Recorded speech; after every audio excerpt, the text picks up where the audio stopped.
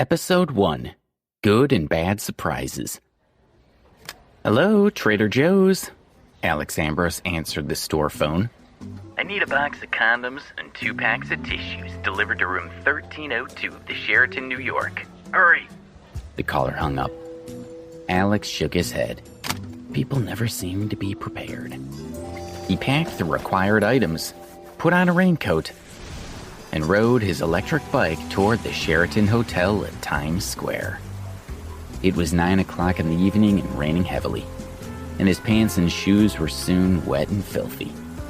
Luckily, the merchandise was still dry, but he didn't dare delay any longer, so he hurried toward the hotel. When he arrived at room 1302, he knocked on the door, and it was opened quickly. "Hello, here's your..."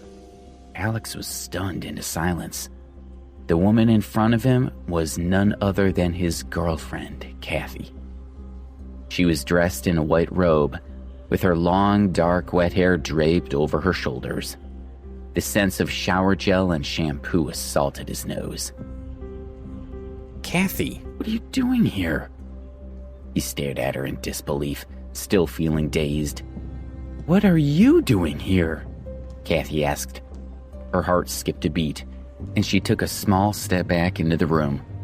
Her mind went blank and then started to spin. "What's wrong?" Another guy walked up to the door, wearing a robe and slippers, and Alex immediately recognized him. You dare to touch my girl?" Alex couldn't suppress the anger welling up inside him, and he started moving toward Billy, determined to teach him a lesson. "Stop!" Kathy stepped in front of Alex. After a brief burst of panic, she had managed to get back a bit of control. Since her boyfriend had already discovered her betrayal, there was no point in trying to hide it now. She looked directly at him. "Alex, we need to break up." "Break up?" Alex was stunned. He stared at Kathy with wide eyes. "Kathy, we've been together for more than a year. Are you going to break up with me now?" "Yes, we need to go our separate ways." She kept steady eye contact with him and spoke with a strong sense of resentment. "Are you surprised? You have no money, Alex. You can barely afford anything. We never have anything nice. As long as I'm with you, people will always be laughing at me. And that just isn't the life I want. I'm too good to be living in poverty like this. I was too naive when I was in my freshman year, and I let myself get tricked into being with a loser like you." She hugged Billy's arm and said to Alex, "Billy is my boyfriend now. From now on, I want nothing to do with you. Don't bother me again." "Well, seems like you're just her good-for-nothing ex now." Billy looked at Alex with a provocative smirk. Alex, standing there in a raincoat with mud stains on his pants and shoes, felt like Kathy was right. He was a complete loser. Billy took the brown paper bag from his hand and took out the box of condoms. He waved it at Alex and laughed as he said, "I'm staying in a nice hotel, having my girlfriend's ex bring me condoms, and you're single. It sure was good of you to help me out." "Why are you still here?" Kathy scolded Alex. "Nah, it's good that he didn't piss off. Maybe you want to see me beat him down, huh, Kathy? Gotta give a lady what she wants," Billy sneered. Alex felt utterly defeated. He slowly turned around and walked out of the room. "Bro, you're not even taking the money? Nice. I get a girlfriend and a gift." Billy felt great watching Alex slumped, dejected posture as he closed the door behind him. When Alex left the hotel, it was raining even harder than before. He took off his raincoat, allowing the cool rain to drench his entire body and help clear his head. Kathy had discarded him because she believed he had no money. Losing such a materialistic woman should be something to rejoice over. So why should he be sad? Bzz, bzz. His phone vibrated in his pocket. Alex took it out and glanced at it. But when he saw the number, he stopped walking. His entire body was shaking as he read the text. After a review, the Ambrose family has decided that their son Alexander has met the conditions required for entitlement to his inheritance. From today onward, control of his property will be returned to him. The bean-sized raindrops plopped onto the screen, causing the text message to gradually become blurry. Alex's mind began to spin. Not for this message, Alex would have almost forgotten his identity as a super rich kid. Over the last 7 years, his family had been assessing him, withholding his fortune until they were satisfied he met their draconian conditions. And now, finally, it was over. Everything that rightfully belonged to him was finally his to claim. Alex woke up early the next morning and drove to the city. In a great mood, he got out of his car and went straight to First Republic Bank, right in the heart of the wealthiest part of the central business district of New York, Manhattan. An assortment of luxury cars were parked around the bank. The people walking in and out of the surrounding plaza were all rich. It was obvious from their clothing and demeanor. Alex strode to the door of the bank and pushed it open. Ouch! The main door could be opened both inward and outward, and Alex had been a bit careless when he pushed it open from the outside. As a result, the door had bumped into a long-haired young woman who had been heading out of the building. He quickly apologized. "Sorry, I didn't see you." "What do you mean you didn't see me? What, am I invisible?" She held a hand to her forehead and glared at him. The bank's assistant manager, Karen Matthews, had noticed the incident and hurried over. She checked on the woman first and then looked at Alex in disapproval. When her gaze swept over him, a trace of suspicion appeared on her face. First Republic Bank was different from most banks, as the clientele were almost exclusively high-end business people. Karen knew the young woman was there with her father, but she didn't know why Alex was there. Judging from his appearance and age, he wasn't their usual type of customer. "Sir, can I be of assistance?" she asked with a polite but forced smile. Alex simply said, "I'm here to withdraw money." "Withdraw money?" the sullen woman asked, sneering at him. "Do you have a card?" Karen asked, continuing to smile politely. Getting an exclusive First Republic Bank card was not easy. $1 million of savings was the minimum requirement to qualify. Karen felt certain that the man in front of her couldn't have much experience with the bank and wouldn't know their rules. Perhaps he had thought that other banks' cards could also be used here. "No," Alex replied, shaking his head. The woman he had accidentally hit with the door couldn't help but giggle when she heard his honest reply. He wasn't worth any more of her attention. "Let's go." Her father had walked up, still arranging the documents he was carrying. "My dad and I are leaving."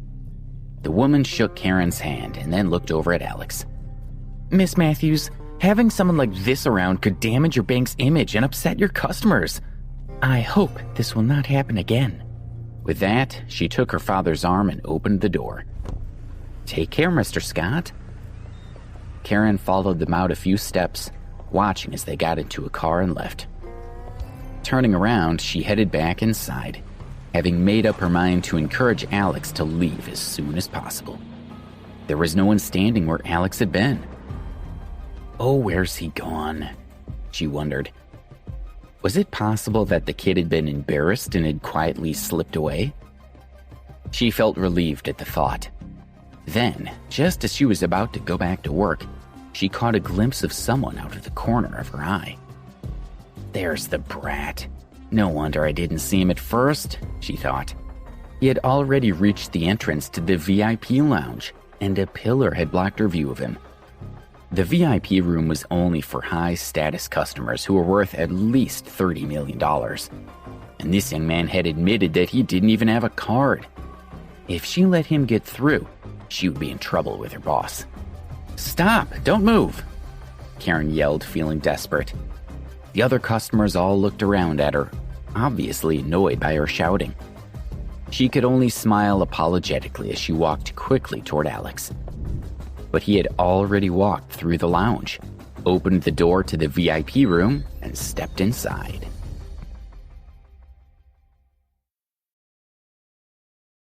Episode 2, Surprising the Bank Manager. Does he have no shame? Karen hurried after Alex with a look of chagrin on her face.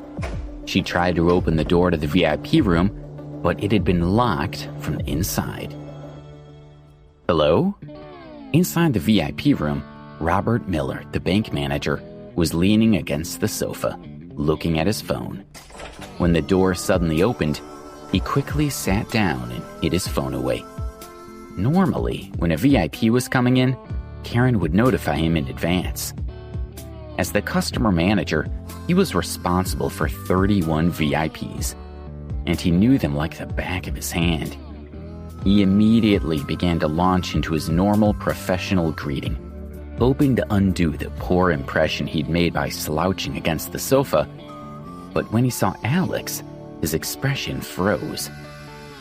He was certain that Alex was not one of his VIPs, nor was he a relative of one. "May I ask who you are?" Robert asked, looking at the young man, who appeared to be around 20 years old. Robert had no idea who he was. Alex got straight to the point. "I'm here to get my money." "You have one of our cards?" Robert asked, suspicious of Alex's calm expression. "No," Alex admitted frankly. Robert was relieved to seemingly be proven right, but even more confused. Access to the VIP room required a minimum worth of $30 million, but this man didn't have any money. Why was he so composed? "I'm sorry, sir, we can't give out money without a card. Do you require anything else?" He's crazy, Robert thought. Why on earth did Karen let him in?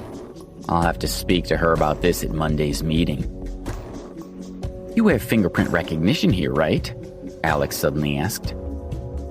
The fingerprint ID system at the bank was for the wealthiest families and businesses to use.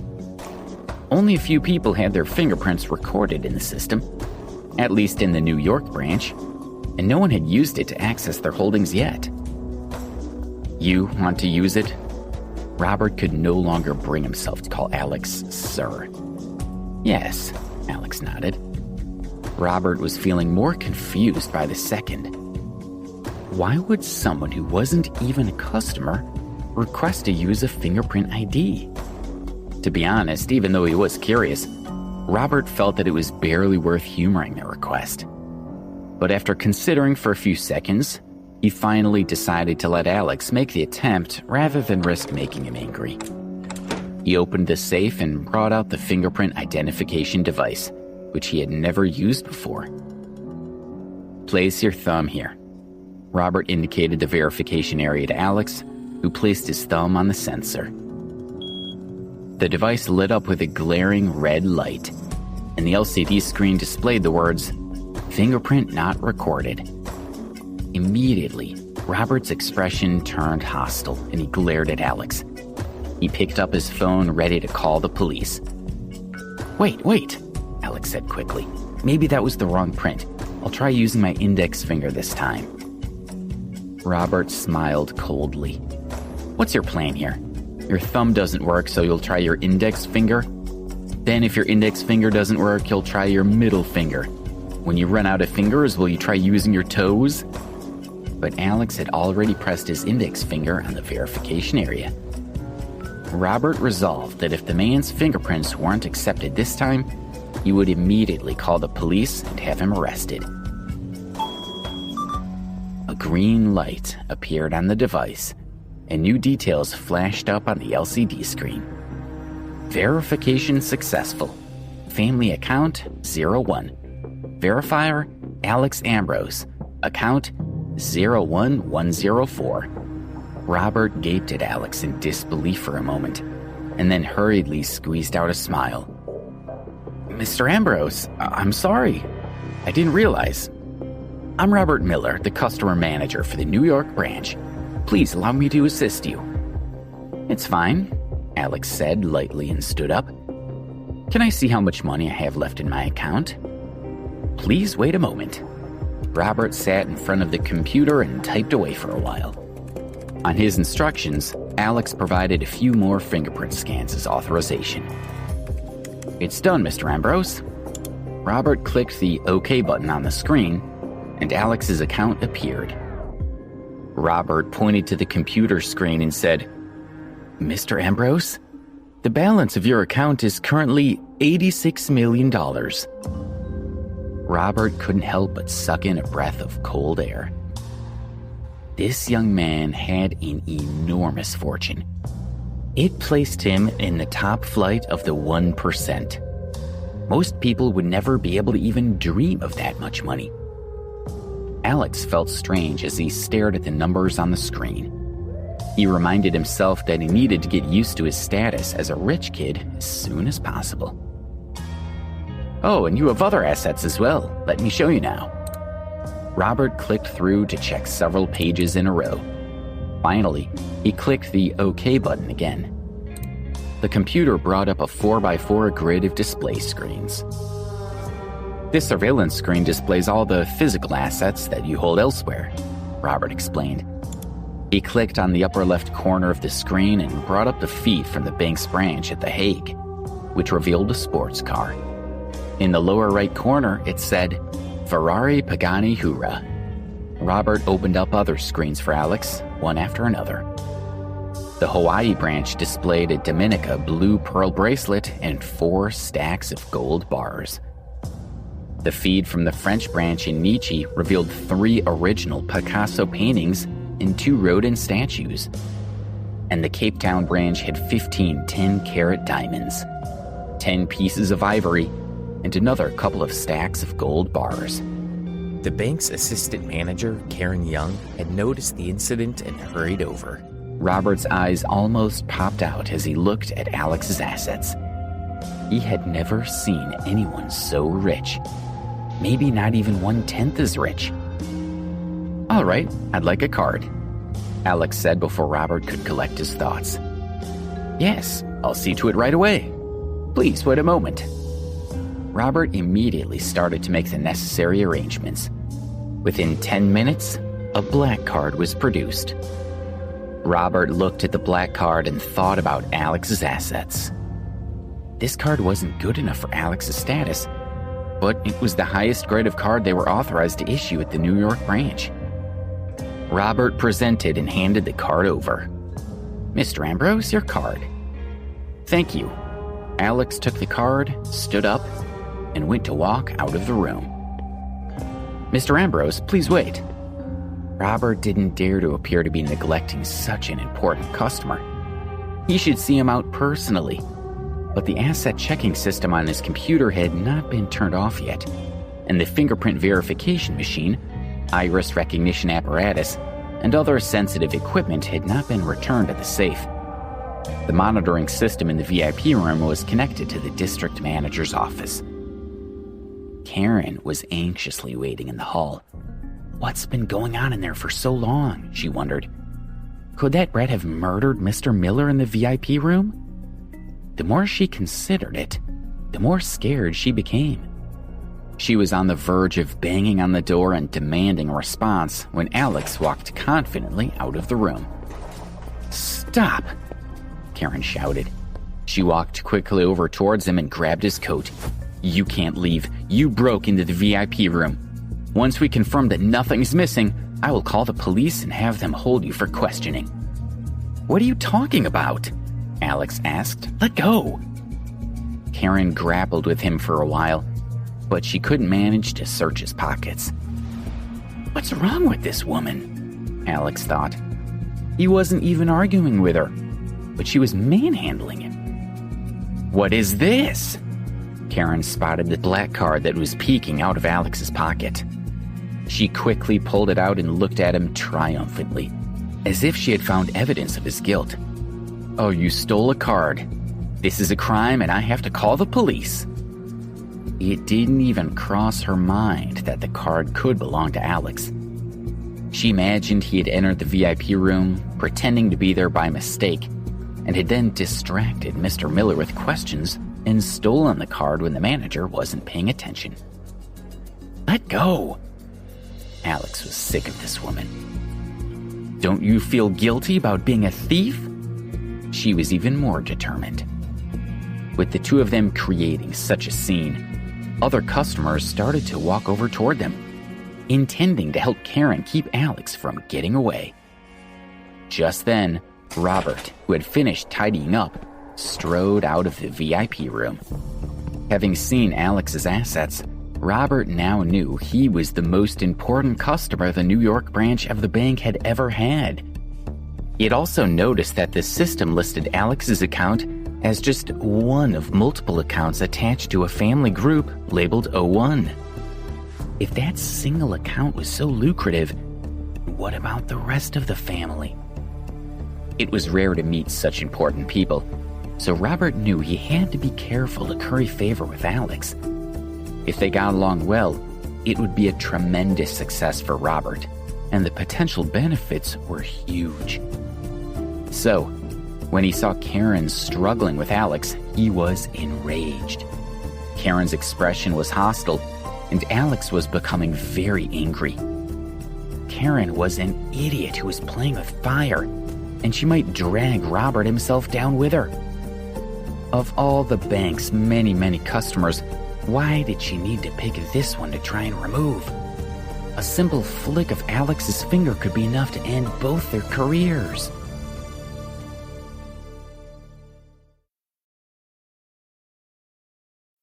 Episode 3, The Mean Ex-Girlfriend. Stop! Robert dashed between Alex and Karen. Before Alex could speak, Karen waved the black card in the air. Her eyes flashed with triumph as she said to Robert, "Mr. Miller, look, he stole a card from the VIP room." She smiled at him, her expression a little smug. Surely Mr. Miller would be happy with her for preventing theft. He had a lot of authority in the Eastern District, different branches of First Republic Bank in the city, and when he arrived at headquarters, this branch, he had seemed impressed with her, so she was hoping for a promotion. Her imagination began to run away with her as she dreamed about her possible future. Mr. Miller's face had always been a little glum, but as she watched, his expression drew darker and darker. Before she could figure out why, she was startled by his explosive roar, leaving her entire body trembling. "Let go of Mr. Ambrose!" As he yelled, Mr. Miller knocked the Supreme card out of her hand, and she was so scared that she let go of Alex. Mr. Miller pushed her aside and bent down to pick up the card. "Mr. Ambrose, your card. I'm very sorry. I haven't trained Miss Matthews properly. I do apologize." Mr. Miller's expression showed a mixture of respect, embarrassment, and unease, as the bank's customers looked on in amazement. Karen was stunned. Could the black card be his? She wondered. Her eyes widened. No matter how hard she tried, she couldn't make sense of it. If this man had a Supreme card, then he had at least $30 million, yet he appeared to only be around 20 years old. A poor, lower-class loser with that much money? No, it was just too unlikely. "It's not your fault, Mr. Miller," Alex assured him, slipping the card back into his pocket. "Thank you, Mr. Ambrose." Robert dipped his head and paused briefly before straightening up and shouting at Karen, "Why are you just standing there? Apologize to Mr. Ambrose immediately." How could Karen still not understand? Robert thought. The young man standing in front of them was seriously rich and needed to be treated with respect. Karen immediately bowed her head at Alex. "Mr. Ambrose, I'm very sorry for my rude behavior. I made a mistake. I created a fuss over nothing and put my hands on you. It was my fault and I will reflect on my behavior." Alex ignored her and walked away. "Mr. Ambrose," Robert called after him, "if you ever need anything, just give me a call and I'll do my best to help." Robert was excited by this opportunity. It was rare to meet someone as important as Alex, so he shamelessly tried to charm him. "Okay, Robert." Alex smiled faintly. Robert had come to his defense, after all. The use of his first name made Robert feel quite emotional. The wealthiest customers called him by his first name, and now so did this poorly dressed young man, who had displayed not even a hint of arrogance. Alex strode out of the bank and drove back to Preston University.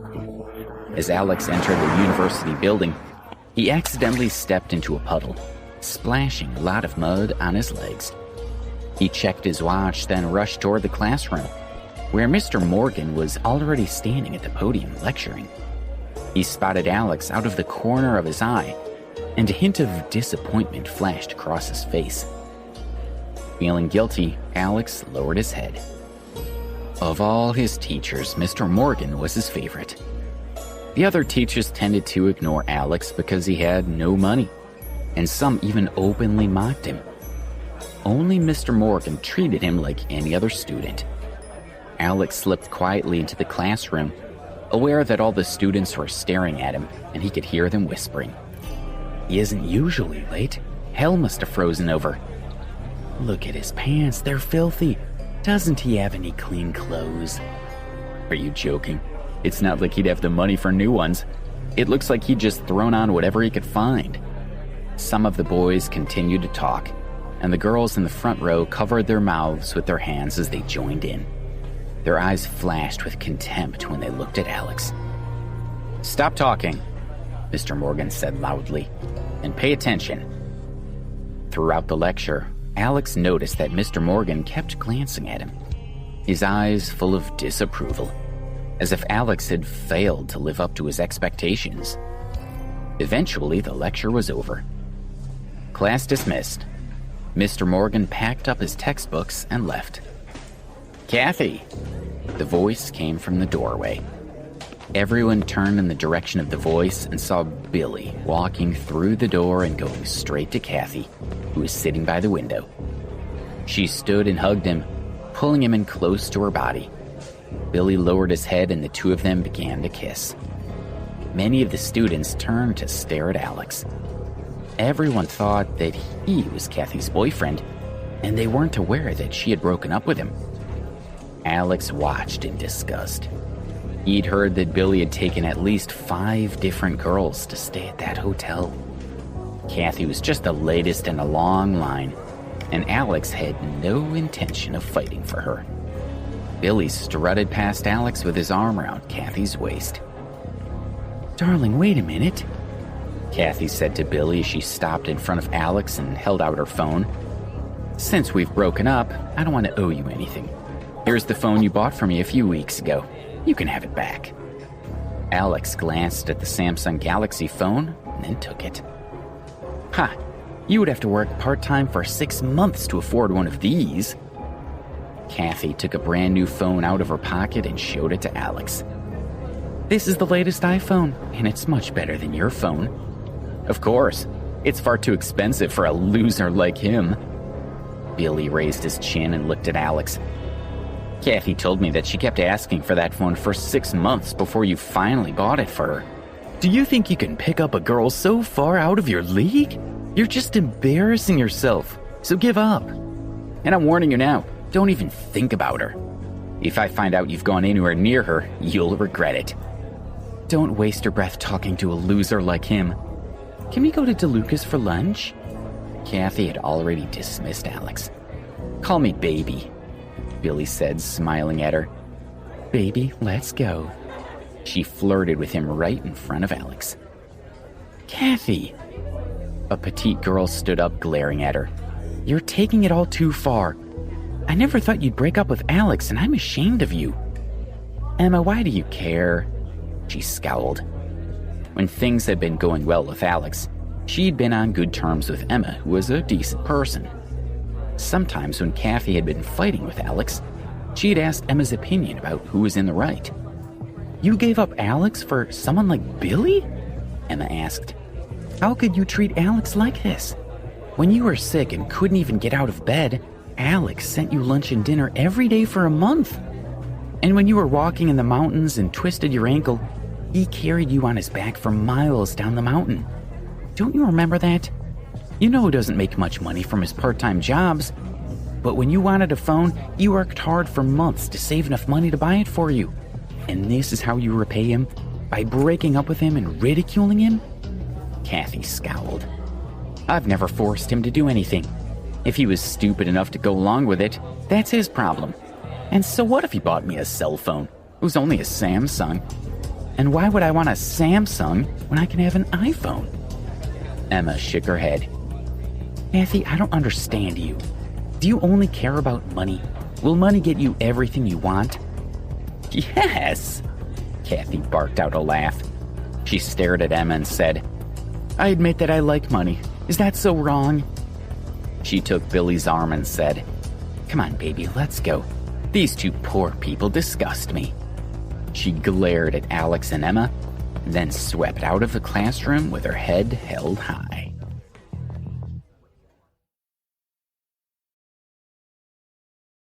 Episode 4, Expectations and Disappointments.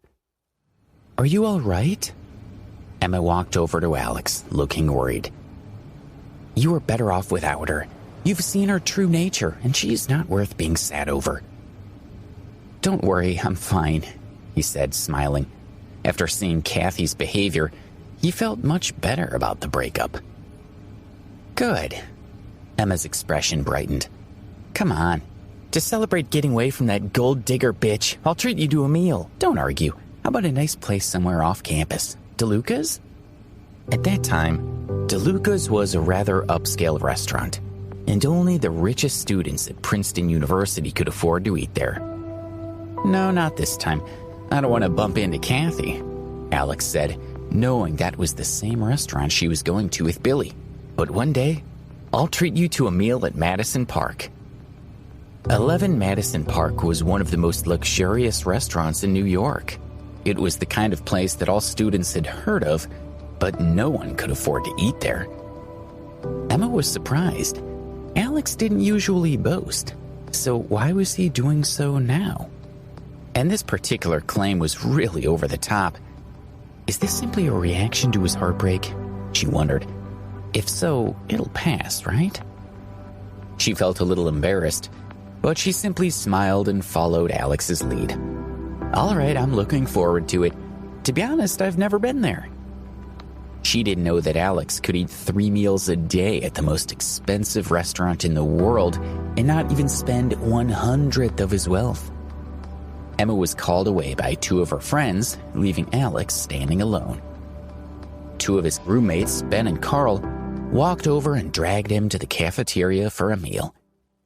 Just as they reached the entrance of the cafeteria, Ben stopped walking. He stared at his phone and loudly announced, Shit, Joe's making a fool of himself online. Check out our dorm group chat room. Really?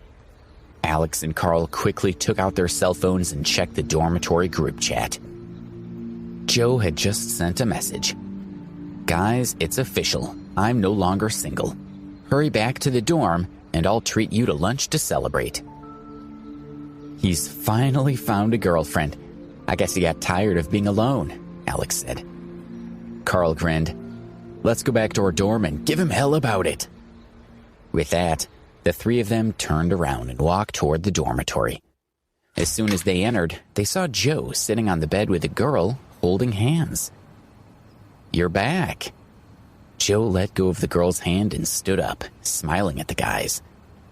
Joe was a sports major, and he was tall and slender, with well-developed biceps. Hey guys, this is my girlfriend Susan. She studies music. Then he gestured to Alex and the others. These are my roommates, Alex, Ben, and Carl. Susan stood up and nodded with a smile. Ben looked at her, and his heart started beating faster. She had pale skin, delicately shaped eyebrows, and a great body. She's perfect, he thought. Let's eat at La Bella Vie. Susan's roommates are coming too, so why don't you guys go and get ready? Joe then turned to Alex and said, Why don't you bring Kathy along? Everyone knew about Alex's lack of money, and that he couldn't afford to take his girlfriend to upmarket restaurants. So Joe decided to take this opportunity to help his friend. "We've split up," Alex said bluntly. "Split up? Really?" Joe was shocked.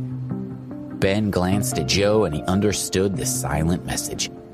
The reason for the split was obvious: Alex's lack of money. "Hurry up." Susan looked at her phone and then raised her head. "My roommates have already left for the restaurant and they're all quite impatient, so don't make them wait too long." "Okay, then you guys get cleaned up and changed and then we can get going," Joe urged them, tugging at Susan's hand. "Come on, let's wait for them outside." Joe stepped outside the dormitory with Susan and turned to see her standing with her arms crossed. "What's wrong?" he asked. She frowned. "Aren't your roommates a little too ordinary looking? I mean, Ben's not very handsome and Carl is somewhat average too. Alex isn't bad, but judging from his clothes, he doesn't have much money. How can I introduce them to my roommates?" Joe felt a little uncomfortable, but he forced a smile and said, "It's just a meal. It's not like it's a blind date or anything, so why do you care so much about their looks?"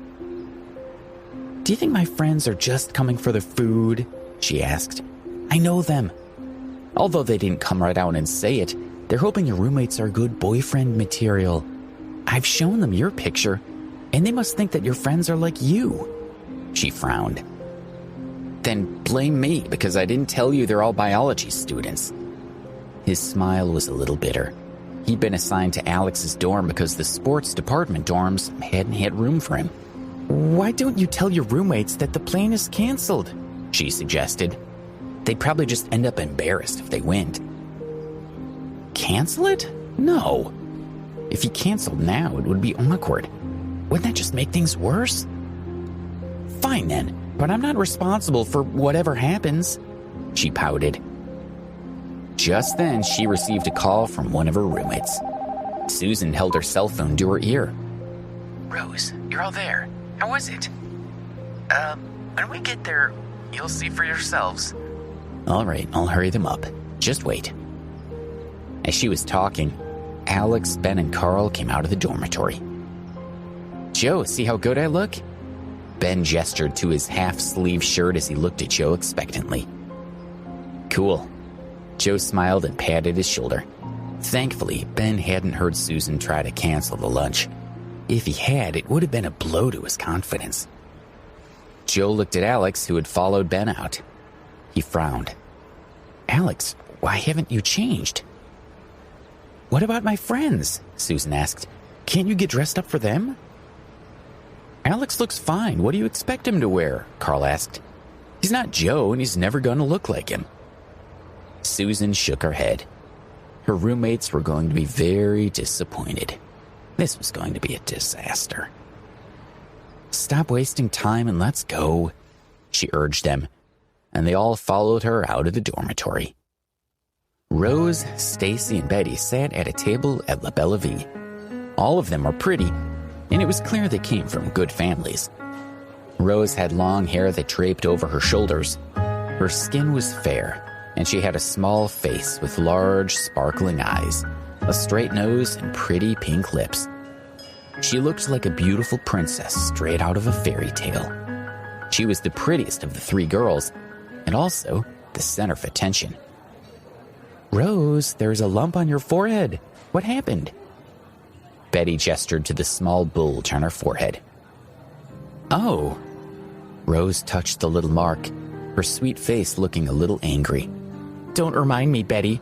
Remember how I said I went to First Republic Bank with my father to do some business?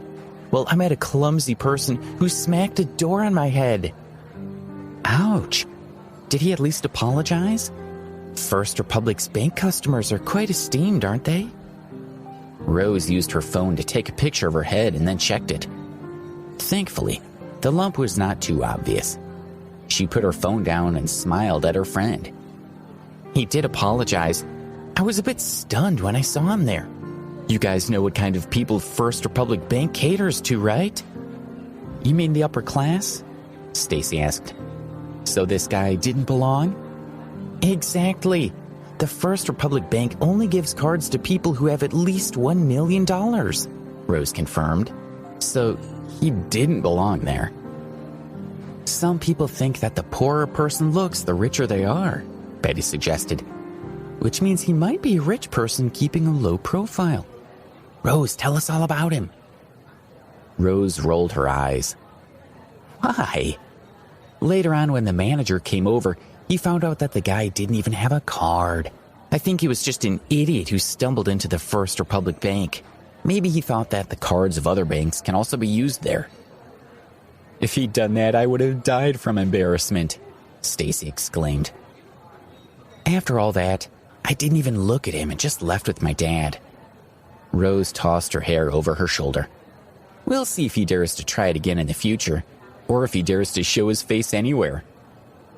The guy's not a child, Betty pointed out. Doesn't he have any common sense? I guess he's destined to be single for his entire life. Who would want a guy like that? Let's stop talking about him. I never saw him again anyway, Rose sighed. Why isn't Susan here with the others yet? Seriously. Rose picked up her phone and frowned slightly as she looked at the screen displaying her chat with Susan. Her boyfriend is rather handsome and quite muscular. Just my type. If one of his roommates looks like that, don't fight me for him, Rose winked. Cheeky, Stacy chuckled.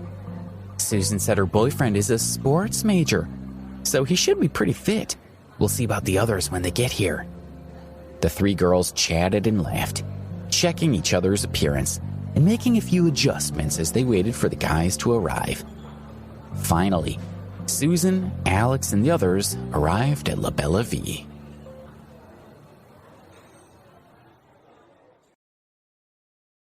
Episode 5. Oh, he's that loser. You guys go on ahead. I'm going to the bathroom. Alex had noticed some white marks on his clothes, so he went to clean himself up. Ben and Carl had already spotted Rose and the other two girls and had been struck by how beautiful they all were. Ben turned shy, and he began to walk slower, while Carl nervously pushed his glasses higher up his nose. Hi, girls, and what are y'all talking about? What's so funny?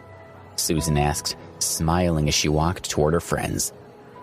Rose and the other girls looked over, and when they saw Ben and Carl, their smiles froze, and they felt like a bucket of cold water had been tossed over them. Ben's appearance was unremarkable, and Carl seemed just as ordinary. This wasn't what they'd expected. After just a single glance, the girls looked away, seemingly disappointed. Seeing her friends' reactions, Susan flushed with embarrassment. She'd known this would happen. She turned her head and glared at Joe, who could only shrug and smile. Let's sit, Joe said. Carl, why don't you sit next to Stacy? And Ben can sit next to Betty. He had just finished making the suggestion when Stacy got up and moved to sit beside Betty, making it clear she did not want to sit with Carl or Ben. Joe felt bad for his friends. Stacy and Betty chatted on their cell phones, ignoring them, and that just wasn't right. It was downright rude. The table had a total of 4 wooden stools that could each seat 2 people. Stacy and Betty sat together, as did Carl and Ben. Joe sat with Susan, and Rose was alone. Susan and Joe were both concerned. Rose was the prettiest of Susan's roommates, but she was also the pickiest. When Alex came over, how would she react? Alex wasn't bad looking, but he was dressed poorly and wouldn't make a good impression. Joe asked everyone what they wanted to order, and Stacy and Betty focused their attention on the menu, completely ignoring their friends. Why are there only 2 guys here? Are there only 3 people in your dorm? Rose asked Joe as she played with her hair. One guy went to the bathroom and should be back soon, he replied. Right on cue, he spotted Alex walking toward them. So he stood up and waved him over. Alex, over here. Come and join us. When the girls heard him, they all looked in Alex's direction. Stacy and Betty only took a glance before losing interest, and they went back to studying the menu. Rose's eyes grew wide. One of her eyes began to twitch, and a look of displeasure crossed her face. Alex also recognized Rose. Keeping eye contact, he walked over to her, confused about why she seemed to hate him so much. When he sat beside her, she stared at him and then snorted softly, giving him a mocking smile. "Rose, what's wrong?" Susan asked, wondering how Rose seemed to know Alex. "Nothing." Rose's smile was cold. She glanced at Alex, then looked at Stacy and Betty. "As unlikely as it seems, this is the person who bumped into me at First Republic Bank." "This is the guy?" Stacy asked, her mouth hanging open. "Well," Betty said, "it seems like he's still wearing similar clothes." Both girls looked Alex up and down, their expressions disapproving. "What are you guys talking about?" Susan was still confused. Since Rose didn't seem interested in explaining, Stacy stepped in. "Rose went to take care of some business with her father at First Republic Bank earlier, and this guy hit her head with a door, see? Rose has a small bump on her forehead." Betty took over the conversation, glancing at Alex. "You can see how he's dressed, and he walked right into First Republic Bank. You need $1 million to get a card, and yet he went in anyway, and the manager had to challenge him. No doubt he ran out of there with a red face, right?" Susan and the others all stared at Alex, imagining how embarrassed he must have been at the First Republic Bank. Susan was quite worried. Rose already seemed to have a poor impression of Alex, so would she want to stay now? She was very direct and wouldn't stay just to be polite. Rose's smile was cold as she looked at Joe and Susan. "Susan, I'm glad you found a handsome boyfriend like Joe, but I have something I have to do, so I won't stay. Bye." With that, Rose stood up, turned around, and walked out, even though she'd been the one to suggest this lunch. Joe was really good looking, and since he was a sports major, she'd assumed that his roommates would be attractive as well. She'd thought that if one of Joe's roommates had been suitable, then it would save her the trouble of having to find a boyfriend her father would approve of. And even if none of them was suitable, she'd still get to meet 3 handsome men. She'd been surprised when Joe's roommate Ben had looked a bit anxious, and Carl was completely ordinary. Still, she could tolerate the 2 of them. But when she'd seen Alex, Rose couldn't hold back any longer. He was just a poor loser with no place in the world. The heavens were toying with her. She'd been looking for someone rich and handsome, and the universe gave her someone like Alex who disgusted her. Anger rose quickly. She was so furious that she stormed outside, not paying attention, and bumped into a man's shoulder. He was dressed all in black and looked very professional. His hair was fashionable but neat, and his skin was pale. He held an iPhone in his hand and wore an expensive watch on his wrist. The man's expression turned dark. But then he took a closer look at Rose and noticed how beautiful she was, and his manner changed drastically. "Hey, gorgeous, I didn't hurt you, did I?" he asked. "Would you like me to massage it better?" With a wicked grin, the man extended his hand toward her shoulder. Rose was so angry that she lashed out before the man's hand even made contact. She slapped the man's face, and with a frosty expression, she glared at him and snapped, "Watch where you're going." Before he could react, she had already marched out of the restaurant. Joe and the others had been ready to go over to help and were shocked when they saw Rose slap the man. When Rose left, Stacy and Betty decided to leave too, but Susan eventually persuaded them to stay. After lunch, Susan accompanied Joe to pay the bill, and then they left the restaurant. Stacy spoke to Joe and didn't even glance at Alex and the others. Susan was also quite disappointed with Joe's roommates. She was Joe's girlfriend, and she didn't want their relationship to get complicated because of his friends. She was careful to say goodbye to each of them, and then she walked toward the dorm with her best friends. After returning to the dormitory, Joe changed into his jersey and dashed to the sports field to participate in training. Ben was lying on his bed, bare-chested, playing with his cell phone, while Carl started up a video game and started playing it. Alex put a card into the Samsung Galaxy phone. If Kathy didn't want it anymore, he may as well use it. He turned it on and it worked quite smoothly. At that moment, Ben shouted excitedly, "Alex, Carl, Edith's live streaming channel is on. Quick, you need to watch it." Ben had a huge crush on Edith. She had started a live streaming blog 2 days ago and had even posted about it in the class chat. Almost everyone in the class knew about this blog. Since Alex had nothing better to do, he registered an account and went to Edith's live streaming channel. She had been streaming live for 20 minutes, and over 30 people were watching it, all classmates. There were no classes in the afternoon, so most people were free to watch it. Edith hugged a pink pillow and had red earphones in as she chatted in front of the camera. "Kisses to all my fans in the house.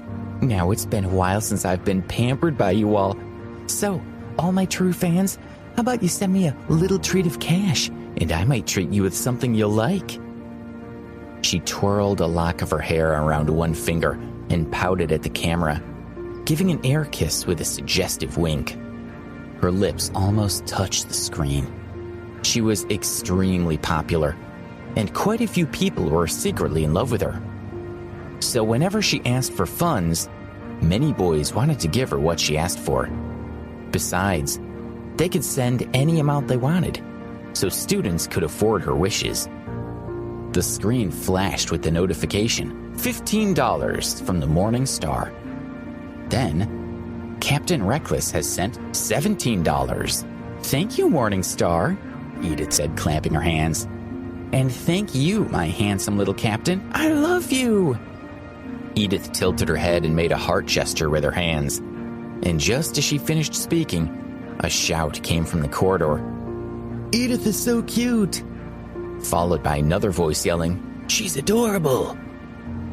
Ben saw that Edith was flirting with people who had sent her money, and he felt a little jealous. So he nervously entered the amount of money and pressed the send button. A message popped up on the public screen. "Flying Fish has sent in $30. Ben typed out a message under his screen name, Flying Fish. "Edith, it's Ben. I'm watching your live broadcast." Edith smiled sweetly and spoke into the camera. "Thank you, Ben. I know." "Edith spoke to me," Ben mumbled as he floated in a daze. At this moment, another message popped up on the live streaming channel. Ghost Rider typed, "Ben, that stingy loser, sent money to Edith. What a laugh. Can you believe that?" Ben's expression changed instantly. Almost everyone from their class was in the chat room. What should I say, he thought, and how can I show my face in class after this? Ben sent an angry message. "So what if I'm gifting a present? Have you been eating the poop emoji? Why else would you be talking shit?" Ghost Rider responded, "Idiot, you're a loser who has nothing. And yet you have money to give? Are you planning to sell your kidneys? Or have you been begging your parents for money?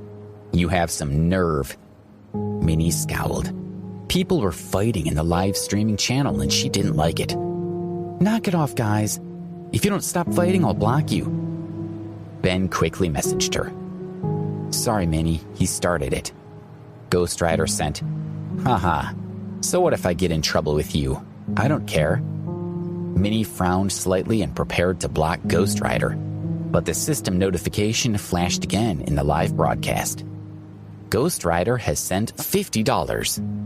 It was the biggest sum of money she had ever received.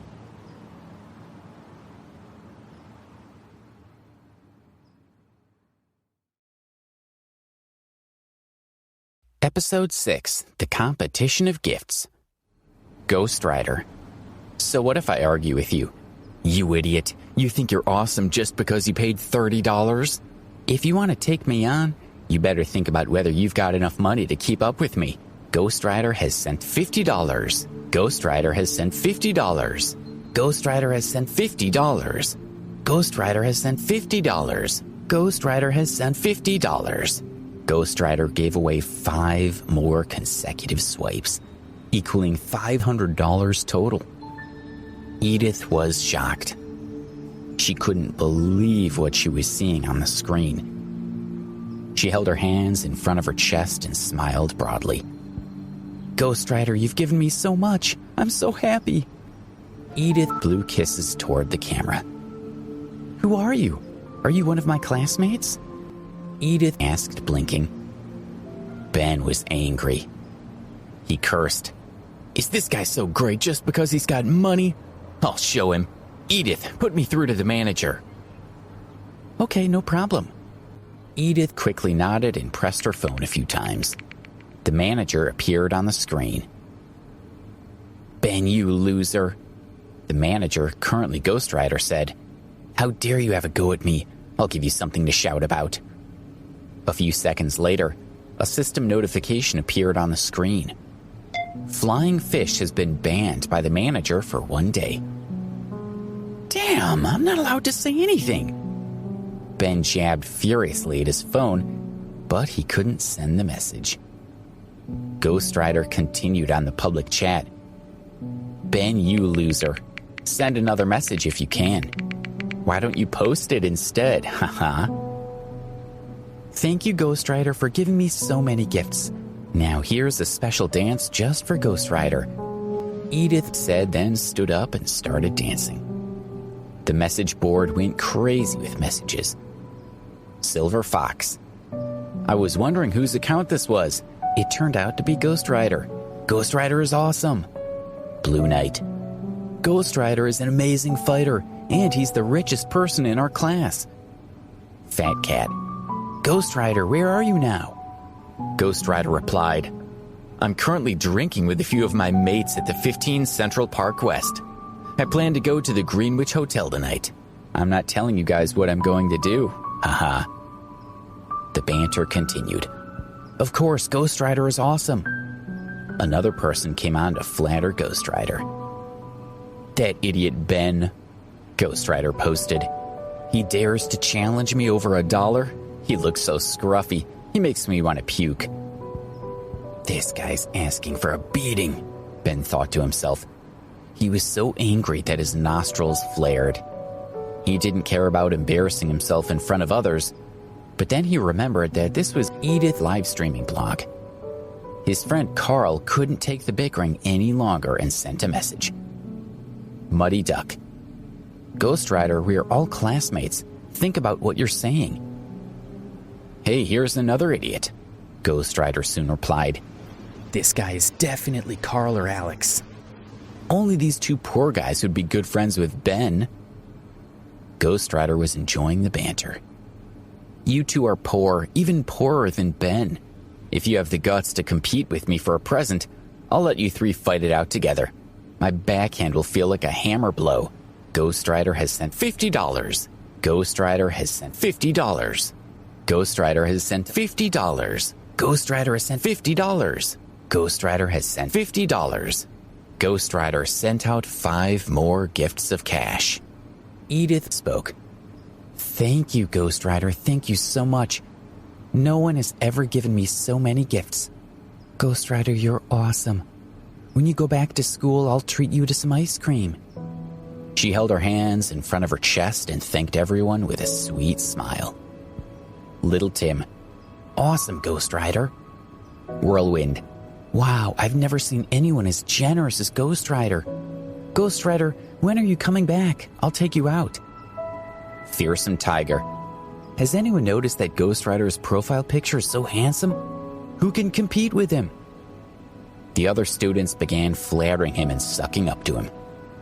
Ghost Rider posted again. Did you see how poor Alex and Carl are? That's not what people want. Even you two are fighting with me. Haha, you overestimate yourselves. After the last post was sent out, Carl's account was also banned. Damn! Carl slammed his palm on the computer table angrily. Carl, it's okay, right? Don't take that idiot's words seriously. Ben comforted Carl. After all, Carl had stuck up for him. Edith, I have so many rich relatives. I'll watch your live streaming blog in the future and get them all to buy you presents. Ghost Rider had become active again. I'll help you keep an eye on Ben and the others. When you've got a lot of fans online, we can blacklist their accounts. You don't want those poor guys in your live broadcast. They're embarrassing. At that moment, there was a system prompt from the live stream channel. Esteemed admirer has sent $100. Edith was still absorbed in the joy of receiving another gift. Other people who were watching the live stream noticed at first. Little Tim. Edith, someone is sending $100. Innocent Amy. An invisible millionaire. Are they in our class? Who can it be? Not handsome and not rich. There's a gift, $100. It is so easy to get gifts through a live stream. I want to start a live stream too. The dancer. Edith, this is your boyfriend, right? You found a rich guy? Edith suddenly noticed it. She was shocked at first and covered her mouth with her hands, unable to believe that someone was giving her $100. She leaned close to the screen to check and was so excited that she didn't know what to say. $100? Is it someone from our class? Asked Ben, staring at the screen with a confused expression. Not from our class. Apart from Ghost Rider, everyone in our class is from a normal family. Who could have enough money to give so much away? Carl stared at his phone. He was puzzled. Gifting $100 is awesome, right? Who wouldn't want to give you that? Wait, I'll send you one too. In terms of money, I have never been inferior to anyone. Ghost Rider's message board was full of praise for him. But now it suddenly changed. It was a little hard to accept. Just as the message from Ghost Rider appeared on the public screen, a system notification popped up. Esteemed admirer has sent $100. Esteemed admirer has sent $100. Esteemed admirer has sent $100. Esteemed admirer has sent $100. Esteemed admirer has sent $100. Esteemed admirer has sent $100. Damn it. When the seventh fund was announced, Ben's mouth hung open. The messages on the message board were appearing at 3 times the normal speed. The hero worship and flattery had increased several times over. Edith was so shocked that she couldn't believe it. She held up her hands, unable to understand why her supporters would give her so many gifts. The total sum of money was now $700. Thank you. I'm so excited. I can't believe it. Esteemed admirer, whatever you want to say, I'll listen. Edith's eyes were wide open as she looked at the camera. Let me be the only manager, esteemed admirer typed. All right, I'll set it up for you right now, Edith agreed straight away. He had sent her $700. Such a rich person's request must be fulfilled. Esteemed admirer, I've set it up now. You're the only manager. Edith smiled sweetly at the camera. System tip. Every day, the host gets to choose the manager. Esteemed admirer has been set up as a manager by the host. After half a minute, 2 system notifications appeared on the screen. Flying fish has been allowed by the manager. Ghost Rider has been banned by the manager for 1 day. I can speak again. This manager is loyal. I like it. Ben laughed out joyfully. Ben made a statement on the live streaming channel. Ghost Rider, come out and face me. Carl was still angry and said, $1,000 is still a small amount to you, right? Come out and let everyone see. Esteemed admirer, thank you so much. I want to invite you to Preston University. I'll take you on a tour of the campus. Then we'll get something to eat. Edith blinked her large eyes. Her beauty was captivating. No need, it's just a small amount of money, the esteemed admirer typed. Then, after a moment's thought, he continued to share from the heart. I just want to tell people that if you are rich, you shouldn't look down on others. We are all born people, so we should respect each other and not bully the poor.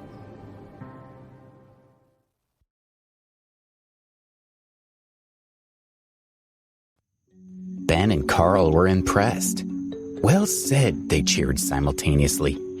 On the live channel, there was also a wave of admiration. Little Tim, this is what a rich person should be like.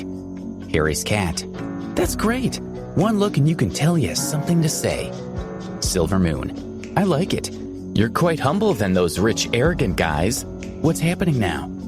Ghost Rider had become silent by this point. The system message popped up in the message bar. Ghost Rider has left. The Ghost Rider had slipped away, and the audience was laughing. On the live stream, another girl could be seen walking over to Edith and placing her hands on her shoulders. Someone asked, Edith, who else is with you in your studio? The girl had long hair, a pointed chin, and very light makeup. She was very pretty. She looked very relaxed on the live stream. As she looked at the camera, the audience watching the live stream vlog felt their hearts tremble. Edith introduced her. Guys, this is my roommate Kathy. She's so beautiful. If you keep watching my show, I'll give you her social media handle. Edith held Kathy's hand and spoke sweetly to the screen. Kathy had just been watching Edith's live streaming blog. When she saw that her friend had been given nearly $100, she became excited.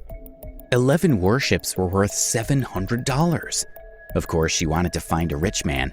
If this admirer was a friend of Edith, Kathy wanted to get to know him. Edith, you haven't answered me yet. Who is this man? Kathy asked her friend as she pulled over a chair and sat in front of the camera, openly looking at the screen, wanting the rich man who was watching the live streaming blog to have a good look at her. I don't know. I think it's Brad Summers who came to watch my live streaming blog today. Edith shook her head and looked at the camera. Brad, are you still there? Yes, I'm here, came the reply. Kathy was overjoyed. She was extremely excited and did everything she could to attract him. Brad, you were so cool just now. You gave Edith $700 without a second thought, she said. You're so cool. I'm preparing to do my live stream. Will you watch it? When Ben saw Alex lying on the bed holding his phone, he was sure that he was watching Edith's live streaming blog. He tried to help him. Alex, stop watching that.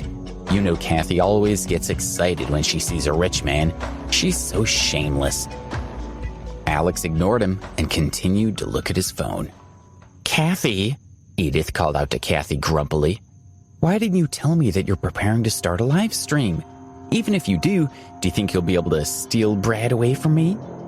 Kathy ignored Edith's words and said shamelessly to the camera, Brad, I'm still single and I haven't been able to find a suitable boyfriend.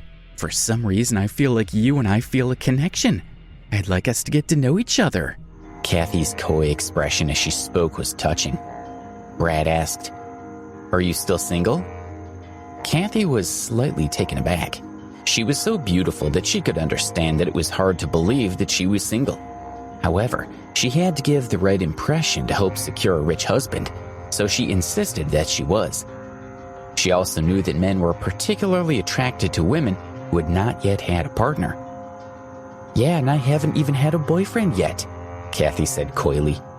Kathy, didn't you just break up with Alex? Aren't you dating Billy now? Edith asked Kathy live on the show. Edith was used to Kathy's manipulative character.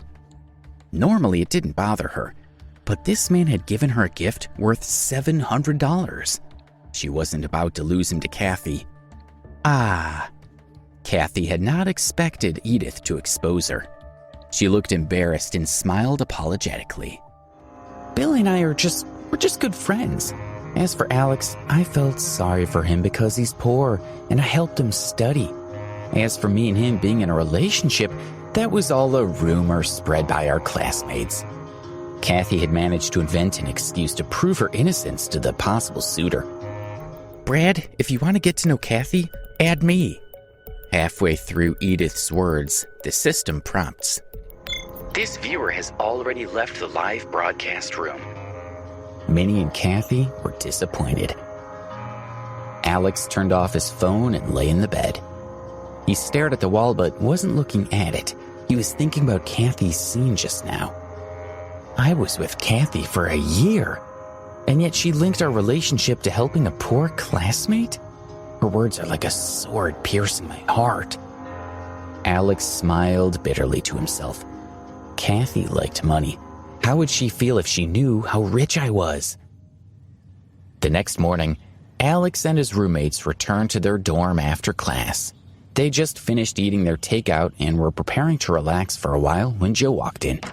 He looked depressed as he entered the room and said, "Something's happened." "What's happened? What's her sports department done this time?"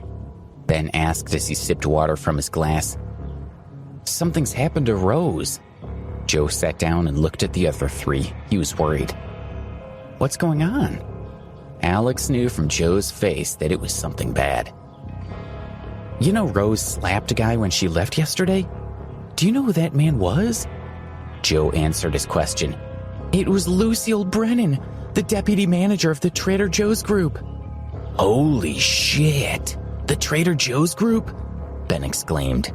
He was shocked. He stood up and said loudly, "The Trader Joe's Group ranks in the top 10 in New York City, right? There were Trader Joe's retail offices on the streets that belonged to them, and this was one of the only businesses that belonged to their group." "Rose is done at this time. Why did she hit him? She's definitely in trouble now." Alex glanced at Ben, who was still talking nonstop. Then Alex looked at Joe and asked, "Doesn't Rose also come from a powerful family? Isn't there anything they can do?"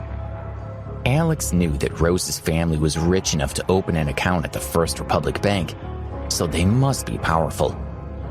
"Rose's family owns a company called Seafox Cargo Company, but it doesn't compare to the Trader Joe's Corporation," Joe said with a frown.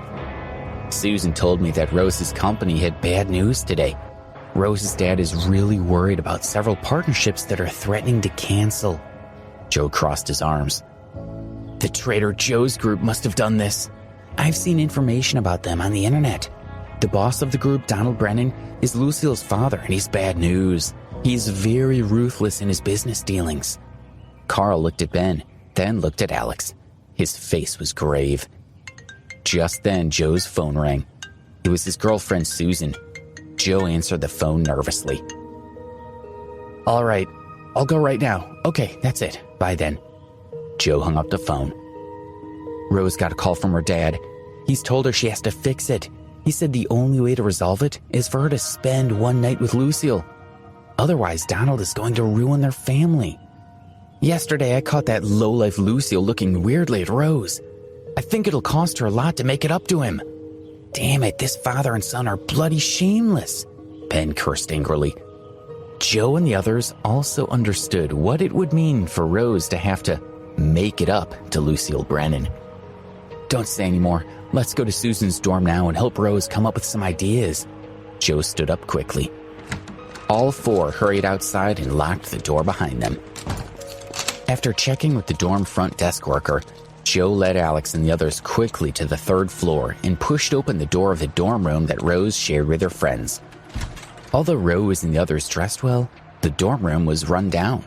The blankets covering Susan's bed appeared to be of good quality, but the other three beds looked very disheveled. Susan, Stacy, and Betty sat beside Rose looking anxious. Rose sobbed and hugged her legs as she sat on the bed. "How is she?" Joe asked Susan as he entered the room. Susan stood up and dragged Joe and the others to the door. She turned around and looked at Rose with concern, then lowered her eyes and whispered to them. "Rose's dad knows that she's the one that caused this trouble, and he shouted at her over the phone. She's been crying for almost 3 hours now, and her dad told her that if she can't sort things out, she'll be in a lot of trouble. Damn, what kind of father is he?" Ben couldn't help but feel disgusted. "I guess he's in a tight spot," Susan responded. "After all, 7 or 8 of his business partners are threatening to cancel their contracts. Anyone who hasn't threatened yet still might. Her dad called me in secret and asked me to take care of Rose. He's looking for ways to resolve this situation." With that, Susan urged Joe and the others to Rose's side. "Rose, don't cry. If Donald's family goes too far, we'll call the police to arrest them." Joe frowned as he tried to comfort her. Ben took out his phone and said forcefully, "Let's call the police now. I'll call 911. "Don't!" Rose cried. Only then did she look up. Her face had been buried in her knees. Her watery eyes were red from crying, and she'd lost all traces of the arrogance that had been so evident the previous day. After all, Ben and the others were trying to help her. She wiped her nose with the tissue that Betty handed to her. With tears in her eyes, she said, "It's useless to call the police. It will only make things worse." Rose was, after all, the child of a rich family. She had seen and heard some of the methods her father and the other bosses used to deal with such matters. The police might anger Donald Brennan. If he was completely enraged, with his strength and power, the situation could get 100 times worse than it was now. "We need to find someone else to help," Ben said. "If we can find someone even more powerful, they might be able to sort it out. I'll call my dad and ask him." He stood up, took out his phone, and went to one side to make a call. "I'll ask too." Susan, Stacy, and Betty all answered. However, they all knew in their hearts that with their family's connections, there was no way they could stop Donald, the boss of the Trader Joe's group. Alex spoke for the first time. "Don't worry, it'll all be sorted out soon." Hearing Alex's voice, Rose was slightly stunned. She stopped wiping her nose and raised her head. She shot a cold gaze toward Alex. "You came too?" she said. Alex nodded slightly but didn't say anything. Judging by Rose's expression, she didn't seem to want him there. Susan quickly spoke up for Alex. "Rose, Alex came to help you think of a way out of this. He's worried about you." "Worried?" Rose sneered. "If it wasn't for you yesterday, we wouldn't have bumped into Lucille. And if we hadn't bumped into Lucille, the incident would have never happened," she exclaimed. Then she pointed at the door and shouted, "Scram! Get out of my room right now!" "Rose, listen to yourself," Susan said. She felt that Rose was being unfair. "After all, Alex came to help you, and you speak to him like that?" Alex didn't say anything. He slowly turned around and walked toward the door. Joe hung up the phone and followed to comfort his friend. "Alex, are you all right?" he asked. "Rose was out of order just now, but remember how stressed she is today. Don't lower yourself to her level. Forgive her." "I know, it's fine." Alex smiled faintly. "All right, go quickly and persuade her. Tell her not to worry. It'll be fine." Alex walked out as if nothing had happened. Joe watched Alex go and shook his head before returning quickly to the dorm. "I don't ever want to see that lowlife again." Rose was still cursing Alex.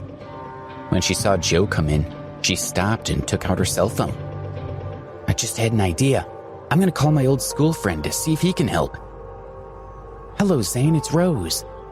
Rose began to tell Zane about her situation. The others in the dorm also contacted anyone they could think of who might be able to help them. "Hey, Uncle Chuck, it's me, Stacy. Can you do me a favor? My roommate and Donald Brennan from the Trader Joe's group." "What? You can't afford to offend him? No, you should at least try to talk to him." "Oh, okay, I'll look for someone else. Goodbye, Uncle Chuck." "Hey, Aunt Ruth, can you help me with something?" Alex walked out of the girls' dormitory, took a breath of fresh air, and took out his phone. From memory, he pressed a number and put the phone to his ear. He heard the phone ring 3 times before an elderly voice answered. "Sir, you finally called. You've been suffering and away from home for so many years, and I've been feeling guilty and powerless to help." "Mark, you're being too hard on yourself," Alex replied. After 7 years, Alex's heart swelled with emotion to hear the voice of his family's butler. "My poverty training is over. I can use the family's influence now, right?" "Of course. Starting from the day before yesterday, the family's already lifted all restrictions on you," Mark replied happily. "Yes, I want to confront Donald Brennan of the Trader Joe's group." Alex got straight to the point. Trader Joe's Group. Trader Joe's Group. Mark mumbled to himself twice. Forgive this old servant for being slow-witted, but where does this group of Trader Joe's come from? It's one of New York's local businesses, Alex explained. Alex's family influences the world. Trader Joe's Group was one of the top 10 enterprises in New York, but it wasn't that grand from a global perspective. Trader Joe's, Mark exclaimed. Of course, it falls under our family's East Coast Division of Management. I'll inform Ken, manager of the East Coast Division. Sir, what are you going to confront? Tell him to stop all actions against the Seafox Cargo Company, Alex said lightly. Okay, don't worry, sir. Within half an hour, no matter what dealings Donald has with the Seafox Cargo, he'll stop, Mark said with a faint smile. Good. Alex then hung up. After receiving Alex's order, Mark immediately made sure that the message got to Ken, manager of the East Coast Division. By this time, the father of Zane, the high school classmate that Rose had called, had agreed to his son's request and rushed over to New York City to resolve the issue. He was a junior high school classmate of the union's president, William Chase. If William agreed to help, he could resolve this matter. At this time, William was in the union building, negotiating with an investment company. Both sides had 10 members, and the deal involved a total amount of $125 million. The negotiation had reached its most critical moment. They all felt that they could reach an agreement within 10 minutes, which would result in William's company receiving an investment of $125 million. At this critical moment, the door of the meeting room was pushed open, and William's secretary walked in. William frowned. The others also looked annoyed. It was considered very rude for the secretary to interrupt negotiations. However, the secretary approached William and whispered a few words into his ear. William's expression changed noticeably, and he stood up, clearly deep in thought. He said to the others, "Everyone, I'm sorry, but I have some urgent matters to take care of right now. We'll talk about this meeting later today. Please forgive me." Then he nodded his head, turned around, and walked toward the door. "Mr. Chase, if you leave now, I don't think we'll need to continue our discussion because I will lose all faith in you," the most important representative of the investment company said to William. He was livid. "If that's the case, I'm sorry." William turned around, said something to his secretary, and quickly walked out. His secretary had just informed him that Ken Stokes was about to call him to solve the problem between the Trader Joe's Group and the Seafox Cargo Company. To him, Ken's words were much more important than $125 million. The business talks have collapsed, he thought, but we can discuss business another time. However, if I've upset Ken, it won't just be a simple matter of losing some money. I could lose my position as the president of the union. Ken Stokes was a member of the union, or in its chain, but in the upper echelons of New York society, he was extremely prestigious. William and his secretary rushed out of the building at the same moment that Finn Harrison arrived. "Mr. Chase." Finn walked toward William with a smile. He thought that having been friends since school, William Chase would help him out this time. However, William only glanced at him and then ignored him. He climbed into the car and drove away.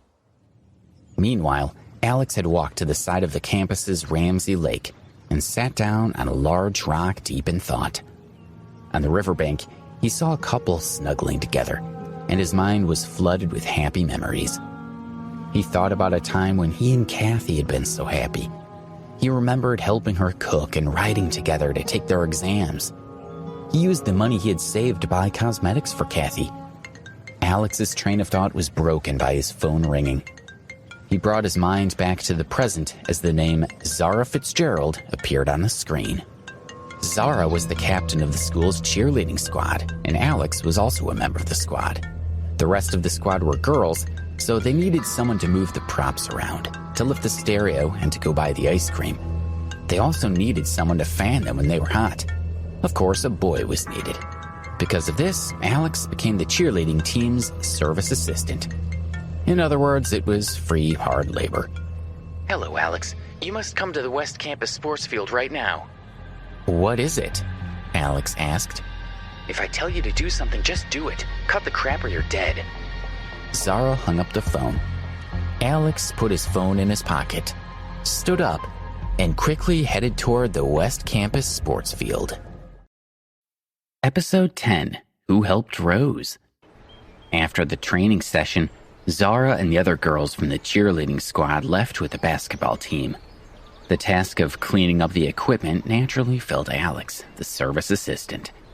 Rachel looked at Alex with pity. She wanted to stay and help him organize the equipment, but Zara pulled her away, saying, Alex's only value to the cheerleading squad is helping us pack up.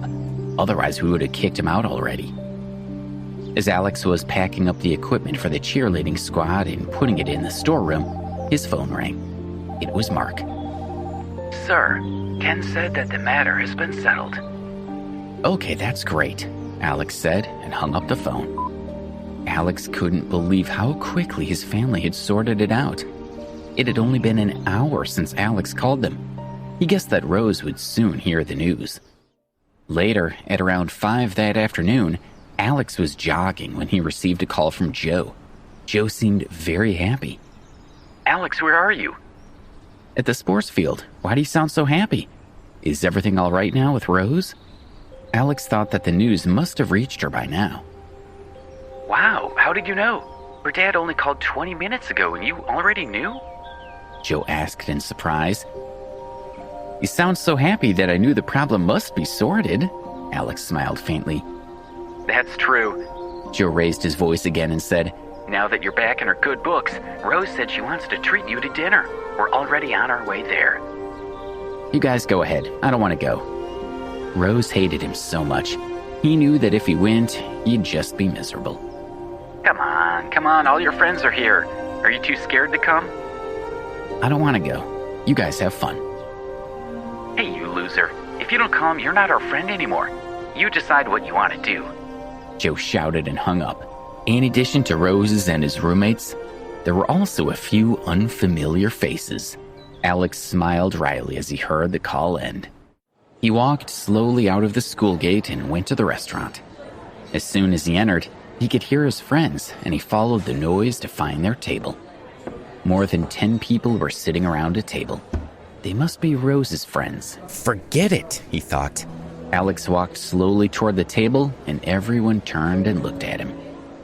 Rose, who was chatting with her friends, turned around and saw that Alex had arrived. A look of hatred flashed across her eyes as she said, Did I tell you to come? Fine, I'm in a good mood, so I guess you can take advantage of that and stay. Then she resumed her conversation and didn't give Alex another look.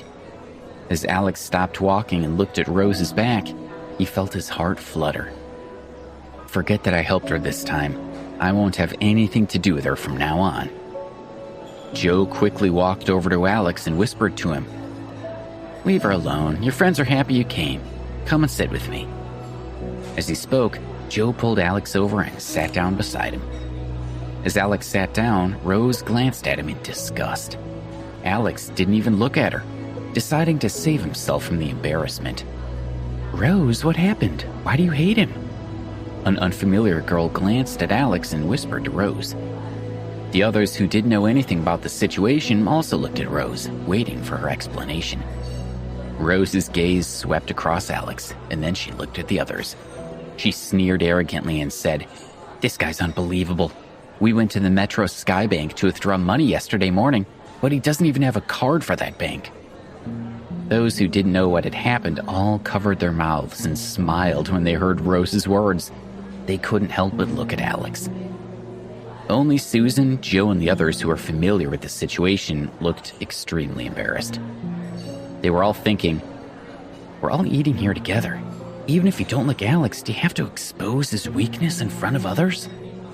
One by one, the waiter brought the plates of food to the table. The 10 of them gathered together, chatting and laughing while Alex only chatted with Joe and Ben beside him, not with Rose and the others.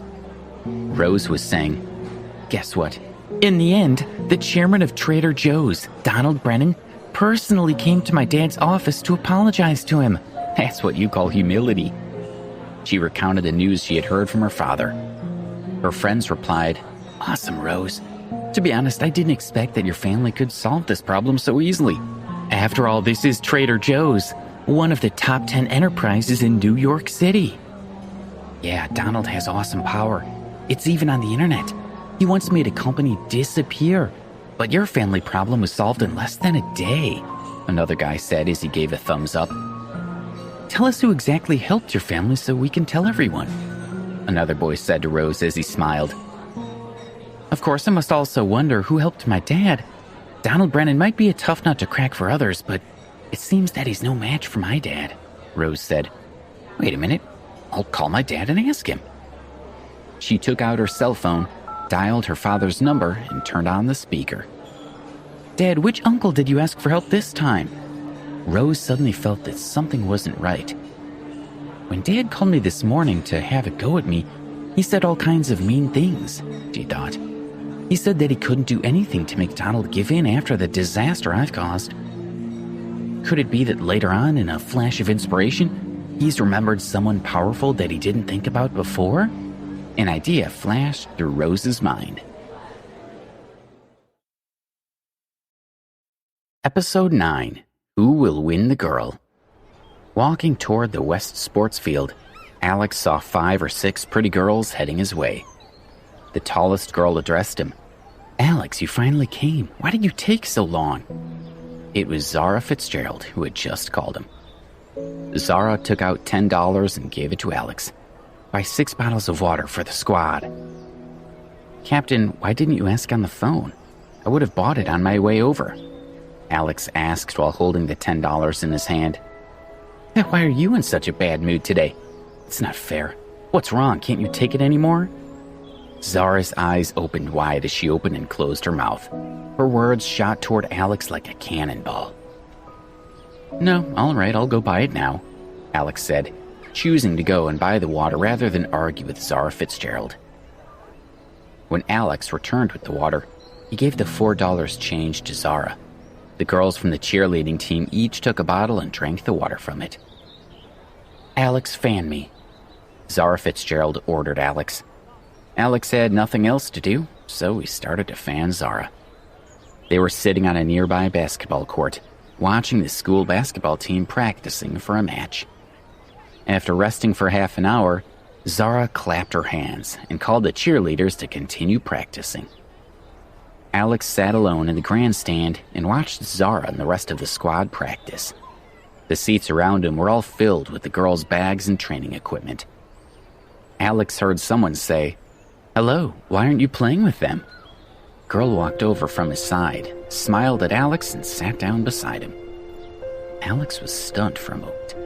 This girl had long hair, an oval face, snow-white skin, clear black and white eyes, and a friendly expression. "Hello," Alex replied. Just as Alex was about to say something else, a tall boy wearing a Lakers jersey walked over and said, "Hi, beautiful. Why are you bothering with him? He's just the babysitter of the cheerleading squad. He's the one who does all the dirty work. I have no idea why Zara Fitzgerald let him join the squad when he's so poor." "Oh," the girl looked at Alex kindly. "Before you came, this loser was fanning the girls in the cheering squad. That's all he's good for." The male fanned himself and gave the girl a teasing smile. Then the tall guy reached out his hand to the girl. "Hello, my name is Dean Marshall. I'm the star player in the school basketball team, and I've started my own business. It's doing pretty well. My annual income should only be around $2 million. What do you think of that?" The more he looked at her, the more he liked her. With his good looks and other attributes, he knew that he could win any girl he wanted. The girl glanced at Dean's outstretched hand in hesitation, but took it. She just looked at him and smiled. "Hello, I'm Rachel O'Connor, a friend of Zara." Dean took his hand back a little embarrassed and said, "Rachel O'Connor, that's a nice name. Zara and the squad are training, and it's difficult to talk here. Let's go and walk around the field together, and we can have a chat." "Thank you, but there's no need." Rachel smiled faintly.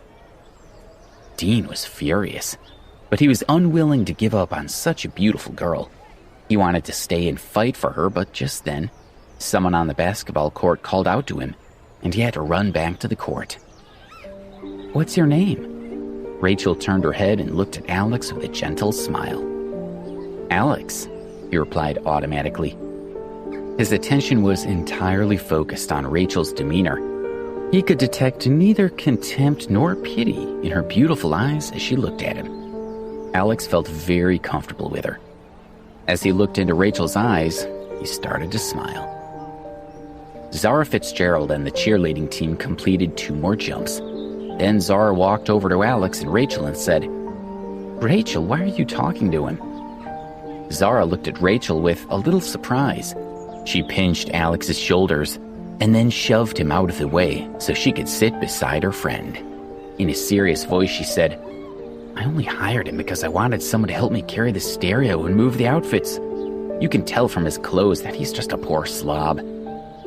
"I don't care about that. I think he seems quite nice," Rachel said with a smile. "Quite nice." Zara completely disagreed with her friend.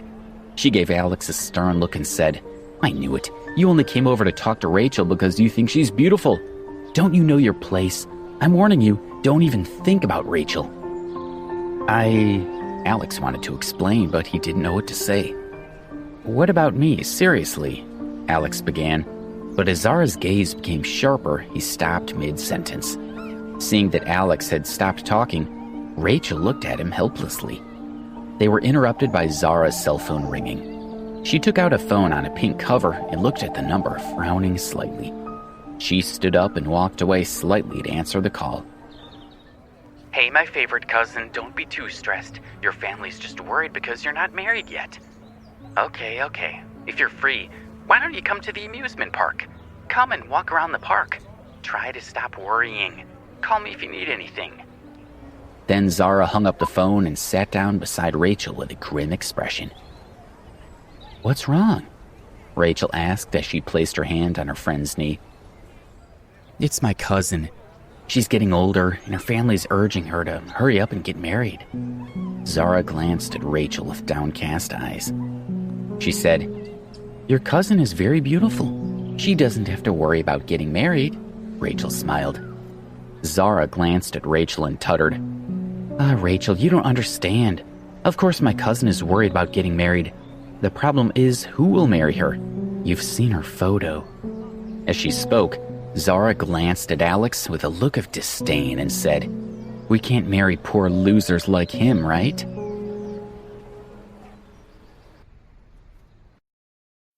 Episode 11, Credit Falsely Claimed. While Rose Scott was daydreaming, her father woke up. "My daughter, I've got the matter resolved. I said a lot to you in anger. Asked you to make it up to Lucille. Don't be mad at me, please." Her father's words made Rose blush even more. "What are you talking about? My friends are all listening. You were so mean to me, Dad. How could you have said all of that?" she exclaimed. Rose's face turned red as she stood up and walked a few feet to take the call personally. "Dad, you're not the one who found a solution, are you?" Rose asked. "If I could have found a solution, do you think I'd ask you to make it up to Lucille?"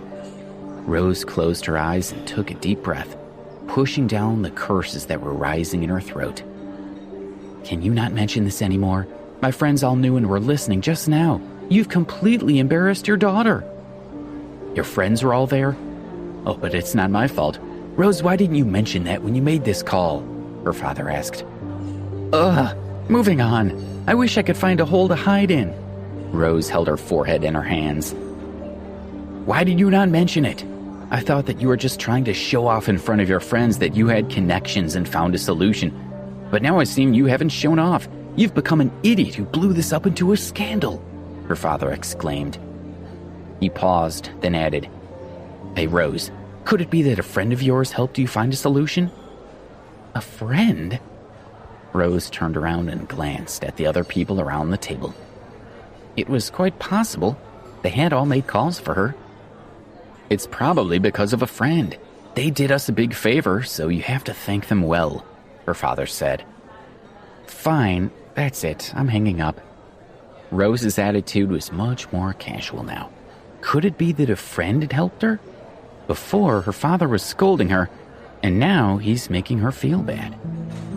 Wait a minute. The person who helped our family could be related to the president of the New York City Merchant Union, William Chase. This matter seems solved through William. This friend is no ordinary person, her dad added at the end. After hanging up the phone, Rose walked back to the dining table with suspicion.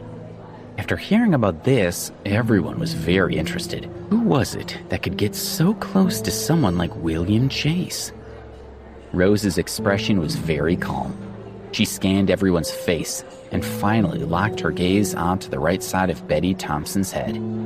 Betty was closest to her, so Rose asked with a smile, "Betty, was it you who helped me?"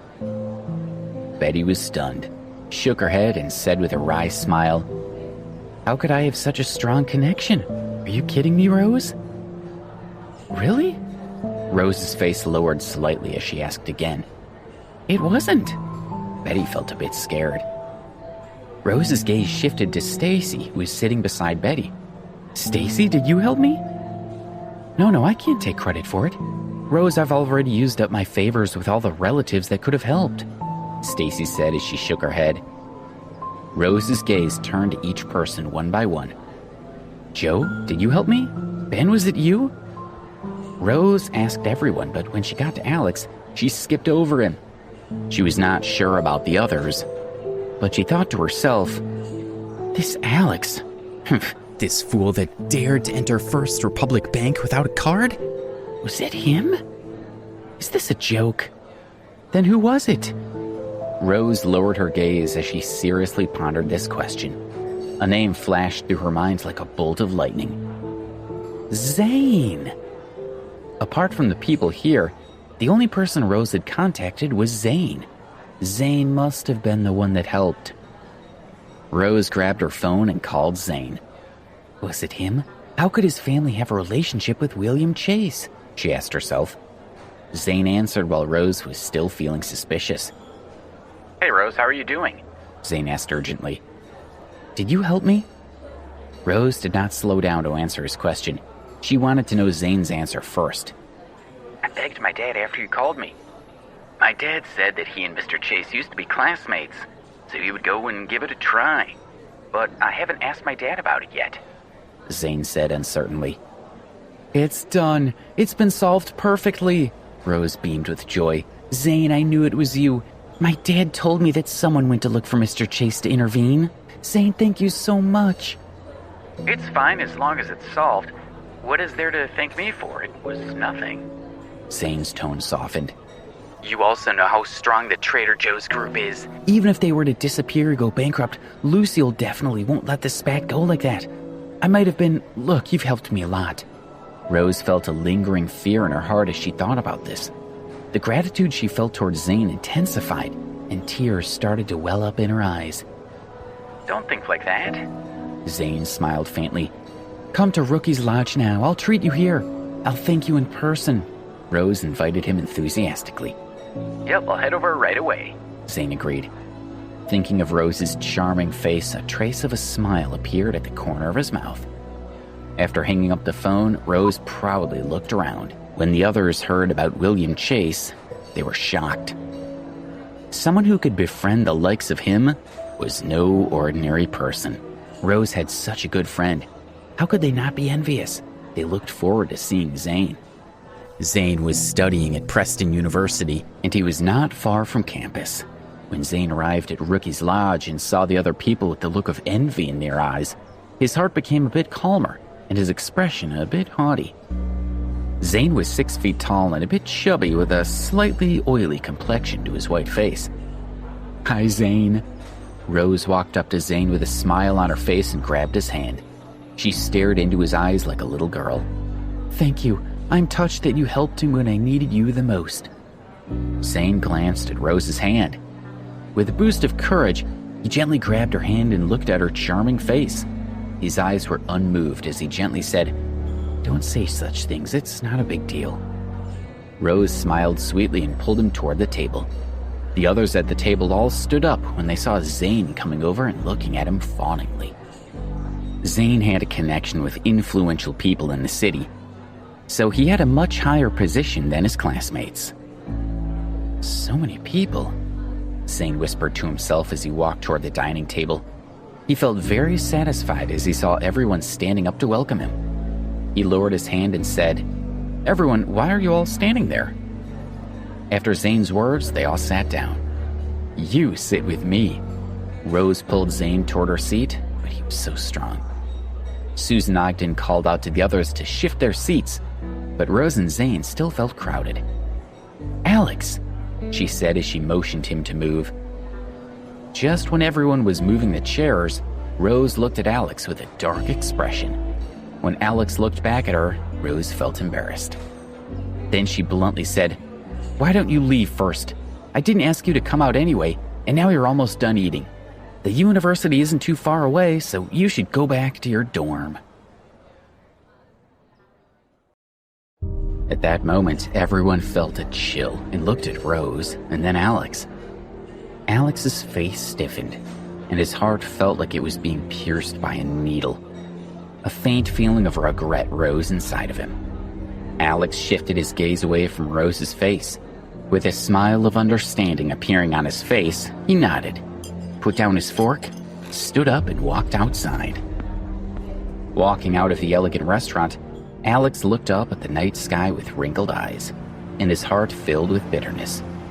Joe and the others tried to chase after Alex. Alex walked along the street toward the university. Both sides of the street were lined with a variety of carts and red sheds with dim yellow light bulbs hanging from them. Passing through the couples, Alex felt a little lonely. He lowered his head slightly and quickly crossed the street. He walked onto the campus and headed towards the dormitory. Mark Stevens, Alex's family butler, called as Alex tried to lay down on his bed. "Alex, the person in charge of the East Coast Division, Ken Stokes, knows that you've been in poverty training in New York for many years. He hopes to meet with you." Alex's family business is centered in the United States, with businesses and influence all over the world, including South America, Western Europe, Africa, and East Asia. "That's okay," Alex said with his easygoing personality. Since there wasn't anything going on at the moment, Alex added, "It would be good to see the people working for my family."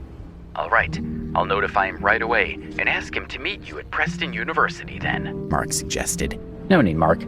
I'll go see Mr. Stokes. It's not convenient to meet at the university," Alex replied, rejecting Mark's suggestion. It would put on too much of a show if Ken, the head of the family's main district, came to the university to meet with him. Alex didn't want to look too flamboyant, and he still wanted to stay at university for a few more days to live a peaceful life.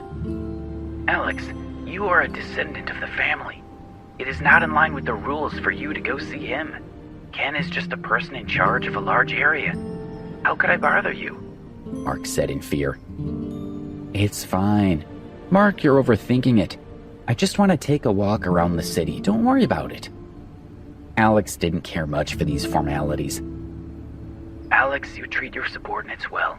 I'll speak with Ken now," Mark said with a grateful voice. "Okay," Alex said and hung up the phone. Mark called back right away.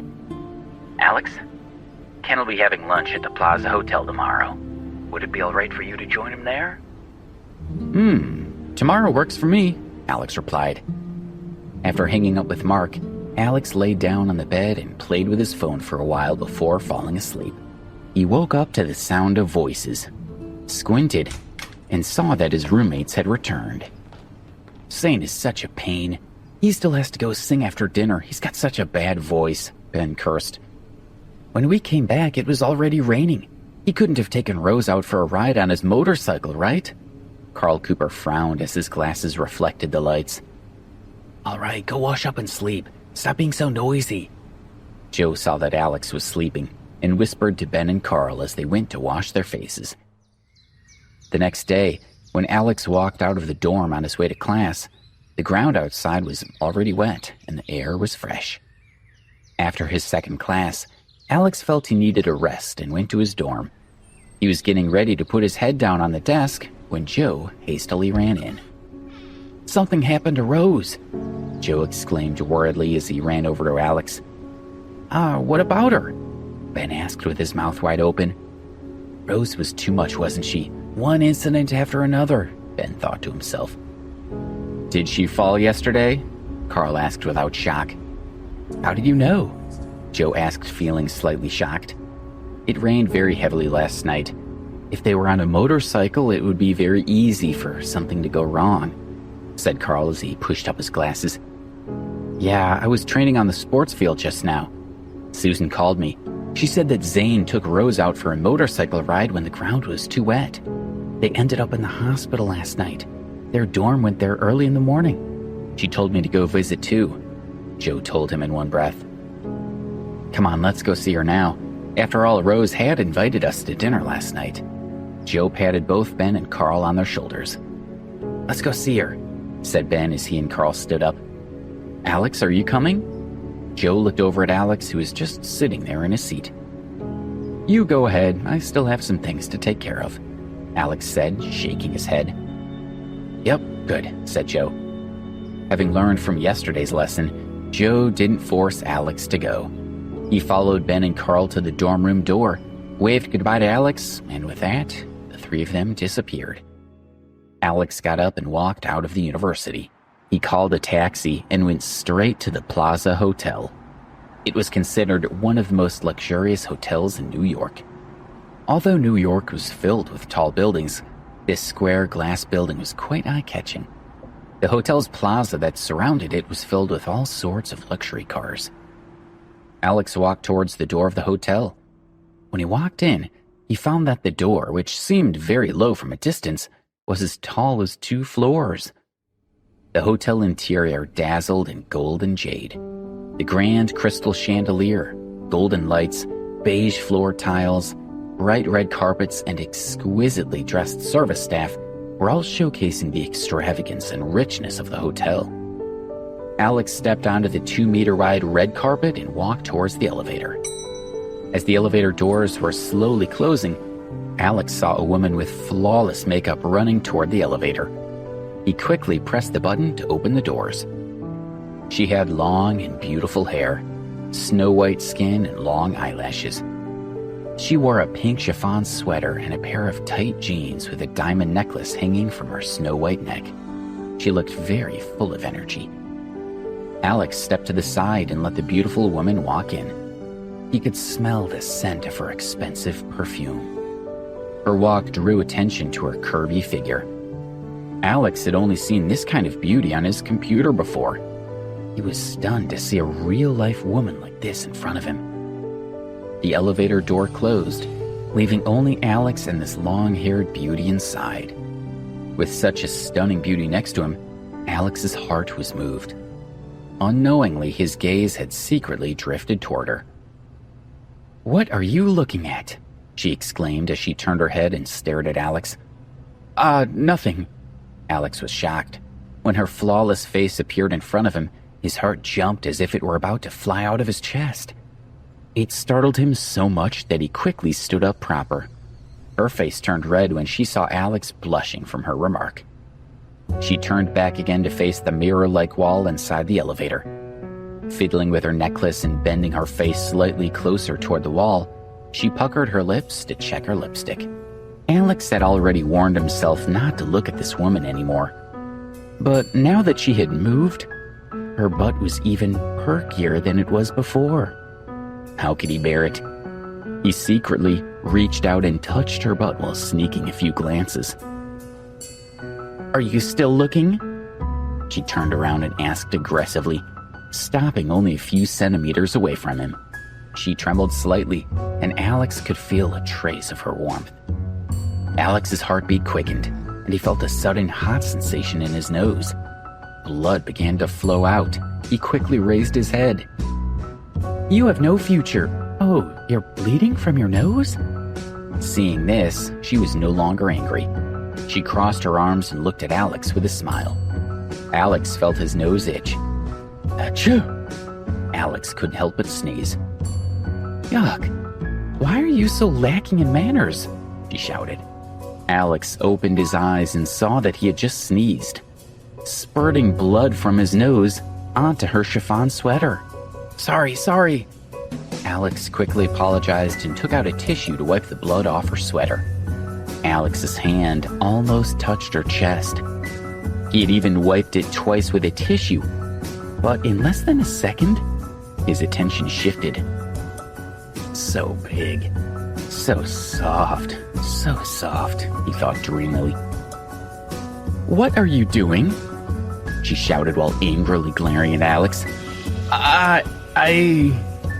Alex still didn't react. Pervert! She cursed angrily as she raised her hand and slapped Alex across the face.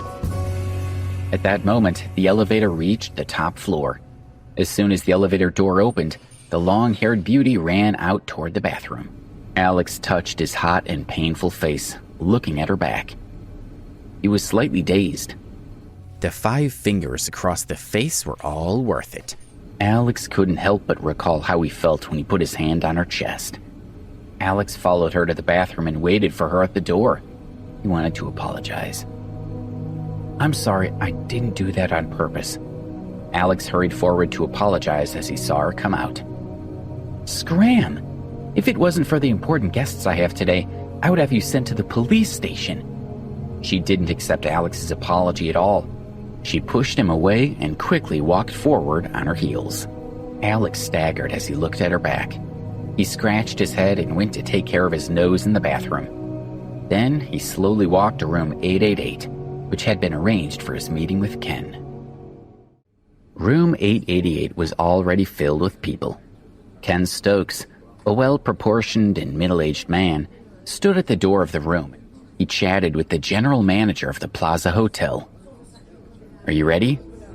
The general manager bent his body slightly forward and respectfully said, Everything has been prepared according to your directions. The only ingredients for the meals you brought this time were an eye-opener for our hotel. You are the only one in New York who can find so many precious ingredients. Ken didn't pay any attention to the general manager's flattery and simply said, My guest is about to arrive, so go busy yourself. As soon as the general manager left, the long-haired beauty ran in. When she saw Ken, she walked up to him as if she had made a mistake. Mr. Stokes, I'm late. Sorry. Sit down. Ken looked at her speechlessly and sighed. Luckily, Alex Ambrose still hasn't arrived.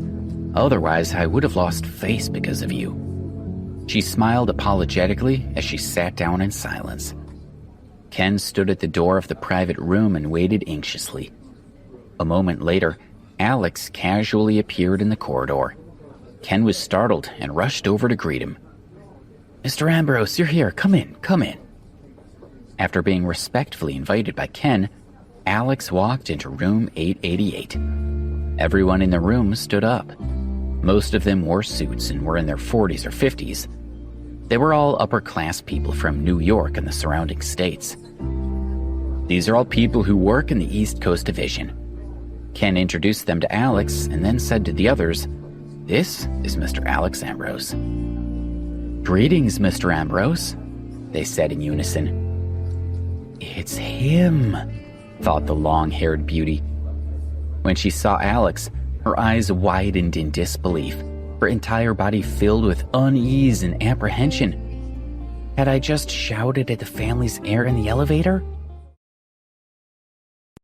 Alex also noticed her, and he hadn't expected that this sexy, long-haired beauty would be in the room. Alex's gaze lingered on her face for a second before he returned to normal and calmly said, Everyone sit down. Mr. Ambrose, please take a seat. Ken gestured to a seat beside the beautiful long-haired woman. Oh, Alex realized and walked to his seat before giving the long-haired beauty an indifferent glance. He glanced at Ken again. Noticing the questioning look in Alex's eyes, Ken explained who the long-haired beauty was to him. She is the director of East Coast Division's Information Department, Lucy Smith. Lucy looked at Alex with a very bitter, powerless, and dejected smile. It was no wonder that she would laugh out loud no matter how optimistic she was. Mr. Ambrose, please have a taste. I had this dish specially prepared for you, Ken suggested as he placed a dish before Alex. Okay, Alex said, picking up a mouthful of the dish and putting it in his mouth. It was very tasty. It's been more than 7 years since I've eaten in such an upscale hotel. This is the first time I've eaten something so delicious in a long time, Alex thought silently in his heart. What Alex did not know was that when the other guests tasted the dishes, their appetites were also stirred, and their hearts were also filled with yearning. The banquet soon ended. Alex had eaten until his belly was full. Mr. Ambrose, have you finished? I'll take you to Paul's Cocktail Lounge Club to rest after you're done eating, Ken asked respectfully by his side. It was rare for the young heir to show such appreciation, so he had to serve Alex well. The clubhouse? Thought Alex. No need, Alex said. Lucy had been relaxing along the side of the room after the banquet. After seeing Alex's shy expression, she couldn't help but cover her mouth and quietly chuckle. Alex was so cute, she admitted it to herself. Ken nodded, and the others all sat down and stared at Alex without saying anything. Alex looked at the dishes on the table and seemed to be deep in thought. He took out his phone and looked at the time. It was 1:30 in the afternoon. Mr. Ambrose, is there a problem? Ken asked worriedly. It felt it had been difficult for him to entertain Alex, and he felt he may have failed. If true, and this was spread to the elders, would they blame him? The others also nervously looked at Alex. Inviting their young heir to a meal was no small matter, and they couldn't handle the stress. How could a bunch of elites from the East Coast Division have the ability to entertain this young man? No, Alex shook his head slowly. Then you are... Ken was confused. Alex smacked his lips, looked at Ken, and said, These dishes were pretty delicious, so I want to bring some back for my friends to have a taste. Hearing Alex's words, Ken and the others looked at each other in dismay. For a moment, they were unable to react. So, Mr. Ambrose was thinking of picking up some food for his roommates. Isn't this unexpected? Thought Ken. A rich, second-generation heir was so considerate of his friends?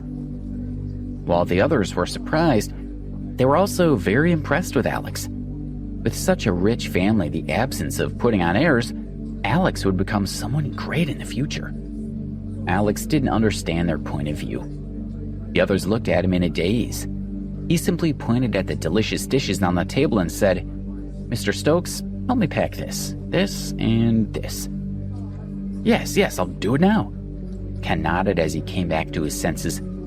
As he said that, he had walked to the side of the room and began dialing his phone for the general manager to arrange it.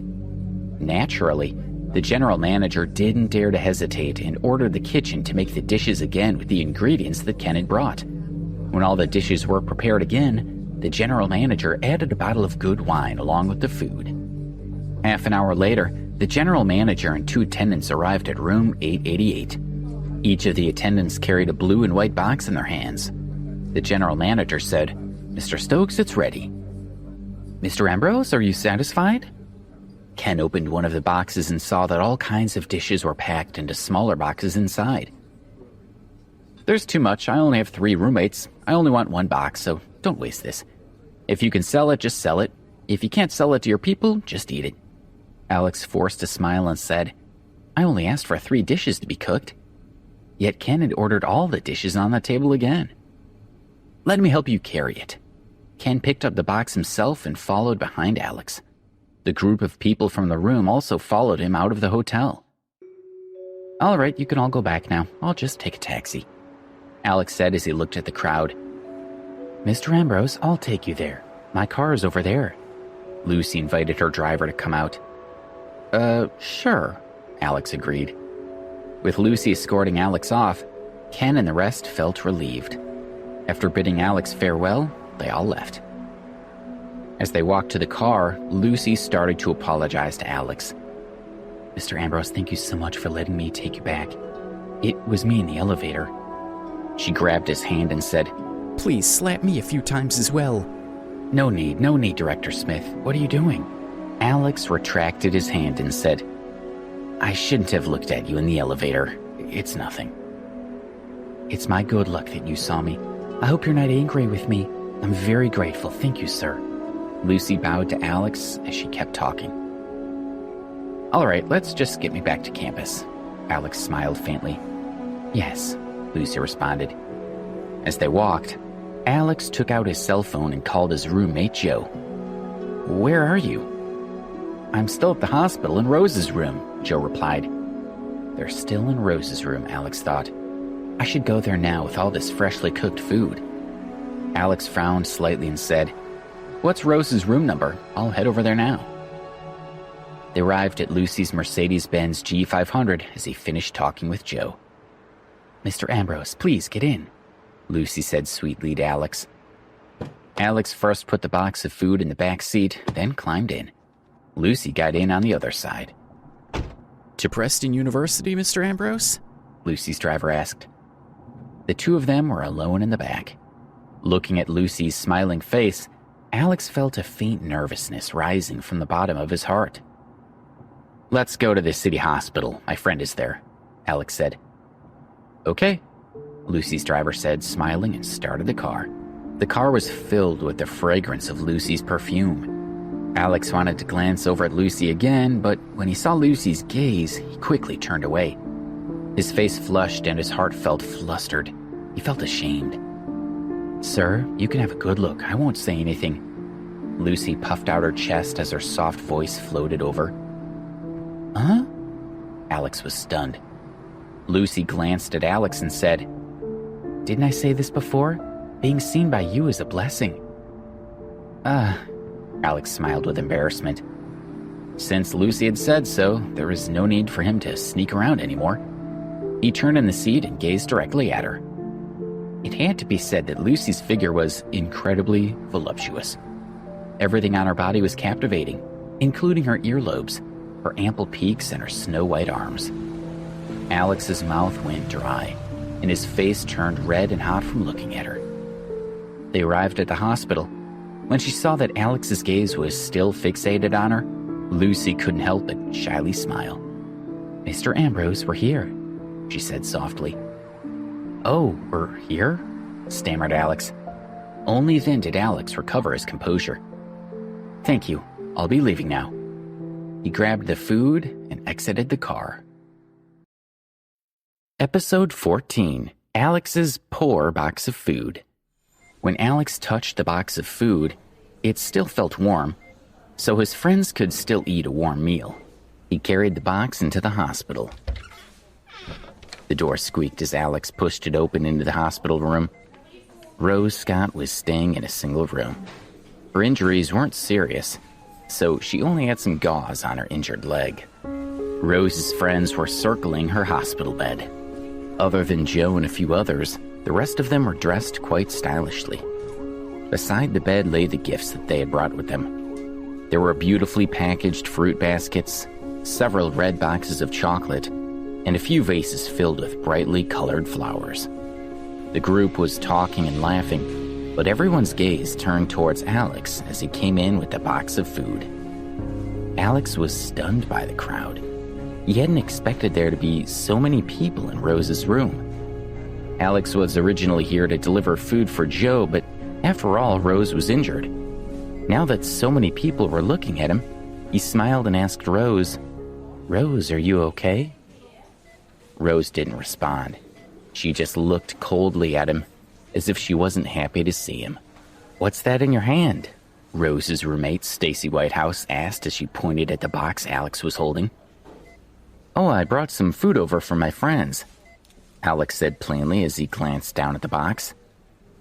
"You can't be bringing food to see Rose, right?" Stacy looked at Alex in surprise and said, "Coming to the hospital to visit patients with food?"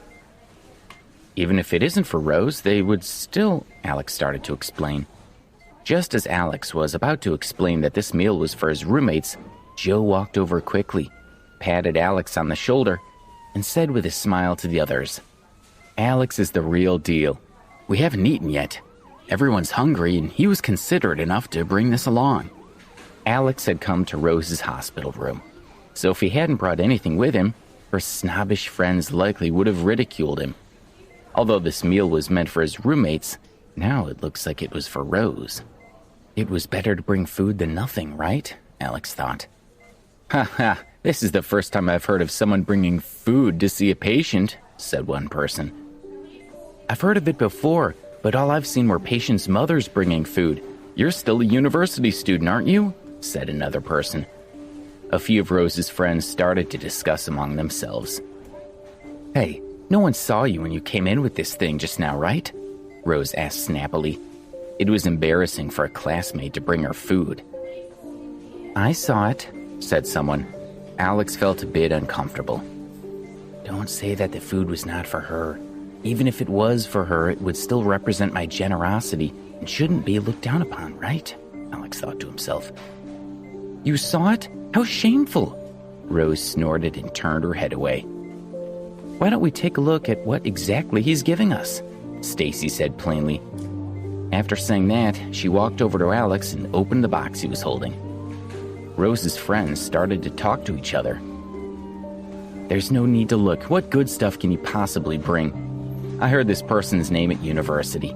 His family's extremely poor, and he doesn't normally go to restaurants, one said. Another responded, I think I recognize him. He used to be a delivery boy outside of our university, and I've even ordered takeout from him. He delivers takeaway for the small food stalls outside the university.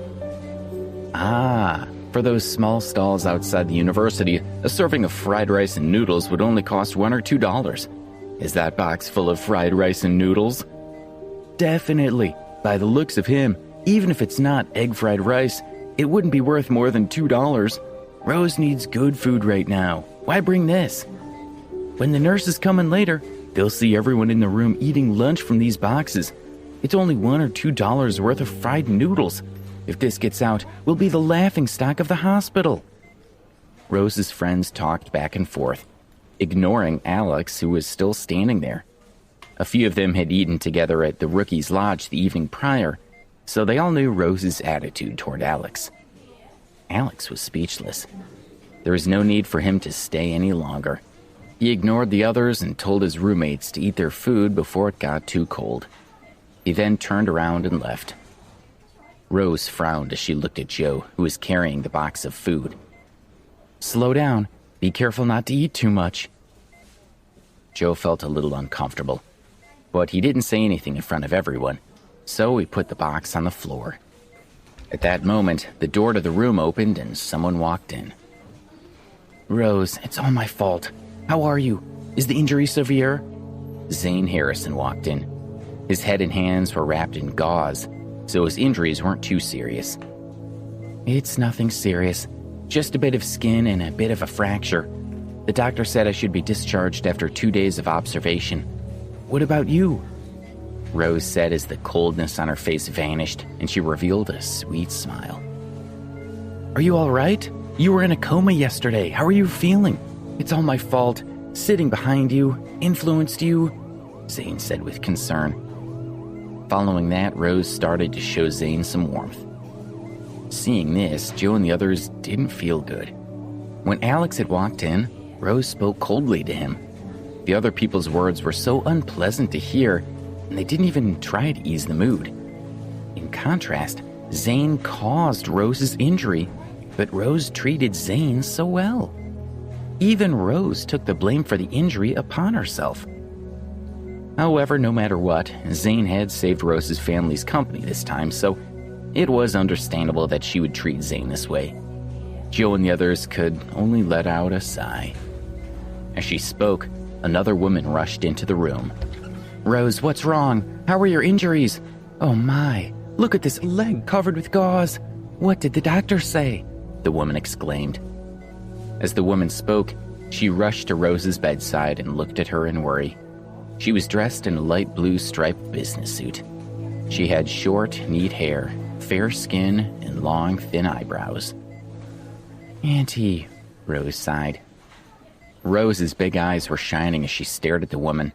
Her small hands were already holding onto the woman's hand. The woman who had rushed in was Rose's aunt, Sue Bradley. Although Sue was Rose's aunt, She was only 4 years older than her. They were more like sisters, so after the incident, Rose had naturally called Sue. The doctor said it's not a big problem. Auntie, don't worry. I'm blaming myself. I should have called you to tell you not to come, Rose said matter-of-factly, looking Sue in the eye. Hearing Rose's words, Sue heaved a sigh of relief. Sue noticed that Zane's head was also wrapped in gauze, so she turned to look at him and frowned. So, you're the one who threw Rose off the motorcycle, right? You said it rained last night? Why were you riding around in the rain? Do you think you're so good on that bike? You got lucky nothing serious happened this time. If something had happened, you would be fully responsible. What Sue said to Zane in front of everyone made him look bad. He coughed and looked around at the others with an awkward expression. Auntie, don't say that to Zane. He didn't do it on purpose. Our recent family matters were settled by Zane's father. Rose pulled Sue's hand toward her and whispered, Zane has helped our family so much. Hearing Rose's words, Sue was slightly stunned. She looked at Zane with a steady gaze and said to her, Rose, are you going to defend him? Of course, Sue knew about Rose's recent situation with Donald and Lucille Brennan. When she had heard that Rose had provoked the Trader Joe's group, she had been extremely anxious and had sent people to find some connections. However, these connections turned out to be useless because the Trader Joe's group was too strong. Later, Rose had called and said it had all been settled. Sue was relieved, but it aroused her curiosity. Who had her niece found to settle the matter in less than a day? Sue wondered. Was it this young man in front of her? No matter how Sue looked at it, it didn't seem right. Auntie, Rose glanced at Sue with displeasure. Zane's company's not small, and his father had a meal with Mr. Chase. Helping them out is not a big deal. It's rude of you to question Zane. Silly girl, things are not as simple as you think. What sort of status does the president of the merchant union have? Do you think you can make a move just by eating a couple of simple meals? Sue was much more mature than Rose, and she had experience with the corporate world before as well. She knew that it was not that simple. Ma'am, the solution your family tried was not working, so I asked my father to help. Zane spoke up. Sue had embarrassed him a lot. He continued, When your family was at a loss for what to do, I helped you guys out big time. Yet you still treat me with the same attitude. Don't you feel embarrassed? Sue was truly angered by Zane's word. I'm just saying, it isn't an easy task to get Mr. Chase to make a move, Sue said with a dark expression. You still don't believe me? Zane showed a slightly surprised expression and took out his phone. He glanced at Sue with a smile and said, I'll call my dad to confirm it in front of you and Rose, okay? Zane sneered and dialed his father's number. Hey, Dad, let me ask you something. Yesterday, I told you to help Rose with her family's matter. Didn't you go to look for Mr. Chase? He asked casually. Ah, this matter. I forgot to tell you about this, my son. Zane's father replied. I went to look for him yesterday, but Mr. Chase's secretary said that he couldn't see me. It's just that he was too busy at work and didn't have time to talk, so I left a message in the end. His father told Zane. Zane's father didn't know what was going on with Zane, so he told the truth. Zane's heart skipped a beat, and his face instantly felt a little hot. It turned out that it wasn't because of his dad. Episode 15, Rose's Auntie and the Box. Yesterday, Rose Scott had thought that her problems were solved because of Zane Harrison's help. And Rose had said that it was due to Mr. William Chase's help, so Zane didn't have the slightest doubt in his mind that it was because of his father's influence. Zane looked at the others with a bit of guilt. They were all looking at him and feeling very uneasy. Okay, thank you, Dad. Rose is also very grateful to you, Zane said loudly. With that, he hung up the phone. Zane turned to look at Sue, Rose's aunt.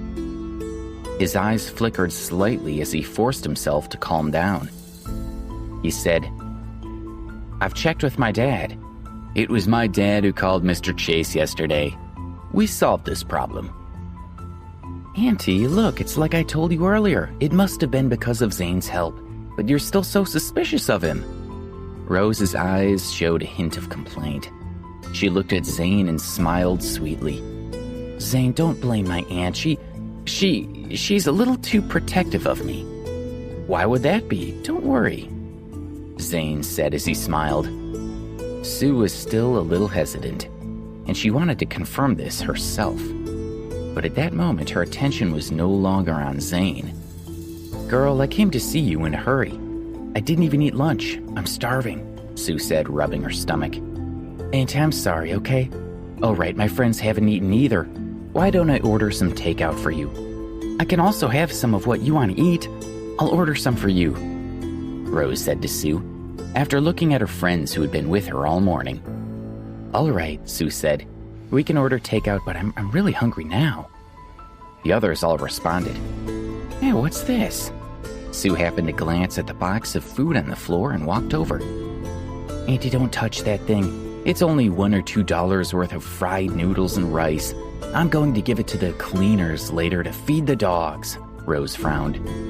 "Rose, no matter how much money it is, how can I just throw it away like that? I'm really hungry. Let's eat something first," Sue said as she opened the box. A rich fragrance instantly wafted out of the box. "It smells so good," exclaimed one friend. "Why is it so fragrant?" asked another. "What's inside?" wondered yet another. Everyone in the room gasped in wonder and surrounded the boxes of food. Sue took out all the smaller boxes that were inside and placed them on the cabinet beside the bed. "This is Louis XIII from 1980. She pulled out a flat, round bottle of sparkling red wine.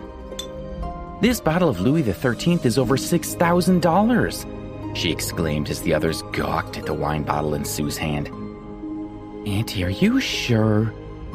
Rose looked at Sue in disbelief. No matter what, she couldn't link the $6,000 bottle of Louis XIII with Alex Ambrose. Sue opened the bottle and sniffed, then looked at Rose happily. "Really? I've sipped this wine once before when I was on business in France. It tastes exactly like this." She put down the wine bottle. The others had already opened the boxes one by one, and the fragrance filled the entire room. "These are Brittany Blue Lobster," Sue exclaimed as she looked at the blue lobster in the box. "What? What is a Brittany Blue Lobster?" The others looked around at each other in confusion. Brittany Blue Lobsters are the world's first choice for seafood dishes in Michelin restaurants. It's a very rare kind of lobster. The chances of it being caught are only 1 in a million, so there are very few in the country, Sue continued. "I often need to eat with guests at work, so I know quite a lot about famous ingredients like this." "This is a Kobe steak," Sue exclaimed again as she looked back into the box. "Look, this steak looks like a snowflake with fat and thin patterns like marble. This is the most obvious way to recognize a Kobe steak." "This is caviar from the Neva River," she went on. "This is Japanese white puffer fish." Sue pulled out more delicacies. "Hungarian mag ritzer pig." Sue was astounded. Her surprises continued as they took out food items. "Oh my gosh, these dishes are all made from top quality ingredients. The taste and price are way beyond that of an average restaurant. To be able to use so many of the world's most rare ingredients, I've never even seen this in a high-class hotel before." Sue's eyes sparkled. "Auntie, we've never eaten these delicacies before. Are you trying to tease us?" Rose knew that Sue was experienced and knowledgeable, but she just didn't believe that Alex would bring her such expensive food. "Hey, do you think your auntie is joking with you?"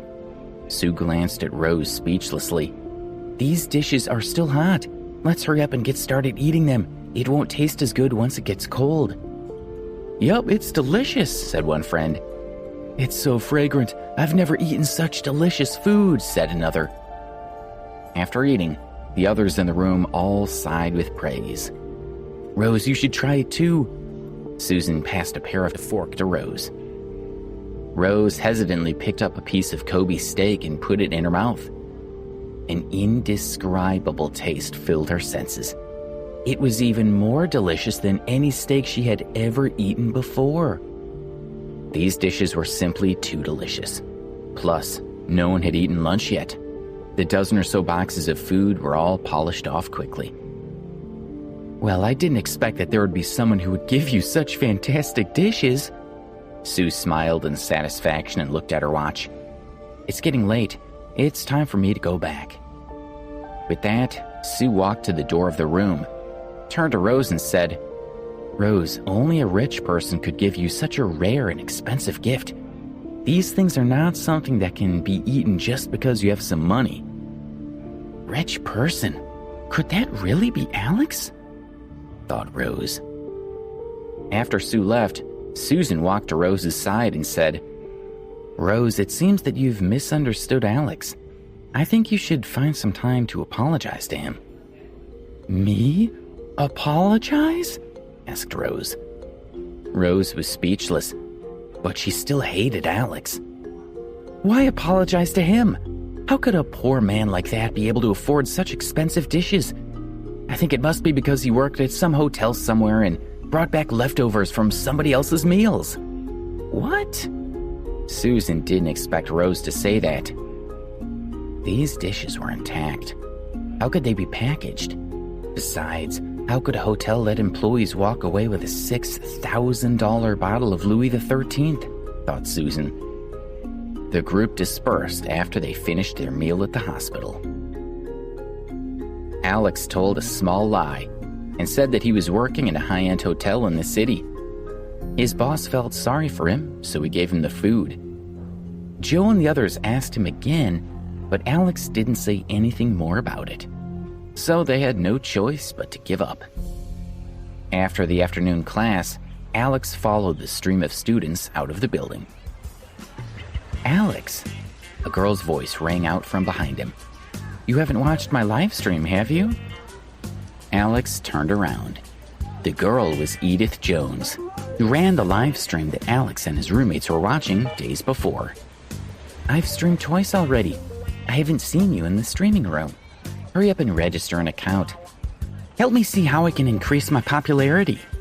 Edith pouted and looked at Alex in dissatisfaction. Edith, what's the use of having him pay attention to you? You can't be interested in him, right? Teased the girl beside Edith. I just wanted him to make me more popular. Edith lowered her head slightly and whispered, Why would I fall in love with him? Stop joking with me. It's the same whether you have him or not. From what I heard, he definitely won't help you. He's very clingy. Kathy, Alex's ex, casually said as she walked over from the back. Kathy's right. What's the use of having fans that don't help others? From beside Edith, another girl said, glancing at Alex. The girls chatted with each other. Last time, that tycoon in your live blog was too awesome. He gave me over $700 on top of what others had given. That guy was no ordinary tycoon. That's right, I watched it. Yesterday, Edith made it to the top 300. A host who just started streaming twice could make it into the top 300. Edith's future is limitless. Edith, when you become a big streamer in the future, don't forget your good friends. The girls beside Edith were trying to win her favor. Edith instantly became the target of all the girls' flattery, becoming the center of their attention. Kathy felt a little uncomfortable as she stood off to the side. In the past, she was almost as popular as Edith among the other girls. But now, she was being ignored. Kathy's heart was thumping. What's so special about it? Isn't it just acting flirtatiously in the live stream, luring the tycoons into giving her help? If I did a live stream, would that tycoon still be there to help you? At that moment, a black Passat drove slowly to the front of the building. The window of the car was open, and the person driving was a boy from the university. Many students who passed by looked at him with envy. The car stopped, and a casually dressed boy got out. Billy!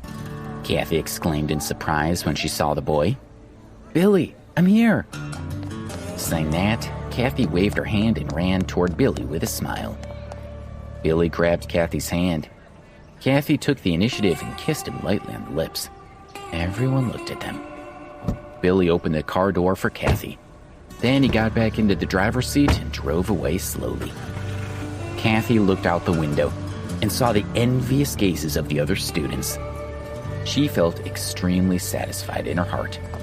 After all, there were only a handful of people who could afford to drive a car to university. Kathy felt that she had gained a lot of faces. It was a good choice for me to give up on Alex, that pauper. It would have never been possible for Alex to pick me up in a car like this, she thought.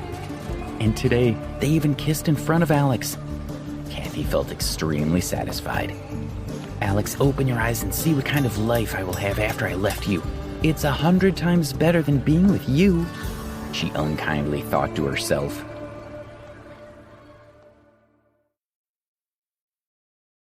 Darling, where are we going? Kathy asked.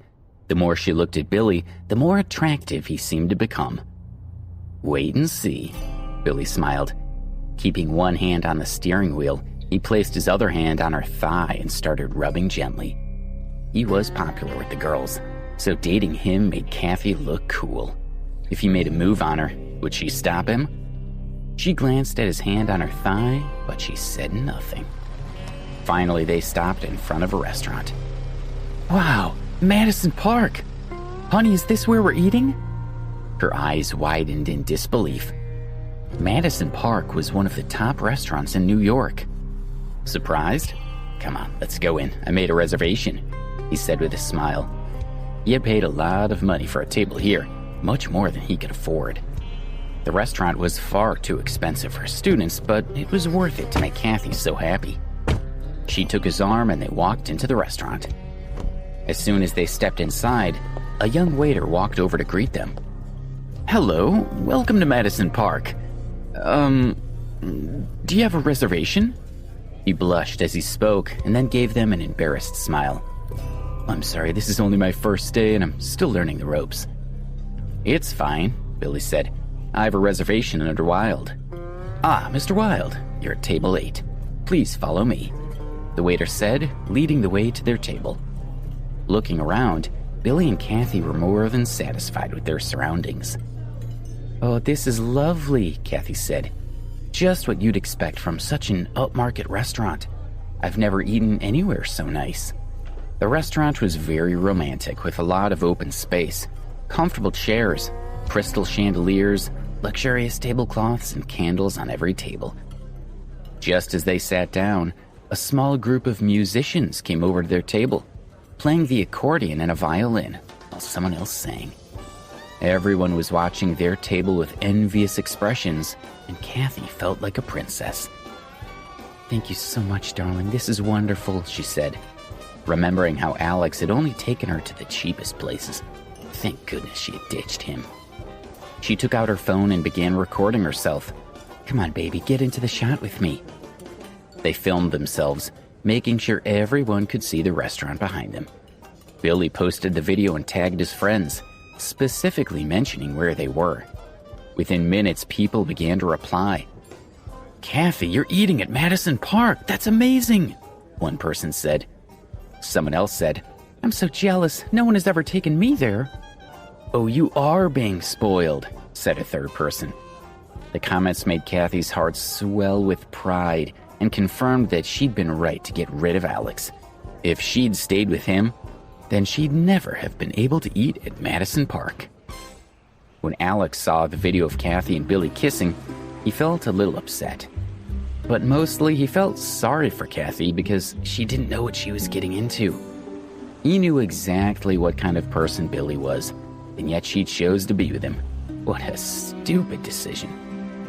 Billy drove a Volkswagen Passat while Alex had a Ferrari. You're still thinking about her, aren't you? A woman's voice came from beside him. Startled, he turned his head and saw Emma. He hadn't even noticed her arrive. No, she's not worth thinking about. He smiled faintly. Good. She doesn't deserve your attention. She gave up on a good man like you for a loser like Billy, Emma said, shaking her head. She looked at Alex, her eyes sparkling. Come on, let's go. I'll treat you. We can go wherever you want. Oh. Her words reminded him that he'd promised to buy her a meal, but he'd been busy lately and hadn't had time. "No, I'll treat you this time," he said. "Why don't we go to Madison Park?" "Alex, I know you've just had your heart broken, so I understand wanting to keep up appearances, but it's not necessary," she said, smiling at him.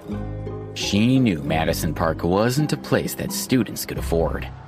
"Just trust me." Alex couldn't be bothered to explain. They left campus and hailed a taxi to take them to Madison Park. When they arrived, Alex took her hand, and they strolled up to the doors of the restaurant. Emma panicked. She tugged at his hand to stop him. "Alex, stop playing around," she said. "We don't belong here." He smiled and said, "Don't worry, I'm treating you, remember? It'll be fine, I promise." He then pulled her into the restaurant. As they stepped inside, she saw the golden decorations and felt a little uneasy. Her legs felt like rubber, and she nervously chewed her lip. "I need to use the bathroom," she said. "Okay, I'll walk you over there," he replied. Emma walked into the ladies' bathroom while Alex went to wash his hands. As he came back out, he saw Kathy and Billy approaching. Kathy was wiping at a mark on her skirt as she hurried to the bathroom to clean up. "What are you doing here?" She hadn't expected to see Alex. "Kathy," Alex stared at her. "Did you just dare to speak to Kathy?" Billy asked, taking a step forward. Anger had his lips drawn tight. This time he would make sure Alex listened to him. "I'm warning you one last time, don't even say her name. Don't even think about her." Alex ignored him and went to move away from them. Kathy rolled her eyes, and as Alex moved past her, she stuck out her foot and tripped him, causing him to stumble into the wall. Then she looked right at him and smirked. "You." He glared at her as he straightened up. She giggled. "Well, you deserve it." Alex didn't want to fight with them. "I don't want any trouble," he thought. "Why can't they just let me leave?" When he tried to move around them, Kathy nudged Billy with her shoulder and tilted her head toward Alex. Billy understood and moved to block his path. "You want to leave?" Billy asked, smirking. "Not so fast. Call me sir, and I might let you go." Kathy sneered at Alex and said, "You must have snuck in. Losers like you don't belong here. If you don't leave now, I'll call security and they'll throw you out." She wanted to see Alex humiliate himself by having to call Billy sir. She enjoyed bullying Alex. It was so much fun. Alex was furious. "They've already won," he thought, "and they still won't leave me alone." Emma walked out of the bathroom just in time to hear Kathy's words. "Kathy, stop it! What did we ever do to you?" she asked. "What right do you have to call security on us?" She glared at Kathy. "Oh, so you're here too," Kathy sneered. "What a pair of losers." She looked them both up and down. "Why shouldn't I have you removed? There's no way you're here to eat. This isn't a KFC, you know. You can't just walk in here whenever you want." Emma was so stunned by Kathy's aggression that she was lost for words. But she was also aware that there was some truth to what Kathy said. Alex must have been joking about eating here. Now Emma wanted to leave. She hadn't expected to run into Kathy and Billy, and she just couldn't take any more of their attitude. She had no idea what to do, and it was best if they left as soon as possible. "Alex, let's go." Emma grabbed Alex's hand and turned to leave. "And now you expect to just sneak away?" Billy asked. He and Kathy blocked the way out, and Kathy started shouting. "Everyone, look here! These people came in to use the toilet, and they're not even customers! Where's the manager? Where's the manager?" Her shouts grabbed the attention of all the customers in the restaurant. "Hey, look at this couple," she continued. "They sneaked into Madison Park just to use the high-class toilets without spending any money on a meal. Do you think that should be allowed?" Several customers started to cheer her on. "This restaurant needs to keep out the riffraff. How can they just walk in here and use the toilet?" she asked. "There are plenty of public toilets. Why can't they go there? Did they just want to use a fancy toilet for free? Do they have no shame?" She shook her head. "Maybe it's even worse than that. Maybe they're hoping no one will notice and they can find a corner to sleep in." The manager finally came over, and Kathy went to meet him, pointing at Alex and Emma. Her tone sharp, she asked, "What are you going to do about this? If just anyone can come in and use the toilets, then your hotel will get a terrible reputation. Please wait a moment, the manager responded, smiling apologetically. He turned to Alex. The facilities are for customers only. I'm sorry, but you'll have to leave. Alex, let's go, Emma said quietly. Everyone was staring and she felt embarrassed. But Alex took her arm, stopping her from leaving.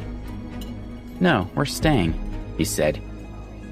The manager has told you to go, and yet you're still here, Kathy said, her voice growing louder again.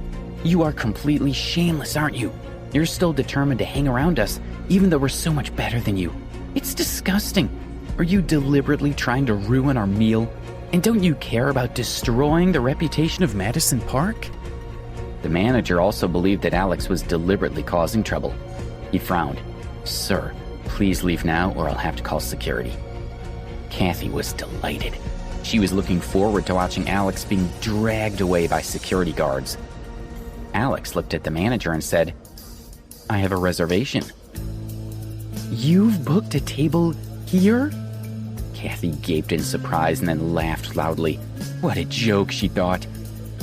If even a poor loser like Alex could eat at Madison Park, then it would lower the value of the place, and it would no longer be one of the most exclusive restaurants in New York.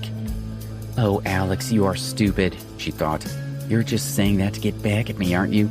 But you'll just fail even more miserably, and it's going to be so much fun to watch. She could hardly wait to see the embarrassment on his face when the manager challenged him. Everyone watched, waiting to see what happened. Alex's clothes didn't suggest that he could afford a reservation in Madison Park. Sir, please don't make a scene. If you refuse to leave, then I'm sorry, but I will have you removed. The manager lifted a walkie-talkie, clearly about to summon security. Emma was worried. She frantically tried to think a way out of this, but she was only a poor student and there was nothing she could do. I've reserved table 8, Alex said calmly. If you don't believe me, then check. With that, Alex brought out his phone and showed the manager the text that confirmed his reservation. You've booked table 8? Kathy asked. What a coincidence. We also booked table 8. Isn't that interesting? She burst out laughing. Alex must have forged a message from the restaurant before he came here, she thought. Imagine pretending to have a reservation and managing to pick the same table number as me. The manager took Alex's phone and checked it. He smiled as he returned the phone, his tone now respectful as he said, I'm sorry for the misunderstanding, sir. It was our mistake. I'll take you to your table. Kathy was stunned.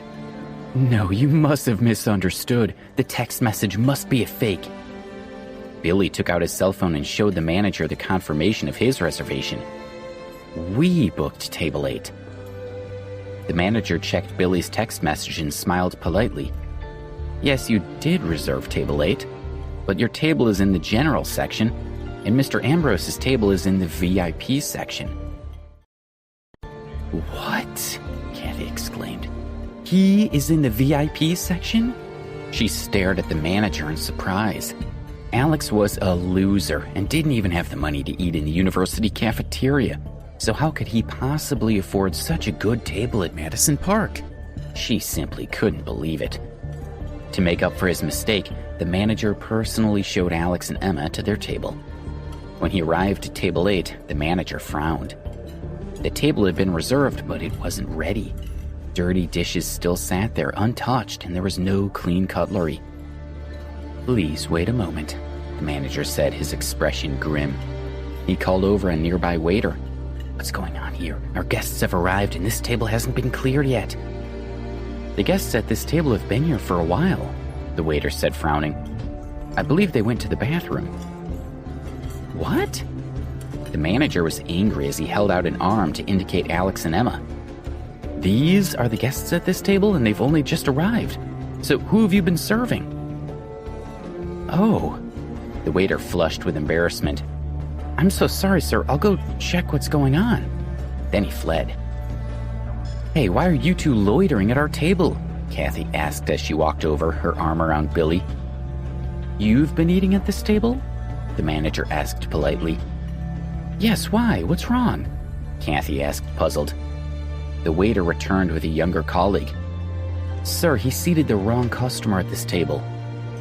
The young waiter lowered his head and said, I'm sorry, sir, this is my first shift, so I'm not familiar with the seating plan yet. The customer at this table had a reservation for table 8, and I accidentally brought him to a VIP table instead of taking him to the regular section. The manager looked at Billy and Kathy. I'm sorry for the inconvenience. Would you mind moving to a regular table? Our VIP guests have already been waiting for a while. Kathy's mouth fell open in shock. He expects me to move aside for Alex? She thought. No, not. That's unacceptable. No way. She flatly refused, crossing her arms. The manager struggled with his dilemma. Well, are you sure you still want to eat here? Of course we want to eat here, she scowled. We refuse to go anywhere else. She stubbornly glared at him. The manager sighed to himself. Fine, but as I've already explained, the cost of a VIP table is much higher than a regular one. So be it. We're already here, so obviously we're not worried about the cost, she sneered, seemingly unconcerned. She simply couldn't allow Alex to steal the limelight. You just had to come and play the big man, didn't you, Alex? She thought. And I took your place. You're not so important now, are you? How much more? Billy asked, feeling a little nervous. Kathy might not care, but she wasn't the one paying for it. He was. The food you already ordered costs around $1,000. Then there are $200 for the reservation, $300 for the VIP room, $400 for the musicians, $190 for the special tableware. Billy was shocked. The total was more than $2,000. His heart started to beat faster, and his face burned with embarrassment. I can't afford this, he thought. What am I going to do? Kathy, let's just go and sit in the regular section, he murmured to her. No, baby, I like this table and I want to stay here.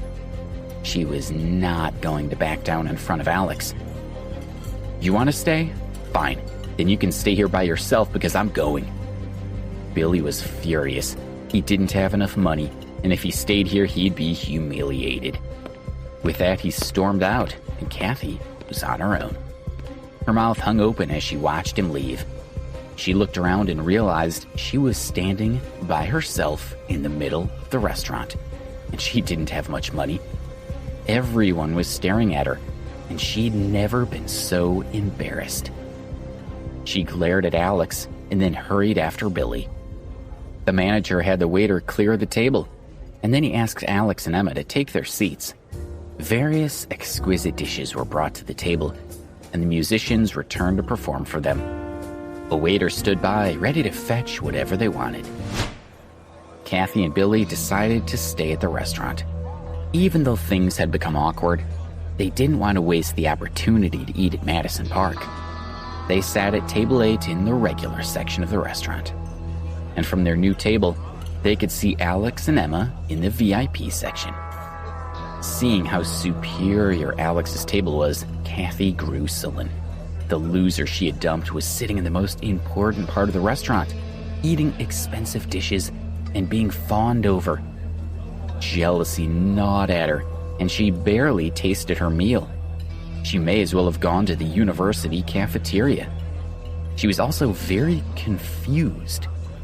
Eating in the VIP section would cost at least $2,000. Even Billy couldn't afford it. So why was Alex so calm? Shouldn't he be panicking? Where on earth could he have got that kind of money? She stared at Alex, her mind spinning, as she continued to stuff food into her mouth. After all, this was Madison Park, so she was going to make the most of it. In the VIP section, Emma was just as confused. She sat at the table, wondering what was going on. Alex, how did you get this table? And do you have enough money to pay for this? She asked doubtfully. Don't worry. I promise I won't embarrass you, he said with a faint smile. Where did you get the money? She asked again. He thought for a moment. I won the lottery. I guess I just got lucky. I bought a bunch of tickets, and I won $150,000. Revealing the truth would cause far too much trouble, and he couldn't risk their friendship by explaining who he was. She frowned at him. You can't waste your money like this. You just spent $2,000 for this meal? If you keep this up, you'll spend all your money in no time. It's fine, it's just money. He didn't seem to care. You're a good friend, and I take care of my friends. I promised to bring you to Madison Park, and here we are. Emma was moved by his words. She thought he was rather cute. When they'd finished their meal, Alex paid the bill, and they left. Kathy and Billy left earlier. Billy had planned to take Kathy to Madison Park for dinner before getting a room and spending some time with her.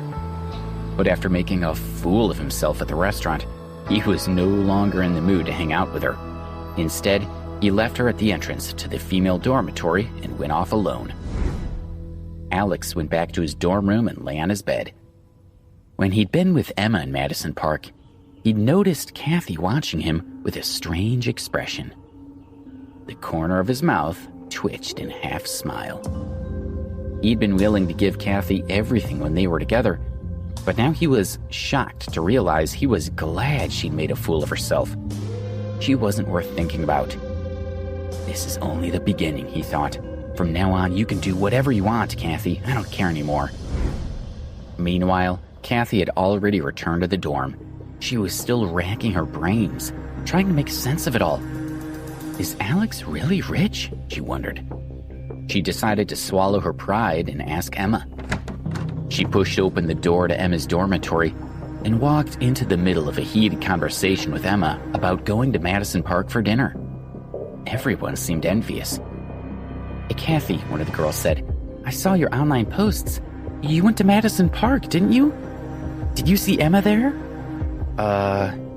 Kathy felt a bit awkward. She had gone to Madison Park and seen Emma. She had accidentally taken her place and had been forced to leave. How could she possibly explain that without being humiliated?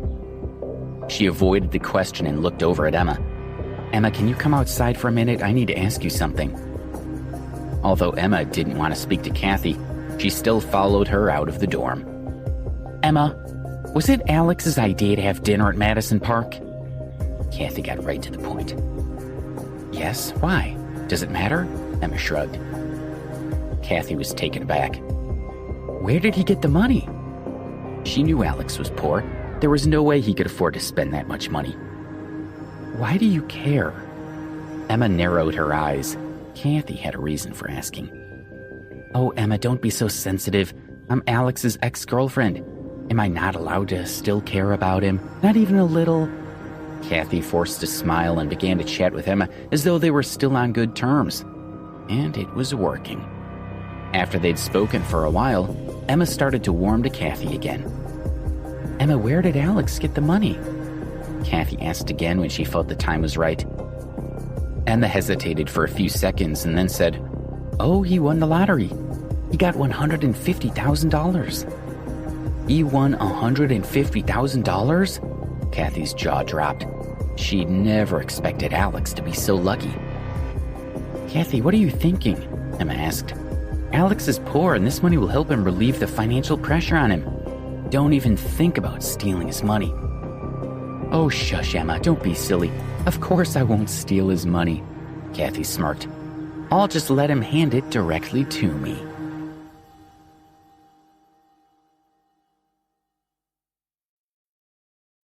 Episode 18, Kathy's Scheme. The next afternoon, there were no classes, so Alex went to the library to read instead. As he walked up the stairs to the library, he heard someone calling his name. Alex. He knew that voice well. When he turned around, he saw Kathy standing at the foot of the stairs. She was wearing the plain white dress that he'd bought for her last year. On seeing his expression, Kathy felt triumphant. This was going exactly as she'd expected. She strolled over to him and gave him a sweet smile. Do I look good in this outfit? He was dazed for a moment, and then he answered, What do you want? She pouted, not liking his tone. What? She asked. We were good together, weren't we? So why are you being so cold now? She looked into his eyes, making herself look sad, as she reached out to tug at his jacket. This had always worked on him in the past. Whenever she'd looked at him like this, he'd given her whatever she wanted. But on this occasion, he merely shrugged her off, looking at her with indifference. If there's nothing else, I'll be going. With that, he continued to climb the stairs. Kathy stood frozen on the spot. He had always treated her like something precious, and now he didn't seem to care at all. The difference in him was shocking. Anger flooded her. Damn you, Alex, she thought. I don't believe for a second that you've fallen out of love with me that quickly. Hey, she shouted sharply, drawing the attention of everyone around her. Alex, where is your gratitude? Last year I had so many rich and powerful men chasing me, and I gave up all of them to be with you, even though it meant only eating in the cafeteria and at roadside stands. I gave you everything, and you repay me by abandoning me so heartlessly? Are you ashamed of me? She stood at the bottom of the stairs, shouting at the top of her voice. When she was finished, she adopted a pitiful expression, as if she had been cast aside by the love of her life. The students in front of the library were all fascinated by her speech, and they turned to stare at Alex. Scum, one muttered. She treated you so well and you just abandoned her? Someone else yelled, shame on you.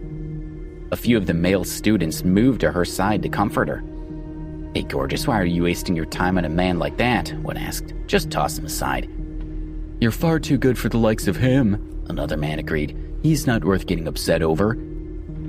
Alex couldn't understand what Kathy was up to. Her claims simply weren't true. Before they dated, there hadn't been such powerful people chasing after her. And yes, he was poor, but he'd still treated her well. He'd always been respectful and had never pressured her for anything. Several girls surrounded Alex. You were lucky to have such a good girlfriend, one girl said. You'll regret letting her go, said another. Take her back, or you'll find yourself the hottest topic online. Kathy marched over to Alex and grabbed his arm with some force, as if she was afraid that he would run away. Thank you, but we're fine, she said to the other students, who quickly dispersed. What are you up to? Alex demanded as they walked through the school. He couldn't seem to shake her off, no matter how hard he tried. You won $150,000? She glanced slyly at him. Yeah, I did, but that has nothing to do with you, he calmly pointed out. So that's why she came looking for me, he thought. He smiled wryly.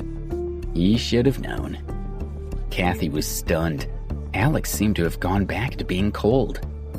Don't say that. After all, we've made so many beautiful memories together. Her smile felt a little awkward. When we were together, I would have given you every last cent of my money, and I wouldn't have cared.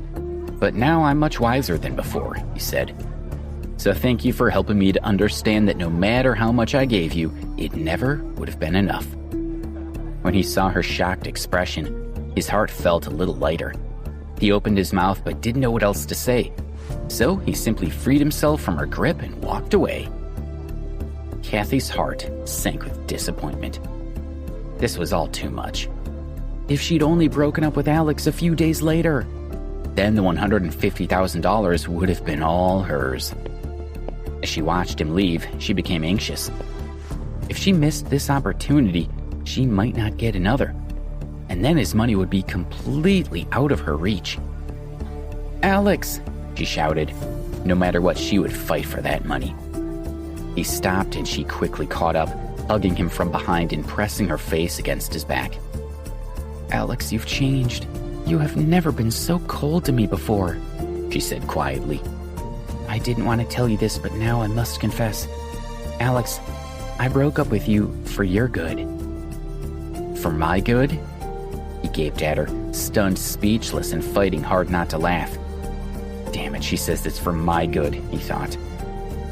Of course, I did it for your sake. She stepped in front of him, her expression determined. When we were together, you were so tired from doing all kinds of part-time jobs to buy me gifts and nice meals. I felt so sorry for you. And that's why I decided to break up with you. Really? He asked. That is quite a good reason to break up, he thought. Could it be true? Don't you believe me? She kept her expression serious. Alex remained silent, and she felt she was getting somewhere. But it's different now, she continued. Now that you have money, we can have everything we want without you having to work so hard. Everything will be better. She blinked up at him. You do understand that I was just trying to do what was best, right? You can't just give up on me now that you have money. Do you want me back simply because of my money? He asked, staring into her eyes. Be honest. I don't care about the money. You're the only man I care about. She didn't look away. Leaving you broke my heart. From now on, even if you end up penniless, I will stand by you, I swear. Please, Alex, let me be with you. She dived into his arms. For a moment, Alex was at a loss. It felt just like the old days. He slowly put his arm around her. When she felt him hold her, Kathy hid a smile. I honestly thought you didn't want me anymore. She stepped out of his embrace and gave him a light thump on the chest. Looking at her pretty face, Alex wanted to be with her forever. If she was being sincere about wanting to be with him, then he would treat her as well as before. Kathy, would you like me to transfer some money to you?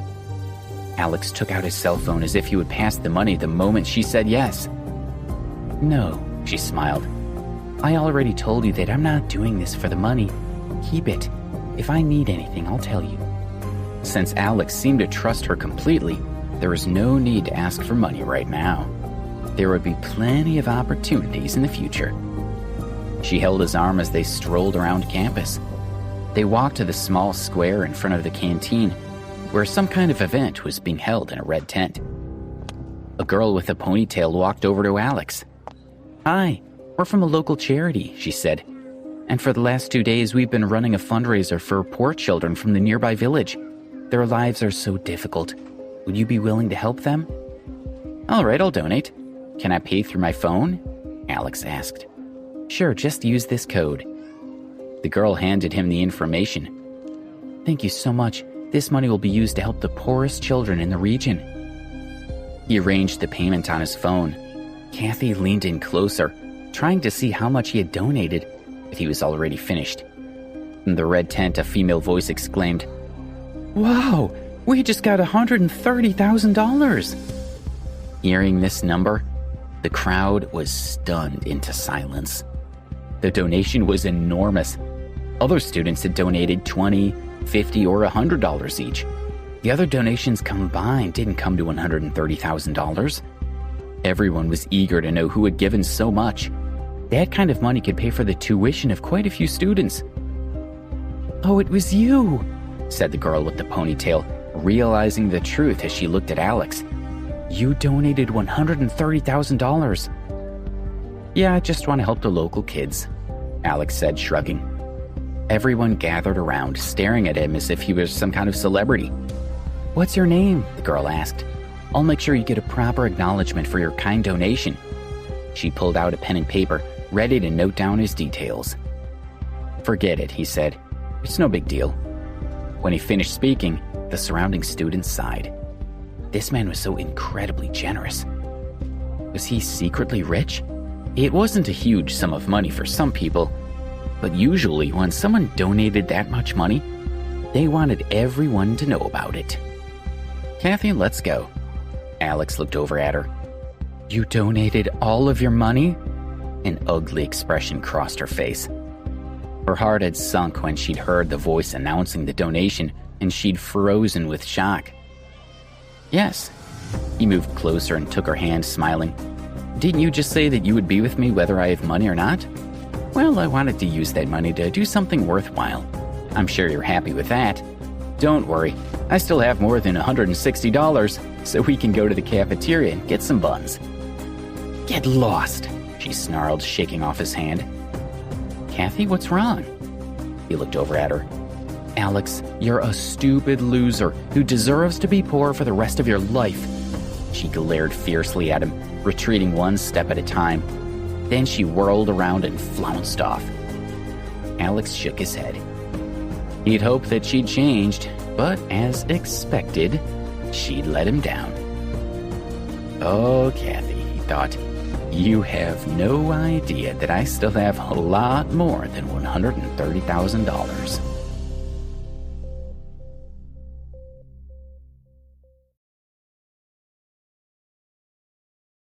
Episode 19, Zara's Unexpected Cousin. Alex was wandering around the university when Zara called. Zara, he answered the phone. Do you need my help with something? He had little to do with Zara, so why else would she call? No, of course not. Holy shit, I don't think anyone else overthinks things as much as you do. Zara's tone was full of disdain. I called because I need you to come to the Coffee Palace just off campus. With that, Zara abruptly ended the call. Alex was puzzled. What does Zara want with me? He wondered.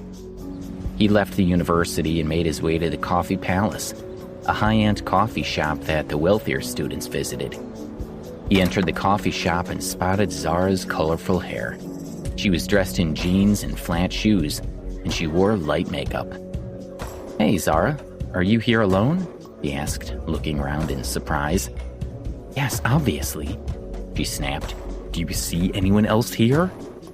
A waiter walked over and asked, Sir, what would you like?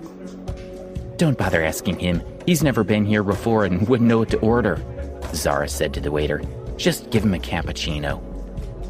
She sipped her coffee as she sized him up, trying to decide if he was suitable for her plan. Alex felt uncomfortable when she stared at him like that.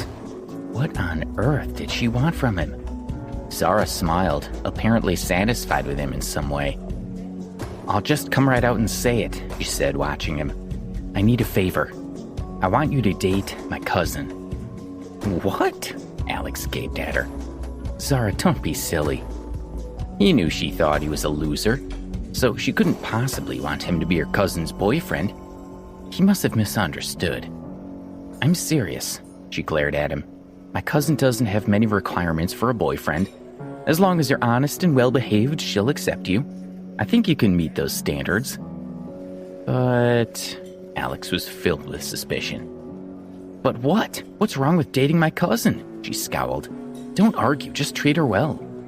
She nodded as if he'd agreed. Okay, good. My cousin will arrive soon, so sit right here. Don't screw this up. With that, she walked out of the shop, pulled out her cell phone, and called her cousin. Hey, cousin, where are you? Almost. I'm only a few miles away, her cousin replied. Did you find someone? Yes, I found someone. He's sitting in the Coffee Palace right now, she said. I promise that this guy's a loser. There's no one better suited. If you met him on the street, you'd never know he was a student. You'd think it was a construction worker. Ah, that's perfect. Her cousin seemed happy. Then I'm sure I'll be able to use him to attract Robert. I don't understand. Why do you need a loser to pretend to be your boyfriend? Can't you get Robert some other way? Zara had no idea what her cousin was trying to do. You don't know what it's like, her cousin said. Robert is a manager who brings in millions of dollars, and he's my superior. He likes me, but at the end of the day, he has all the power. To turn things around, I need to make him jealous, so he'll ask me out. But why do you have to date a loser? Zara still couldn't wrap her head around it. It's obvious. If I pick a loser over Robert to be my boyfriend, it says that Robert can't even compete with a nobody. It'll throw him off balance. Then he'll realize how much he likes me, and that'll speed up matters. Oh, that's so smart. Zara finally got it. Less than a minute after she ended the call, she spotted a black Buick pulling to a stop in front of the Coffee Palace. A slim, long-haired woman wearing a pair of black stockings stepped out of the car. Right away, she attracted the attention of several men, who stared at her as if she were a model. Cousin, Zara called out, quickly walking toward her. Come on, her cousin said. He's waiting inside, right? Let's go in. She paused. You didn't tell him that we're using him, did you? Don't tell him. It'll be more realistic this way, and it'll be more likely to fool Robert. I'm not stupid, Zara laughed. It's just that when I think of you dating someone so far below you, Well, I wonder if it's worth it. Don't worry, it's just for show. Her cousin was perfectly calm. I'll just use him for a few days, and once I've landed Robert, I won't need the loser anymore, and I'll dump him. She looked at Zara. Please tell me you didn't pick someone ugly. After all, I have to look at him over the next few days. He looks pretty good, Zara assured her. We'd better go in. They walked into the coffee shop. Alex, my cousin's here, Zara shouted over to him. Don't just sit there, come and meet her. Alex heard her and quickly stood and turned around. When he saw Zara's cousin, he was stunned. It was Karen. The assistant manager at First Republic Bank had caused him so much trouble. When Karen first saw Alex, she was sure that her cousin had found a real loser. But when she saw his face, she recognized him as the guy she'd tried to throw out of the First Republic Bank. What a shock. After the incident, she had heard Robert say that the black card did belong to Alex, and that meant his assets were worth at least $30 million. Curious, she had asked Robert how much money Alex had. Although he hadn't given her a specific figure, it was clear from his answer that Alex's wealth was vast. So, the person now standing in front of her was seriously rich, and she didn't know what to do. Hello, how are you? Karen made the effort to be polite now that she knew who he was. Hurry up and pull out a chair for my cousin. Where are your manners? Zara snapped, glaring at Alex. No need, I can do it. Karen tried to use her eyes to signal her cousin to be nicer, and then she pulled out the chair and sat down. Zara felt a little confused. What's wrong with Karen? She wondered. Is Alex too much of a loser? What was wrong? This was what Karen had asked for, so why didn't she seem happy? Maybe Karen just wants me to be nicer to Alex to help reel him in, she thought. Then he'll be easier to control.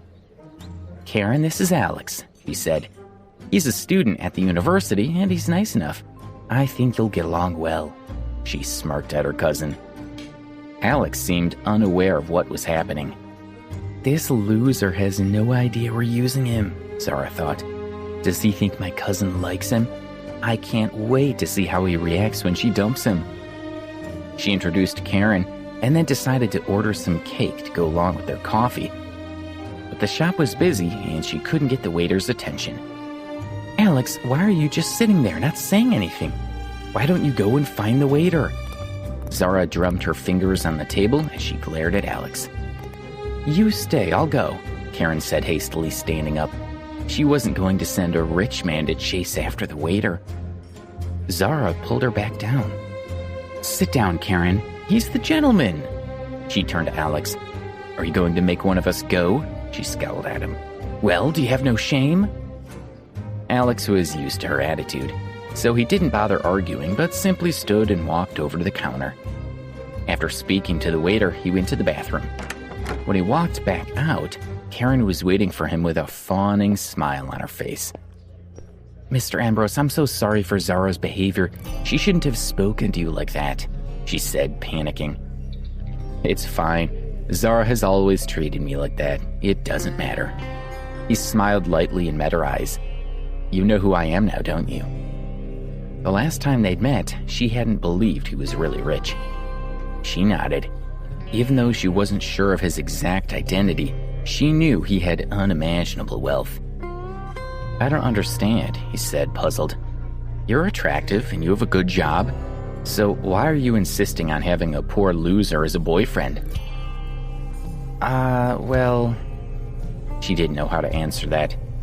She couldn't tell him she was only using him to make someone else jealous. Alex was so much richer than Robert, she realized. This might be a good opportunity. If she managed to hook Alex, then she could become seriously rich. Yes, this was the perfect chance to charm him. When I misjudged you at the bank, I felt terrible, she said, hoping he'd believe her. And I realized I should be with an ordinary person to help me understand life better. Of course, if I find someone I get along with, it could develop into something serious, maybe even marry one day. If she seemed humble enough, maybe she could win his favor.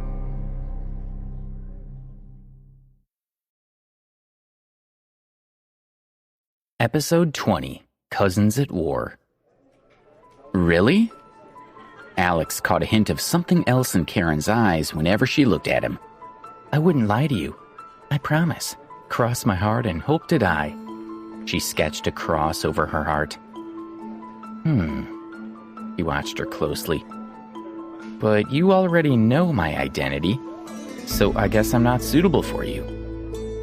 He could tell she was up to something, so it was better to stay away from her as much as possible. Except Karen wasn't willing to give up such a wonderful opportunity. No matter how hard he tried to get away, she was determined to capture him. Mr. Ambrose, to be perfectly honest, there's another reason why I'm so anxious to find a boyfriend right now. She stepped a little closer. My family is pressuring me to get married to a man called Robert, but I don't like him at all. If I'm already dating someone, they'll leave me alone. Please, Mr. Ambrose, help me. When Karen had entered the coffee shop, she'd been thinking about how to get Robert to notice her, but now that she knew Alex was much richer, her plan had changed. Seeing the hesitation on Alex's face, she managed to squeeze out a few tears. With a delicate sniff, she said, Mr. Ambrose, I have no other choice, and I know you're a nice person, so please help me. Her voice broke with a small sob. Karen seemed genuine. She was also very beautiful, and her tears made Alex feel sorry for her. His heart softened, and he agreed. Oh, okay, I'll do it. Thank you, Mr. Ambrose. She smiled through her tears. But I have one condition, he said. I don't want anyone to know my identity, and that includes Zara. He needed to stay anonymous. If anyone knew who he was, it would cause too many problems. That's fine. She didn't hesitate. Truthfully, she had no intention of telling Zara. Her cousin loved rich people, and if she found out that Alex was wealthy, she would want him for herself. And since she went to the same university as Alex, she had an advantage over Karen.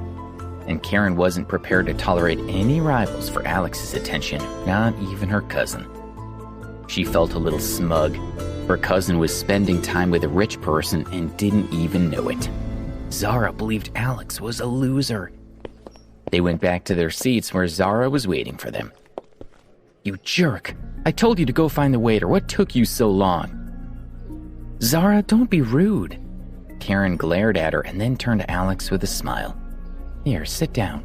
These cakes look delicious. Why don't you try one? She slid a cupcake onto his plate. And now you're serving him? Zara laughed as she teased her. Of course, she didn't know why Karen was treating Alex so well. No doubt she assumed Karen was still trying to trick him. Zara glanced at her with a mischievous smile. They began to eat their cakes and sip their drinks. Zara didn't think much of Alex, so she didn't want him to get too comfortable. When Karen saw her expression, she started to worry. Zara has no idea what she's doing, she thought. She's provoking someone who has enough wealth to last her 10 lifetimes. Does that sound like someone she should shout at? Zara was playing with fire, and if she made Alex angry, she'd regret it. When she'd finished eating, Zara wiped her mouth with a napkin and asked, Alex, what do you think of my cousin? She's nice, he said simply. Karen felt a surge of triumph. If Alex liked her, then she'd have a much better chance with him. Idiot, my cousin's beautiful, and you're lucky to be her boyfriend. Zara laughed contemptuously. Although her cousin was only using Alex, he would benefit from being her boyfriend for a few days. Surely you've noticed that my cousin's attractive.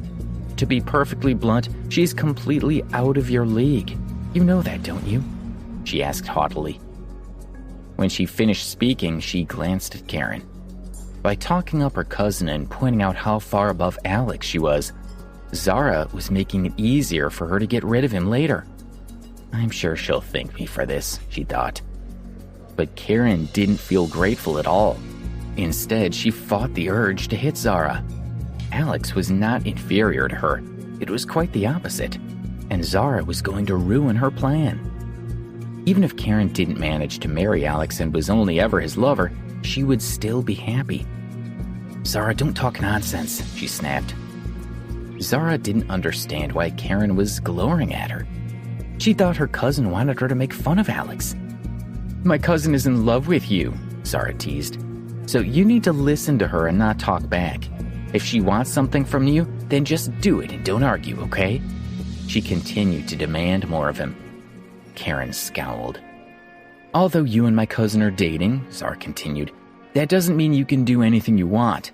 You have to treat her with respect. Don't even try to hold her hand, let alone anything else." Zara felt she needed to make things clear. Alex was a loser who hadn't been with many beautiful women, and since he believed this relationship was real, he might try to make a move on her cousin. If that happened, her cousin might get hurt. The blood rushed to Karen's head as she listened to Zara speak. That kind of remark was inappropriate, and Zara seemed to have abandoned the plan. Karen was getting angrier and angrier. "If I can't even hold his hand, then how am I supposed to develop a relationship with him?" she thought. She couldn't wait to get close to Alex, and Zara seemed to be intentionally causing trouble. "That's enough, Zara, knock it off," she said, her tone unpleasant. "I'm looking for a boyfriend, not a servant. What's wrong with that?"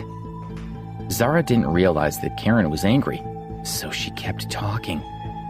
"You might be my cousin's boyfriend, but you still have to give her space and the right to do whatever she likes." "What do you mean?" Alex asked. "You are a bit dim, so I'd better spell it out," Zara said. "While my cousin is dating you, she can still ask out any man she's interested in.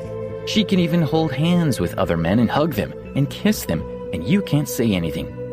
Even if you later break up, you still have to agree that she's free to do what she wants."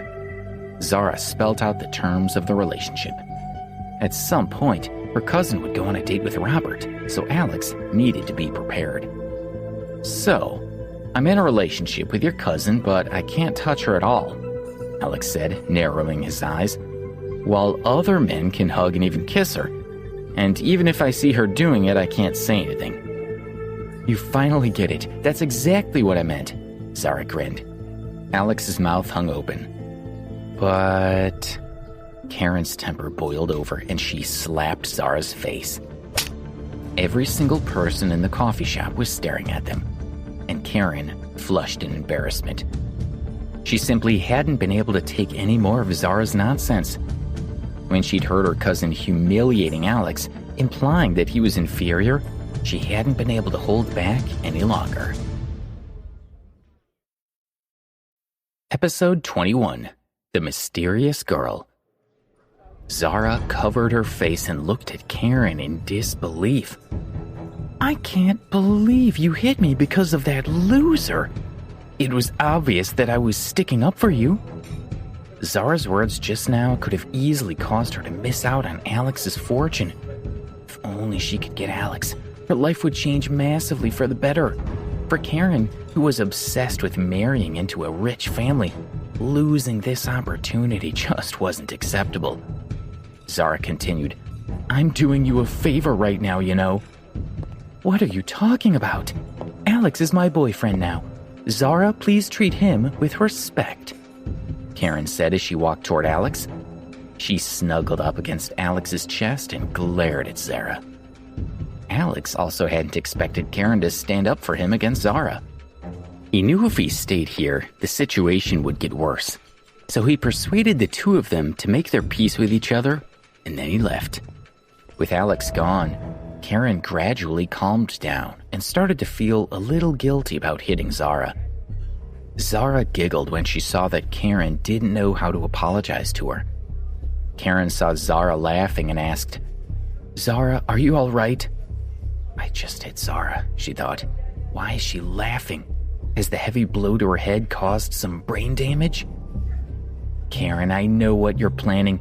You hit me now just because you wanted Alex to listen to you, right?" Zara thought that this was Karen's plan. She rubbed her face, which was red and sore, and complained, "Look, Karen, even if you wanted to get his attention, you hit me much too hard. My face is burning and numb." Only then did Karen heave a sigh of relief. Luckily, Zara didn't seem to have any brain damage. "All right, I did hit you too hard. Please don't hate me. Just wait. Once I've got him where I want him, I'll make sure that you benefit too. Karen gently caressed Zara's face as she spoke. Zara replied, Of course. I know that this guy Robert is from a rich family. When it happens, I know you'll give me thousands of dollars, won't you? Zara blinked at Karen. However, Zara didn't realize that the person Karen was referring to was not Robert. Of course, Karen smiled. As long as everything works out with Alex, tens of thousands of dollars will be nothing, she thought to herself. The two cousins quickly forgot about the previous incident. Zara continued, That's right. Didn't you say before that a super rich person had been to your bank? Has he been there in the last few days? Can you get his number for me? Zara's eyes were sparkling, and her heart was filled with anticipation. Of course you'd chase after him. It takes luck to find such a rich man, Karen thought. What do you want his cell phone number for? She asked. It's difficult to find a rich man. Of course I have to chase this one. I just need his contact information. Then I'll do everything I can to get a date with him, Zara said thoughtfully. Oh. Karen considered Zara's words and became anxious. He hasn't come in for a few days. When he does, I'll get his cell phone number for you. Great, thanks, Karen. Zara smiled sweetly and continued, I really want to meet that eligible rich guy as soon as possible. I'm imagining him to be very handsome, but it doesn't matter if he isn't, as long as he has money. I want someone as rich as him by my side. Karen secretly rejoiced. Luckily, Zara knew nothing about Alex's situation, and she found that especially funny. Zara, the eligible rich guy that you dream of is Alex. You said you want to date him, and yet you treat him as a nobody, she thought to herself. While the two cousins were lost in their own thoughts, Alex returned to school. By the time he arrived, it was almost 6 p.m. He felt a little hungry, so he went to the restaurant on campus, Ivy Inn. Ivy Inn was a private restaurant with several times the capacity of the campus cafeteria. There were already quite a few students inside the restaurant. Alex walked toward the front desk and joined the line. Then he heard someone behind him saying in a mocking voice, Oh man, you'd think people would look in the mirror before they step out of the house. Didn't think I'd see people like that here. A meal at this restaurant is probably like this pauper's monthly living expenses. Why would a hobo like that be willing to spend so much money on one meal? Unless it's stolen money or something. Damn, Alex thought to himself. All I want is to enjoy a delicious meal. Who the hell are these people? Why are they being so mean to me? In Alex's heart, a ball of rage grew. He turned around and saw 3 girls heading toward him. They were all dressed in fashionable clothes, similar to those he'd seen hipsters wearing in the street. However, Alex did not know these 3 people at all. Why are they taunting me if they don't even know me? As Alex was puzzled over this, the 3 girls walked over without looking at him. You're not talking about me, are you? Finally, Alex understood. The 3 girls walked to the front of the restaurant and stood in front of a 4th girl. The 3 girls crossed their arms and chewed gum as they scanned the girl with disdain. Alex looked at the 4th girl with interest. Her clothes were obviously old and cheap. She was wearing a white t-shirt, jeans that had been in style 7 or 8 years ago, and a pair of canvas shoes that had been washed until they'd faded to white. Everyone look at this girl. Her name is Debbie Stonehill, and she's the poorest person in our class. Every year she gets the scholarship because she's so poor. And look at what she's spending it on, eating at the most expensive restaurant on campus. She's totally shameless, one of the girls said mockingly. Another continued, Debbie, don't you feel embarrassed? You're really poor, right? But now you actually came here to eat and spend the school's money. You are shameless, aren't you? Fine, let's see if you can take what's coming to you, another of the girls threatened. Then the 3 girls started pulling Debbie's hair. One of them was holding her by the hand, while another grabbed Debbie's hair and pulled her back as hard as she could. Debbie was no match for the 3 of them. She struggled but could not break free. She was on the verge of falling down. Alex could finally see Debbie's face clearly. She was pale and was wearing no makeup, but she was very pretty. Her thin lips were tightly pursed and her eyes were closed. No matter how the three girls tortured her, she didn't make a sound. In the end, Debbie was thrown to the ground by the three of them. "Serves you right for being scum." The three girls smirked and looked down at Debbie, who'd fallen to the floor. As Debbie was lying on the floor, the waiter came to take her order. He cautiously asked her if she still wanted to order anything. Debbie crawled up from the ground, looked at the waiter and said, "Please bring me 2 plates of seafood risotto and 2 bottles of Evian. I'll take them with me." The seafood risotto cost $25 per serving, and the Evian cost $20 a bottle. Even in comparison to all the other extravagant dishes on the menu, these choices were considered particularly expensive. When the others heard how expensive Debbie's order was, they became very annoyed with her. "She deserves to be beaten up for spending so much of her grant," one of them shouted. "I can't even afford to drink Evian. I didn't think that a poor person could drink it. I want to tell everyone at school so everyone will hate her. She's going to eat 2 servings at once. She must be a reincarnated hungry ghost, right?" Debbie didn't seem to care at all when she heard the ridicule from others. Her gaze was fixed on the chef who was cooking at the window. The 2 seafood risottos were soon ready. Debbie paid and quickly walked out with the food and bottles of Evian mineral water. Watching the girl leave, Alex sighed to himself. That girl was really pretty, he thought, and she knows how to enjoy herself. Her family's living conditions must be so bad that she's prepared to use the grant money to enjoy such expensive food. Then he heard one of the girls say, "Oh, there's another pauper here. Look, everyone, doesn't he look like he should be with Debbie? Look at the clothes he's wearing. He's perfect for her." As Alex turned around, he saw the 3 girls pointing at him. He'd already seen how cruel they were, so he didn't want to get into an argument with them. He finished eating and quickly left the restaurant. When he walked out, Alex could see Debbie's back. Why did this girl buy 2 servings for herself? He wondered. Alex was intrigued and followed behind Debbie, keeping pace with her. He followed her all the way to the school's Ramsey Lake, named after the one in Canada.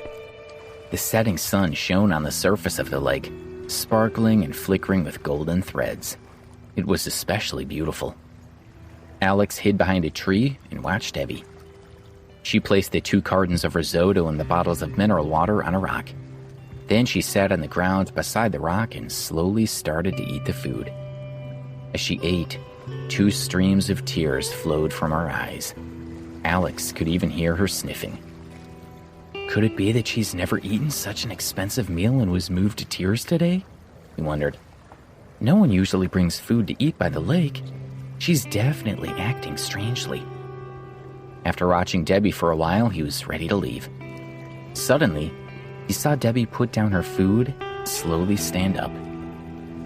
Surely you're not going to leave all your trash now you've finished eating, Alex said to himself. This girl's a real punk. However, Debbie didn't leave. Instead, she knelt on the ground, deliberately facing the northeast, and started to pray. What was going on? Why did she have to kneel down and pray after eating? Alex wondered. Then Debbie stood up and walked quickly toward the lake. Is she trying to kill herself? The thought flashed through Alex's mind. Debbie's actions gave him an answer. He watched as she walked to the edge of the lake and jumped into the water with a plop.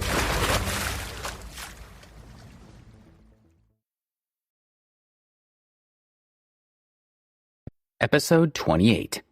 Rose's Antics. Alex drove the car back to school with Rachel. Rachel was going to a school near the Princeton University campus. The sky had already grown dark, and the street lamps on both sides of the road had lit up. There was a unique mood in the car. I didn't expect this car to be yours, Rachel said with a faint smile. The flashing lights made her face glow. What? You didn't like it? Alex asked. Hearing Alex's words, Rachel turned her face toward the window and blushed. No, I just like you more, she said sweetly. Rachel recalled the first time she saw Alex. People would bully you and scold you, but you didn't seem to take it to heart. I can see the determination in your eyes. And now? Alex didn't expect Rachel to speak so openly about her thoughts. Since you drive this car, it means that you are so much more powerful than Harry and the others, but you disguised yourself so well that even I couldn't see it. Those guys can't compare to you. Rachel spoke as she lowered her head slightly, intertwined her hands, and looked slightly disappointed. Alex sensed the feeling of inferiority in Rachel's words. It was no wonder she felt that way, as Alex's swanky car was worth over $150,000. On the surface, it seemed like Alex's family was of much higher status than Rachel's, but his family background was much more powerful as well. This is what Alex had always been worried about, the trouble his identity would cause him after it was revealed. Rachel was a good girl. Alex cherished her as a friend. Rachel, you've made a mistake. This car isn't mine. I borrowed it from someone else. Alex lied. You borrowed it from someone else? Rachel blinked her large eyes in astonishment. I swear, this car belongs to someone else. I swear, otherwise I'll die a horrible death. Alex continued to lie, but he also felt quite at ease because it wasn't truly a lie. Technically, this car belonged to Lucy Smith. So that's what happened. You almost tricked all of us. Rachel laughed and felt secretly delighted in her heart. By then, Alex had already arrived at Rachel's school. She said goodbye to Alex and walked off. Alex drove the damaged car directly to the repair shop and then drove back with a loaner car. He stopped to have a meal in the cafeteria. It was almost 10 o'clock at night, so Alex didn't get a chance to tell Debbie about the villa. He went back to his dorm to sleep. The next morning, Alex was asleep when he was pulled out of bed by his roommate, Joe. He washed his face and didn't say anything as Joe dragged him to a coffee shop off campus. Susan was there waiting for them. After having a drink, Susan explained the reason she wanted to talk to Alex. It turned out that the relationship between Rose and Zane had developed rapidly in the last 2 days. Susan felt that Zane wasn't interested in Rose, so she wanted Alex to distract Rose, or at least manage to prevent Rose and Zane from getting together. I think you should find someone else, Alex muttered as he thought about how badly Rose treated him earlier. Alex, Rose was just talking nonsense. She usually has a good personality. Last semester, the school invited her to teach in a small mountain town, so Rose volunteered to live in a town in Montana for half a month before coming back, said Susan. This surprised Alex a little. He could not picture Rose living in a remote town. You even brought food to see Rose last time, which proves that you're quite concerned about her. I don't think you want to see her with Zane, right? Susan said as she tried to convince him.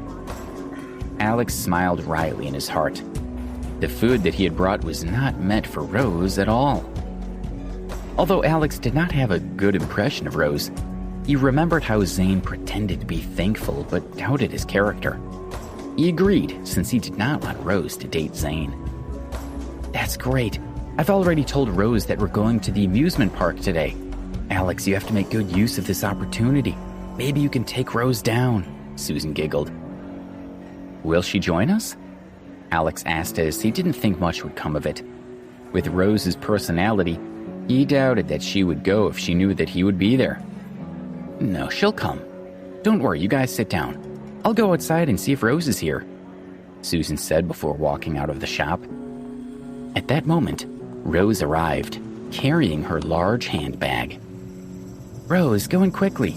We came with Alex a long time ago, Susan said as she pulled Rose into the shop. Rose stood still and looked at Susan reluctantly. Susan, I know what you're trying to do, but it's obvious that Alex and I are from two different worlds. Rose already knew from Susan that when Alex had brought all that delicious food, it was from his boss at the restaurant he worked for in the city. So in her eyes, Alex was still a total loser. Rose, look, you're already here. It's fine if we go hang out together. Maybe if we hang out more with Alex, you can find some good qualities in him. Susan said as she tried to convince her. She just didn't want Rose to be with Zane. It's not going to work between us, Rose smiled wryly. But I'll give you this one today. Just don't call me up for more dates with Alex after this. Susan's heart chilled a little when she heard Rose's attitude. The two of them walked into the shop. Alex, Rose is here. Why are you still standing there? Susan gave Alex a cue. Rose, you're here. Since Alex had promised Susan, he tried his best to be nice to Rose. I have a last name, so next time you can address me as Miss Scott. Rose didn't even want to look at Alex as she proudly said this. That sentence made Alex, Susan, and Joe feel quite awkward. Rose's attitude was still the same. How is this going to work for Alex and Rose? All right, let's get going since everyone is here, Susan suggested, while Alex and Joe also got ready to leave. There is someone who hasn't arrived yet, Rose said as her lips curled up into a smile. There's someone else, Rose? Didn't I tell you that only 4 of us are going to hang out? Who else did you invite?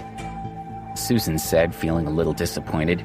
She had specifically told Rose about this, which Rose had agreed to. Rose didn't answer, but a man had already appeared. A slightly chubby boy walked over. He was wearing a shirt and a New York baseball cap. Zane, you came! Rose walked towards Zane with a smile and put her arm around his. Rose? Zane is coming with us? Why didn't you tell me this before? Susan's face darkened as she saw how cozy Rose and Zane were with each other. Oh my, Susan, Zane just happened to be passing by. That's why I called him over, Rose said without noticing that she went overboard. She cleared her throat, looked at Susan and the others and said, Actually, I have one more thing to announce. Zane had confessed his feelings to me, so from today onwards, we're together. Susan froze when she heard that. Joe was also very surprised and looked over at Alex. Alex guessed that Rose agreed to go out with Zane because she thought that Zane had helped her family. But Zane had faked his help to her. If Rose continues to believe such a dishonest person like him, she might end up suffering a huge loss, Alex thought. Seeing Alex's sad and disappointed expression, Rose felt very comfortable. Huh, you dare to charge into First Republic Bank like a poor loser with a muddled brain. Save it. Let's see if you still dare to think of good fortunes in the future, Rose thought to herself. Now that Rose is with Zane, Alex thought, there's no way I can do what I promised Susan. I need to find an excuse to get out of here. I have some things I should take care of today, he said. Rose became even more proud of herself. Alex looked so ashamed by his inferiority and probably felt embarrassed to stay here any longer. Alex, you're here anyway, and besides, we've already booked your ticket. So let's have some fun together, Susan said as she tried to persuade him. Joe also came over to persuade Alex to stay. Susan and Joe would feel bad if they let Alex leave just like that. Alex, look at you. Susan is inviting you with such sincerity. Stop putting on airs. We're all friends. Let's hang out together, Rose said as she enthusiastically invited Alex. That's right, look. Rose said that. Alex, you should stay, Susan chimed in, feeling very happy when she heard Rose urge Alex to stay. Perhaps after a day of hanging out with Rose, Alex would steal Rose away from Zane. Rose said a few more words to persuade Alex to stay. All right then, I'll go with you guys. Alex felt a little embarrassed to be invited like this. That's great. Rose clapped her hands and jumped up. This way, when we're doing stuff, there will be someone who will watch over our bags for us.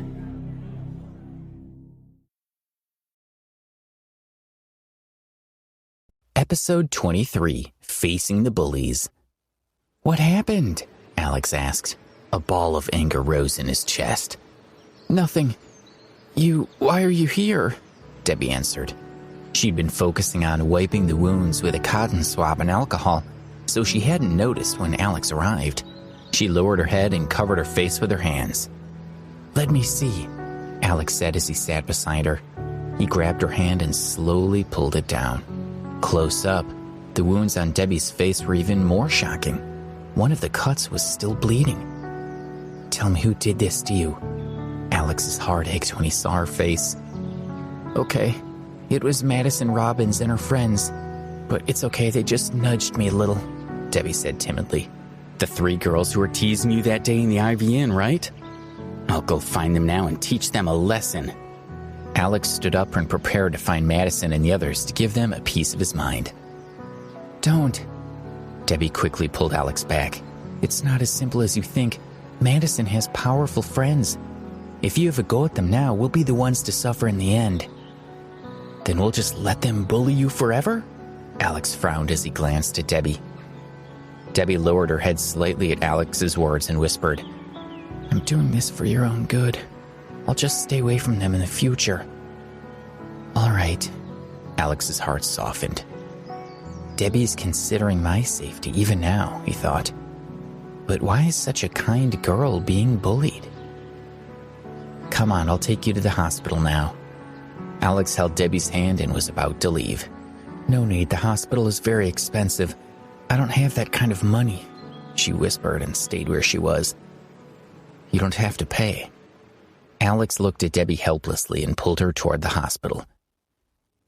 Debbie's injuries were quickly dealt with and Alex paid the bill. "Thank you, I'll pay you back." Debbie looked at Alex and felt very happy. She could feel his concern for her. She'd never had a man care about her like he did. "We'll talk about it in the future," Alex said. He didn't care about the money. "You haven't eaten, right? I'll take you to a nice place to eat." "A nice place?" Debbie opened her eyes wide. She felt uncomfortable and wasn't sure she wanted to go. She'd never eaten a $5 meal in the cafeteria, much less an expensive meal in a nice restaurant. She continued, "Let's not, it's too expensive. I think the food in the cafeteria is pretty good." But Alex interrupted her. He shook his head and smiled. Then he took her hand and led her away from the campus. "Just follow me. Please just eat and don't worry about anything today," he said. Arriving at the Dahlia restaurant, Debbie felt a little nervous because Alex looked like he didn't fit in any better than she did. Did he actually come to this restaurant? She wondered. It's not all a joke, is it? But when she saw Alex calmly ordering the food, Debbie relaxed. She started to think that Alex was a bit of a mystery. He seemed very worldly and experienced. Then Alex said, "Wait for me here. I need to go to the bathroom. I'll be back soon." He walked to the restroom. Debbie sat alone in her seat, looking around her. She'd never been to such a sophisticated restaurant before, and so she was curious about everything. Then she heard a voice from one side. "Is that Debbie?" the voice said. Debbie's nerves tensed up, and she clenched her fists tightly. She knew it was Madison. "Yeah, it really is her. I thought I must be mistaken." Madison stood in front of Debbie, looking at her with a sneer. Madison's two friends stood next to her. One of them shouted, "Have you gone crazy over the last few days? First you ate at the IVN, and now you're being even more extravagant. To think that you would actually dare to come and eat here." Madison took over. "You really are shameless, spending your scholarship this way. We only come here once a week. You're a poor loser who can't even afford to eat. What gives you the right to eat here?" As she spoke, Madison pulled sharply on Debbie's hair. Debbie's head was pulled back, revealing her snow-white neck. "Please don't hit me here," she cried. "When we get back to the campus, you can do whatever you want to me." Debbie didn't want Alex to see her getting beaten up. When they heard Debbie pleading for mercy, Madison and the other two felt even happier. They all started laughing gleefully. "She's trying to trick us. In the past, she's never even made a sound when we hit her, let alone begging for mercy." Madison sneered as she grabbed Debbie's hair and pulled her back with all her strength. Bringing her face right up to Debbie, she said, "Since you asked me to let you go, I'm not going to. That'll be proof that you're my bitch, a dog under my control." With that, Madison flung Debbie off and raised her arm to slap her. The wounds on Debbie's face had just started to heal. But with one slap from Madison, a few of them split open again. It was extremely painful. Debbie tried to get away. "Bitch, get back here," Madison shouted. "Stop running and maybe I won't beat you to death tonight when we get back to the dorms." Madison and her friends gestured angrily at Debbie. Debbie wasn't an idiot. She knew she had to get out of there as quickly as she could. As Debbie was trying to get away, she bumped into a sturdy body. "It's Alex," she thought, and her heart slowed. Alex had already guessed what was happening when he saw the state Debbie was in, and then saw Madison and her friends. He held Debbie and looked coldly at Madison. Madison barely looked at Alex as she said, "Hey, isn't this the other pauper who was eating at Ivy Inn? Did these two people stay together? It really is a good match." One of her friends joined in. "I was wondering why she's loitering outside for the past few days. It looks like she's been stealing men outside. You shameless little whore. Luckily you're the only one that deserves such a poor loser." "Why did you hit her?"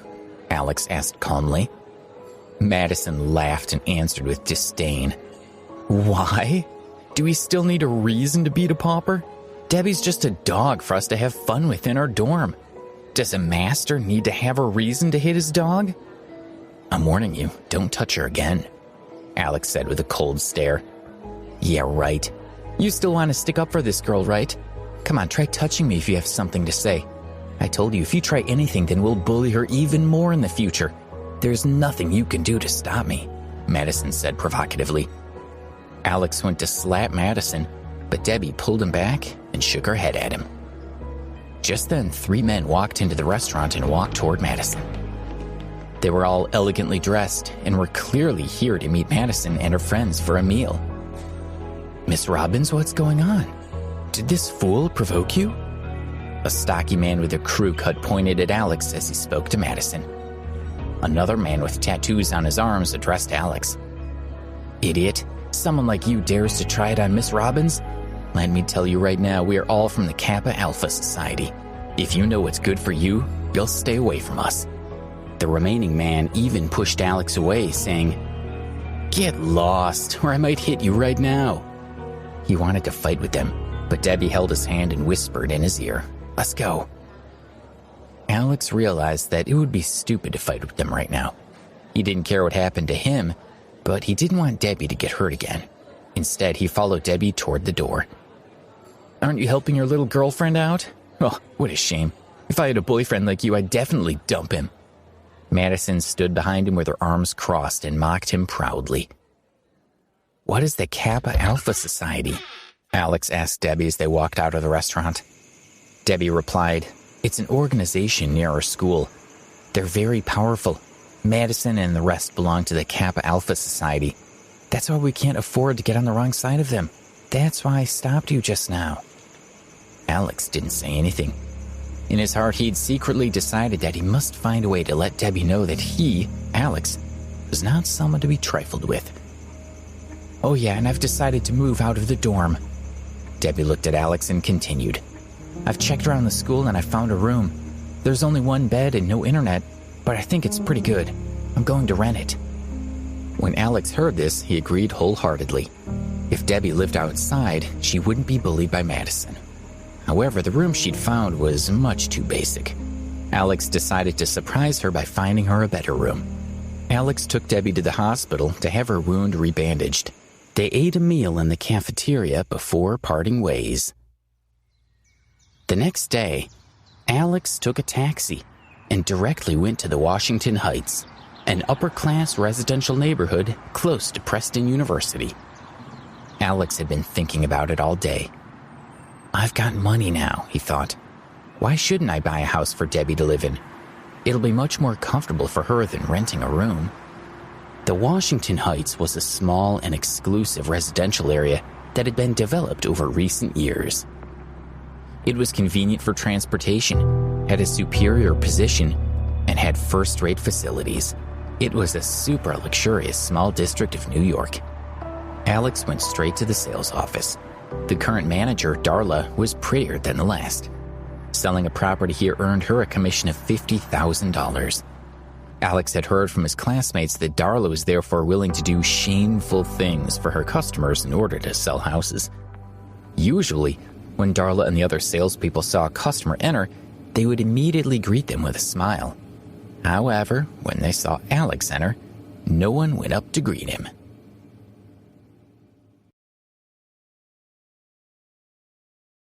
Episode 24, 1 or 2 Luxury Villas. Alex sighed. As he walked over to the desk, he accidentally bumped into a lady who had just entered the office. Ah, watch out! Look what you did! You almost stepped on my new shoes! Can you even afford a property from here? Seriously? The woman had short brown hair. She wore sunglasses, a long figure-hugging dress, and a pair of high-heeled crystal sandals. Although she looked to be in her mid-30s, her exposed arms were as white as snow. Behind the woman, there was a man wearing jeans, a white vest, brown leather sandals, and carrying a bag under his arm. He said, "Don't waste your time talking to someone like that, baby. Let's go outside and take a look." Darla quickly walked over and warmly greeted the couple. Then she glanced at Alex, looking irritated with him. "Sorry, you've had a bad experience in our office," she said. "The people around here know that this is a high-class residential area, so some people who can't afford to buy a house often come to our sales office to enjoy the free air conditioning," Darla explained to the lady in dark glasses. Of course, Alex knew that she was talking about him. He just smiled and said, "So you think I can't afford a house at all? How much would it cost to buy the whole residential area?" Darla looked at Alex and said, "Sir, the minimum price for a house here is $500,000. I can tell from looking at you that it's not something you can afford." Darla gestured toward the door, smiling as she pursed her lips. Alex ignored her and said, "I'll take a look here. If there's a suitable property, I'll buy it." He walked over to the sales desk to check for himself.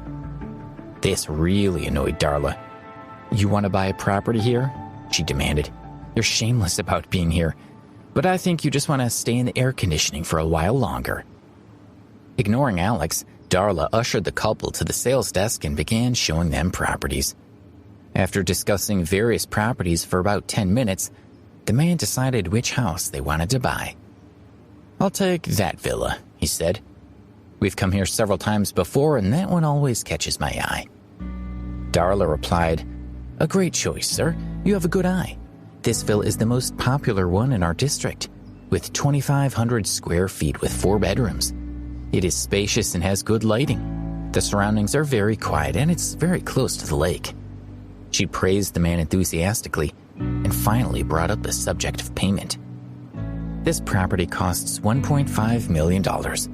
You'll need to pay 30% or $450,000 as a down payment." The man was shocked. He exclaimed, "So much? In your advertisement, I'm sure it said the price wasn't that high." "Oh, that advertisement was from a few months ago. These villas are selling very quickly. So several months ago, we increased the price," Darla replied. When she noticed the shocked expression on the man's face, she started to lose enthusiasm. She realized that this couple couldn't afford to pay the price of the villa. She continued, "So a lot of people have inquired about this villa. If you really want to buy it, you need to pay the deposit today because it could easily be sold by tomorrow." "Hubby, hurry up and think of a way to get the money," the lady in shade said as she held onto the man's hand. "I really like this villa, and there's nothing else here that I like. Didn't you say that living in this villa is the only way to raise our status in society and give the impression you need to give for our business? Can't you see I'm trying to find a way?" The man replied as he looked at Darla. He continued, "I will definitely buy this villa. You can keep it for me for now. I guarantee that I'll raise the money within 10 days. "I'm sorry, sir, but I don't have the authority to do that," Darla replied, shaking her head. "Hubby, hurry up and borrow money from your friends. I can also borrow money from my friends. We must buy this villa," the woman urged. The couple knew that to be able to afford a villa in the Washington Heights would demonstrate that they were among the richest people in New York. In the future, they would be superior to their friends and relatives, and they'd gain the respect and envy of others. this would definitely benefit their business. They both took out their cell phones and began to call their friends. "This villa is pretty good." Alex looked at the information about the mansion and said, "I'll buy this villa." "You're buying it? How could you?" The woman looked at Alex with malice. "It's a struggle, but we really want to buy it." Darla didn't take Alex's words seriously. In fact, her opinion of Alex became even worse. She felt that Alex must be up to something sinister. With an angry expression on her face, she approached Alex and demanded, "Sir, please leave now. We have work to do." "I want to buy a house. Why are you kicking me out? Do you want me to file a complaint against you?" Alex replied angrily. "Okay, you want to buy a house, right? Here's how much money you'll need. This property is worth $1.5 million. If you can pay for it, it's yours," Darla said impatiently. She didn't tell Alex about the 30% down payment because she didn't believe that Alex would buy it. She thought he was here causing trouble for no reason. Alex was indifferent. He took out his First Republic card from his pocket and showed it to her. "Can I pay on my card?" he asked. The man sneered at Alex and said, "You think you can pay on a card? You loser. Even if you had the amount in cash, I wouldn't believe you could buy this villa. If you really can buy this villa, I'll kneel down before you and call you sir." "Then let's give it a try." Alex handed the card to Darla. She took the card and went over to the card machine. "I know when I swipe this card, I'll hear a beep indicating that it's a fake card," she thought. "Then I can call the security guards and throw them out." The card flashed across the machine. According to the computer, $1.5 million had already been spent on the card. When Darla saw this information on the computer, she was dumbfounded. This poor loser. It seemed that he hadn't lied. He really had spent $1.5 million on his card. Noticing Darla's confusion, everyone else in the office gathered around her and read information on the computer. The couple hoping to buy the house looked at Alex in disbelief. Does he really have so much money when his clothes are so shabby? I can't even afford 30% of the money, yet a 20-year-old brat like him can actually pay the whole amount, the man thought, scratching his head, unable to believe what was happening. He thought about how he'd mocked Alex and felt ashamed. When they realized he was rich, all the staff in the sales office had completely changed their attitudes toward Alex. They all looked at him with a smile. A few of the salespeople even ignored the other customers and offered to make coffee for Alex or to bring him fresh water. They all became very friendly. There were only a handful of people who could afford to buy a villa worth $1.5 million without thinking. What really surprised them was that Alex was still so young. He was clearly doing far better than most of his peers and had a really golden future ahead of him. "Sir, I apologize. I should have helped you sooner. Let me tell you more about the property. The villa you've bought is 2,500 square feet. Darla smiled sweetly, trying to make her voice as friendly as possible. Now she knew he was rich.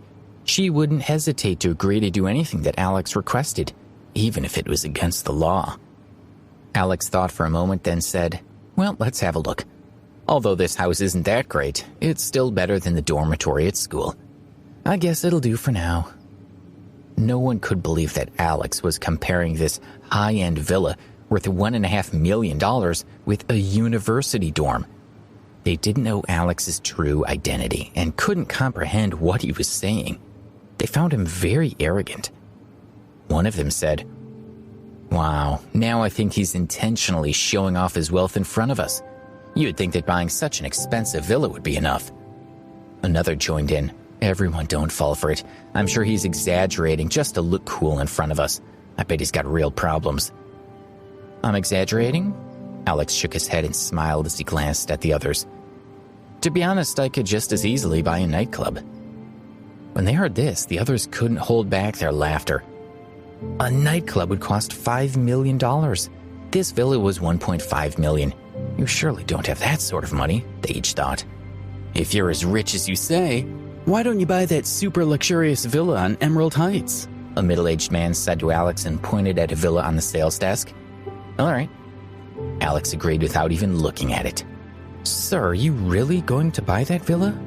Darla looked at Alex in surprise. It's the best villa on the complex, built on an island in the lake, with its own courtyard, swimming pool, and the most luxurious interior design. And it's equipped with most advanced internet service. She continued, our district is called the Washington Heights, and this villa has the same name, Emerald Heights, which shows you how exclusive this villa is. Do you really want to buy it? Darla was shocked, sure that Alex was just bragging. When the developers built the villa, they'd not planned to sell it for at least 10 years. The main purpose of building the villa was to demonstrate the high quality of the residential area. They felt that if people saw a villa there worth $40 million, they'd be convinced that this is the most luxurious and desirable residential area in New York. Right, do I look like I'm joking? Alex asked casually. How much are you selling it for? $40 million, Darla said. She still couldn't quite work Alex out. Alex nodded. He took out his cell phone and called the First Republic Bank's customer manager, Robert Miller, and asked him to transfer $40 million to Washington Heights' account. Everyone in the office was still waiting for Alex to tell them it was all a joke. When the $40 million arrived, no one could believe it. The saleswomen surrounded Alex. Their eyes were full of passion, each suddenly finding Alex irresistibly attractive. He can lay his hands on $40 million with just a phone call, they all thought to themselves. How often do I get the chance to meet such a rich and handsome young man? Somehow I need to attract him. Imagine if he fancies me. Alex was unable to catch his breath as he was surrounded by more than 10 beautiful young women. He simply squeezed through the crowd and quickly walked out of the sales office.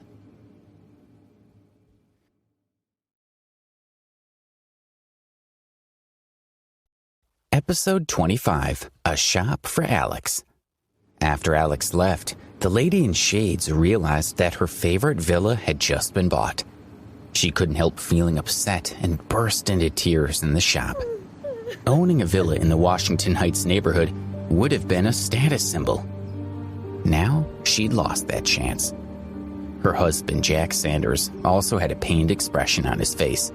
He was heartbroken, but he knew that he couldn't compete with Alex's wealth. He knew that Alex had won. Just then, another professionally dressed woman walked into the sales office. She was none other than Rose Scott's aunt, Sue Bradley. Claire, why are you crying? She asked worriedly as she walked toward the lady in dark glasses. Claire sobbed again when she heard her sister-in-law's voice. Originally, her intention had been to show off in front of Sue and belittle her, but now that Alex had bought the villa, she had nothing to boast about. Sue must be laughing at me, she thought. Claire immediately stopped crying. It's okay, I've just got sand in my eyes, she said. How has she got sand in her eyes? Sue wondered. Where did the sand come from in this sales office? Sue said, Claire and Jack, have you really bought a villa here? That's fantastic. This is where the elite of New York live. You should know that in the future, we'll be the most important people in New York. This is where the elite live and we definitely belong here, Claire answered proudly. In order to not be embarrassed in front of Sue, she decided to pretend that they'd already bought the villa. Darla, who remained to one side, saw this and her face turned pale. She said to herself, I can't believe this woman actually dared to say she'd bought a villa in our district. This woman who just now was crying as if her parents had just died. I'd like to see what you'll do when people ask to see your villa.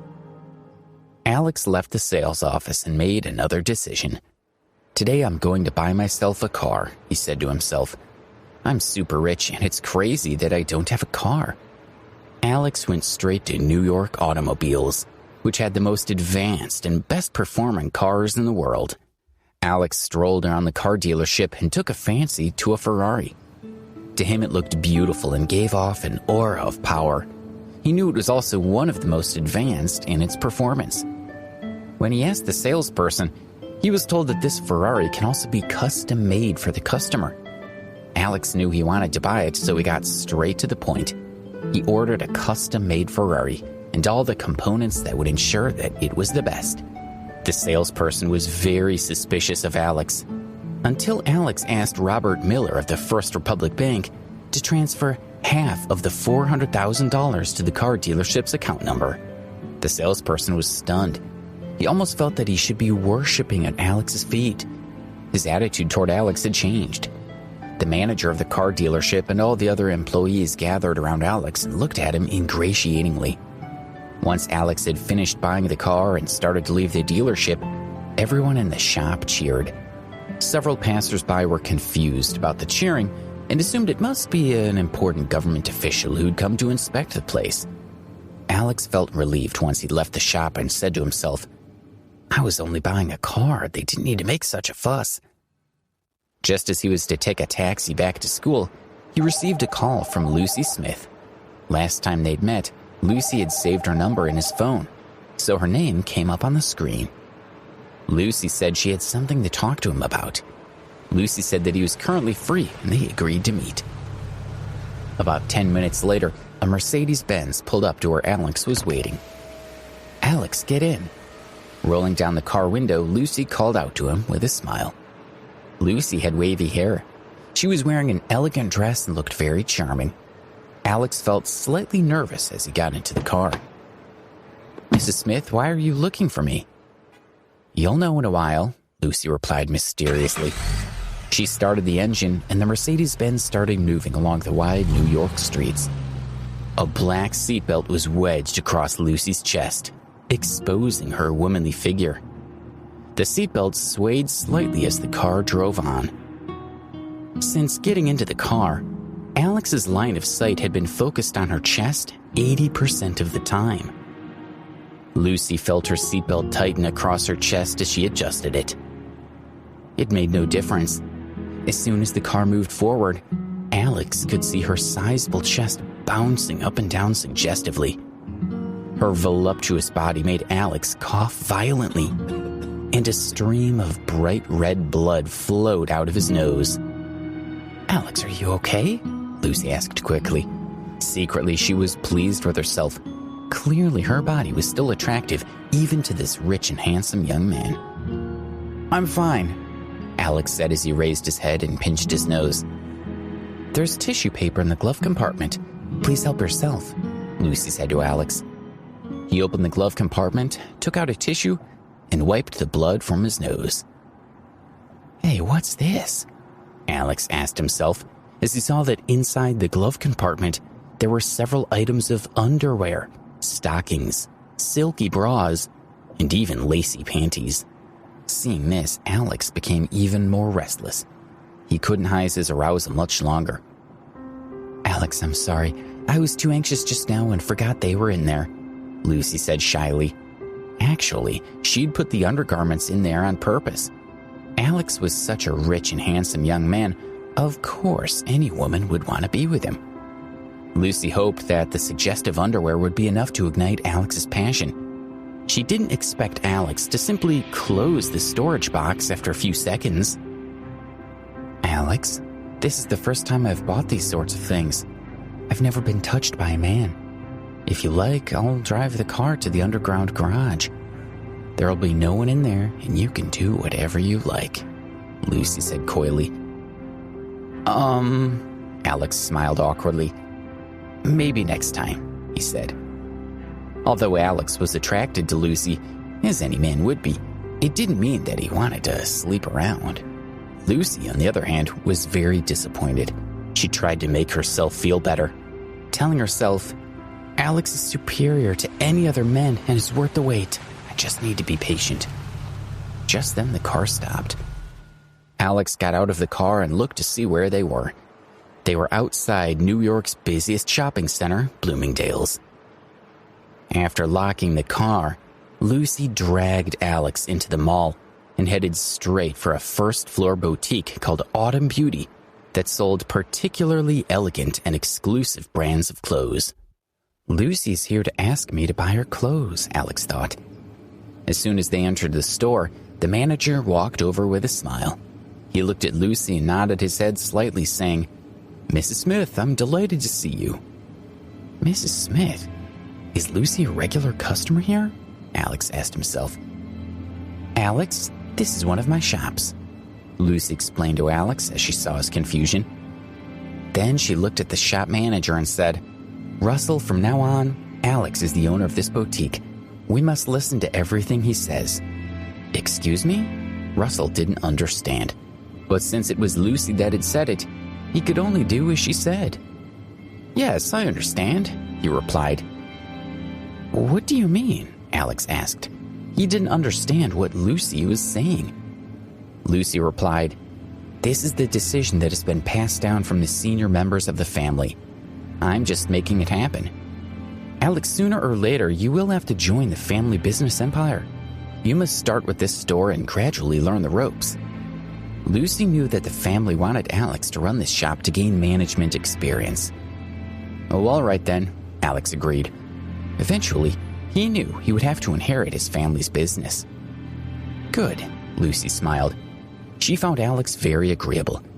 "Alex, I'm traveling to the Southwest later today to check on my family's gold business. I will be gone for several weeks." "Okay, sure," Alex replied.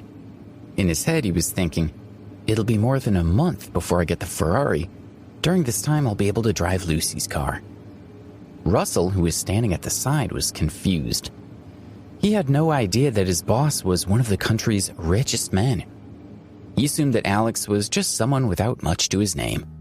When they'd finalized everything at the boutique, Alex drove Lucy directly to the airport. She was traveling to the Southwest that very day. After seeing Lucy off, Alex drove the car around New York. "This large Mercedes-Benz is great to drive, and the other cars definitely stay out of my way," he thought. Alex saw Shrimp King restaurant on the side of the road and decided he'd like some of their lobster. So he drove the car over and parked up. It was almost time to eat, so he decided to buy some lobster to take back to eat with Debbie. The parking attendant at the entrance was dozing, but when he noticed a Mercedes-Benz pulling up, he immediately woke up. He smiled and bowed his head, waiting for Alex to climb out of the car so that he could park it. As Alex walked to the door of the store, he noticed several dollar bills falling out of the pocket of the person in front of him. He smiled wryly and put the banknotes in his pocket. "Alex, are you here begging for money?" he heard from behind him. He turned around and saw a group of people walking toward him. Leading the group was the cheerleader, Zara Fitzgerald.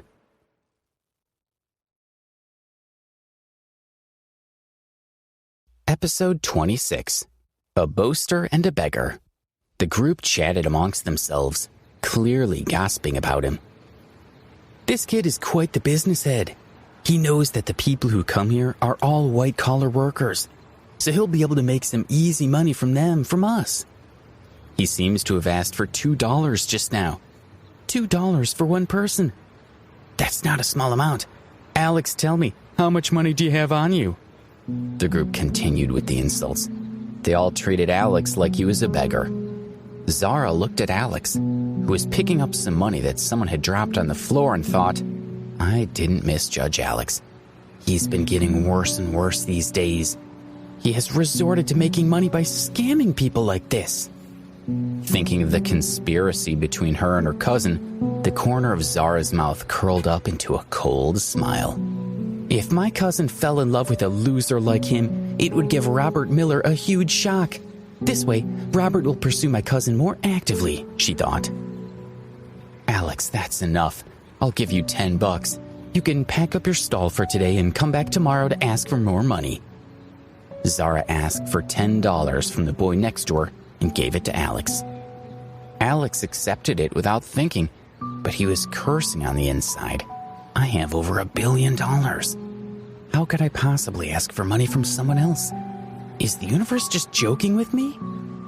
However, Alex didn't have any intention of leaving after taking Zara's money. "Why aren't you leaving? Was that not enough money for you?" Zara looked at Alex angrily. Alex wanted to leave, but his car was still parked there. If they saw him drive a Mercedes-Benz, it would be a huge problem for him.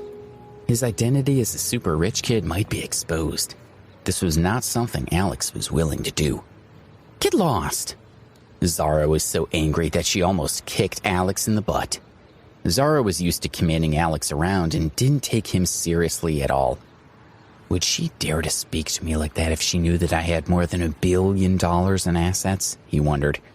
He realized that he was above all this, and arguing with Zara would make him just as petty.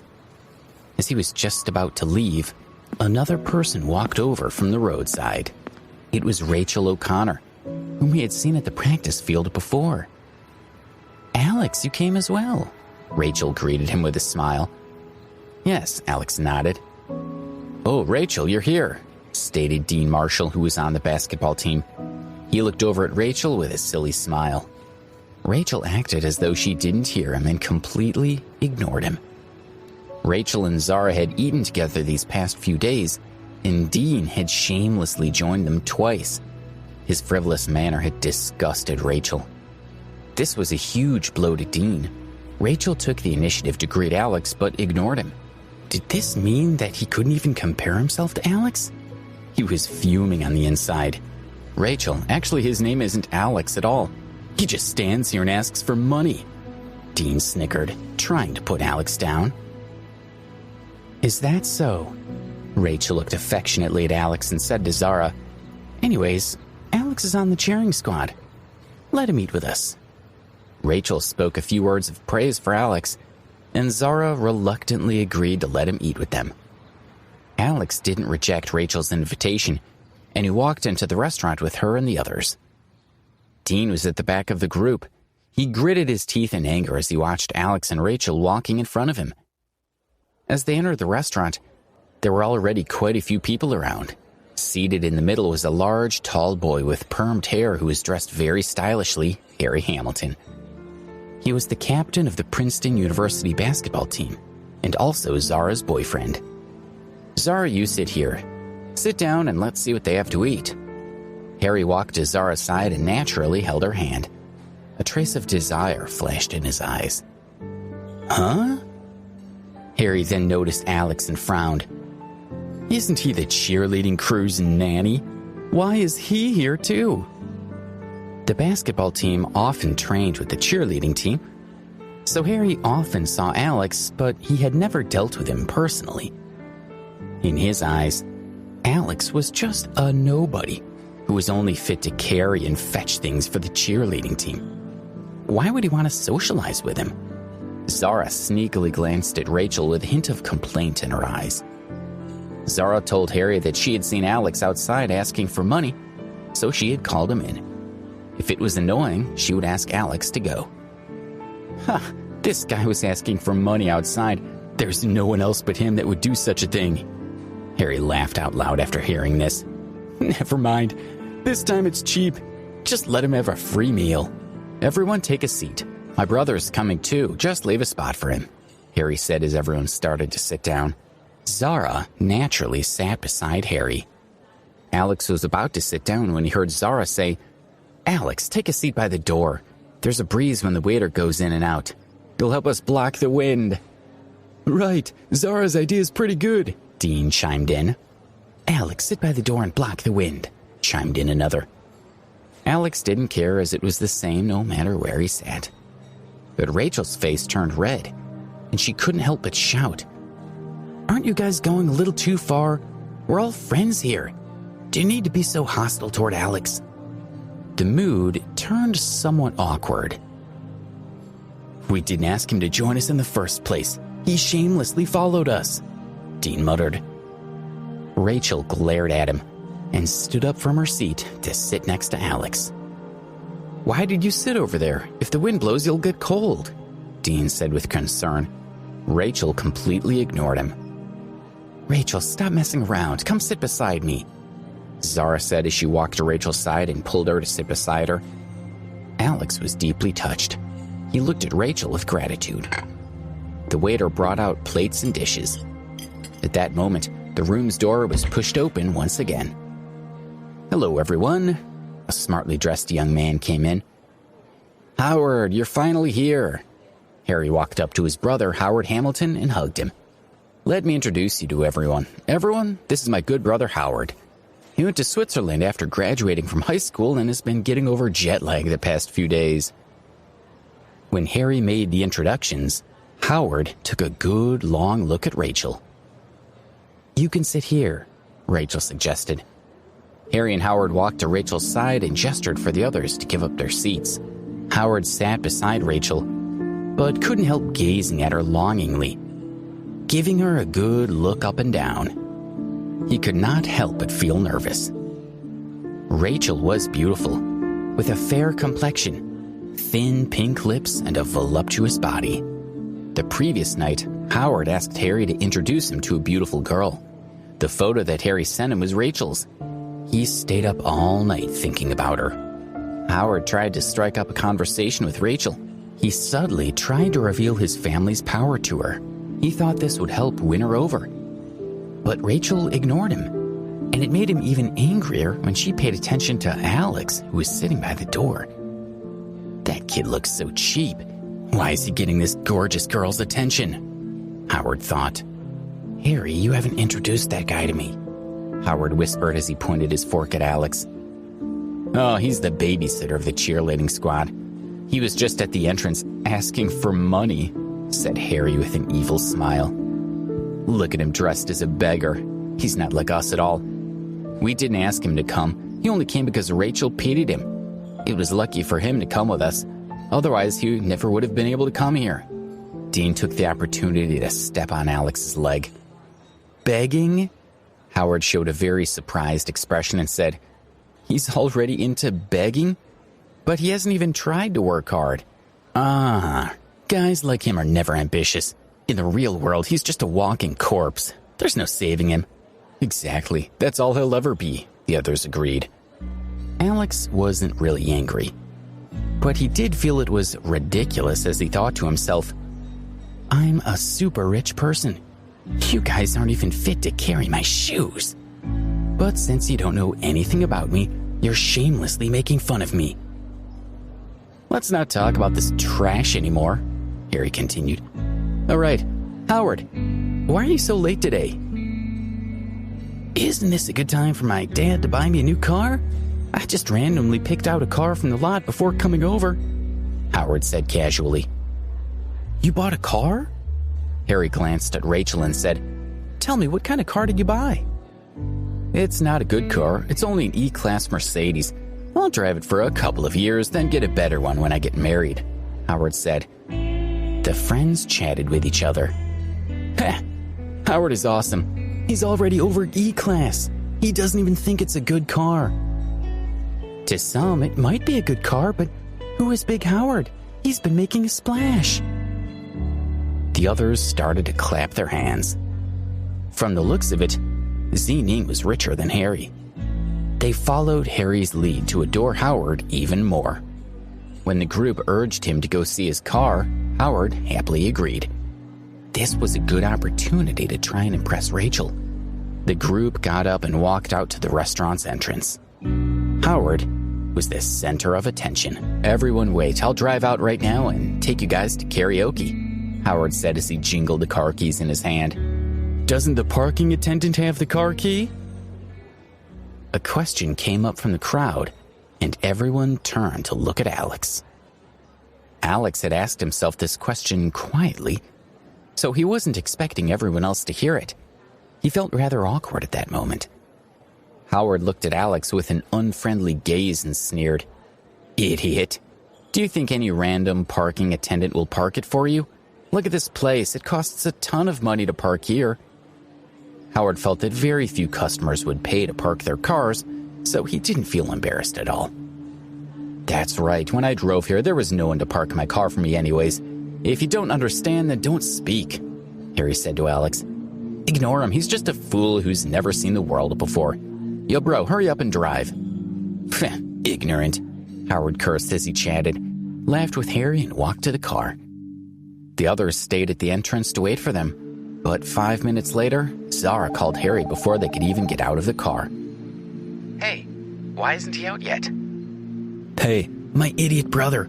He dented some guy's S-Class Mercedes, Harry whispered into his phone as he walked away from Howard in the parking lot.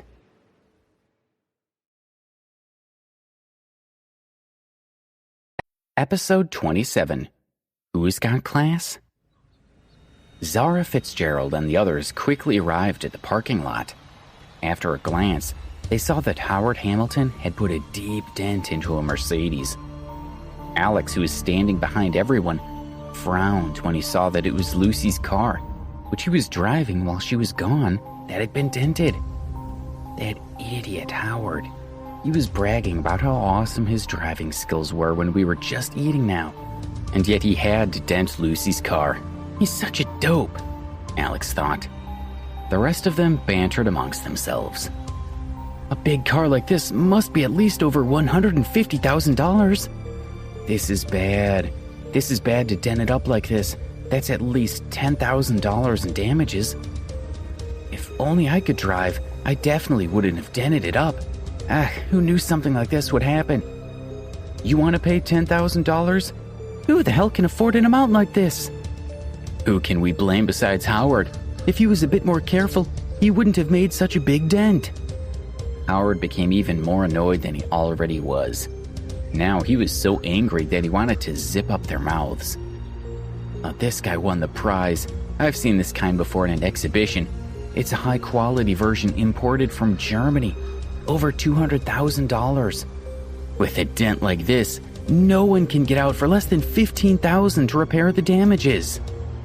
One of the cars driving by stopped in front of the crowd. The driver commented, gave Howard a thumbs up, and then drove away. $15,000, Howard thought.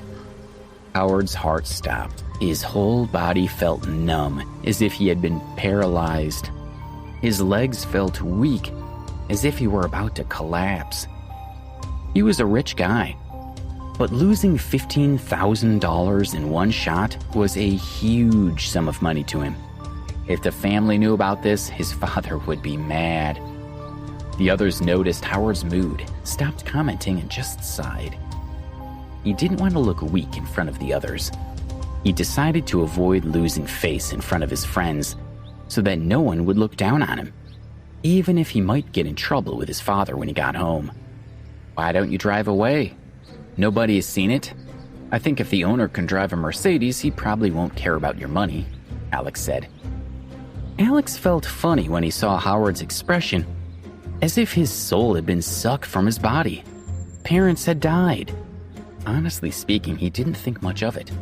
More importantly, they had been holding him up from getting out of here. What is your pig brain thinking? Can't you see that it's surrounded by surveillance cameras? It would be more embarrassing if you dent someone's car up and then run away. Don't you understand? Zara said with a frown. I didn't expect you to be dressed so badly and thinking of committing felonies. You would have run away if you touched someone else's car. Do you have any morals? Howard sneered and said, Do you think I have that little money? $15,000? That's just 2 months of pocket money. What's that? If Howard had that much pocket money every 2 months, he wouldn't be so scared. But Howard only had a few thousands a month. $15,000. It was more like many months' worth of pocket money to him. The others started to boast about how rich Howard was, mocking Alex for his lack of morals. Let's go, let's not hang out with them anymore. Rachel O'Connor couldn't stand listening to the others anymore. Even before going into the restaurant, she had said that Alex was a target for bullying. Rachel held Alex's hand and walked away without looking at the others.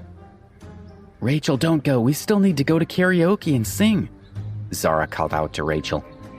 Yeah, you and Alex can only afford to take the bus, but you can drive in luxury with us. Dean Marshall and Howard also hurriedly tried to persuade her to stay. They were all interested in Rachel, and they felt really upset as they watched her leave with Alex. No need, you guys go hang out. I'll go back with Alex. I don't like taking luxury cars either. The bus is quite comfortable. Rachel steeled her heart and didn't have any intention of going back. What's going on? The parking attendant said as he walked over. When he saw so many people gathered around, he became suspicious and pushed his way through the crowd. When he saw the car, he shouted angrily, "Who did this?" Howard admitted that he had accidentally dented the car. You're a talent. Such a big place. To be able to dent up a car? I admire you," the parking attendant said sarcastically. "Everyone stays here. No one leaves. When the owner of the car arrives, you can pay him for the damage." Alex saw that the parking attendant was the one who had parked his car for him. He was afraid that the parking attendant would recognize him, so he took Rachel's hand and quietly told her to leave with him as soon as possible. He was afraid of what would come next. Instead of pulling Rachel along, he had instead attracted the parking attendant's attention. "Hey, boy, stop!" When the parking attendant saw Alex run out of the crowd, it looked like he was the guilty one. The parking attendant had to catch him or risk losing his job. Howard and the rest went quiet and watched the parking attendant chase Alex. If Alex had been alone, he would have just run away. However, with Rachel beside him, he couldn't run so fast. The parking attendant quickly caught him. The smiles on the others' faces became even more obvious. Rachel's heart sank as she felt that the others would think she was a joke.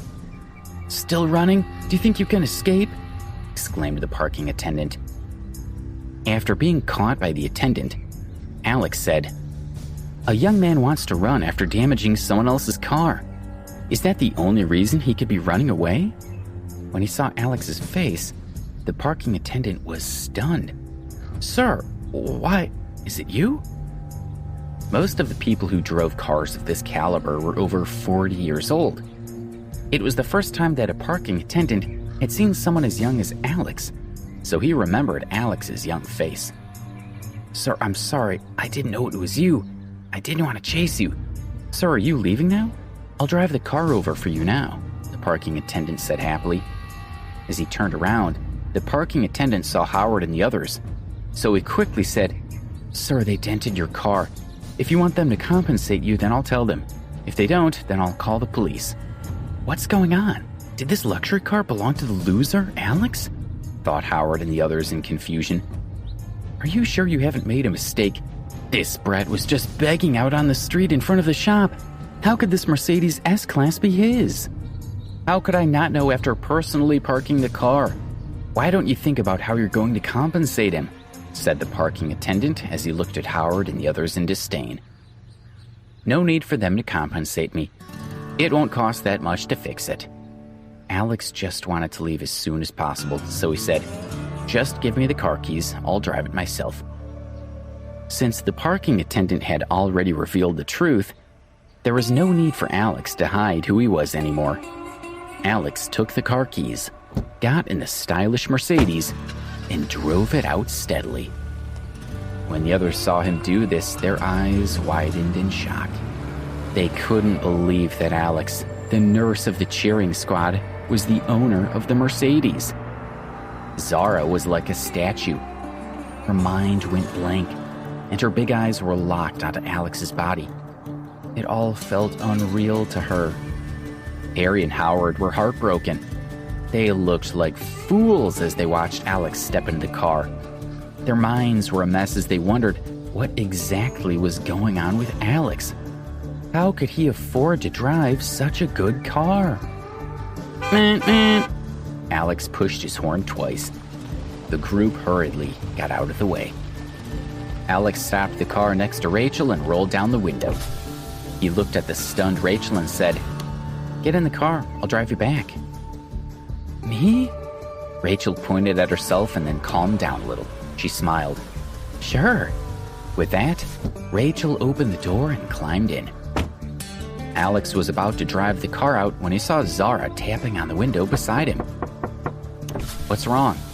Alex asked Zara as he rolled down the window. "Alex, I'm going back to school too. Can I get a ride as well?" she asked him coyly, now that Zara knew Alex was the owner of this stylish car. This was a luxurious car worth at least $150,000. Zara had never ridden in one before. If she could be seen riding in this luxury car, it would make the others envy her. I think you should go in Harry's car. Don't you guys still have to go sing?" Alex said as he slowly raised the car window and started the engine. Alex, I'm not going to sing anymore. Why don't you visit me sometime? Zara said in a craving tone, walking after the car as Alex slowly started rolling away. Alex ignored her as he drove out of the parking lot, increasing the throttle, speeding up. Alex? Alex? Zara followed the car into the middle of the street, shouting like a shrew. The only response she got from him was the exhaust and dust from the surrounding cars. When passerby saw Zara's angry expression, they all secretly guessed that Zara had been dumped by her boyfriend.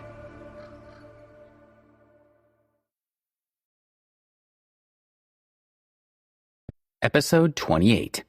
Rose's Antics. Alex drove the car back to school with Rachel. Rachel was going to a school near the Princeton University campus.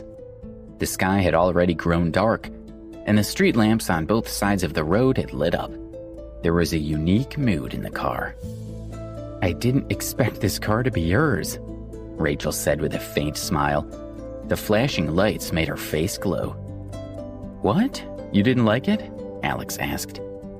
Hearing Alex's words, Rachel turned her face toward the window and blushed. No, I just like you more, she said sweetly. Rachel recalled the first time she saw Alex. People would bully you and scold you, but you didn't seem to take it to heart. I can see the determination in your eyes. And now, Alex didn't expect Rachel to speak so openly about her thoughts.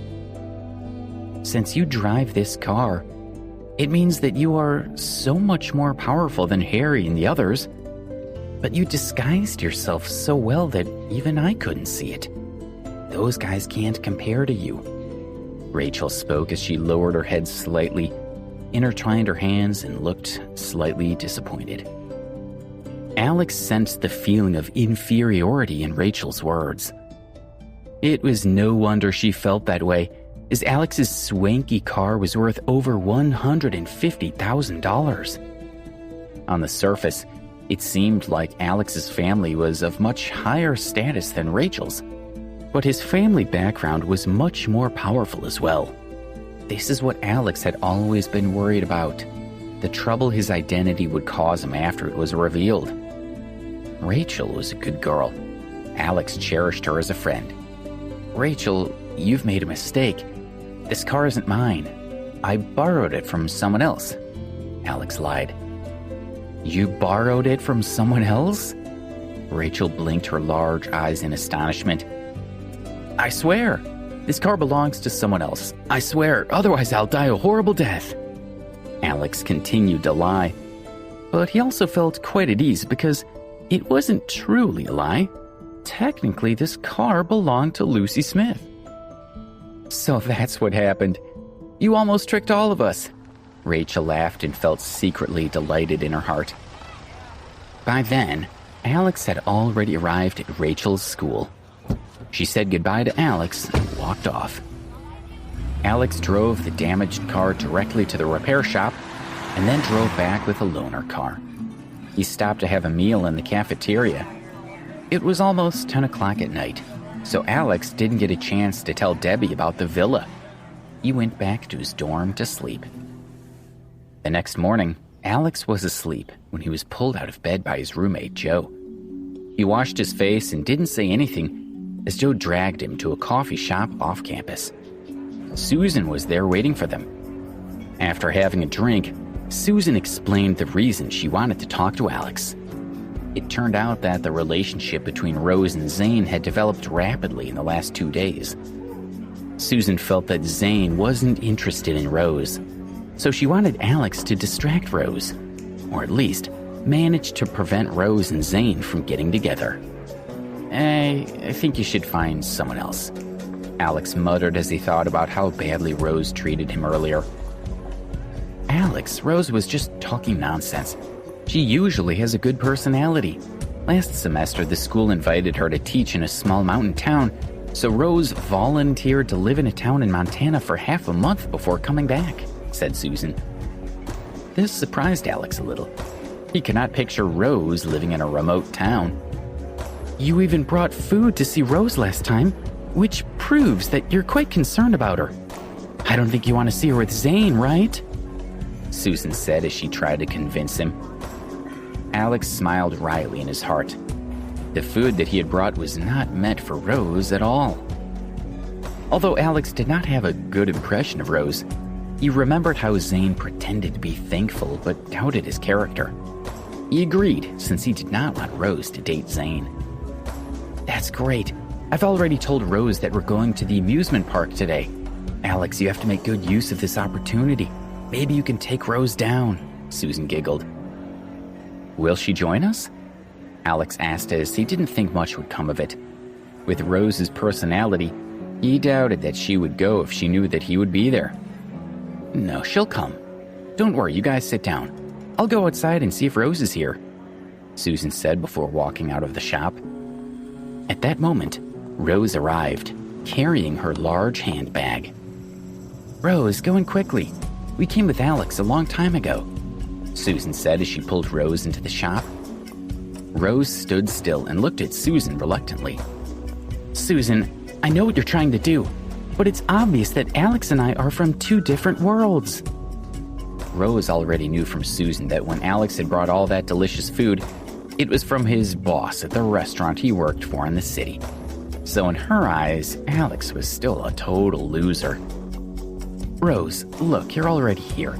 It's fine if we go hang out together. Maybe if we hang out more with Alex, you can find some good qualities in him, Susan said as she tried to convince her. She just didn't want Rose to be with Zane.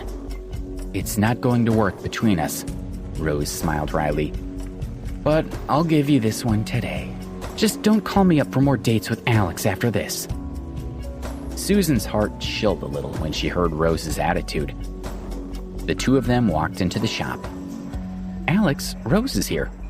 Why are you still standing there? Susan gave Alex a cue. Rose, you're here. Since Alex had promised Susan, he tried his best to be nice to Rose. I have a last name, so next time you can address me as Miss Scott.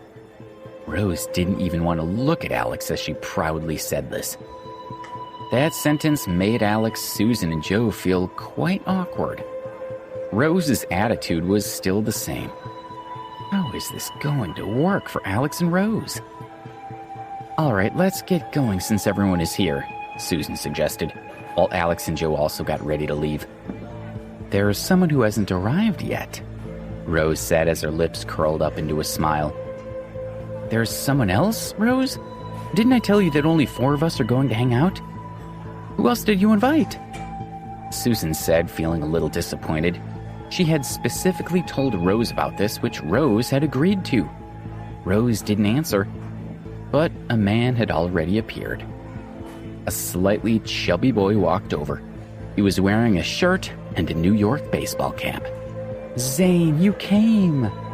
Rose walked towards Zane with a smile and put her arm around his. Rose? Zane is coming with us? Why didn't you tell me this before? Susan's face darkened as she saw how cozy Rose and Zane were with each other. Oh my, Susan, Zane just happened to be passing by. That's why I called him over, Rose said without noticing that she went overboard. She cleared her throat, looked at Susan and the others and said, Actually, I have one more thing to announce. Zane had confessed his feelings to me, so from today onwards, we're together. Susan froze when she heard that. Joe was also very surprised and looked over at Alex. Alex guessed that Rose agreed to go out with Zane because she thought that Zane had helped her family. But Zane had faked his help to her. If Rose continues to believe such a dishonest person like him, she might end up suffering a huge loss, Alex thought. Seeing Alex's sad and disappointed expression, Rose felt very comfortable. Huh, you dare to charge into First Republic Bank like a poor loser with a muddled brain. Save it. Let's see if you still dare to think of good fortunes in the future, Rose thought to herself. Now that Rose is with Zane, Alex thought, there's no way I can do what I promised Susan. I need to find an excuse to get out of here. I have some things I should take care of today," he said. Rose became even more proud of herself. Alex looked so ashamed by his inferiority and probably felt embarrassed to stay here any longer. "Alex, you're here anyway, and besides, we've already booked your ticket. So let's have some fun together," Susan said as she tried to persuade him. Joe also came over to persuade Alex to stay. Susan and Joe would feel bad if they let Alex leave just like that. "Alex, look at you. Susan is inviting you with such sincerity. Stop putting on airs. We're all friends. Let's hang out together," Rose said as she enthusiastically invited Alex. "That's right, look. Rose said that. Alex, you should stay," Susan chimed in, feeling very happy when she heard Rose urge Alex to stay. Perhaps after a day of hanging out with Rose, Alex would steal Rose away from Zane. Rose said a few more words to persuade Alex to stay. "All right then, I'll go with you guys." Alex felt a little embarrassed to be invited like this. "That's great." Rose clapped her hands and jumped up. "This way, when we're doing stuff, there will be someone who will watch over our bags for us."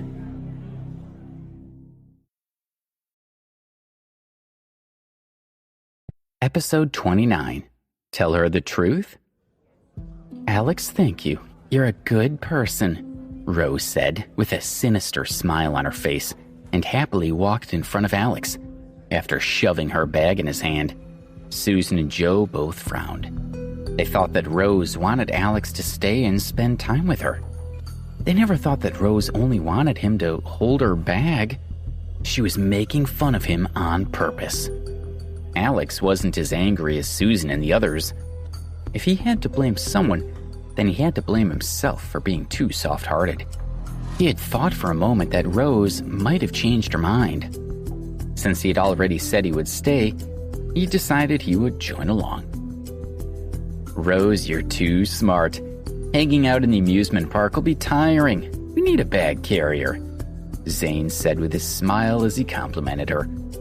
Following Rose's example, he took off his backpack and walked toward Alex.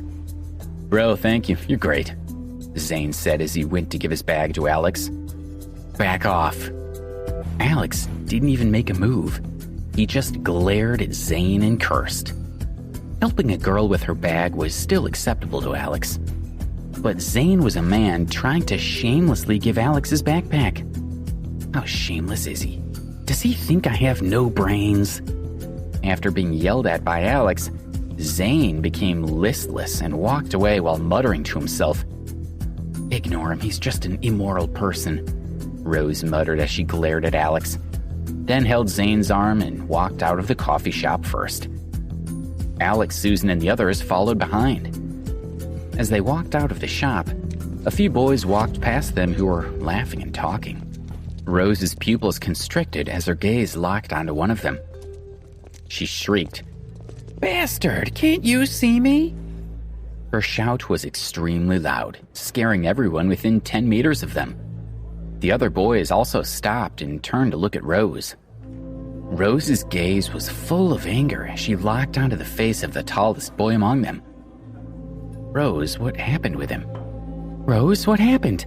With him?" Zane asked Rose quietly. "That incident at our house last time was caused by this guy." Cold words flew out from Rose's mouth. The boys that followed Lucille saw Rose shouting at him. Lucille had an excellent family, so they usually fawned all over him. The boys were prepared to go over and teach Rose a lesson. However, Lucille extended his hand to stop them. Who would have thought at that moment Lucille's heart would fill with panic and fear?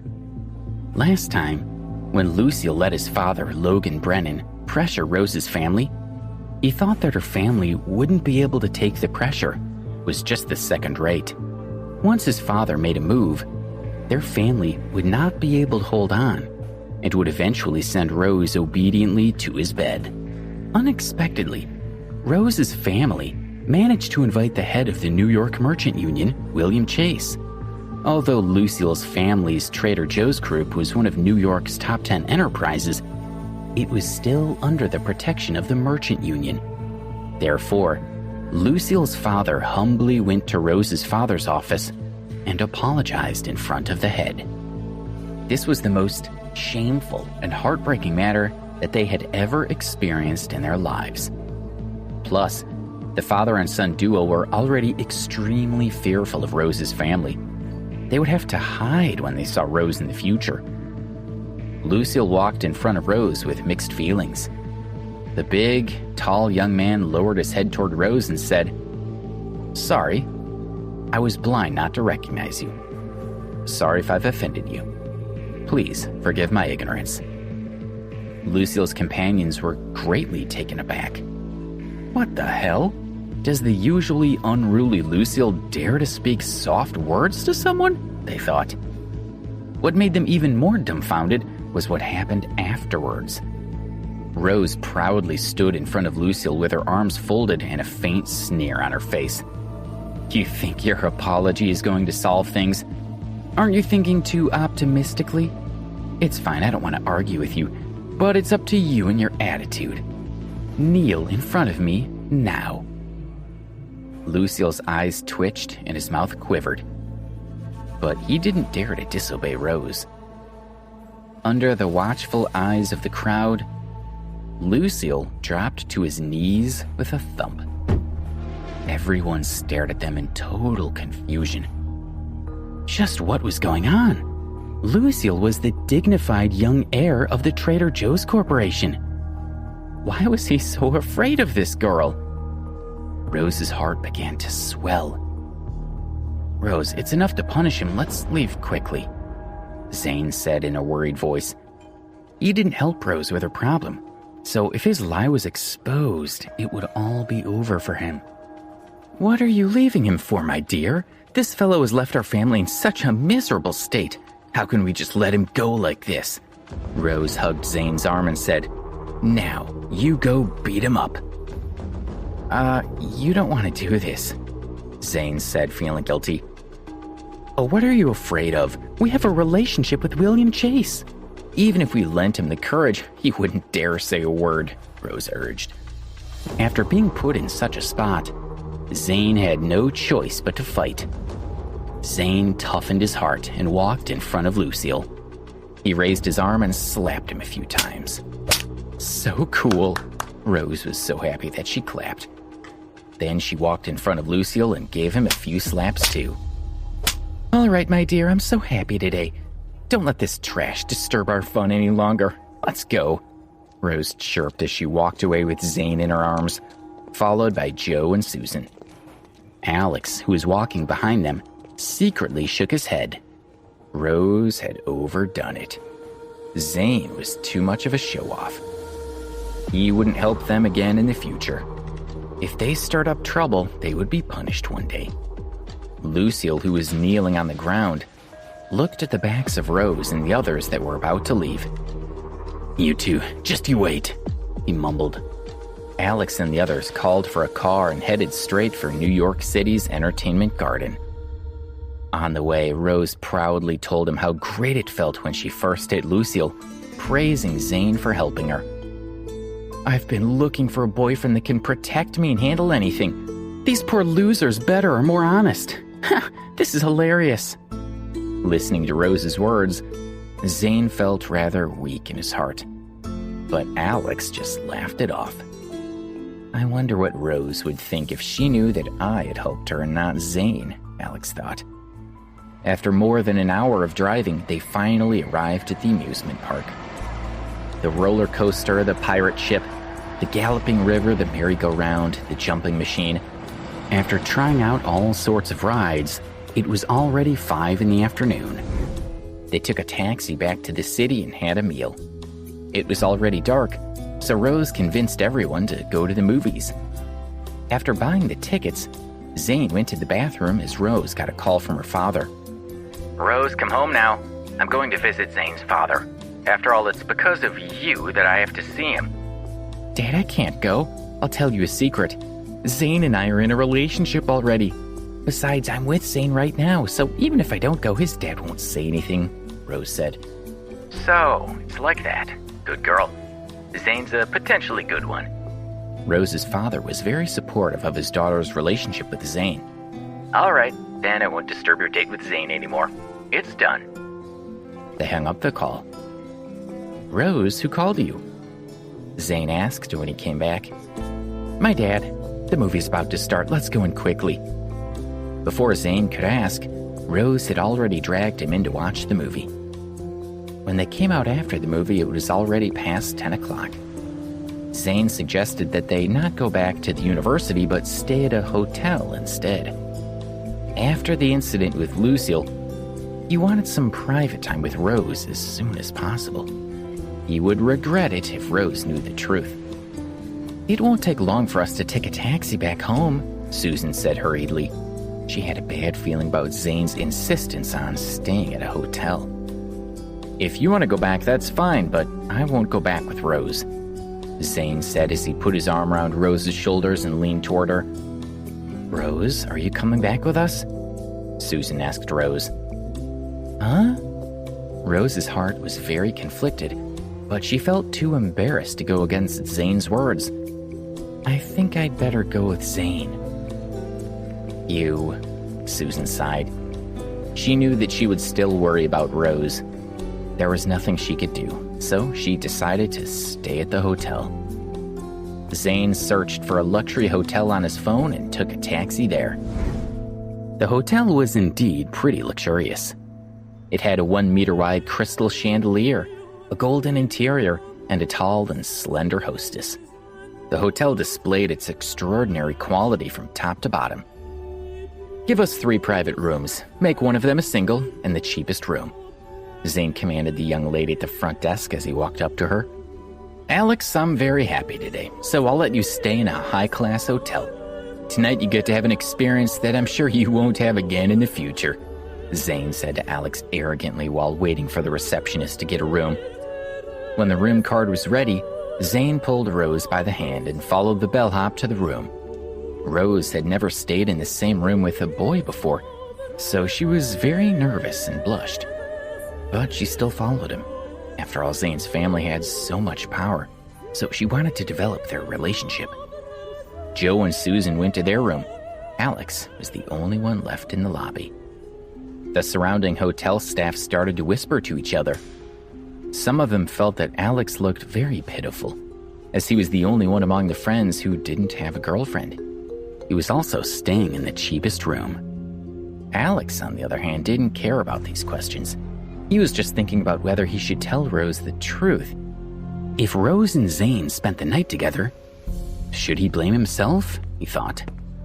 A tall man wearing a white shirt, a smoking jacket, and black trousers entered the lobby. All the staff in the lobby stood up, looking more perked up than before, and focused their eyes on the man.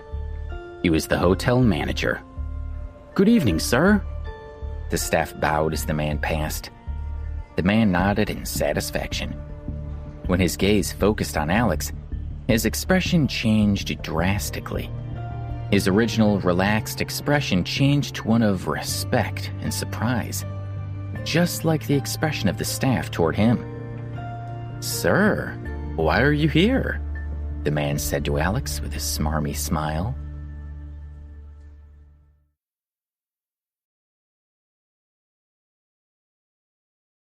Episode 30.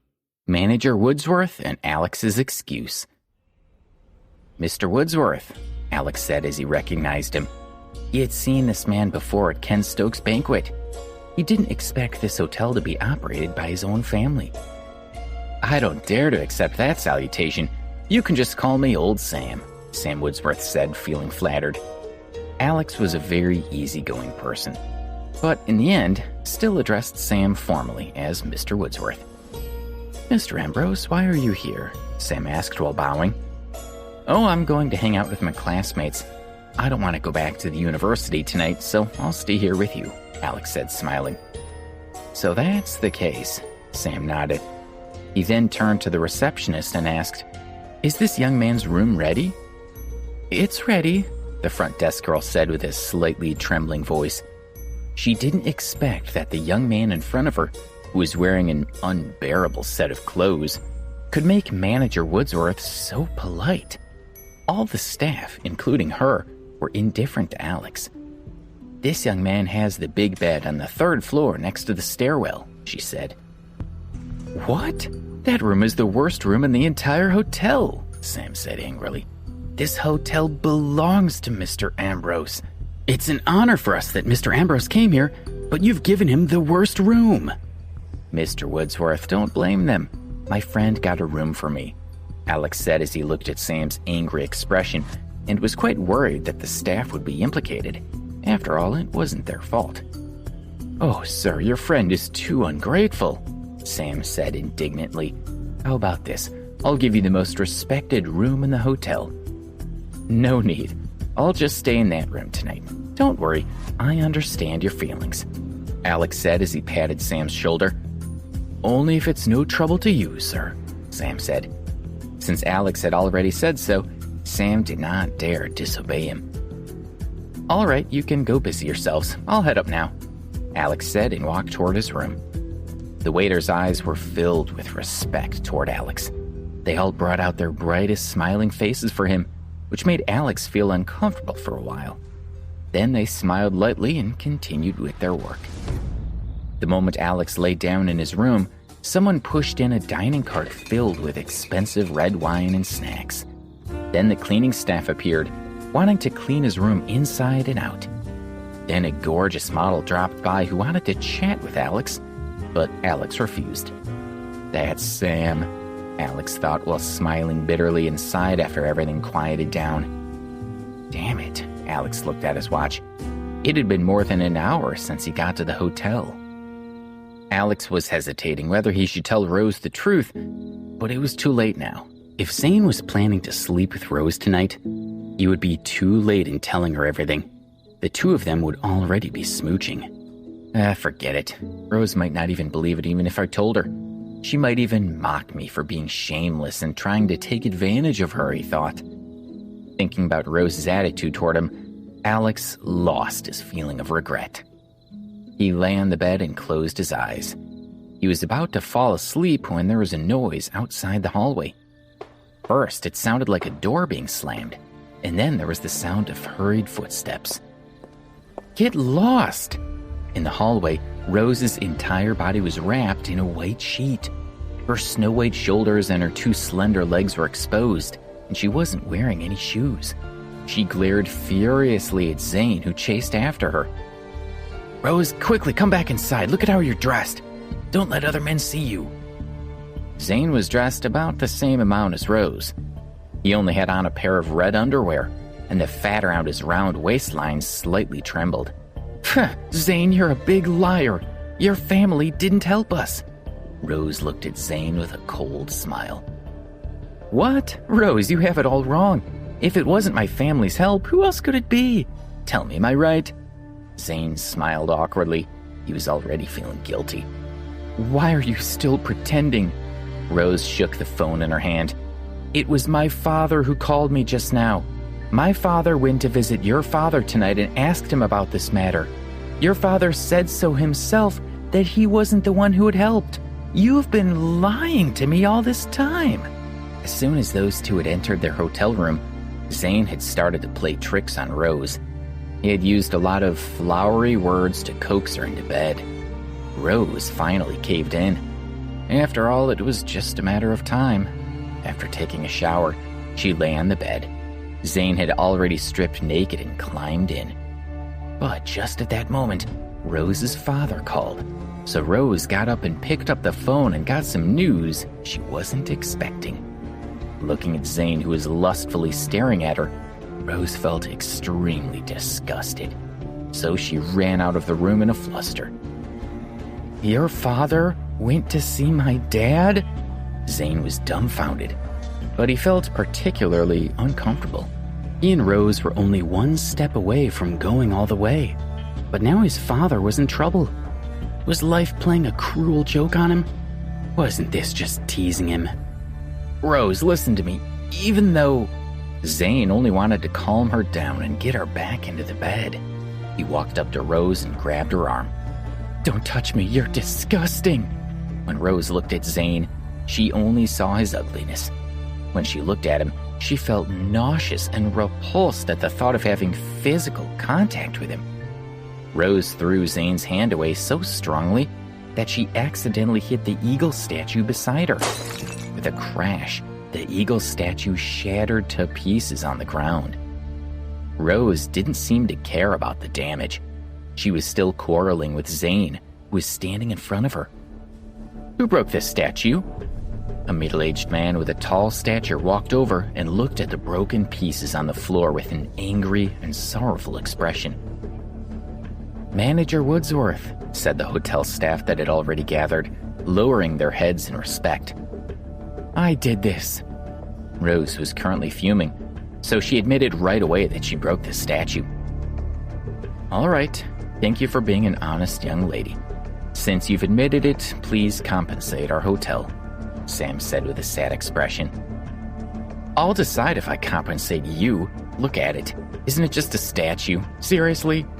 Rose retorted during her anger. "You are right, miss. It's a statue," Sam sneered. "But please pay now. This statue was created in 1986 by a prominent Russian sculptor. It was sold at the Christie's auction house the year before last for over $1 million. "What?" Rose thought she misheard and looked at Sam in disbelief. Sam didn't bother to explain anything further to Rose. He asked someone to find the auction documents to show her. When she saw the documents, she was at a loss for words. "Over $1 million.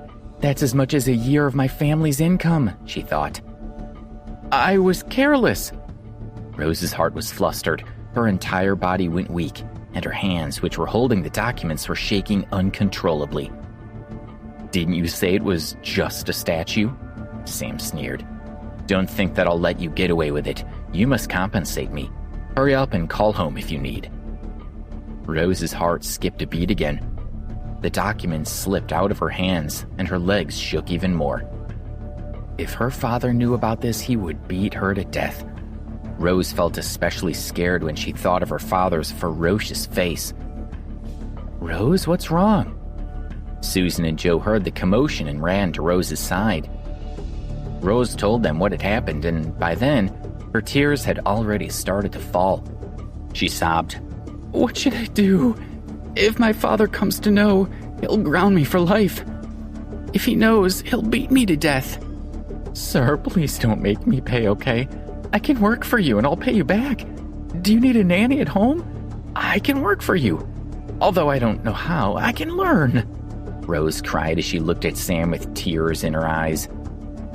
To hide this blunder from her parents, Rose was willing to do anything. "Little girl, don't think of any other impractical methods. You should call your parents as soon as possible," Sam said, thinking like a business person. Even though he felt that Rose was a bit pitiful, he couldn't let her get away with it. Rose felt complete despair, and her self-reproach, remorse, worry, and fear mixed in her heart. "Mr. Woodsworth?" Alex said quietly as he leisurely walked over. He had heard most of what happened. "Sir," Sam was about to call out to Alex, but he was stopped by Alex's gaze. "Mr. Woodsworth, I think this statue fell at a good time." Alex looked at Sam and said with a faint smile. The moment Alex said this, the surrounding people were all surprised. Someone smashed a statue worth over $1 million. And you think that was good? Wasn't that person asking for a beating? They thought to themselves. "You think so? May I have your opinion?" Sam said respectfully. His heart was filled with suspicion. What exactly did Mr. Ambrose mean? "Let me ask you, does this hotel host many Americans or Europeans?" Alex asked. "Of course, they are our main guests," Sam said after thinking for a while. "So the patrons are American and European, yet the hotel spent a lot of money to buy a Russian sculpture and have it on display in the guest rooms. Do you know right now that our country and its allies are at odds with Russia? If the people knew that you had this expensive sculpture in your hotel, they might boycott the hotel. If this was on the news, your hotel's losses would be more than $1 million. That's why I said this situation happened at a good time," Alex reasoned with him. When the others heard Alex's brilliant idea, they could not help but laugh. This kind of story wouldn't even fool a 3-year-old kid, but he wanted to try and trick Manager Woodsworth. When Rose saw Alex standing up for her, she was a little touched. She smiled wryly inside. She was grateful for his help, but it sounded so silly. He was just a fool who didn't understand what was going on. "Oh, this young man is right. I wasn't thinking." Sam spoke with a respectful smile towards him, contrary to what everyone else expected. They thought that Alex would be made into a joke.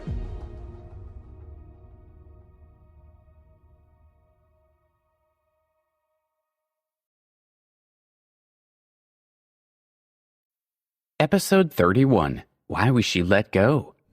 Everyone in the hall was dumbstruck when Manager Woodsworth agreed with Alex. Did he think that his reasoning made sense? And that it was better that Rose had broken the statue because certain patrons might object to its origins? As manager of the Berkeley Hotel, Sam Woodsworth naturally had a strongly honed intuition. He could tell Alex was protecting Rose, so he played along with him and pretended to agree. "Thank you for bringing that to my attention. You've prevented what could have become a great problem for our hotel." "Then do you still want Rose to pay for the damages?" Alex asked deliberately. "Of course not. It's not necessary. I should be thanking this young lady," Sam said as he smiled and turned to look at Rose. "Miss, please forgive my rudeness just now. Thank you for helping our hotel avoid a loss. On behalf of the hotel, how about I give you a reward of $10,000? Sam thought, does Mr. Ambrose like this girl? Because I might have caused a big problem earlier by offending her. The other people's jaws dropped. Rose had broken a $1 million statue. But Sam didn't want to pursue the matter anymore. He even wanted to give her money. What kind of logic was that? They couldn't understand it at all. Rose, of course, didn't want to ask for money. She could only stare blankly in disbelief. "There's no need to pay her. I think this lady doesn't care about the money. All right, it's getting late. Now that the matter's been resolved, let's go back to sleep," Alex said as he smiled. After he finished speaking, the crowd started to disperse. Before Alex left, he lightly patted Sam's shoulder and smiled at him. This made Sam happy. He had been worried that he hadn't handled things well enough, but he was very satisfied now to see that Mr. Ambrose wasn't angry.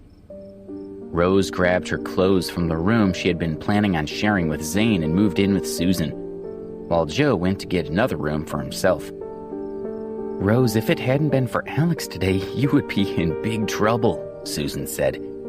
She and Rose were lying on the bed. Rose still had a lingering fear in her heart as she hugged Susan tightly. "It's so strange. A pretty girl like you begged Manager Woodsworth for so long, yet he refused to reason with you. Then Alex came over, said a few words, and everything was suddenly resolved," Susan pondered. "It's over $1 million. Do you think Alex knows Manager Woodsworth?" "How could he possibly know him? It's not like you don't know Alex's background. I think it might be that Manager Woodsworth is superstitious," Rose said. "My dad's a businessman, and he's superstitious in everything he does. I think Alex's words fooled Mr. Woodsworth and made him feel afraid because of his superstitions. Today's matter has nothing to do with Alex, really," she added. "No matter what, he helped you today, so don't treat him so badly in the future," Susan replied, as she didn't believe Rose's words. There was a huge flaw in Rose's reasoning. Even she wasn't fooled by Alex, so how could he deceive Manager Woodsworth, she thought. "Let's talk about it later. He just got lucky this time," Rose said, while she still thought poorly of Alex. The next day, Rose and Susan woke up early and got ready to go out and buy her aunt some towels. As Sam was walking in the corridor, a pair of playful young men hit a clock that was mounted on the wall, which caused all the clock's parts to fall out. The staff quickly called Sam over. Seeing the clock on the floor, Sam's heart almost broke. "Did you do this?" he asked them angrily. "Do you know that I spent over $150,000 to buy this antique clock from abroad?" Sam's staff brought the receipt, which he showed to the young men. Once they saw it, their uneasiness disappeared instantly. One of the men took the document, held it up in his hand, and said, "Manager Woodsworth, I must say I smashed your clock today." Both of them had witnessed yesterday's scene with Alex and Rose, and they thought Sam would fall for the same trick. One of them said, "I can see on the receipt that you bought this clock in Russia, and it was made by a master clockmaker in the 19th century. Do you know that many of your customers might object to this Russian-made object in your hotel?" He was using the same argument that Alex had made the day before, and ended proudly with, "You see, I helped your hotel avoid a loss. You can offer me money too." The young men thought they had gotten away with breaking the clock, but Sam roared, "You dare to ask me for money? Yesterday I was helping Mr. Ambrose. Who do you think you are to treat me like a fool? Now you need to pay me twice the price. Otherwise, don't even think of walking out the door." "Hey, how dare you threaten me? Do you know who I am?" The youth pointed at Sam and said arrogantly, "My dad owns one of the most influential business groups in the city, Heads of the Golden Group. He's 10 times richer than you, and he's related to very important people." "Oh," Sam said contemptuously. "I'll say it again. If you don't pay me twice the price, don't even think about leaving here today. Let's see how awesome your dad is." "Okay, since you want to die, then let me help you. Even if you kneel on the ground and bow to me later, it won't be of any use." After the young man said those harsh words, he took out his phone and called his father. "Hey, Dad, I got caught breaking a clock at the hotel. The manager wants me to pay him double what it cost him, and he wouldn't even listen to who you are." Damn, I think he doesn't want to live anymore. Son, tell me, what's his name? I'll rush over right now. The young man's father exclaimed. "His name is Sam Woodsworth. I'm at his hotel right now," the young man said while turning to sneer at Sam. Who did you say? Sam Woodsworth? Asked the young man's father. "What's the matter, Dad?" The young man asked in surprise, wondering why his father sounded so panicked. You idiot. Who told you to provoke Mr. Woodsworth? Apologize to him now, his father demanded. "Dad, what's wrong with you? He wants twice as much money from me to compensate for the clock. This is a scam." The young man was about to die from anger. Hey, even if it's 10 times more, you still have to pay him for it. It's your bad luck to say something to make Mr. Woodsworth angry. Now, no matter what, you must ask Mr. Woodsworth to forgive you, or you don't need to come back, demanded his father. The youth was no fool. He was not someone who could afford to offend a man that even his father was afraid of. "Mr. Woodsworth, I'm sorry. I was in the wrong, and I apologize. Didn't you say that I should compensate you with twice the amount? All right, I will pay," the young man said solemnly as he bowed and walked in front of Sam. He was as humble as could be. "Don't embarrass yourself here. Go scram to the first floor and pay up, then leave," Sam commanded. Sam's insulting words sounded like heavenly music to the young man. He nodded and quickly left the corridor with his friend. The crowd gradually dispersed as well. Only then did Sam notice that Rose and Susan were also there. He cursed silently before greeting them. "Miss Scott, Miss Ogden, both of you are here too?" he said. Rose and Susan were both stunned by what they had just seen. The young man did the same thing they had done yesterday, but the clock he had broken was worth far less than the statue that Rose had smashed that was worth over $1 million. He had said that his dad was a reputed businessman and that he was connected to the management. Even with such a prestigious background, the man had been terrified of Sam. What kind of person was Sam? And what was the real reason for his letting Rose go yesterday? "Manager Woodsworth, what's going on?" Alex walked over while stretching his back. "Ah," Sam was a little tongue-tied. If he described what had just happened, wouldn't that give away that he had been acting with Alex yesterday? Mr. Ambrose didn't want Miss Scott and the others to know, thought Sam. "After listening to what you said yesterday, I've reflected deeply and decided to get rid of all the beautiful things." Sam lied because he couldn't let Alex be exposed in front of Rose. At the most, he could just apologize to him in private. Rose and Susan were stunned again when Sam said this, especially Rose. She wanted to convince herself that, regardless of the facts, his actions had nothing to do with Alex. And now, Sam was lying and helping him. Rose stared at Alex with her eyes wide open. No matter how hard she tried, she couldn't figure out what was going on. After this little episode, Rose and Susan quickly left to do their shopping. Rose, you saw Manager Woodsworth's attitude just now. He doesn't care about patrons objecting to Russian objects. He let us go yesterday, not because of Alex's words. I think he must know him, Susan said as they walked down the street. It seems that way now, but I can't believe it. You know how poor Alex is, Rose said as she frowned. Right now, we're still not sure. We should watch him carefully from now on. If he's hiding something, he'll expose it. Okay, but when you see him later, you should at least thank him, Susan advised. Returning to the hotel, they found that Alex and Joe had already booked a car and were ready to go back to the university. As for Zane, he had snuck away alone some time ago. In the car, Rose wanted to thank Alex, but he wouldn't even look at her. Plus, she had never been nice to Alex before. When they got out of the car, Rose's thank you again got stuck in her throat. Joe, you go back with Susan first. I have something to do, Alex said, as he couldn't wait to find Debbie and take her to see the villa. Rose, Susan whispered, winking at her. Only then did Rose muster up a bit of courage. Alex, Rose shouted. What's wrong? Alex looked at her in confusion. What happened yesterday. Thank you, she stammered. It's nothing. You guys go back first, I'm leaving, Alex said quickly as he ran off. Rose looked at Alex's back as he walked away and felt left out. She was a rich girl and talked to Alex, a poor student, but he didn't seem to care at all. He didn't stop to acknowledge her apology.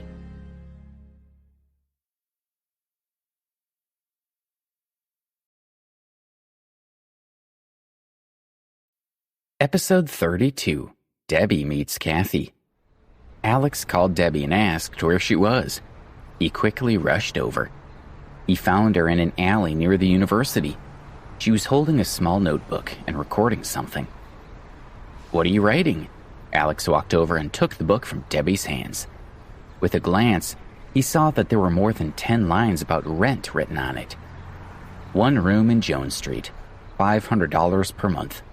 Water and electricity bills not included. It's the same at number 14 with the courtyard in the alleyway, $500 per month, he read aloud. If I use an agency, it'll cost me an extra month's rent. I don't have that much money, so I'm doing my search since I haven't got anything else to do today. The apartments near the school are too expensive for me. I haven't found anything suitable yet, but I'm going to continue looking, Debbie said. Seeing her serious expression, Alex was tempted by her once again. Keep in mind that you can't trust the information in these small ads.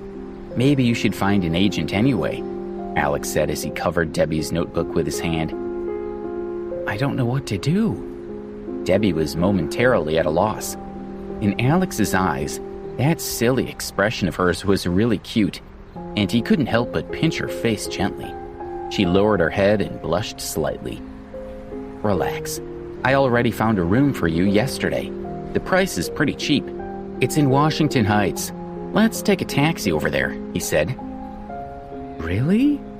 Debbie's heart was filled with sweetness. She was surprised that it would be at Washington Heights, which is one of New York's most high-end residential areas. How could the houses nearby be cheap? It's not far. Let's go, he said. But Debbie stopped him when she saw that he was about to wave for a taxi. She knew that Alex wasn't rich and didn't want to let him spend the money. All right, let's walk over, Alex said, as he still didn't want Debbie to know he was rich. Ouch, she cried as soon as they had taken a few steps. Maybe I walked too much today.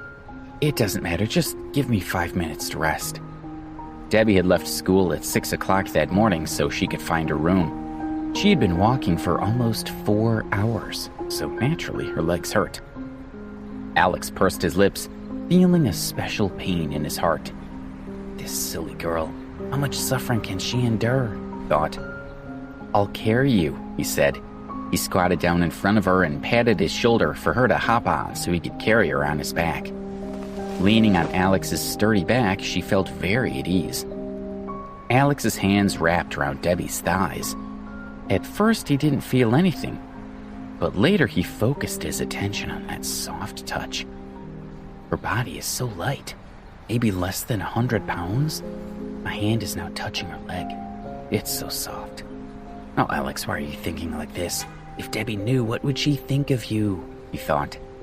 He chased the complicated thoughts out of his mind and quickly walked on with Debbie on his back.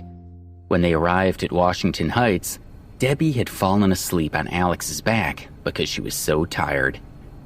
He gently carried her into a bedroom in the $1 million villa, where he put her on the soft bed.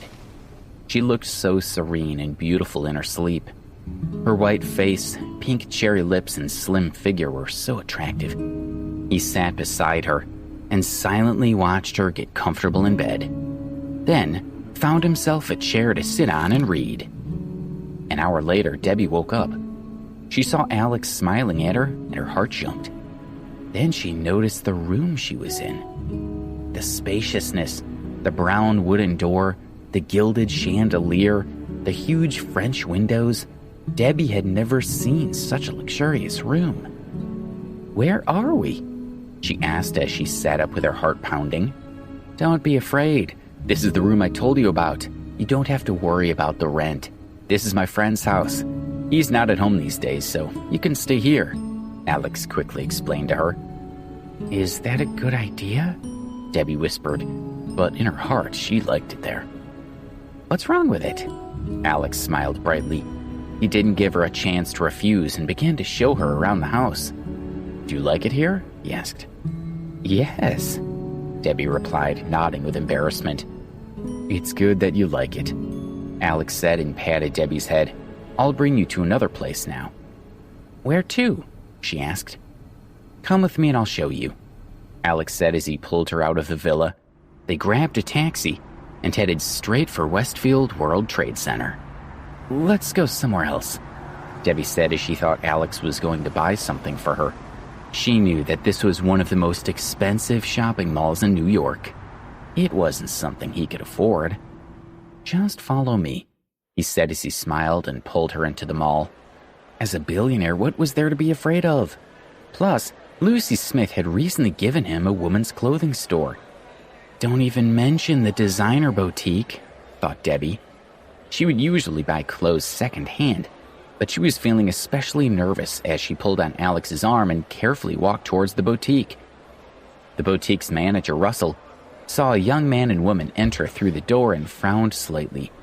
The couple was dressed very poorly, and it was obvious they did not qualify as customers. Russell walked up to the young man and woman, preparing to tactfully tell them that this was not the right place for them, and hint that they should hurry up and leave. "Hello, we have clothes that range in price from $100 to over $1,500. Perhaps this store isn't in your budget." Russell politely stated the price of his boutique's clothing, hoping they would back off. However, the more he looked at the young man, the more familiar he seemed to be. Finally, he remembered. "It's you." Russell recognized Alex, the man that Lucy had brought with her a few days ago. Lucy had told him that the owner of this boutique would be Alex from now on. Russell immediately stopped talking as Alex stared at him with an intentional glare. Hearing the manager's words, Debbie was truly frightened. She tried to pull Alex away and leave that expensive boutique, but he didn't move. He only looked at her calmly. "It's fine, I have money." Then he whispered into her ear, "It would be embarrassing to walk out now, so don't be afraid. Let's buy the cheapest thing and we can go." To support Alex, Debbie listened to him. However, she still felt very uneasy in her heart. Alex put her hand on his arm and started strolling around the boutique. The store consisted of high-end, fashionable ladies' clothing. Debbie's eyes were blurry, just like Cinderella's when she saw her crystal shoes. She especially liked the clothes there. "Help her try on this piece," Alex said to Russell, who had been following them, as he saw the look of desire in Debbie's eyes when she spotted a pink dress. "No need to take it, it's not good," Debbie said quickly. It was not that she didn't like it, but it was because the price was too much. It was over $300, which was something she couldn't even imagine. "Let's try this. A light orange dress that looks like something an ancient Athenian goddess would wear. It'll look really good on you," Alex said, but she rejected it with embarrassment. "I'd rather not wear it. I don't like that style," she whispered. Alex consecutively selected a few sets of clothes for Debbie. She had already used all sorts of reasons to reject them, so how could he not understand her intentions? He could only sigh, thinking that this girl was too simple. Russell, who stood to the side, felt it was strange. He had thought that Alex was a pretty boy that Lucy Smith kept. Now it seemed that this wasn't the case, which improved his impression of Alex a little. However, the new boss's girlfriend was too incomprehensible. It was expensive, and this was still Alex's store, but she didn't even want to buy a single piece of clothing. If this girl wasn't faking it, then she was a rare good one. "This one should be fine. It's not expensive, so just try it," Alex said and pointed at a pure white dress. "Okay, I'll try it," she said nervously, having her thoughts exposed by Alex. This dress was already the cheapest in the store at $150, so she decided to try it on. Alex was especially happy to hear her finally agree. He held the clothes and walked toward the fitting room. Then the fitting room door in front of Debbie opened. "Alex, why are you here?" exclaimed the pretty girl who was Alex's ex-girlfriend, Kathy Fairweather.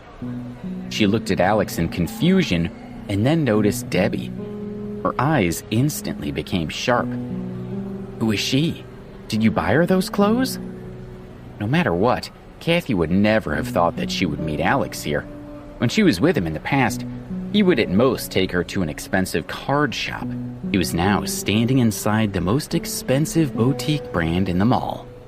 "She's my friend. I bought her here to buy clothes," Alex muttered as he was also very shocked to see Kathy, but he quickly calmed down. "Friend? I think you're treating her like she was your girlfriend, right?" Kathy snorted coldly and said in a shocked manner. "You scum. When did you bring me to such a high-end place? You never wanted to spend money on me. How many days did she follow you around for this? Are you going to go bankrupt to buy things for this little vixen?" Kathy had gotten used to Alex being nice to her alone. Even though they had broken up almost a month ago, he still hadn't said a single harsh word to her when she saw him, especially when they had met at the library. She had easily tricked Alex and dumped him, but she still felt that she could hold an important position in his heart. She simply couldn't accept Alex being so good to another girl. However, her words made Debbie think. So, he already had a girlfriend, Debbie thought as a wave of disappointment ran through her body and bitterness shook her heart.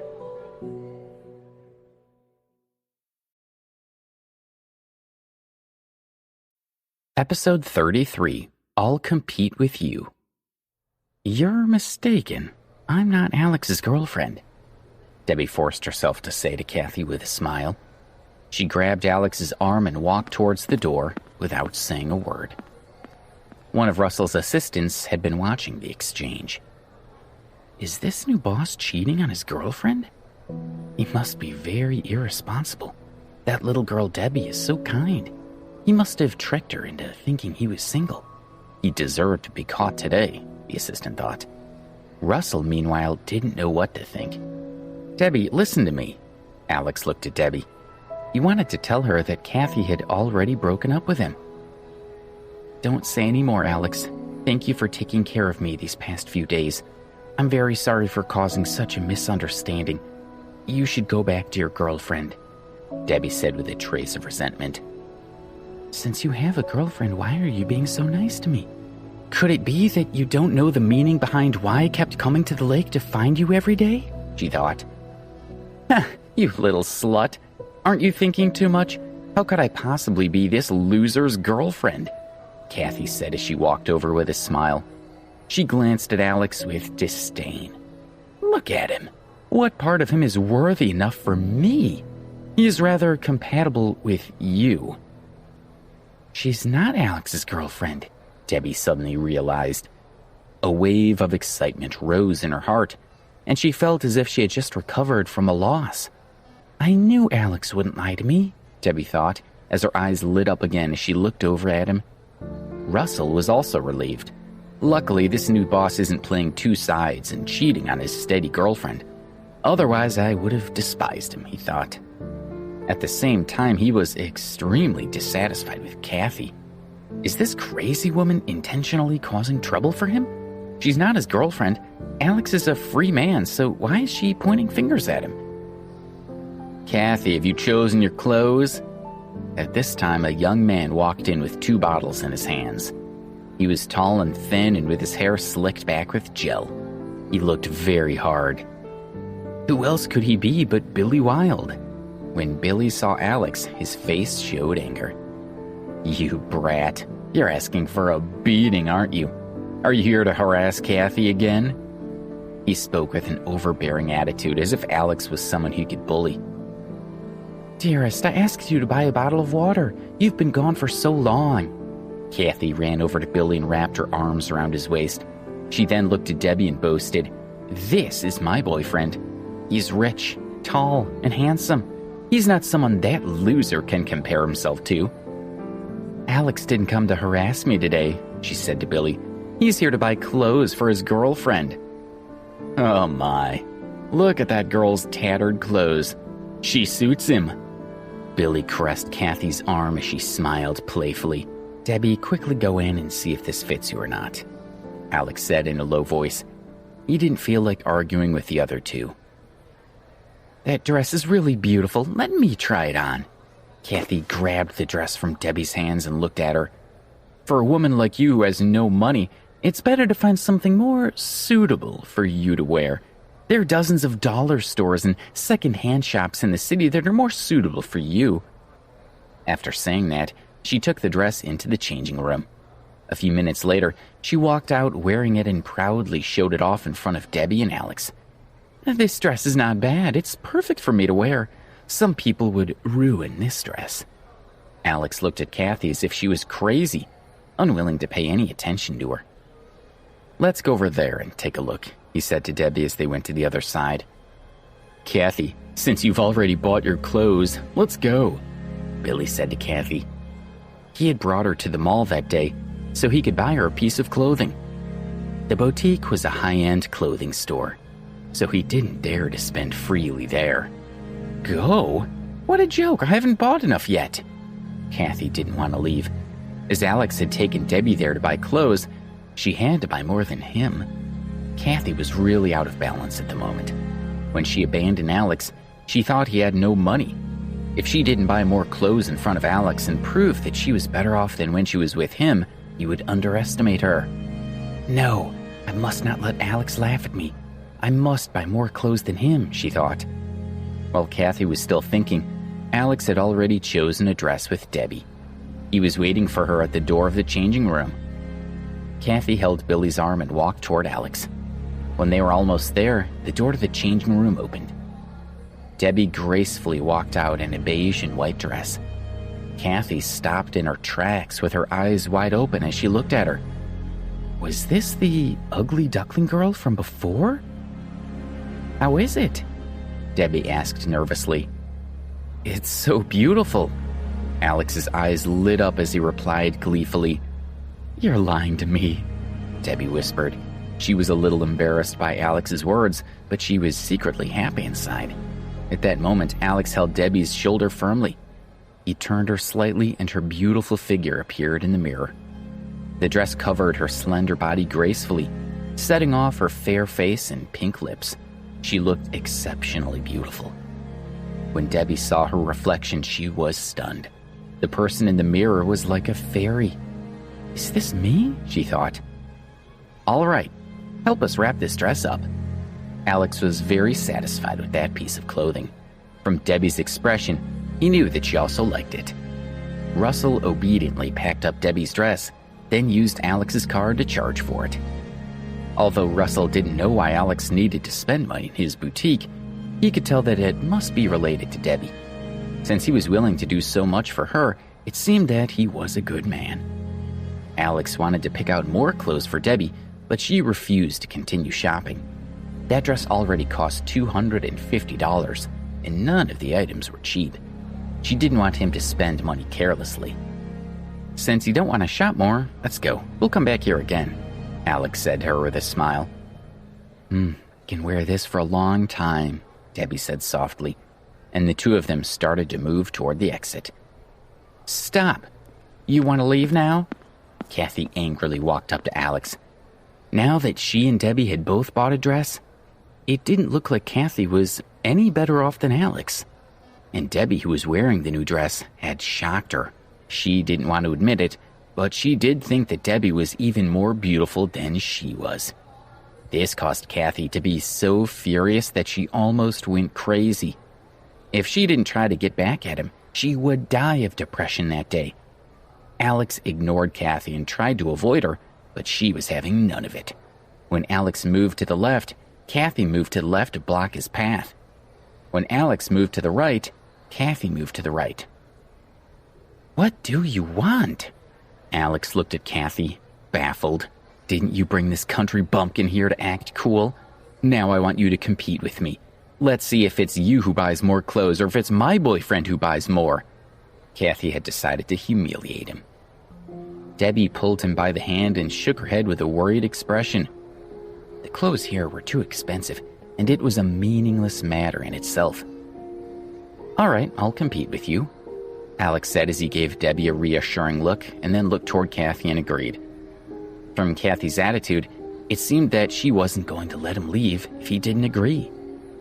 "Ha ha, my dear, you think Alex has a screw loose? He's going to compete with us? He doesn't know his place," Kathy laughed arrogantly.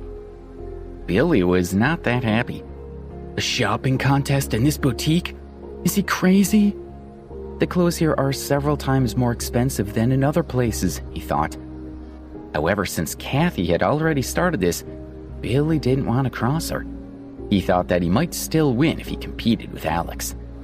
"Alex, I don't know if I should praise your intelligence or your guts. I'll show you how wide the gap is between you and me," Billy sneered. Debbie was extremely scared. Alex and Russell, on the other hand, were laughing themselves to death. Are these two nuts? This shop is all mine. Who are you going to buy more clothes from? Me? Interesting, thought Alex. Of course, Alex wouldn't reveal his identity. He didn't want anyone to know who he was, especially Debbie. Kathy looked at him with disdain. "I know you only have a bit of money left from what you won in the lottery after you stupidly made that huge donation to the Mountain Village children. I can't wait to see what money you're going to use to compete with me today." After she finished speaking, she casually pointed at a pleated skirt and said, "Help me wrap that up." "Is that all right, sir?" Russell questioned Billy intentionally. He could tell that Kathy had no money of her own, so the decision was entirely in Billy's hands.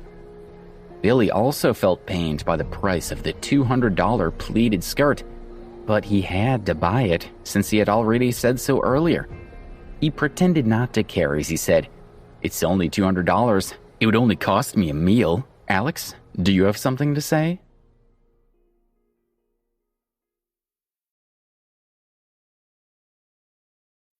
Episode 34, Who Wins? "That white t-shirt," Alex pointed casually. Kathy turned to look where Alex was pointing and saw that the white t-shirt that he had chosen was $50 more expensive than the one she had picked out.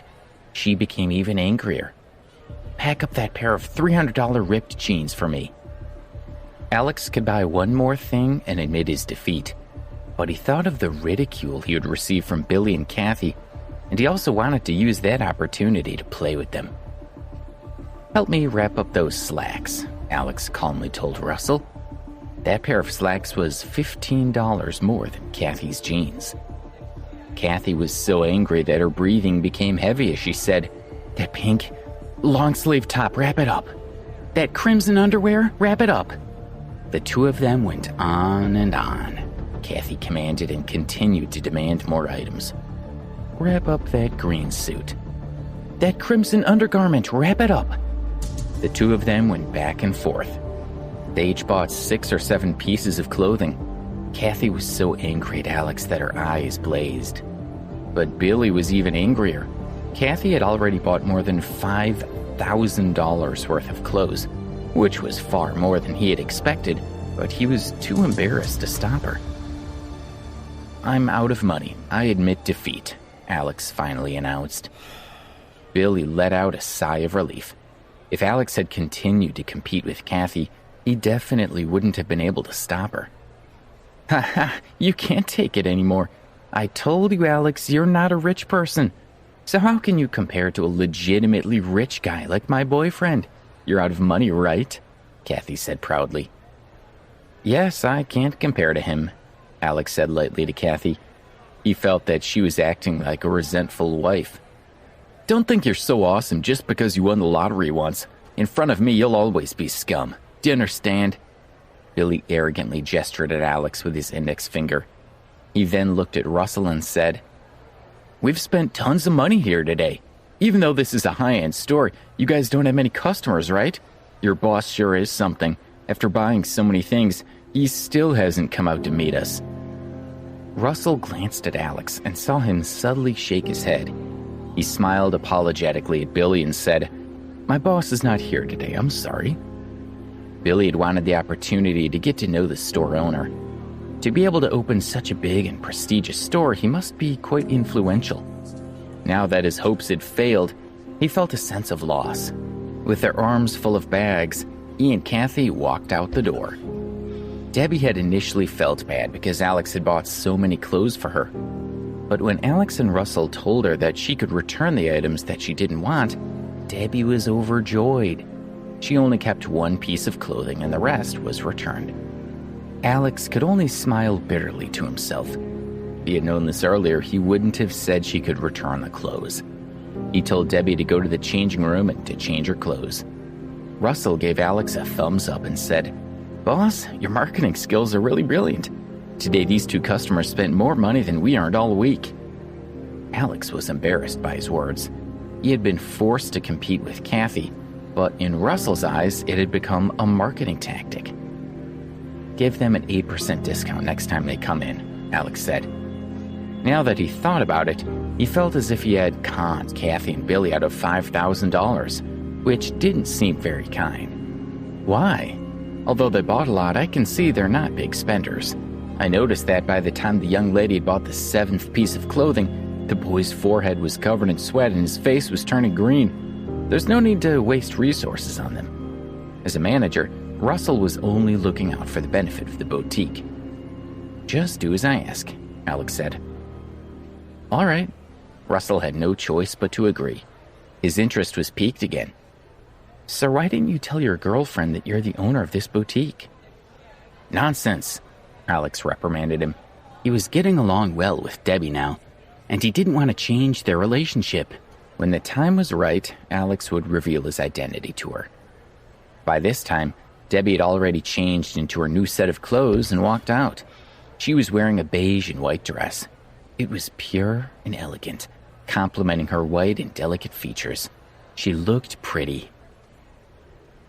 Beautiful young lady, may I have the honor of inviting you to dance with me? Alex held his head high and puffed out his chest. He reached out his hand to Debbie.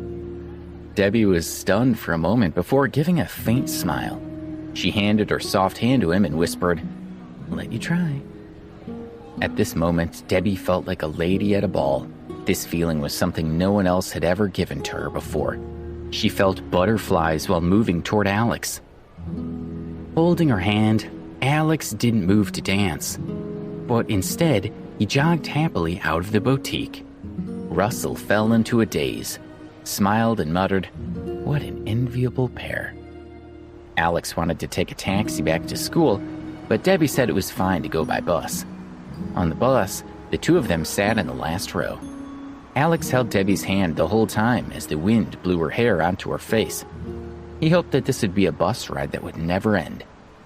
After getting off the bus, Alex was about to discuss with Debbie when they should move into the villa. At that moment, Mark Stevens called, so Alex found a way to avoid Debbie and picked up the call. Mark called this time to ask Alex to go to the restaurant near the school for an event. Alex wasn't interested if the school had organized, so he told Mark that he didn't want to participate. No, sir, this is also a test from the family. If you don't participate, there will be no results this time, and the consequences will be severe, Mark advised sincerely. Didn't I already pass the family's test? Alex said anxiously. Yes, you passed that one, but there will be more. To spur you on, the family will keep evaluating you. If your grades are poor, there will still be appropriate punishments. You must not let your guard down, Mark solemnly said. All right, I'll go participate now, Alex said gloomily. His family was really thorough. Even after 7 years of the poverty training program, it still wasn't enough. What kind of trick was this? Were they deliberately making him feel uncomfortable? Alex complained to himself, although he understood the way the family did things. As one of the top families in the world, how could it be so easy to be one of their descendants? Otherwise, their family wouldn't have been able to last for hundreds of years without decline. Debbie, I'll take you to Hyacinth, Alex gently said to her, as he didn't want to be separated from her for even a second now. Since Debbie was dressed so beautifully, Alex also wanted to make the others admire her, so that Debbie could have more confidence. Okay, Debbie nodded. She felt happy to be with Alex. The restaurant, Hyacinth, was an art building. When it was empty, some small and medium-sized events would be held there. A small stage had been set up in the main hall of the restaurant, and it was surrounded by sound speakers, flower baskets, and ribbons. There were 5 rows of 10 chairs in front of the stage for the arriving guests. Alex and Debbie sat in the last row. There were already a few people around, and from the moment that Debbie walked in, they had already started whispering to each other. They were all envious of the average-looking boy with the pretty girl. Debbie was like a shining gem in her new clothes. She was attracting everyone's attention as she quietly sat in the last row. Is that? A confused woman's voice sounded from beside Debbie. When Debbie turned around, the woman's mouth opened wide in shock. Debbie, it's really you. Yep, Donna Walters, you're here too, Debbie greeted her. Donna was from her hometown, and the two of them came together from a small country in the Northeast. You bought this at the boutique, didn't you? Debbie held in her hand the bag with the boutique logo, which she had used to store her original clothes. Debbie had to admit that she didn't have much contact with Donna and didn't understand her personality. She didn't realize that Donna could have a sour personality, so she asked with a smile, "What do you think?" Debbie was especially happy that day and wanted to share her happiness with her old friend.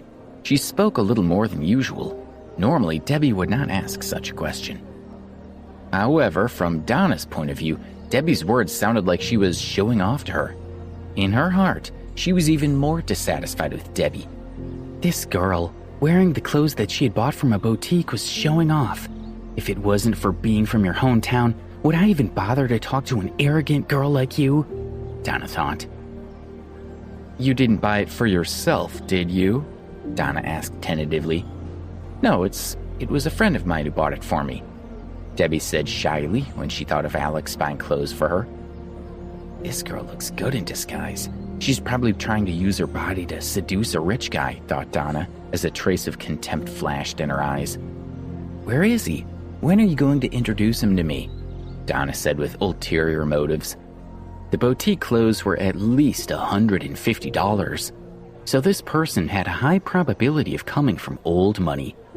Donna naturally wanted to get to know him. Ah, you have to meet him. This is him, Debbie said as she glanced at Alex, who was sitting beside her. She felt a little excited, as if she was introducing a boyfriend to a friend. Donna was shocked. Alex had been sitting beside Debbie the whole time, but she never thought that it was Alex who had bought the clothes for her. How could it be him? This person was dressed like a poor man. Could he afford to buy clothes from a high-end boutique?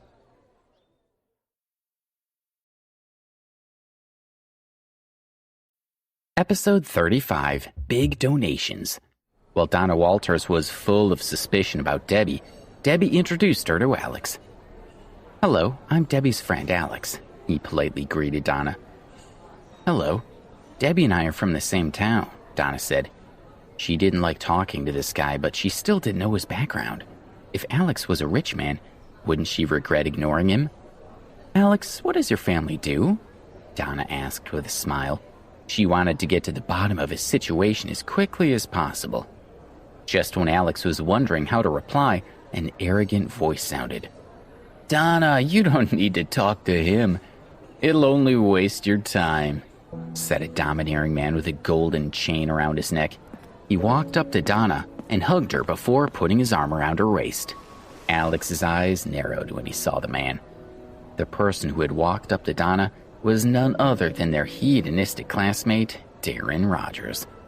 The last time they had been in contact had been in Edith Jones's live stream room. "Darling, what took you so long? I've been waiting for you," Donna said flirtatiously before looking at Alex. "Darling, do you know this student?" "Of course I know him. He's the one I've always told you about. The poorest person in our class is famous in the entire department," Darren exclaimed. "When he's not studying, he spends the rest of his time either working in the cafeteria or the convenience store. As long as you give him money, he'll keep working, no matter how dirty or smelly he is." Donna couldn't hold back her laughter anymore. She held her stomach and pointed at Alex. "Don't say it. Look at his clothes. People sitting around me said he was a beggar on the street. I don't doubt that at all." "Donna, you're right. I heard this guy recently begged for money at the city. A university student who can swallow his pride and ask others for money has no dignity," Darren agreed. "But today, he bought a set of clothes for Debbie at the boutique.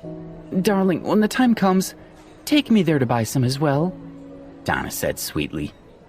"How could a poor loser like him, who only knows how to work, study, and eat, afford to buy clothes at that boutique?"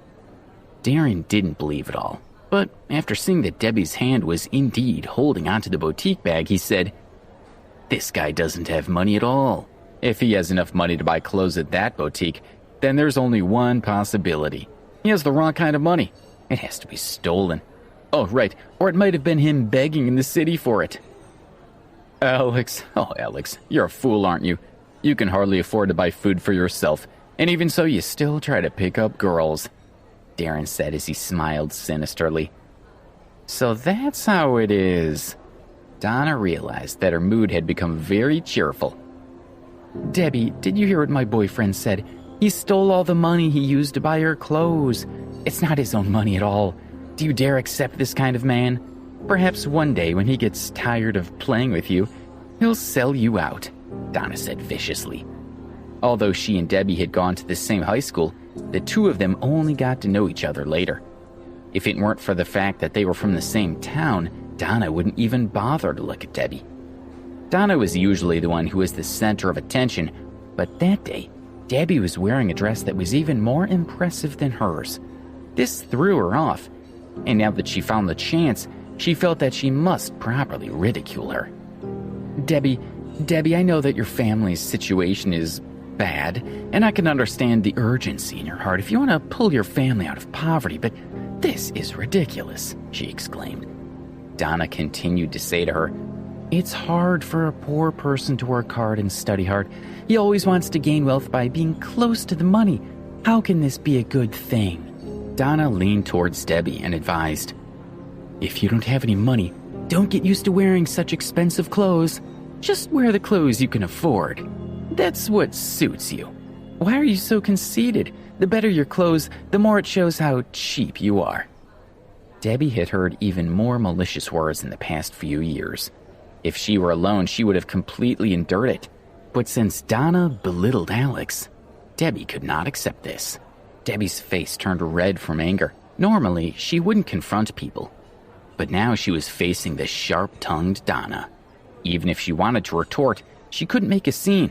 And even if she could say something, she didn't know how to respond. Alex, who was sitting to the side, couldn't stand it anymore. He was about to teach Donna and Darren a lesson when loud music came from the stage. As the lights in the restaurant's main hall came on, the host, who was dressed in formal attire, walked onto the stage and began his opening speech. Guests, good afternoon, and thank you for coming today. We all know why we're here, to celebrate the successful conclusion of our school's donation campaign for the benefits of the village. Of course, we will also pay tribute to the donors today to praise their good deeds. So, this is to recognize the donors, Alex thought to himself. He had casually donated $130,000. That amount of money was nothing to him. After listening to 4 or 5 speeches, it was time for the main event. Next up, we will reward the donors. Let me first report on the status of this donation to everyone. A total of over $300,000 was donated. We have 90 people who donated over $100, 38 people donated over $500, 12 people donated over $1,000, and 5 people donated over $5,000, the host exclaimed. After hearing the host's report, the audience applauded and cheered. Some people donated more than $5,000. Our school is awesome, said one person. I only donated $5. Compared to these rich kids, I'm too far behind, said another. Me too. I had to add up my living expenses before I managed to take out $10. These people are rich, so $5,000 is nothing to them. That's so infuriating, said yet another. Everyone, please calm down. I haven't finished announcing this, said the host. Other than the aforementioned, there is another person who has contributed over $100,000. After the host finished speaking, the entire audience was in an uproar. To them, $20,000 was a huge sum of money, but someone had donated much more than that. Was it a student? Everyone was enthusiastically discussing this person who had donated such a huge amount. They were certain that it must have been a millionaire, and they all wanted to get a good look at him. Darling, how much did you donate? Donna asked Darren sweetly. Not much, just $350, Darren said casually. He hadn't wanted to donate. With that amount of money, he could have taken a girl out for a date. It was only because he had committed a crime in the city and had used the money to protect his life that he had been forced to work or do good deeds. So he had reluctantly donated $350. $350 is not a small amount. You already rank among the top 100 donors, Donna said, and then turned to Debbie and asked her intentionally, Debbie, how much money did you donate? Your family has no money, but I want to see how kind you are. I donated $5, Debbie said with embarrassment. What? Did I hear you right? You just donated $5? Oh, you are something. I remember you telling me that after graduating from university, you're going to be a teacher in a poor area. I think you're lying. Otherwise, why would you be willing to donate $5 at this time? This is too hypocritical, Donna mocked her. Debbie felt wronged. She didn't have any spare money, so the $5 that she had donated meant that she had gone without dinner that night. Debbie donated so little, but I think he must have donated it for her, Donna said to Darren with an evil smile. Him? Donna, don't joke with us on purpose, okay? He's the biggest loser in our class and lives off a part-time job. Do you think he can afford to donate anything? Darren said and laughed. Donna licked her lips, looked at Darren and said, Do you think I believe Alex donated? I was deliberately mocking him. You're not going to confess that you didn't donate money? Donna raised her eyebrows and slyly asked Alex. I did, Alex shrugged and said lightly. Oh, how much did you donate? She asked. Alex's donation would be well beyond Donna's expectations. If Alex said how much, Donna would mock him and Debbie because she wouldn't believe it. Not much. Alex wanted to say that he had donated $130,000 to shut Donna and Darren up, but it would lead to a lot of trouble if this was leaked. He decided not to say it. Not much? Ha, I got it. Alex, you must be the same as this girl, donating $5. No, you poor guy, you didn't even donate $5. You just donated $1. How shameless, Donna said. Darren laughed out loud. You say I'm shameless? Alex couldn't hold back anymore as he listened to their high and mighty laughter, but he still managed to smile on his face. What did you say? You want to die? Darren said angrily. I remember the last time I watched the live stream. There was a person called Ghost Rider who boasted about giving $50. But then esteemed admirer outdid him and banned him from the chat. Alex chuckled. Alex, you ass. Darren clenched his fists in anger, but he didn't dare to hit him. He usually asked for help in fights. At this moment, he could only look at Alex in anger. A moment of silence, please. Now we will invite all the students that have contributed over $100 to come up, give a speech, and have their photo taken, the host on stage said loudly. Darren cooled down a little. He was going to have his picture taken on stage, while Alex remained seated. Wasn't this proof that he was a head above Alex? No matter what a smooth talker you are, Alex, you're just a poor, penniless loser. You are way below me. As he thought of this, the corners of Darren's mouth curled up into a smile.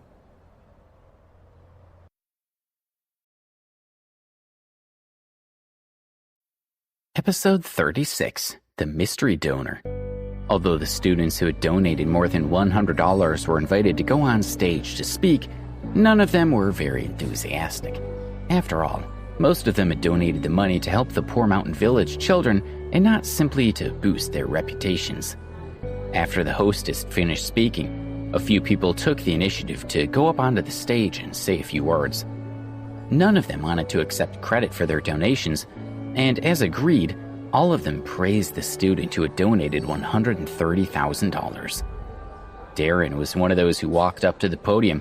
He said, Look, I want to criticize someone for giving a single dollar and then being proud of it, claiming to have donated money as if he had made a great contribution to the children of the mountain village. We should all learn from that student who donated more than $100,000. That person is not only rich, but also of very high moral standards. I only donated $350 to the mountain village children. I'm nothing compared to him.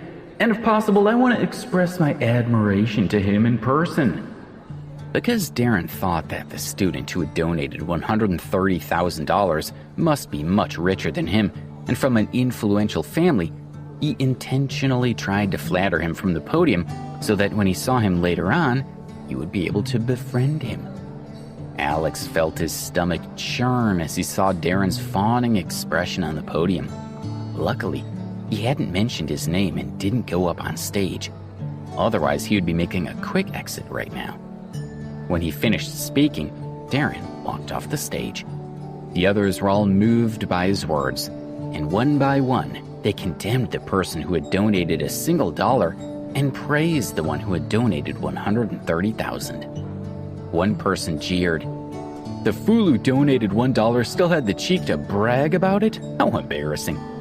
Who can tell me who this person is? I'll hit him right now," another called out. One female student said, "I want to meet that student who donated $130,000. I bet he's awesome." Hearing the discussions around them, Darren laughed proudly. "Alex, did you hear that?" he said. "Everyone's laughing at you, you scum." When no one came up to speak at Darren's invitation, the host started to move on to the next segment. All right, we'll begin taking pictures of everyone together on stage. Due to the restrictions of the venue, we can only invite the 30 students who contributed the most to come up to have their photos taken. Please forgive us. Those students that can't come up on stage, I'll announce the names next," he said and went on over to call them. Darren, $350. Dan Willis donated $500. Shane Farnham donated $500. "Darling, I've missed you," Donna said to Darren excitedly, holding onto his arm and shaking it vigorously. "I also want to go up on stage and take a picture, my love. Can I go with you?" Donna wanted to get into the group photo, show it to her class committee, and gain credit for herself. That way she would have a huge advantage in the scholarship evaluation at the end of the term. This group photo would be useful in many ways. "Why not? I'll just tell them. Let's go," Darren replied. Then he walked on stage with Donna's hand in his own. "Sorry, our space is limited. We're not allowed to bring others up for the photos. Please forgive us," said Emma, the girl who was responsible for maintaining order as she stopped Donna. "Please, let's make a deal between us. No one will know if you don't tell them," Donna whispered to the girl with glasses, but she was still tactfully rejected. "Get out of the way. Who do you think you are? How dare you stop me?" Darren arrogantly pushed Emma aside and pulled Donna over. "It's a miracle that someone like him would even donate money to a mountain village," Emma muttered angrily as she rubbed her arm. At that moment, when the host announced the last 3 people, the atmosphere had reached its peak. Liam Walsh, please come up to the podium. Liam donated $1,500. The girls in the audience were buzzing. Watching Liam walk onto the stage, they all cheered, their eyes filled with passion. Toby Ford, please come up. Toby donated $1,500. Toby walked onto the stage. "I love you, gorgeous, you're the best," one of the young women shouted out. "A rich man doing something to help others. That doesn't happen too often." To attract the attention of the rich and eligible young men, the girls in the auditorium shrieked, and the atmosphere was like a pop concert. Of course, everyone was also excited about finding out who this super rich man was who had contributed over $100,000. Next, let's invite the student in the first place to step up. His donation is $130,000. It was as if the hall had exploded. Some people covered their mouths, while others widened their eyes. Some even stood up from their seats to search for their classmates in the hall. $130,000. Most parents didn't even make that much money a year. When Donna heard that someone had donated $130,000, her heart was in turmoil. She was thinking, if only I can get to know this super rich guy and get him interested in me, then I'll dump Darren without a second thought. Everyone was searching for the rich donator, but no one stood up. The crowd looked excitedly at the host, asking him to announce that generous donor's name. "That student didn't leave his name when he donated the $130,000, the host explained to everyone. One girl said, "No name? That's proof that these wealthy young people only wanted to help the children of the mountain village. That they weren't doing it just to boost their reputations. Their morals were high." "I want to meet this rich guy. He's my dream man," thought Donna. "Buddy, if you're here, please get up on stage and have your picture taken," the host said as he scanned the audience. However, no one stood up. Everyone assumed that the rich donor wasn't there. They were all disappointed.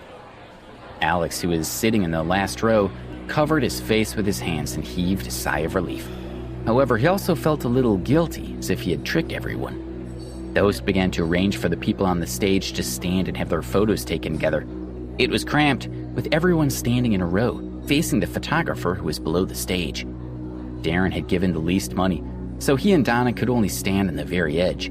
Donna stood very close to the right side of the stage. They moved a little bit to the right. She thought she might be pushed off. Finally, everyone stood up. Donna tidied her hair, put her arm around Darren, and smiled proudly. She sneered deliberately at Debbie, who was sitting at the foot of the stage, and said to herself, "Debbie, my man can take me on stage to have my photo taken. You can only watch me from the audience. Yet you're so delusional enough to think that you can find a richer man than mine, aren't you? You've got no chance. I'll always look down on you." At that moment, Donna felt like a queen looking down at the lowly Debbie. By this time, Alex wanted to leave. After all, the event was coming to an end. He held Debbie's hand and started to move toward the door. "Wait!" Alex had just taken 2 steps when an excited female called out to him in the hall. He slowly looked toward the direction of the voice, and his heart couldn't help but skip a beat as he thought, oh no. The person calling him was the girl with the ponytail, Laura, who had been there the day when he had donated the money. When she saw Alex, her hesitation quickly turned into excitement. She ran toward him, grabbed his arm, and said loudly to all the students, "Everyone, he's the one that donated $130,000. All eyes were focused on Alex. Was this guy, who was dressed in street vendor clothes, rich or something? They still couldn't believe it. Someone had started to question the girl on the spot. "I know it for certain. I was the one who met him that day, and my companion even took a photo at the time. If you don't believe me, look for yourselves," she said as she brought out the photo her companion had given her and showed it to everyone. There was a lot of shouting. "It's him," one guy shouted. Another agreed. "That's right, he's the one." "Alex, you're too modest," a girl said to him coyly. Everyone now believed that he was the student who had donated $130,000. When the host found out that Alex was the one, he quickly gathered everyone to escort him to the stage. "We finally found out your true identity. Thank you so much for giving $130,000 to the children in the impoverished mountain village. Can you tell us your name? The host put the microphone near Alex's mouth. Now he couldn't even hide it if he wanted to, so he stopped pretending. My name is Alex Ambrose, he said softly. Oh, so it's Alex Ambrose. This name sounds like it belongs to a wealthy and distinguished family. He's a good and noble young man. Let's express our respect for him, everyone. The host clapped his hands and the audience burst into applause.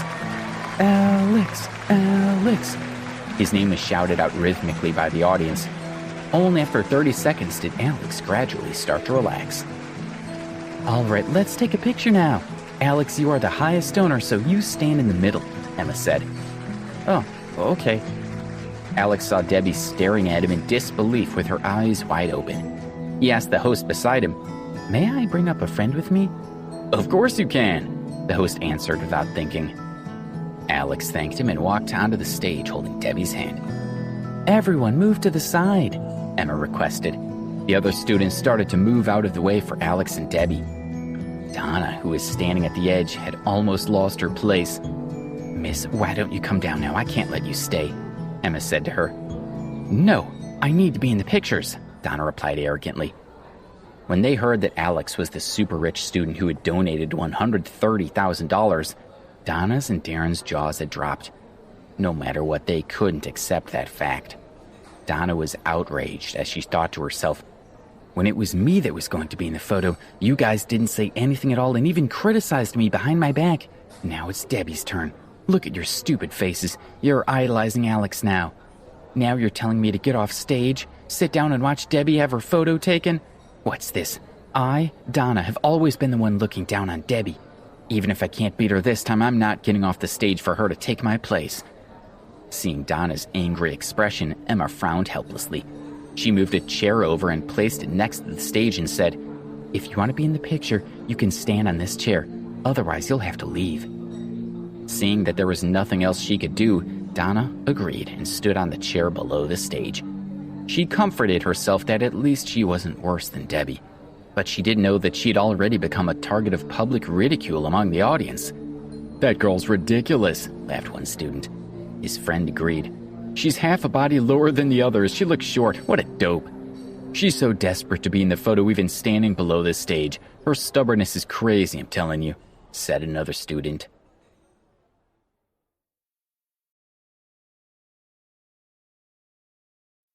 Episode 37, Who's Telling the Truth? Donna thought that Debbie was too pretty as she watched lots of boys staring at her longingly from the audience. They were all talking about her beauty and her modesty. Everyone smile at the camera, said the photographer. Donna was not even in his viewfinder. After the photos had been taken, the host asked everyone to leave but stopped Alex and Debbie. Alex, please wait a moment. As the highest contributor, everyone is curious about your situation. Have you got a moment to talk? Alex, please accept this interview, shouted one admirer.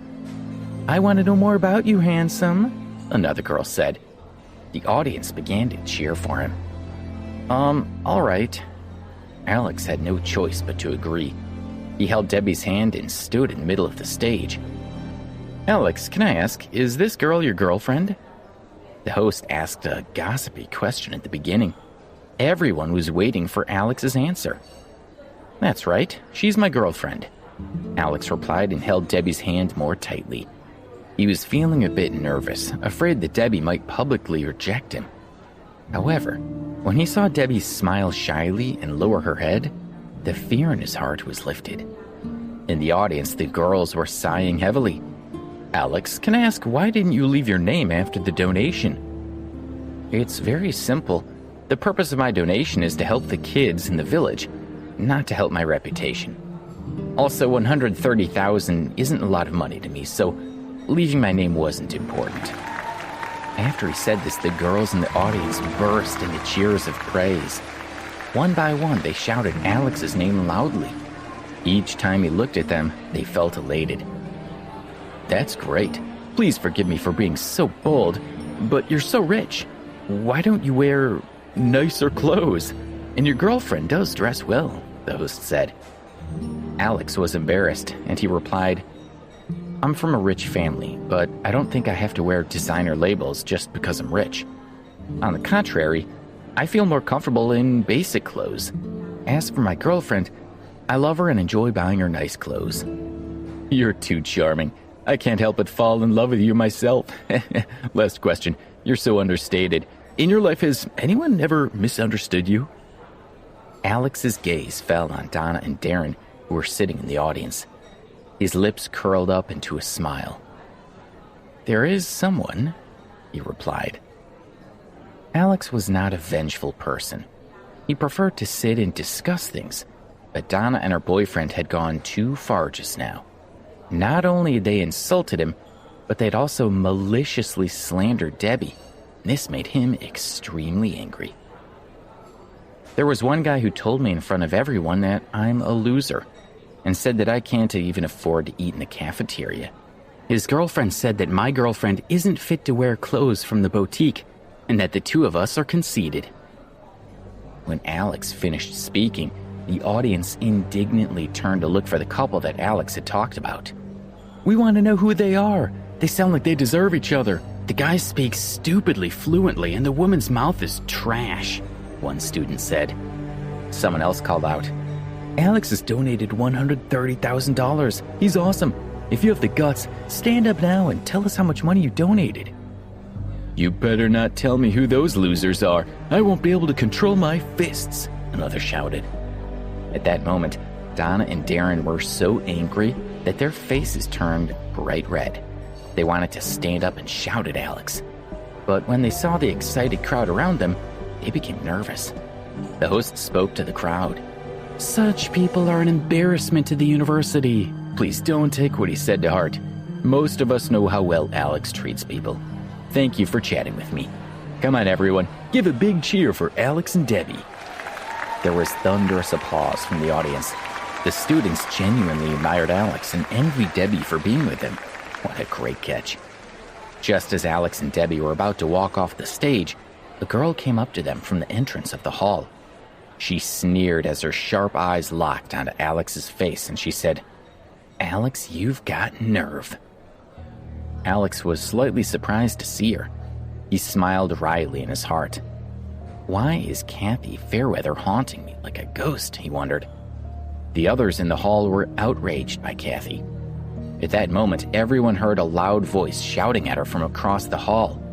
Alex is such a cultivated and noble person, yet you have the guts to come here and criticize him? You're shameless. Kathy pretended to ignore the voice as she continued to walk toward the stage with a cold smile. Now she understood everything. She was furious with Alex. She knew about his generous donation and told herself, he donated $130,000 just to show off in front of me. This money was in his attempt to win me back.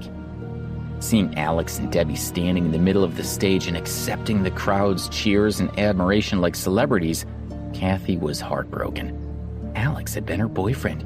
She had rejected him, and Debbie was just a peasant who had stolen him. Kathy simply couldn't accept that they were better than she was. She gave a cold snort toward Alex and Debbie. Then she snatched the microphone from the hostess and said loudly to the audience, Fellow students, you were all tricked by Alex. He's not from a good family at all. He is scum. The audience, of course, did not believe her. They all told Kathy to stop talking nonsense, but she was not flustered at all. On the day of Alex's donation, I was by his side. The fact is, he pretended to donate $130,000 to show that he was generous in front of me and wanted to win me back. If he did donate $130,000, it wasn't his family's money, but the money he won from the lottery. If you don't believe me, you can ask this girl if what I said is true.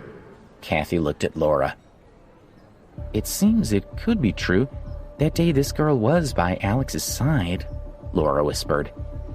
That convinced everyone. So what this scum just said now was a lie? He's not from a reputed family at all. I think he's just a poor scum loser, one of the students said. So that's why he donated money, to impress beautiful women. What he said just now sounded so genuine. I can't believe we believed his lies, another shouted. Another called out, so he won the lottery. Look at his clothes, he looks like a beggar. If he had money, he would buy himself some decent clothes. He must be stupid, right? Hearing everyone mocking Alex and Debbie, Kathy, Donna, and Darren felt very smug. Can I just say something? Alex calmly said to the audience. Someone from the audience replied, "We don't appreciate your tricks, so what else do you have to say? You're just a liar and a loser." Kathy butted in. Everyone listen to what this loser is going to say in case he claims we're bullying him. She knew that no matter what Alex said, it wouldn't change the situation. She crossed her arms over her chest and raised her eyebrows at him. Alex cleared his throat and said, "I've decided on the spur of the moment to donate another $130,000 to the poor villages." No one could believe it. A total of $260,000? How could Alex, a sophomore, have so much money? Everyone's first thought was that Alex was desperate and saying the first thing that came into his head. "Forget about $130,000. I'd be surprised if you could take out even $500 today," one guy shouted. Kathy didn't take Alex's words seriously. She had already worked out that Alex couldn't have a cent left out of the $150,000 he had won. The others agreed with Kathy. Alex ignored everyone and asked Laura for the account number for donations. He called the customer manager of First Republic Bank, Robert Miller, and asked him to transfer $130,000 to that account. At that moment, a staff member rushed onto the stage and whispered a few words into the host's ear. The host's expression changed dramatically as he looked at Alex in surprise. He did donate. Just now he transferred $130,000 to the school account. The donor is indeed Alex, the host said excitedly to the audience, his head shaking as he held the microphone. The audience looked at Alex like they were looking at a god. Although they were in the same hall as him, they felt that Alex was a person who was way out of their reach. "Alex, do you have any thoughts for us to share?" The host was holding the microphone attentively. Looking at Alex's handsome face, the women in the crowd couldn't help but want to kiss him. "Actually, to me, the amount of money I donated doesn't seem that much. I just hope that it can be used to help the kids in the village." Alex glanced at the stunned Kathy and continued, "Of course, I don't like it when people maliciously fabricate rumors about me and insult me." The audience burst into applause. One girl shouted, "This is the magnanimity of a super rich gentleman. You can't tell me that Alex is a loser. I'll never believe you." "Alex is so handsome and he's rich. He's so perfect," another cried out. "Just now that horrible woman criticized Alex. That was terrible. She even said that he was chasing after her." "Ha! Are you still pretending that's true?" another said to Kathy. Now, Kathy had become the target of public criticism. A large number of girls rushed over, tugging at her hair and her clothes, leaving her in a miserable state as she was pushed out of the hall. Alex and Debbie had become celebrities and were surrounded by the crowd. But when everyone was distracted by the girls chasing after Kathy, Alex took advantage of the moment and he and Debbie quietly left the hall. The girls chasing Kathy soon gave up and stopped running.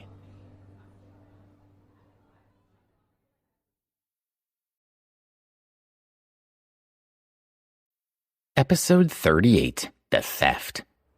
After getting away from the other students, Alex and Debbie walked toward Ramsey Lake. It was almost dark by now, and the ink-like dark clouds on the horizon set off the calm surface of the lake, making it seem tranquil and distant. Debbie held onto her bag as she walked, looking deep in thought. "What's wrong?" Alex asked, concerned. "I never realized that you're from such a rich family." Debbie didn't look at him as she replied. She looked at the lake with a small smile that was full of disappointment, bitterness. "Are you mad at me for lying to you before?" "Debbie, believe me, the reason I didn't tell you is that I was waiting for the right time. I never wanted to hide it from you," Alex hurriedly explained. His words moved Debbie a little. At the same time, she became even more confused. "I know, but..." Debbie hastened her steps and sat down on a rock by the water. She picked up a few stones and threw them aimlessly into the lake. "But what?" Do you doubt my loyalty to you? I can prove it to you right now. Alex was very anxious. He couldn't figure out what Debbie was thinking. That's not it either. She turned to Alex and stared into his eyes. You're from such a rich family, and I'm just a girl from a poor town in the Northeast. I don't deserve you at all. When I think about how I went and bought rotten fruit for you to eat, I feel ridiculous. Debbie thought about what she had just said, and she felt that the last 10 days of her life had been like a dream that had now ended. She stood up and was about to leave, deciding that she would not have anything more to do with Alex. But Alex couldn't let Debbie go just like that. He tried to take her hand, but she walked too fast and pulled away. However, she also found it impossible to leave and quickly ran back toward him. He hugged her and, though she tried to snuggle free a few times, refused to let her go. Let go, the difference between us is too great, Debbie said as Alex held her in his arms. At that moment, her heart was confused. If he had just been a normal student, she knew she would want to grow old with him. Alex didn't say anything. He just looked at her quietly and laughed softly. Only then did she glance at him. What are you laughing at? She asked. When she saw the smile on his handsome face, she felt confused and angry. Even now we're talking about something so important and you're still not taking me seriously, she thought. Alex replied, I was wondering what you were so worried about. You're worried that you're not worthy of me. How about this? Tomorrow, I'll go to my family and tell them that I won't inherit any of my family's wealth and that I won't need their financial assistance. Then you won't have to worry, will you?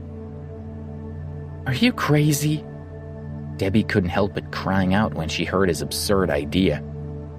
I'm not crazy. I don't care about my family's wealth. You're all I care about, Alex said seriously. Are you still going to leave me? At that moment, Debbie was moved by Alex's words and her heart warmed. When did I say I didn't want you anymore? She lowered her head and whispered shyly. Her words made Alex's heart race. As he slowly moved his lips closer to hers to kiss her, Debbie realized that she was extremely nervous and wasn't sure what to do. Just when Alex was about to feel her breath, Debbie used her finger to cover his restless lips. You have to promise me first that you won't give up your inheritance. She would never forgive herself if he made this ridiculous decision because of her. All right, I promise. Alex was excited, and he continued to move his mouth toward Debbie's. Her lips were so thin, so soft, so sweet. Alex kissed her and felt like he was in heaven. The more he thought about it, the more he wanted time to stop, letting him forever be immersed in that moment of warmth. They kissed for a long time until Alex reluctantly let go, realizing that they had to return to school. As they started to walk away from the lake, Debbie noticed a reflection in the glass. She walked over to check. It turned out to be a phone. The SIM card had been removed, and the information had been deleted. I don't know if someone's accidentally lost this phone or if they threw it away, she said, holding it up in her hand. Someone didn't want it anymore. Can't you see that the SIM card's gone and the data on the phone's been deleted? Debbie, why don't you keep it? Alex had wanted to get her a new phone for a long time, but because of her pride, she'd been reluctant to accept. This phone looked better than Debbie's, so he thought she should keep it. I can't. What if someone's lost it? Debbie laughed as she looked at Alex and said, I'll keep it for now. I often come to Ramsey Lake, so I should be able to find the owner. If no one claims it, then it's mine. That sounds good, Alex replied, and they walked toward the cafeteria. Just then, everyone in Alex's class group received a text message. It was from one of their teachers, Mr. Berkeley. It read, Everyone goes immediately to room 1302 for a meeting. You're not allowed to take a leave of absence, or you'll be deducted grade points. Debbie received a similar message telling her to go to a different room. It seemed that something had happened at the university. Alex and Debbie parted ways, and each headed to the room where their class was meeting. When Alex arrived at the classroom, the rest of the students were already there. He saw Ben and another friend and went over to take a seat with them. "Hey, Alex, look at Darren and Kathy. They're usually so cocky. I don't know what's wrong with them. They're like zombies today. They didn't even mock me when they saw me just now. I wonder if they forgot to take their medication," Ben said in amusement. Alex glanced at Darren and Kathy. When the two of them met his gaze, they looked away quickly. Alex smiled slightly. It seemed like he had given these two quite a shock earlier. Just then the teacher, Mr. Berkeley, walked in hurriedly. He looked very nervous, and the students tactfully stopped talking. However, they were very curious. What had made him so anxious? "Students, something awful happened today." Mr. Berkeley cleared his throat and solemnly said, "Your botany teacher, Mr. Morgan, who is also the school's financial administrator, had managed to increase the school's new internship fund to $350,000. He's just informed us that today, someone stole his bank card and account code, took all the money. When Mr. Morgan found out that the money had gone, he collapsed and was rushed to General Hospital, where he's still receiving treatment. If anyone knows anything about this matter, report it to me immediately," Mr. Berkeley said from the podium. Hearing these words, the students in the classroom exploded into chatter. They never thought that anyone could do anything so awful to Mr. Morgan. Hearing that he had lost $350,000, they were all worried about their teacher. They were all thinking, $350,000? If we can't find it, will Mr. Morgan be going to jail? Alex was also shocked. The first thing he thought of was how he could help Mr. Morgan. "Mr. Berkeley, how about we raise the money through crowdfunding?" Alex suggested anxiously. "Crowdfunding? Trust you to think of that. If we started a crowdfunding platform, what are we going to say we're raising the money for?" Mr. Berkeley replied. He had always disliked Alex. He continued, "Should we write, 'Because of personal error, we've lost $350,000. Now we're relying on the public for help.' What do you think of that? Alex, Mr. Morgan had always been good to you. Why would you do that to him? Luckily, Mr. Morgan's not here. He'd be infuriated with you if he'd heard what you said." Other people joined in to criticize Alex. One said, "Brainless idiot." "Why do you think this person is so stupid?" Another agreed. "He wants to frame Mr. Morgan, right? He doesn't care about people at all. He's lucky that Mr. Morgan treats him so well." Alex wanted to help Mr. Morgan as quickly as possible. He thought that if they raised money online, he could donate $350,000 to him anonymously through the crowdfunder. But hearing Mr. Berkeley and the other classmates' words, Alex's mind cooled down a little. He realized that his idea probably wouldn't work. "All right, everyone, remember this. If you have any leads, report to me immediately. The meeting is adjourned," Mr. Berkeley said, and then he left the classroom with a sour expression. Alex walked out of the classroom and found Debbie. The two of them walked along the path on the campus, discussing the situation. "Last semester, it was Mr. Morgan who helped me with my poverty grant. He's looked out for me. Why did this have to happen to him?" Debbie frowned slightly as she worried about Mr. Morgan. Mr. Morgan had helped Debbie a few times, and she cared about him. Looking at the pained expression on her face, Alex was even more determined to help him. "Alex, how about we go and see Mr. Morgan together? He must feel helpless in the hospital right now," Debbie suggested as she looked at him. "Debbie, you go first. I have some things to do. Say hi to Mr. Morgan for me and tell him not to worry. The situation will soon be resolved." Debbie was a bit disappointed that he didn't want to go with her to see Mr. Morgan, but she trusted him and believed that he must have something he needed to do. So she nodded and made her way to the hospital by herself. Alex, meanwhile, had decided what he was going to do to help. He had decided to leave his teacher a note saying, "Mr. Morgan, I'm sorry. I'm the thief who stole your money. Now that I've been caught, please send me your bank account number via social media, and I'll transfer the money to you." Then, when Mr. Morgan returned to his desk from the hospital and found the note, Alex would transfer $350,000 to his account and everything would be resolved. He had made up his mind. After class, he would head directly to Mr. Morgan's office. Meanwhile, Mr. Berkeley had been working in his office when someone knocked on his door and opened it without waiting for a reply. A girl walked in, swaying her hips and with a wry smile on her face. "Kathy, it's already so late. What do you want?" Mr. Berkeley asked. However, Mr. Berkeley was wrong in his assumption. He watched Kathy close the door. Then, she clearly couldn't hide her excitement as she said, "Teacher, I know who stole Mr. Morgan's money."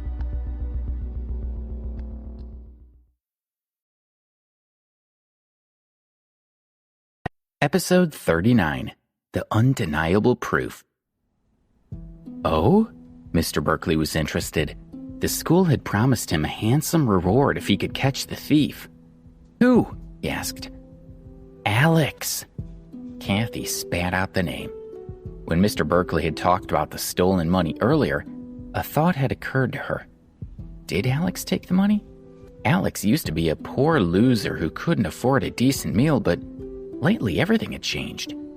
He took Emma to a posh restaurant for a $1,000 meal and donated another $130,000 without hesitation. Is this something a loser like him could ever afford to do? Alex had said that he'd won $150,000 on the lottery, but he's already spent more than that. Where did he get the money?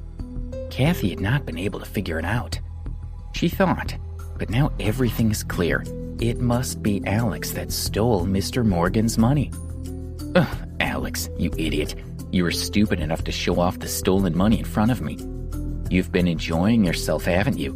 But just wait. This time I will ruin your reputation for good. Why do you think it's him? Do you have any evidence? Mr. Berkeley was still confused. Kathy sneered and told Mr. Berkeley about Alex's extravagant behavior the last few days. Mr. Berkeley, not only did Alex invite Emily to DeLuca's restaurant for a meal worth $1,000, but he also bought 6 or 7 items of expensive designer clothing for his girlfriend from the boutique. That adds up to more than $10,000, and Alex also donated $130,000 to the Mountain Village charity. It's true, Mr. Berkeley responded after listening to her explanation. He was shocked. The total was over $140,000. How could that poor student Alex afford all that? But he didn't dare just take Kathy's word for it. He needed more proof. He immediately called Luke and Darren to see if they would corroborate her story. They both backed up what Kathy had said. Alex had spent well more than $100,000 in the last few days. Mr. Berkeley was now almost certain that Alex was the person who stole Mr. Morgan's money. Mr. Berkeley, let's hurry up and call the police to arrest him. Kathy's eyes flashed with viciousness. Don't worry, I'm taking this very seriously, Mr. Berkeley replied. He was an exceptional teacher and shrewd. He thought carefully for a few minutes and said, "Let's go to the General Hospital first and speak with Mr. Morgan to find out exactly what happened. Once we have more evidence, I'll call the police." "All right, let's go now," Kathy urged him. If the police spoke to Mr. Morgan before they did, they might arrest him. Mr. Berkeley drove the car quickly toward the hospital with Kathy in the passenger seat. Meanwhile, Debbie had been sitting beside Luke Morgan in his ward. Her face was tense with anxiety. "Mr. Morgan, how can anyone be so evil to steal this money? And why would they frame you?" she questioned. Debbie was fretting on Luke's behalf. She looked extremely worried. Luke, on the other hand, looked fairly relaxed. He seemed calm and composed in the blue and white hospital gown, although his face was still pale. He touched Debbie's face and smiled gently, comforting her like an older sibling. "Debbie, don't worry about me. I'm sure we'll find out who did this." Seeing Debbie nod her head in confusion, Luke decided not to talk about these sad things with her. His gaze fell upon her clothes. "Debbie, you and I have known each other for a long time, but I've never seen you as dressed as beautifully as you are today." "Someone else bought me these clothes." Debbie lowered her head shyly. "Someone else? It's a man, isn't it?" Luke asked with a playful tone. Debbie blushed as she softly replied, "Mm-hmm." Luke said, "Little Debbie has grown up. Seeing you looking so happy, I can tell that you and your boyfriend have something really special." He held Debbie's small hand. "And to be able to afford to buy you clothes from the boutique, it seems that this young guy must be doing well for himself." He continued, "Debbie, since you two like each other, you must take good care of each other. Do you understand?" "I know. Thank you, Mr. Morgan." Debbie's eyes were filled with determination. At that moment, the door to the ward was pushed open. Kathy and Mr. Berkeley walked in. "Why are you here?" Kathy frowned and asked when she saw Debbie. "Who's this girl?" Mr. Berkeley asked. "She's Alex's new girlfriend," Kathy replied as she crossed her arms and looked at Debbie with a cold smile. She continued, "I know what she's here for. I bet she's here to find out Mr. Morgan's secrets so she can report back to Alex." "That's right, this girl is determined to help Alex in his crime," Mr. Berkeley agreed. "What are you talking about?" asked Luke. "What crime? Did you find out who it was?" He was completely confused. "Mr. Morgan, do you know who stole your $350,000? It was Alex Ambrose from our class." As she said this, Kathy started to feel exhilarated. "Alex Ambrose? That's impossible. He's not that kind of person." Luke shook his head. He knew Alex was poor, but he was sure he would never do such a thing. Kathy replied, "Mr. Morgan, don't be fooled by him. Do you know how much he donated to a charity? $130,000. How do you think Alex could come up with that kind of money?" When Kathy finished, Mr. Berkeley backed her up. "That's right, I've already asked the school for confirmation. Alex donated $130,000 today." "And?" Kathy's sharp gaze shot toward Debbie. "She's Alex's new girlfriend. Look at her new clothes from the boutique. And that's not the only one. She's got loads of new clothes. They must have spent a few $1,000s there. Where do you think he got all this money from?" "No, you're framing Alex," Debbie interjected. "You would never do something like that." She looked at Kathy and Mr. Berkeley. Luke looked at Debbie and asked, "Debbie, is Alex your new boyfriend? And did he buy you these expensive clothes?" He was anxious. If Alex had bought Debbie's new clothes, then he had to wonder where the money had come from. "Go on, tell us. Are you really in love with Alex? Deny it if you have the guts," Kathy said and smiled smugly. "Yes," Debbie answered, and she nodded toward Luke. Luke closed his eyes and leaned weakly against the back of his bed. "Ha! Mr. Morgan finally believes it," Kathy laughed loudly. She looked at Debbie with eyes full of venom as she pulled out her cell phone. "I'm calling the police now so they can arrest both of you two criminals. You'll be going to jail." Debbie was furious. Why is Kathy always causing trouble for Alex? She asked herself. I'm convinced Alex didn't do anything wrong. Kathy had already tapped 911. Just as she was about to press the call button, Luke spoke up. "Don't call the police." "Mr. Morgan, you..." Debbie stuttered. Luke interrupted her. "I still believe Alex and Debbie. Plus, there's no evidence that Alex took my bank card and stole my money." In Luke's eyes, Alex and Debbie were two very honest students, and he just couldn't believe that they would do that. "Mr. Morgan, try to calm down," Mr. Berkeley advised. "Kathy and I came here tonight to ask you in detail about how you lost the money. Please tell us what happened." Luke replied, "I keep my bank card inside the protective cover of my phone, and the PIN is written in my notebook. Yesterday I couldn't find my phone, so I immediately went to the bank to freeze my account, and that's when I found out that the money had been stolen."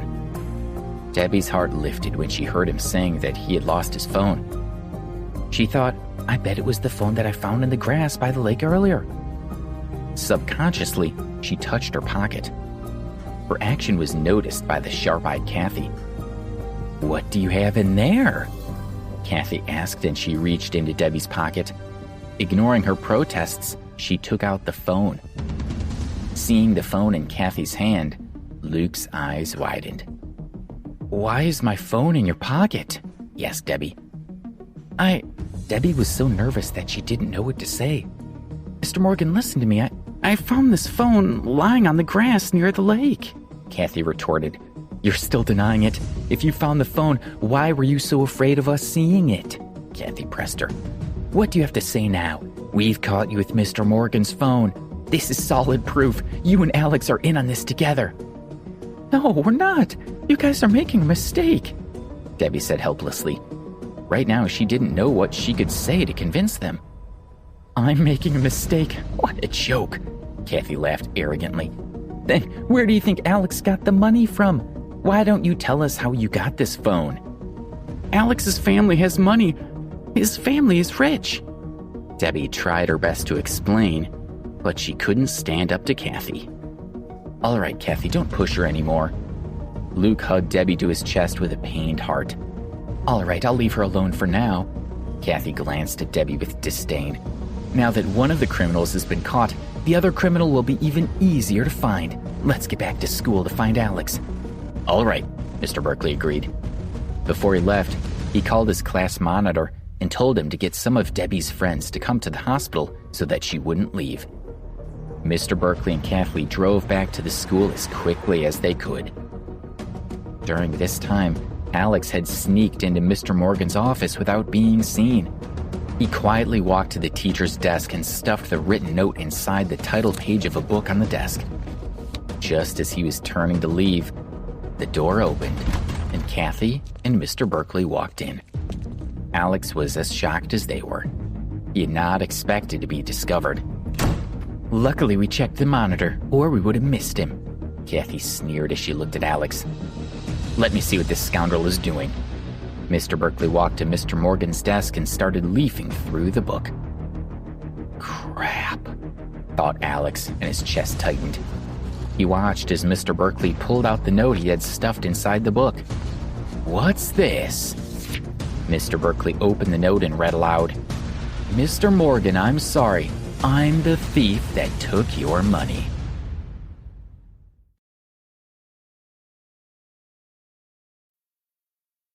Episode 40. Honestly, I'm rich. Alex, what do you have to say for yourself? Mr. Berkeley asked as he held up the note. The truth isn't what you're thinking.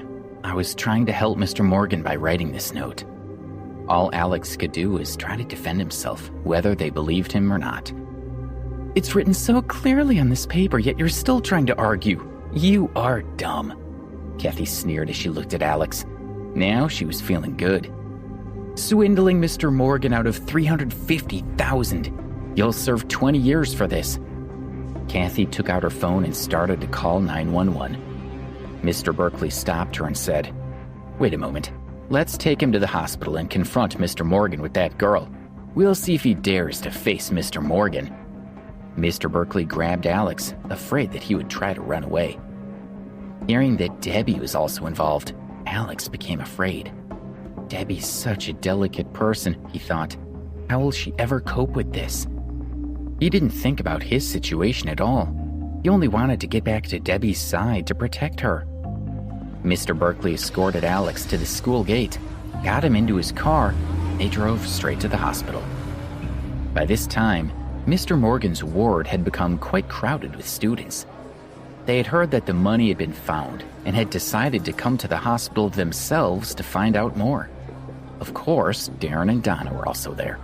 They had heard that Alex was the thief, and they had come to gloat. As Mr. Berkeley escorted Alex inside the hospital, the students started calling out. One said, Hey, isn't that the rich guy who donated all the money? Alex, you're so gorgeous. You're my idol. Can we talk on Snapchat? Said another. Another girl called out, Alex, I love you. We'd look so great together. Give me a chance. A small group of female students ran up to Alex and tried to grab his attention. Darren and Donna rushed over, and Donna said to the girls, Are you all dumb? What a bunch of idiots you are. It was him that stole Mr. Morgan's money. Darren backed her up. It's true. That scum stole $350,000. All he cares about is money. The students started to believe Darren and Donna. One said, Ah, you stole the money from Mr. Morgan? You scumbag. Another joined in. That money was to build up the internship program, and you took it to spend on yourself and your girlfriend. You sleazebag. I hope they catch you, or Mr. Morgan will be blamed for the missing money. Mr. Morgan's such a good person. He's your teacher, and this is how you repay him? In no time at all, the girls had turned against him. They were angry, and some even tried to punch Alex a few times. Alex didn't try to defend himself, as his mind was focused on worrying about Debbie. He had a bad feeling. He was sure that these people were capable of treating Debbie as cruelly as they were treating him.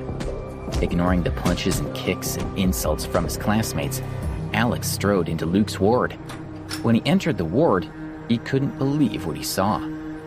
Debbie was sprawled on the ground, surrounded by a circle of people. Her hair was messy, and there were traces of saliva on the top of her head.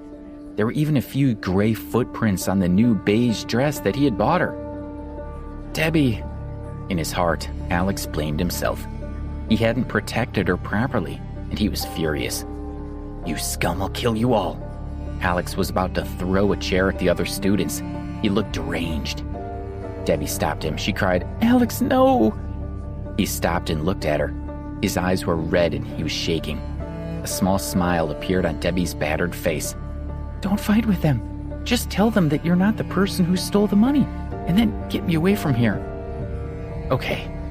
Alex put down the chair, walked to Debbie's side and hugged her. He gently tidied up her messy hair as if there were no one else in the room. The others were scared of his temper, so they kept quiet and watched. Oh, wow. These two scumbags are showing us how much they love each other. Kathy crossed her arms and walked over to Alex and Debbie with a proud smile.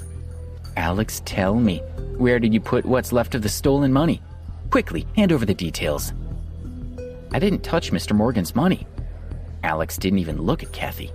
He was still fussing over Debbie. Even now you won't admit it. Kathy then took out the note he had written. Mr. Morgan, everyone, look. When we found Alex, he was writing this note. The words on it explain everything. After the students finished reading the note, they handed it to Luke. He didn't want to believe it, but he couldn't deny what he was reading. He was heartbroken. Alex? This is... Mr. Morgan, I wrote this on purpose to help you. Alex started to explain. Kathy burst out laughing. You know that's bullshit. She looked at Alex with a sneer and continued, Tell us, if you didn't steal it, where did you get the $130,000 for the donation and the money to go out for expensive meals and to buy designer clothes for this peasant? Go on, tell us. She continued, Are you trying to say that you won all that money on lottery tickets? Bullshit. Who the hell would believe you? Kathy was determined to make sure that everyone hated Alex. Alex thought, Previously I had to hide my identity to avoid problems. But now it seems that hiding my identity has made these people despise me even more. And I've even caused Debbie to get beaten up. What's the use of hiding who I am any longer? He said, It's true that I didn't win the money in the lottery. He helped Debbie stand up and looked at Kathy with a faint smile. This money is all mine. My family is rich. When Alex finished speaking, everyone in the ward was stunned for a moment before bursting out in laughter. Kathy laughed and said, Alex, is that all you've got? Can't you think of anything better? With that image, I think you should really be a screenwriter. She didn't believe him at all. If you're rich, then I'm super rich. I'm a princess. Maybe you should call me Lady Kathy, she joked. Alex replied in earnest, I'm one of the richest people in the world, and you're still being rude to me. You'd better watch out, or my family will destroy yours. The others didn't take his words seriously at all. Alex was really angry. This bunch of arrogant kids, he thought. They have no idea who they're talking to right now. With a single word from my father, their entire families could vanish into thin air. He looked around at the people present and said, Listen to me. You have no idea how powerful my family is. Everything you eat, all your clothes, everything you use at school, all your medical treatments, even your cars and houses, even the buttons you've got on your clothes, they've all come from my family's businesses. I advise you to keep your mouths shut. The others burst into laughter. In their eyes, Alex was a raving lunatic. "What's this idiot saying?" one of the students said. "Is he trying to make me die from laughing too hard? Is he distracting us so he can run away? Hurry up and record it on your phones. Alex is going to be famous on social media." No one believed Alex's words. Only Debbie knew he was speaking the truth. One of the teachers from the student affairs office approached Alex and advised him, "Alex, the school has already recovered the $130,000 you donated. As long as you hand over the rest of the stolen money, I can assure you that the school will treat you with leniency." "I'll say it again. That money is my own money. I never touched Mr. Morgan's money," Alex said coldly. He thought, "Okay, if you insist, I'll show you who my family are. You have no idea." With this in mind, he took out his card from his pocket and held it up. "This is my first Federal Bank Supreme card. In my account, you'll find I have around $20 million. If any of you don't believe me, you can take this card and look for yourselves. If anyone dares touch a single cent of this money, I'll guarantee you'll regret it." Alex's card looked cool, and no one there was rich enough to have a Supreme card. They had heard about them, but had never seen one. "Have we made this kid go completely crazy?" one student asked. Another responded, "Don't you need $3 million to use the First Federal Bank's exclusive services? If he wants to play Let's Humor him, it'll be entertaining. The hospital has a card machine. Let's go right now," another suggested. The card machine was quickly brought to the ward. Kathy personally held the Supreme card and prepared to try it. Alex stood calmly at the side and watched. He was thinking, "I can't wait to see their reactions. When they see the amount of money in the account, they'll be stunned, and I'm sure they'll all start sucking up to me then. They'll soon know how stupid they've been and how badly they've treated me and Debbie." Alex entered his PIN, but instead of displaying $20 million, a few words flashed across the screen. "This account is temporarily unavailable." Kathy said sarcastically, "Oh, right. This is the First Federal Bank Supreme card, and it doesn't even work in the card machine." The others also mocked and ridiculed him. "What can this be?" Alex wondered. He couldn't figure out what was happening. "I've used my card in the last few days and it was fine. A few days ago, I even bought a villa on Greenwich Street." He quickly called the customer manager of the bank, Robert Miller, to ask him about his account. "Sorry, Mr. Ambrose. Your card is connected to your family's account. Half an hour ago, your card was restricted by your family. I'm sorry, but you can no longer use it." "My family?" Alex thought. "But my family's only just given me access to my money. Why have they stopped me from using it again so quickly?" Alex was shocked and confused. He called Mark Stevens. "Mark, what's going on with my account?" Alex asked urgently. Mark was also troubled. "It's like this, sir. In the short period since you've had access to your money, you've already spent almost $200,000. Although this is not a huge sum of money, some members of the family think that you haven't yet matured enough to have access to your account, so it's been temporarily frozen. But don't worry, I believe that it should be released again very soon."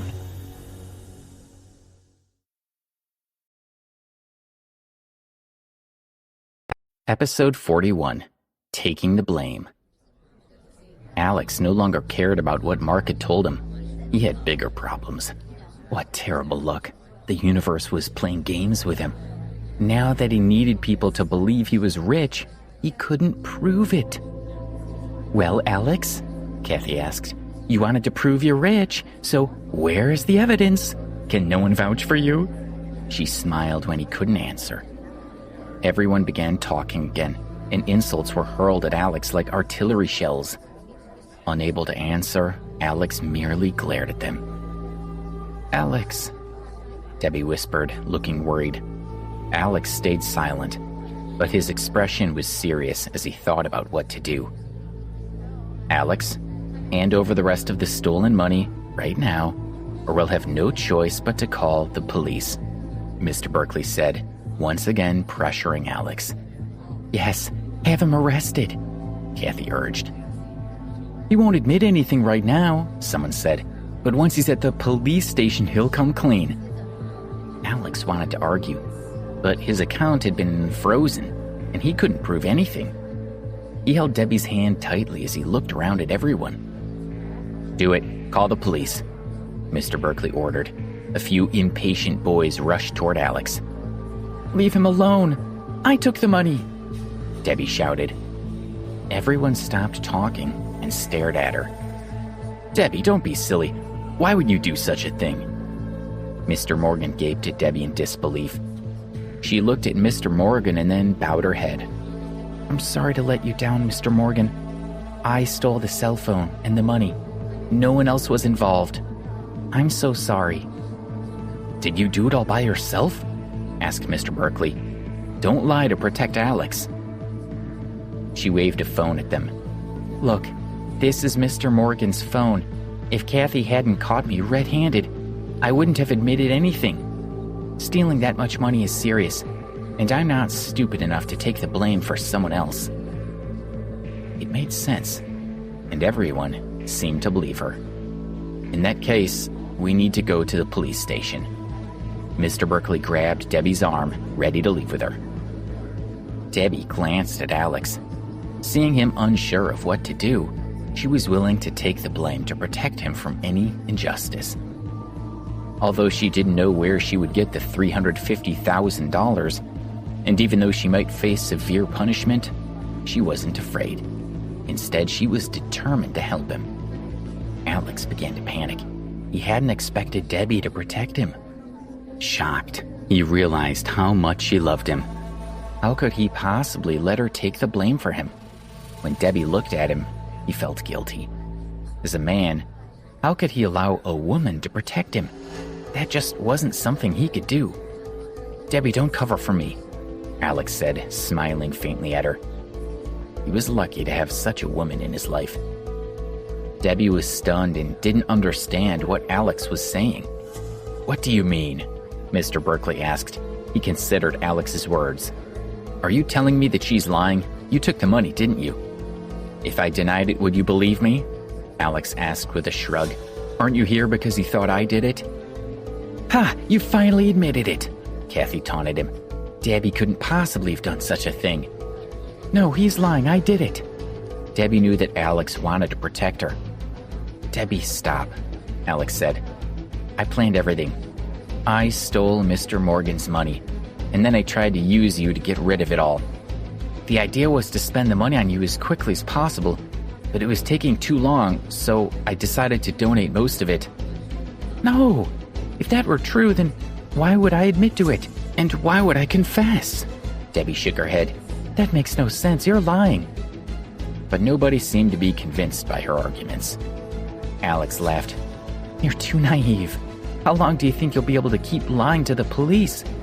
It's over, Debbie. Let it go." Debbie was too stunned to argue. "Alex, is that true? You were just using me?" Debbie's eyes shone with tears. Alex's deception hurt more than the thought of going to jail. "I'm sorry." His gaze slid away.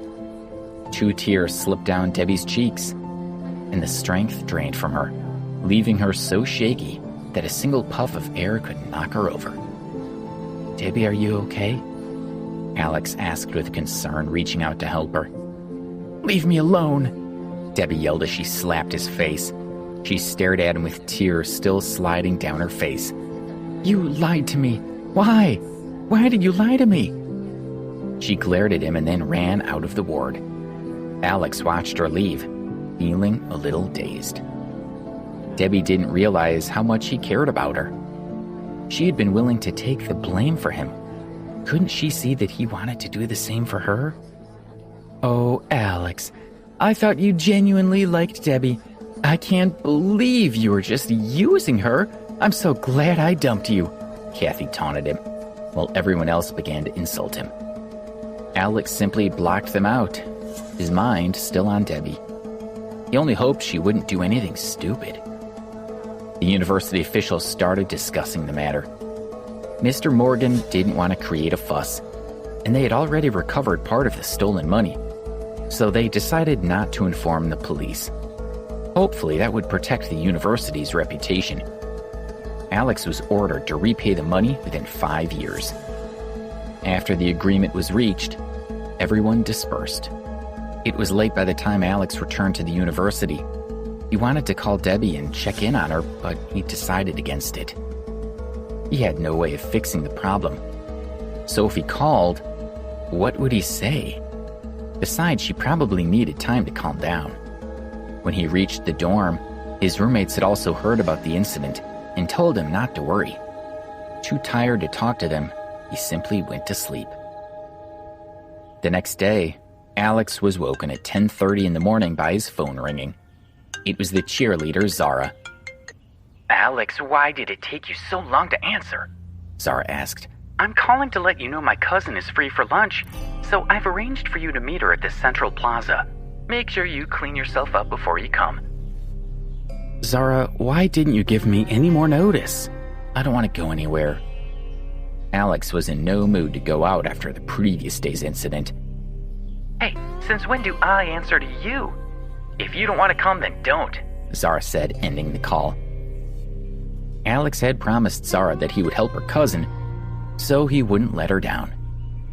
Besides, he couldn't solve his money problems anyway, so he may as well do this. He got washed and dressed, and then he hurried to the Central Plaza. Zara and Karen were sitting under an umbrella, drinking lemonade. Zara tossed her phone onto the table. What is it? Karen asked, her heart beating faster. Doesn't Alex want to come? So what? Don't worry, he'll come anyway. And if he doesn't, then I'll take care of it, Zara said confidently. Karen's heart stopped pounding. She took a sip of her lemonade and glanced at Zara. Zara's attitude toward Alex was still quite mean, so she still didn't know he was rich. That's good, Karen thought. This means I have one less opponent. Hey, did you hear what that loser Alex did? Zara laughed when she thought about the situation at Shrimp King the other day. No, what? Alex was especially interested in hearing anything about Alex. He was asking for money at the entrance. Zara filled her in on the incident. Yeah, what a loser, Karen agreed. Of course, she didn't believe for a minute that Alex had asked for money, so Zara must have misunderstood. After all, when Karen first met Alex, she had also thought he was a loser with no money. But the idiot surprised us, Zara said.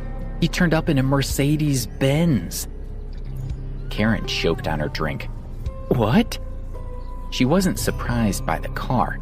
Many of the black cardholders at First Republic Bank drove such cars.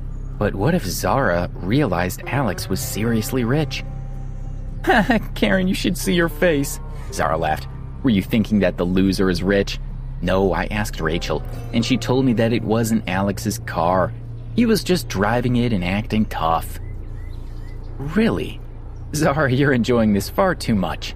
Karen relaxed again. Zara didn't suspect anything. No, that's not it. I know Alex, and that car doesn't belong to him, Zara said confidently, even though she had believed it was his at the time and had begged Alex for a ride.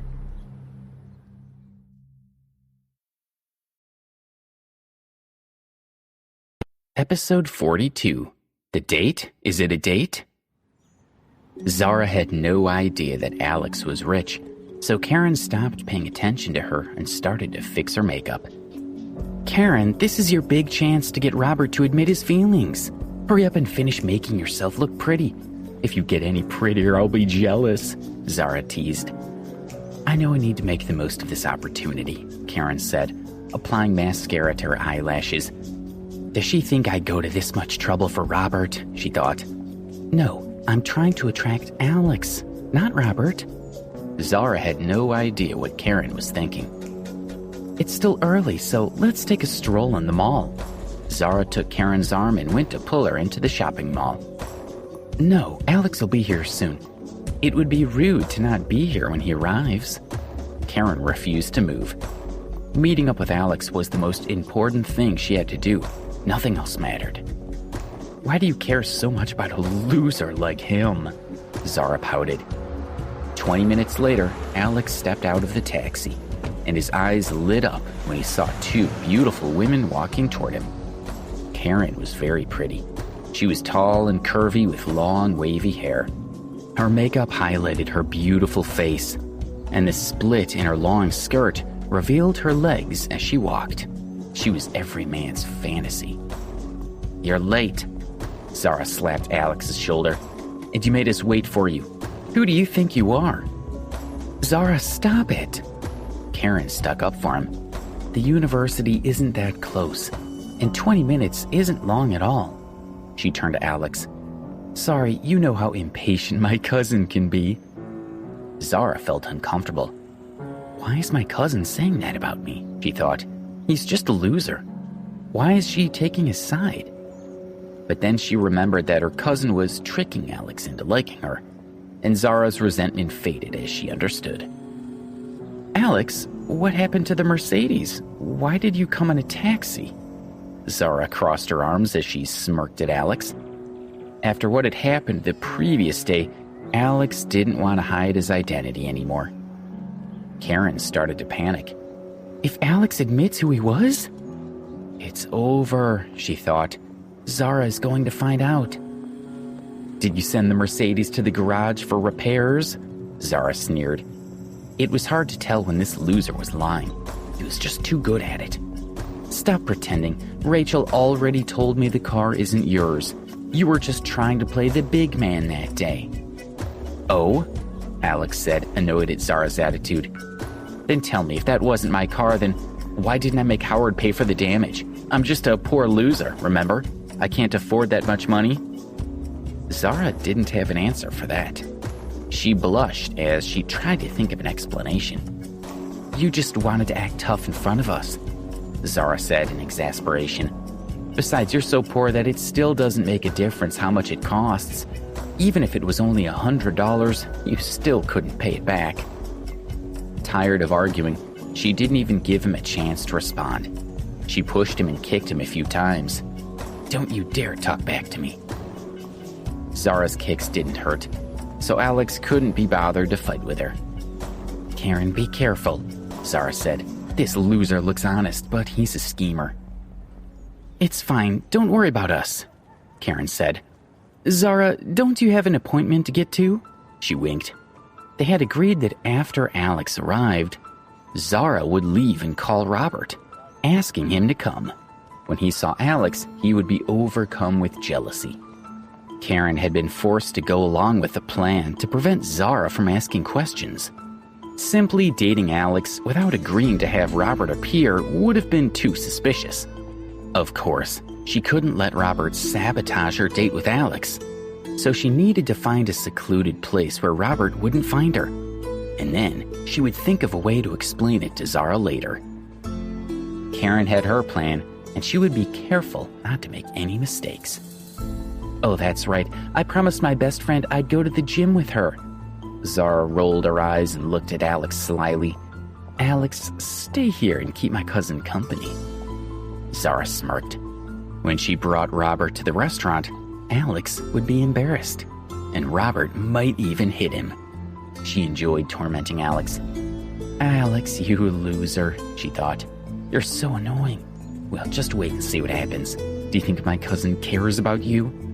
She smiled when she thought about how Alex had no idea what was going on and didn't know he might get beaten up later. Leaving them to it, Zara walked away. After a few minutes, she turned around and saw Karen holding Alex's arm as they walked toward a nearby restaurant. Karen, what the heck? Zara mumbled to herself. It's just an act. You don't need to touch him. Is he taking advantage of you?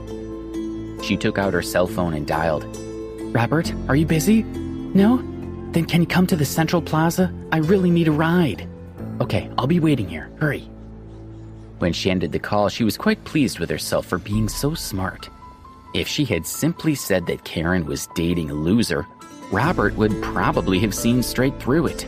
But if she could arrange for Robert to bump into Karen on a date with a loser, he would get jealous. Half an hour later, an Audi A5 pulled into the Central Plaza. A man with a neat buzz cut and a pair of dark glasses stepped out of the car. James, you came. Zara walked over, smiling at him. She had met him a few times through Karen, so she knew him reasonably well. He didn't seem very intelligent, which is why Zara thought their trick might work. Yeah, I've been busy with work for the past few days, and I haven't had time to visit your cousin Karen. How is she? He asked with a faint smile. Every time we meet, you always ask about my cousin Karen. It's enough to make a girl jealous, she teased him. Karen has been quite busy recently, but I don't know what exactly she's been up to. Karen was intentionally vague. The less she explained, the more curious he would become, and then he would become anxious. That way, when he discovered Karen on a date with Alex, he would get worked up. Oh? Sure enough, he was already suspicious. When he had first seen Karen on a blind date, he had been deeply attracted to her.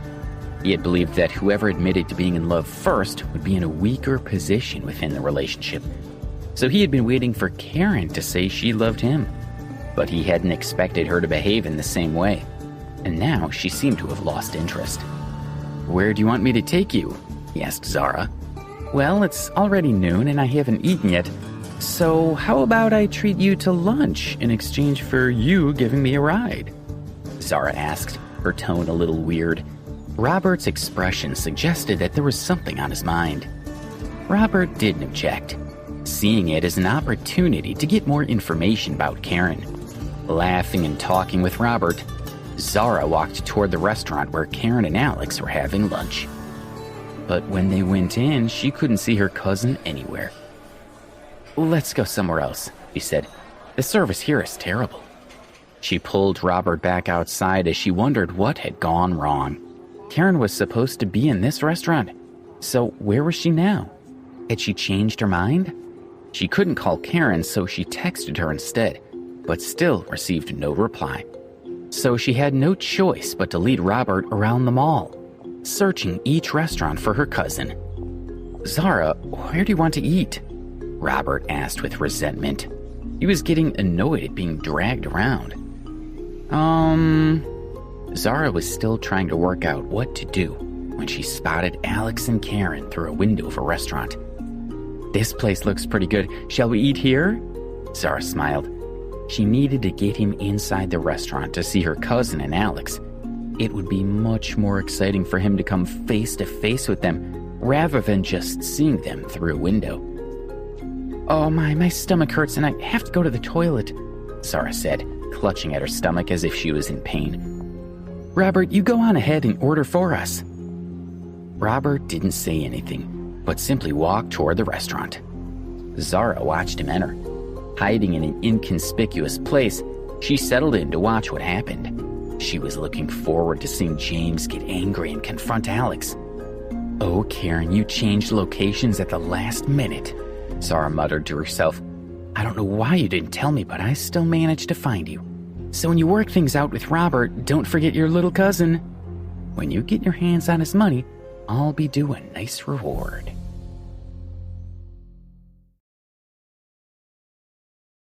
Episode 43, Who Are You?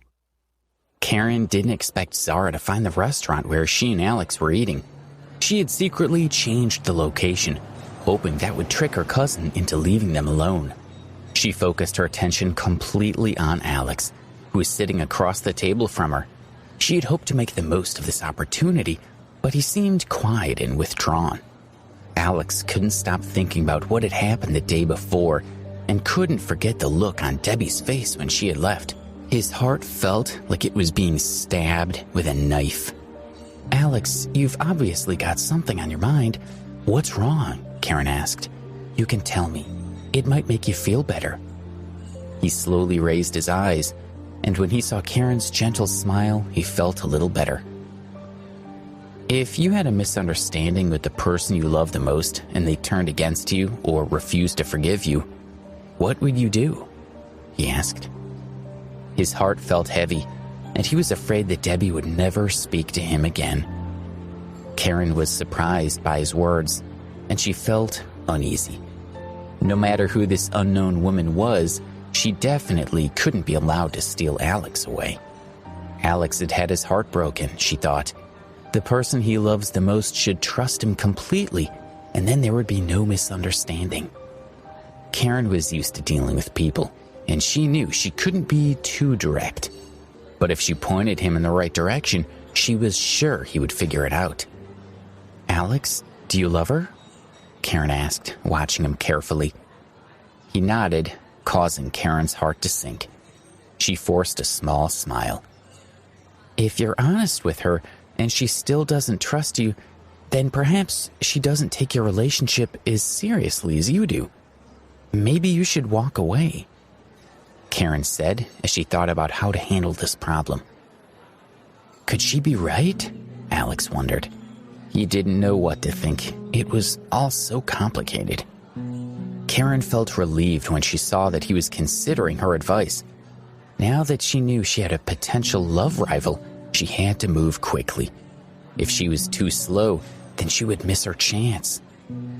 "Cheer up, Alex," she said. "There are plenty of fish in the sea." She edged closer to him and slowly slid her hand across the table. Although she knew she was being far too forward, the situation was urgent, and she had to take the risk. Besides, from what she knew of Alex, he wouldn't be angry. She was so close to Alex's hand. Just a few inches more and she would be touching him. She moved her hand to within half an inch, then closer. Just as she was about to make contact, a loud voice came from beside her. "Karen, what are you doing here? And who is this?" Robert demanded to know. He had been so focused on Alex that she hadn't even seen him arrive. "Robert?" Karen gaped at him in surprise. This was a problem. Zara, her annoying cousin, had managed to track her down. "Karen, what's going on? I want an explanation now." Robert stared at her. This was the exact situation she had once wanted. With anyone else, it would have worked brilliantly. She would have shed a few tears, and Robert would have blamed himself and then confessed his love for her. But everything had changed. She was sitting here with Alex, who had a Supreme card proving he had over $30 million. Compared to Alex, Robert was nothing. Karen didn't even bother to answer any questions. She pointed outside as she glared at him.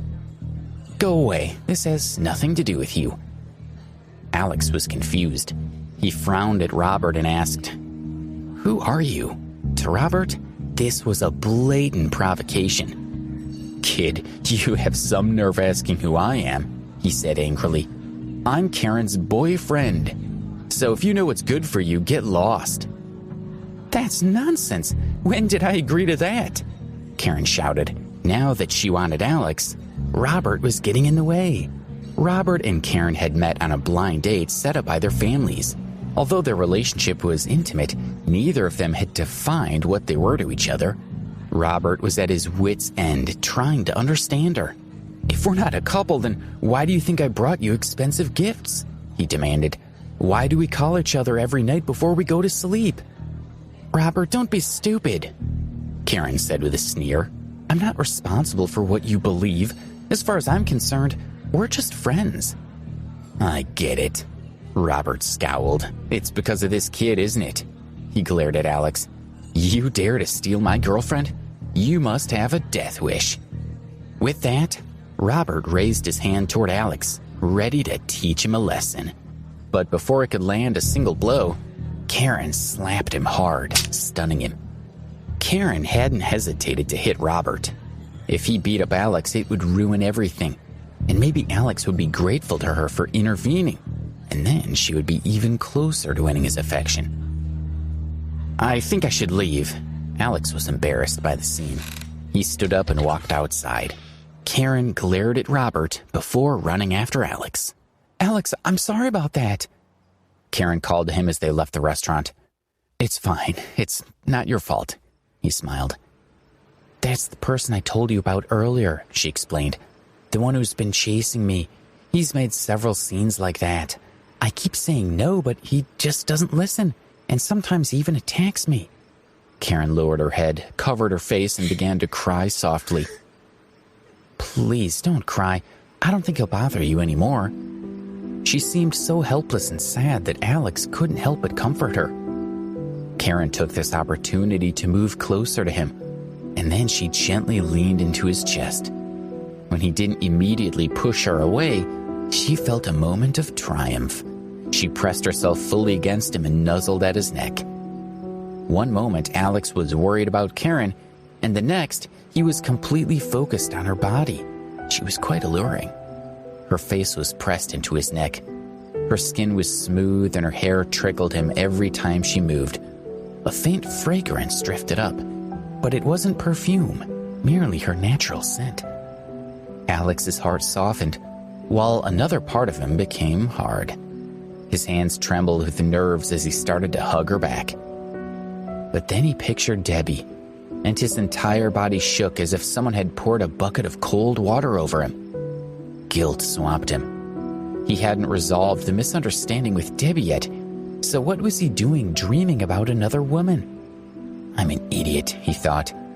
I'm the one responsible for the situation with Debbie. If I lose her because of this, I'll have no one to blame but myself. He cursed himself and pushed Karen away. Karen, I'm sorry. There's something I have to do. I have to go, he said. And then he left without looking back. Alex? Alex!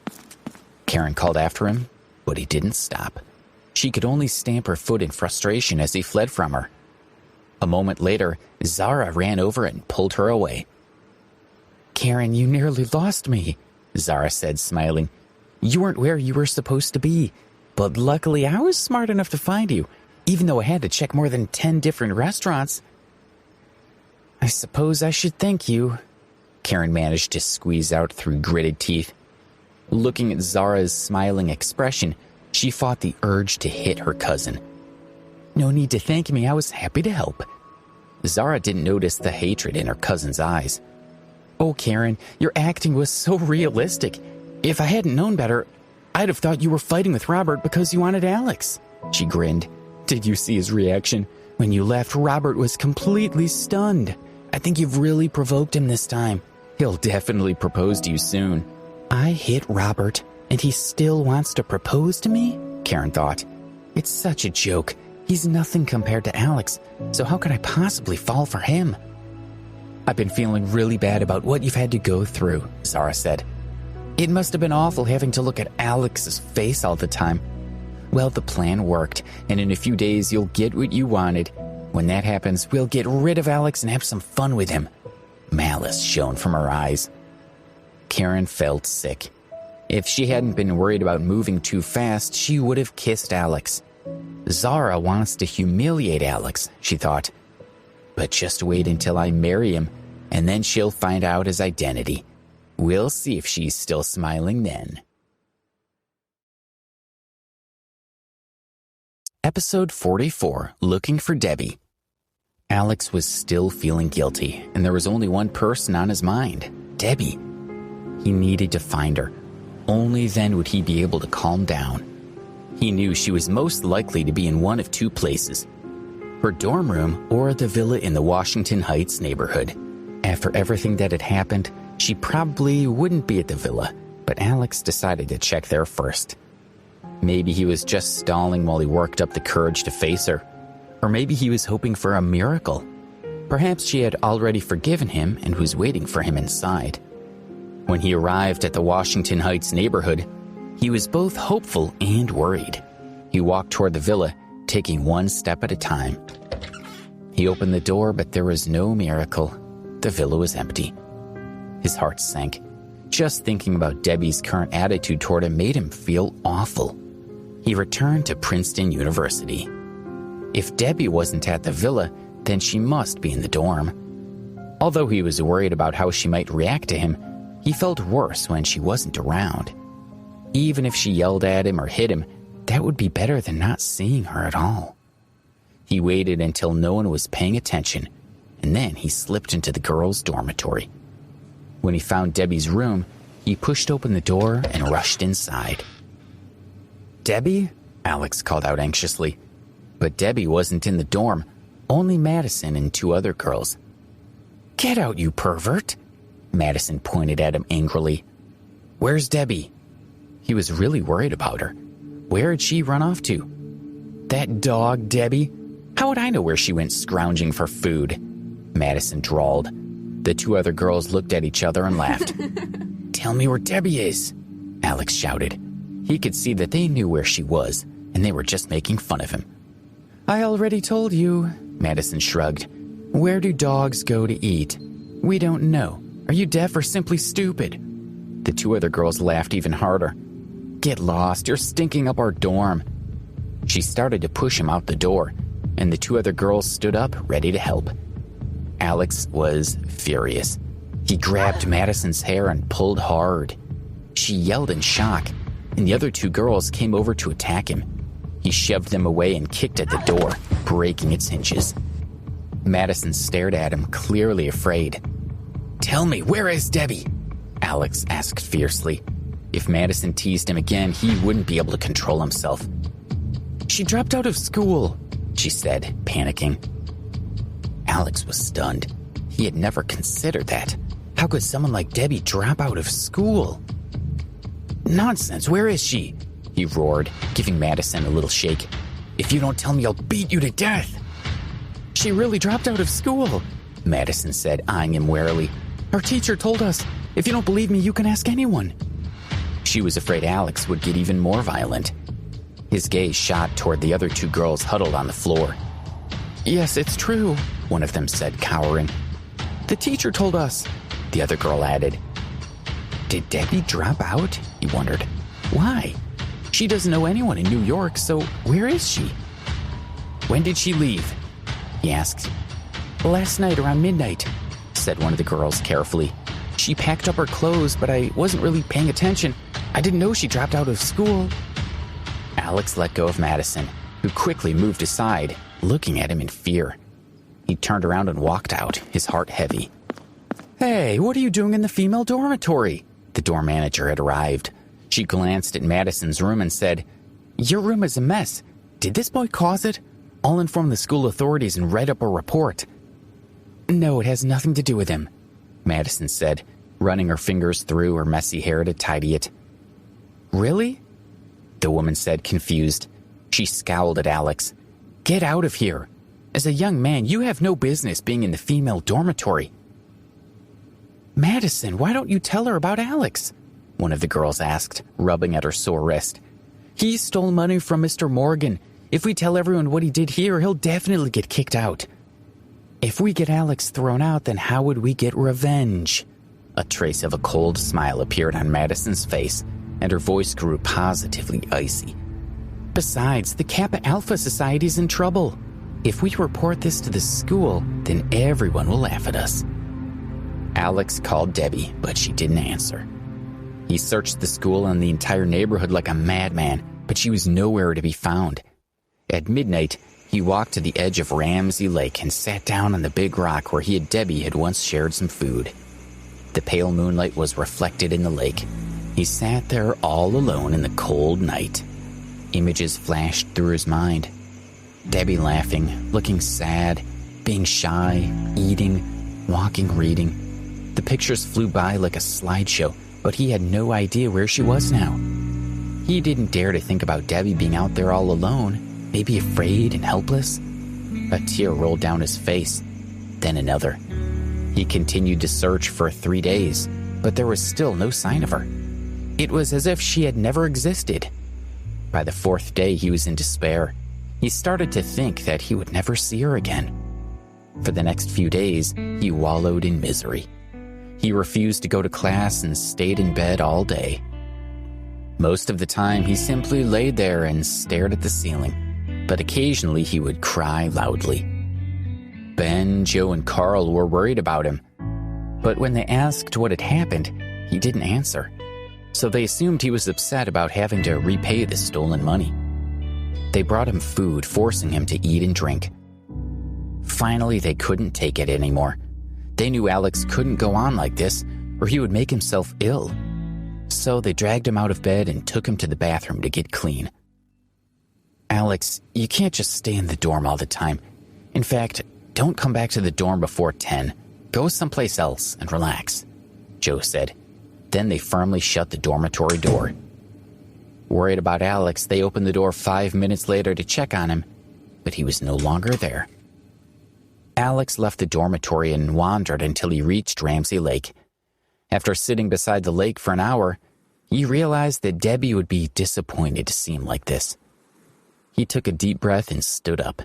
He walked to the school gate and hailed a taxi to take him into the city. As he watched the scenery pass by through the car window, Alex thought about Debbie. He hoped to spot her somewhere, even if it was a long shot. After 4 hours of simply driving around, the driver's shift was finished, so he dropped Alex off somewhere in the city. Alex walked into a high-class restaurant and sat down. He had wanted to take Debbie here for a meal, but she had disappeared before he could fulfill his promise. "Sir, are you ready to order?" the waiter asked, wondering about this sad-looking customer. Alex pulled himself together. "I'd like the fried lobster, some oysters, a seafood platter, pumpkin soup, the lamb cutlet, the steak with black pepper." Alex ordered a total of more than 10 dishes. "Sir, are you planning to eat all that food by yourself?" the waiter asked with his mouth wide open. "It's fine," Alex said lightly. The waiter was still worried, so Alex showed him his wallet, which had enough cash to pay for the meal and still have a little left over. Satisfied, the waiter left to arrange the food. "Debbie," Alex thought, "when I find you, I'll bring you here to make up for the harm I've caused you." The dishes were brought out and placed on the table, one after another. "Can I have 2 sets of tableware?" Alex asked. "Oh, so you're expecting friend?" The waiter smiled. At least he's not eating all that food by himself, he thought. He went to get the 2 sets of tableware. Alex looked at the empty seat across from him and felt a bit depressed. "Debbie," he sighed. He picked up a shrimp and placed it on the plate in front of him. "Here, have a taste." "Well, what do you think?" "I remember you saying that you like shrimp." Alex picked up the red wine and poured it into a glass. "This red wine is world famous. Try it." The waiter was dumbfounded. He opened his eyes wide and stared at Alex in disbelief. He rubbed his eyes and looked again. There was still no one else there.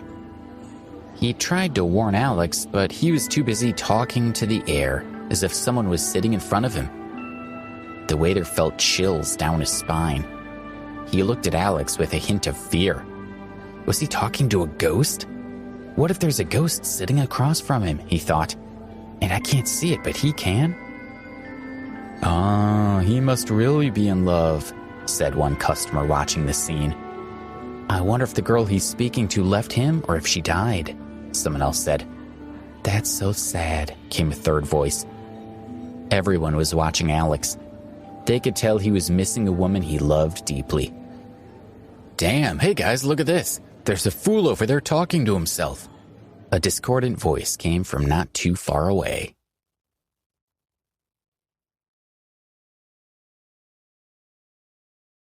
Episode 45, You're Not Getting Rid of Me.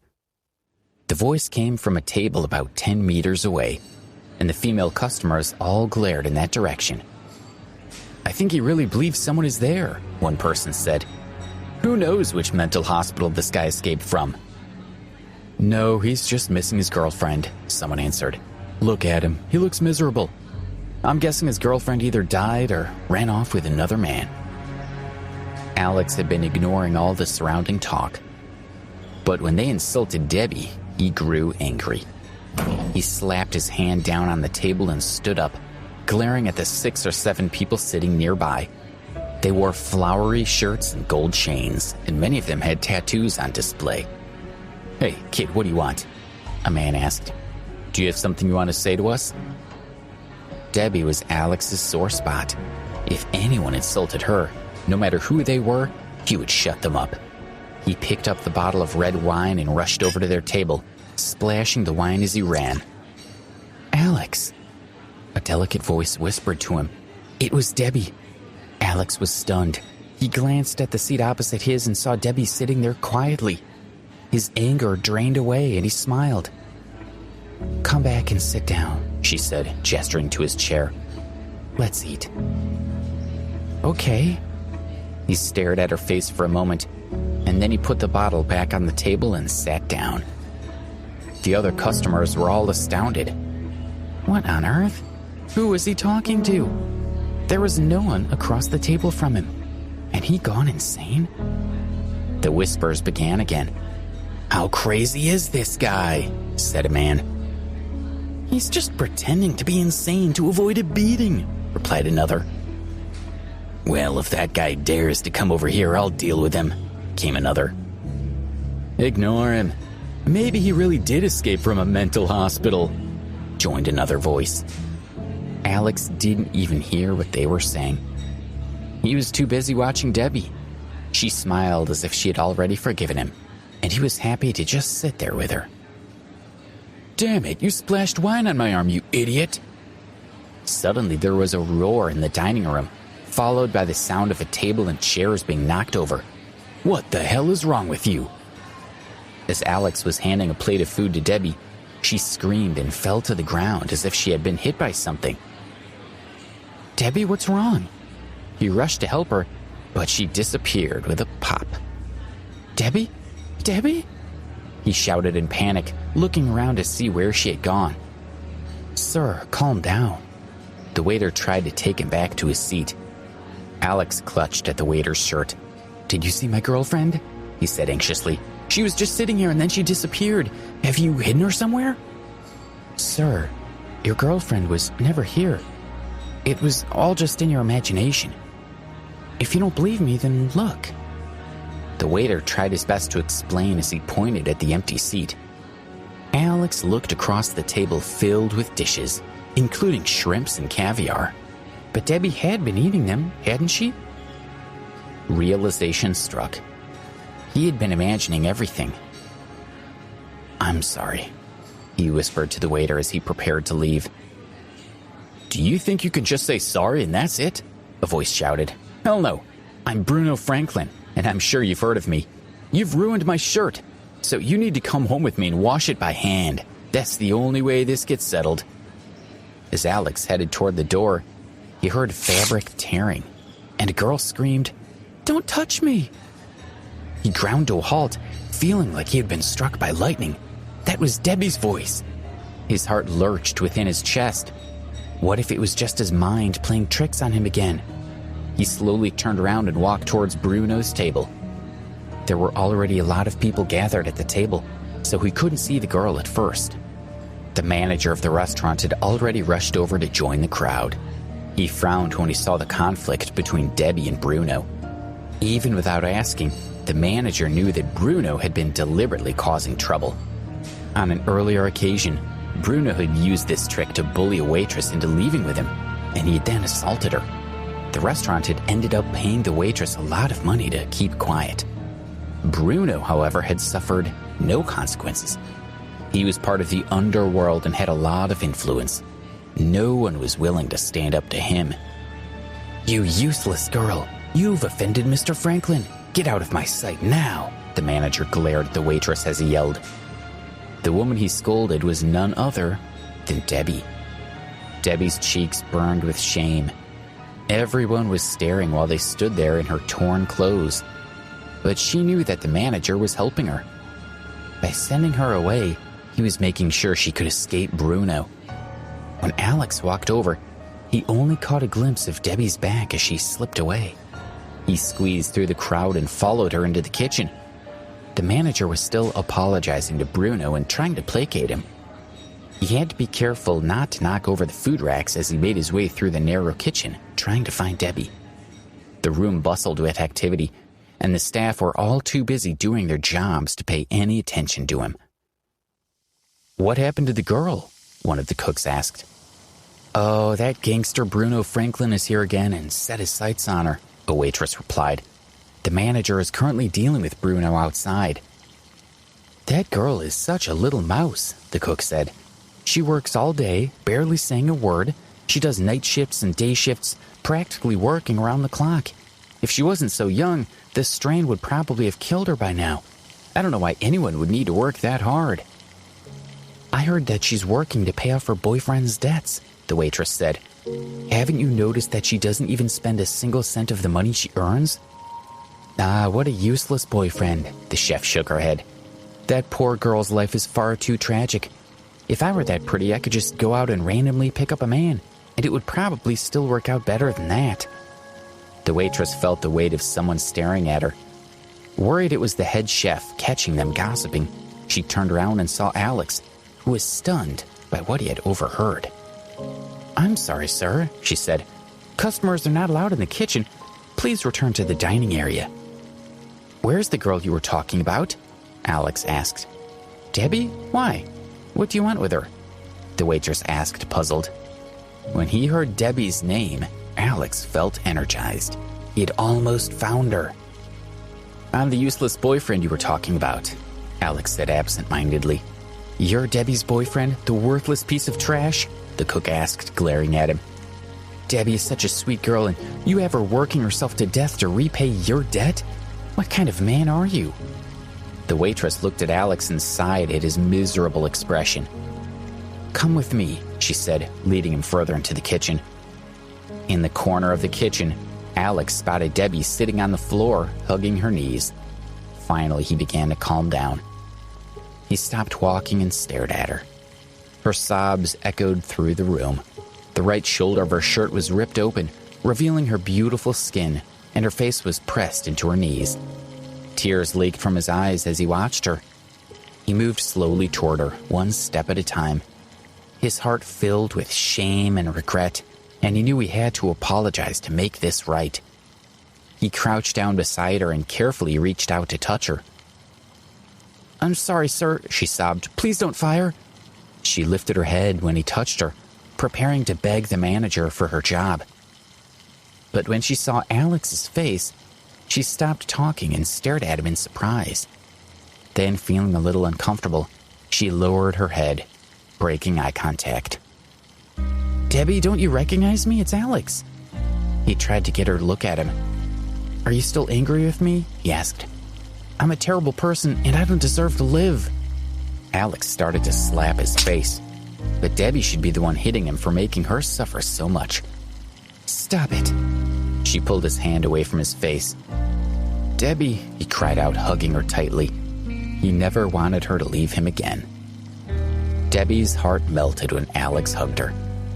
She had planned to earn enough money to repay him and never see him again.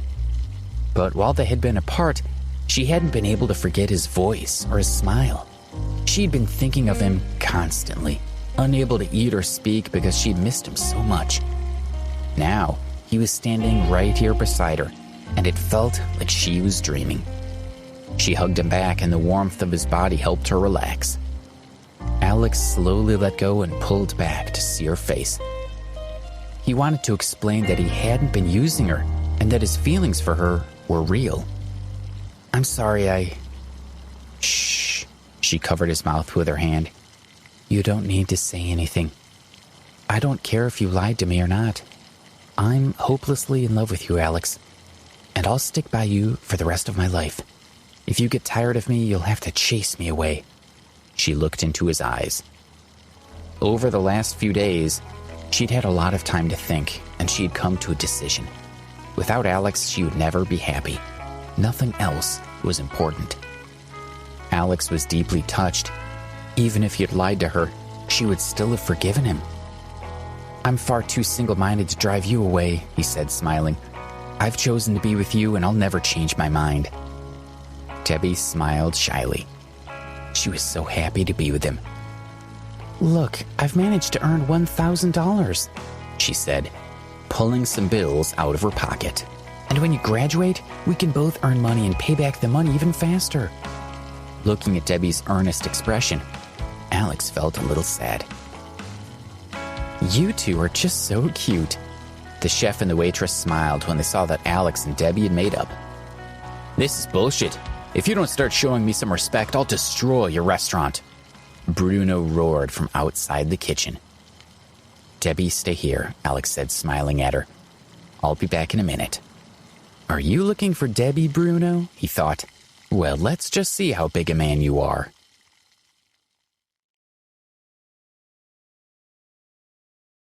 Episode 46, cleaning the floor. "Mr. Franklin, I'm sorry about the disturbance," the manager said.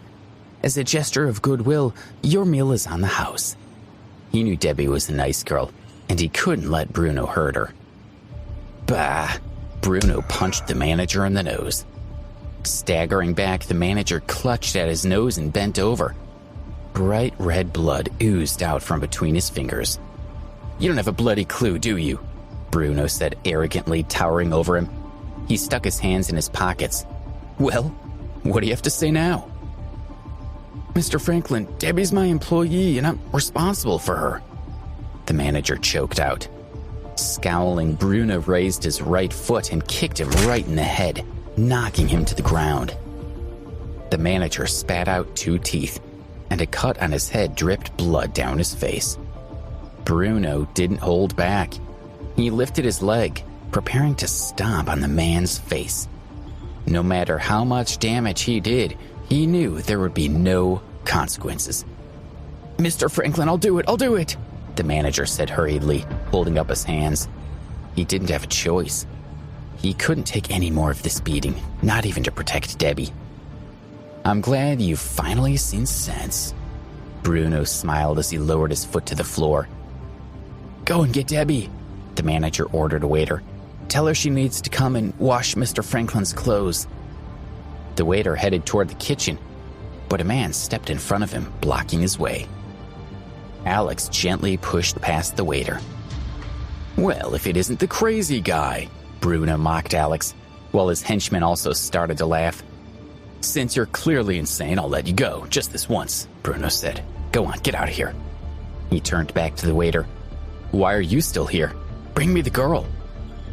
But Alex still stood in front of the waiter, refusing to move. "Do you have a damn death wish? Get lost," Bruno said angrily. Alex smiled and walked toward him. As he passed a table, he picked up a bottle of red wine and a glass.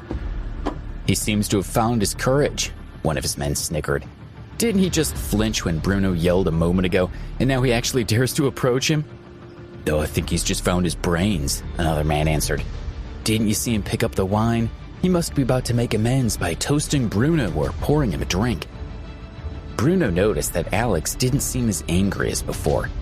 He thought after Alex gave him the wine, he would hit the kid a couple of times, and then maybe he would take him on as an underling. Might even be useful. As Bruno considered what he was going to do, Alex walked up to him and poured some red wine into the glass, filling it right up to the brim. "You're an idiot," Bruno said, reaching out to take the wine. "How am I supposed to drink this when it's so full?" His hand never made contact with the glass. Alex threw the full glass of red wine into Bruno's face, and it hit him right in the eyes and went up his nose. He splattered and bent down, trying to get rid of it. "Ugh!" Bruno wiped his face. He couldn't open his eyes properly without them stinging, so he could only squint at Alex. "I'm going to kill you!" His vision was blurry, so he only saw a black shadow attacking him. Before he could react, he heard a smashing sound and felt a sharp pain across his forehead. More wine flowed over his face. This time, it was mixed with glass fragments. "Ugh!" Bruno screamed and collapsed on the ground. He touched his hand to his forehead, and it came back completely red. Alex was still holding the broken wine bottle in his hand, while the other pieces of glass were scattered on the floor. "Why are you all just standing there?" Bruno shouted at his men. "Kill him!" His men simply looked at him with troubled expressions, not daring to take any action. Alex's unexpected behavior had stunned them all, and they hadn't yet regained their composure. They were all staring at him with respect, not even daring to breathe too loudly. Alex casually threw away the broken bottle, shocking everyone present. Sneering, he walked slowly toward Bruno, who was growing scared. No longer caring about keeping up appearances for his men, the gangster used his elbows to edge backwards, trying to keep his distance. "I'm really curious. How did someone like you end up in charge?" Alex placed his foot on Bruno's face. He looked down at him and coldly said, "If I ever see you again, I'll make sure you regret it." He ruthlessly put more of his weight on the man's face to teach him a lesson. Then he reduced the pressure and took 2 steps back. "Wait, I want to stay and finish eating before I go," Bruno said. Alex turned around and saw Bruno looking at him, his expression respectful. Alex laughed. "You expect me to believe you?" He looked around at everyone's faces and guessed Bruno's intention. He was simply going to hang around and wait for another opportunity to attack Alex. Alex sighed, knowing he couldn't walk away. If he didn't completely defeat Bruno now, then it would cause trouble later. Not only for him, but also for Debbie and this restaurant. Fine then, Alex thought. If you want to play, then let's do this. "My name is Alex Ambrose," he said, "and I'm just a student at Princeton University." He kept his manner relaxed, but allowed a trace of contempt to remain. "But you still need to show me respect." "And here I thought you must be someone important to dare insult me, but you're merely a second-rate student." Bruno hadn't expected Alex to take things so far.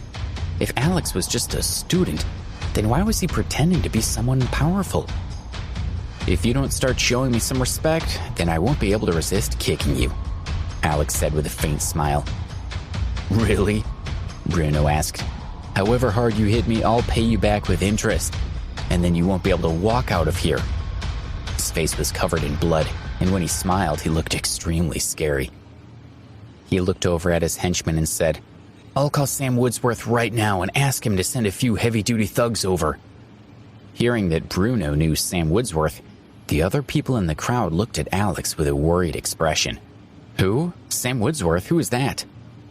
The name sounded familiar to Alex, but he couldn't quite place it.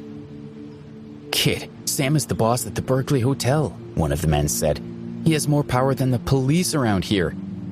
"Maybe you should beg Bruno for mercy," someone suggested. "When Sam's guys arrive, things will get ugly, and there will be no point in calling the police." When he realized who they were talking about, Alex couldn't contain his laughter. "Idiot, aren't you even smart enough to be afraid?" Bruno sneered. "If you dare to come at me, you'll regret it." He pointed to the floor in front of him. "Get down and grovel at my feet. Call me master and beg for my forgiveness 3 times.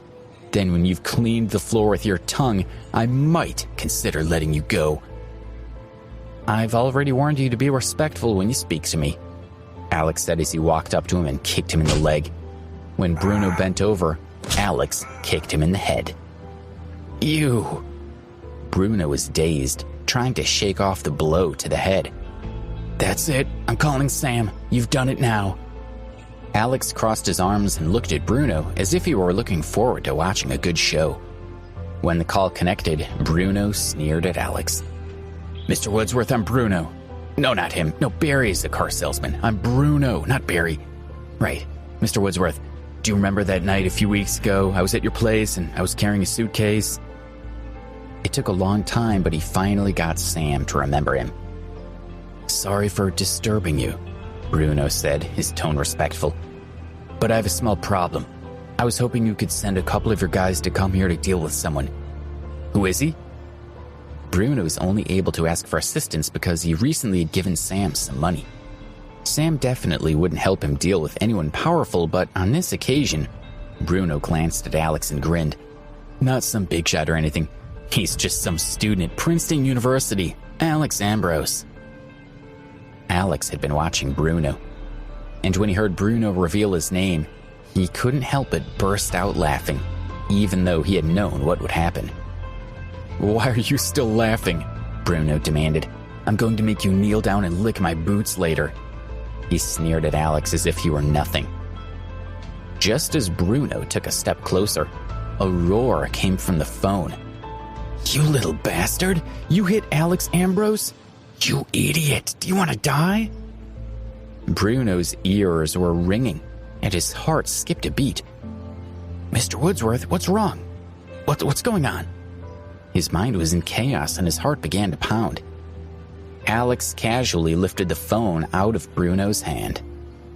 Bruno looked at Alex in a daze, not knowing what to say. "Mr. Woodsworth, don't worry. I'm not hurt," Alex said lightly into the phone.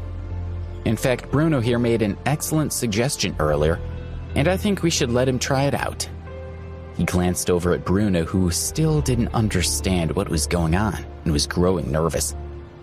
He said to get down and grovel at his feet while calling him master and begging for his forgiveness 3 times. "Oh, and then I had to clean the floor with my tongue." Alex listed Bruno's demands. "But I think he should be the one to do those things for me, don't you?" Bruno stared at him.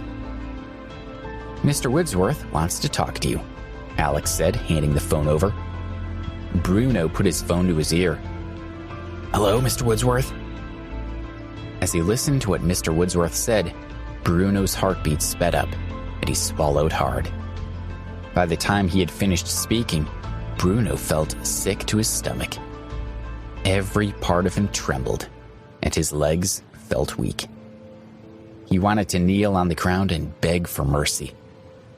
"Mr. Ambrose, I'm so sorry," he said. "I don't deserve to live. I offended you because I'm worthless and stupid. Please have mercy on me."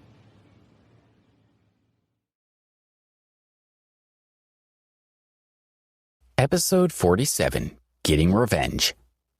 "Not so arrogant now, are you?" Alex looked at Bruno like he was a stray dog. "So I assume Mr. Woodsworth told you what to do, right? So, get started." "Yes." Bruno bit his lip so hard that it started bleeding.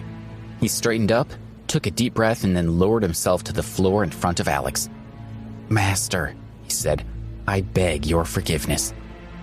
He groveled again and said, "Master, please forgive my stupidity."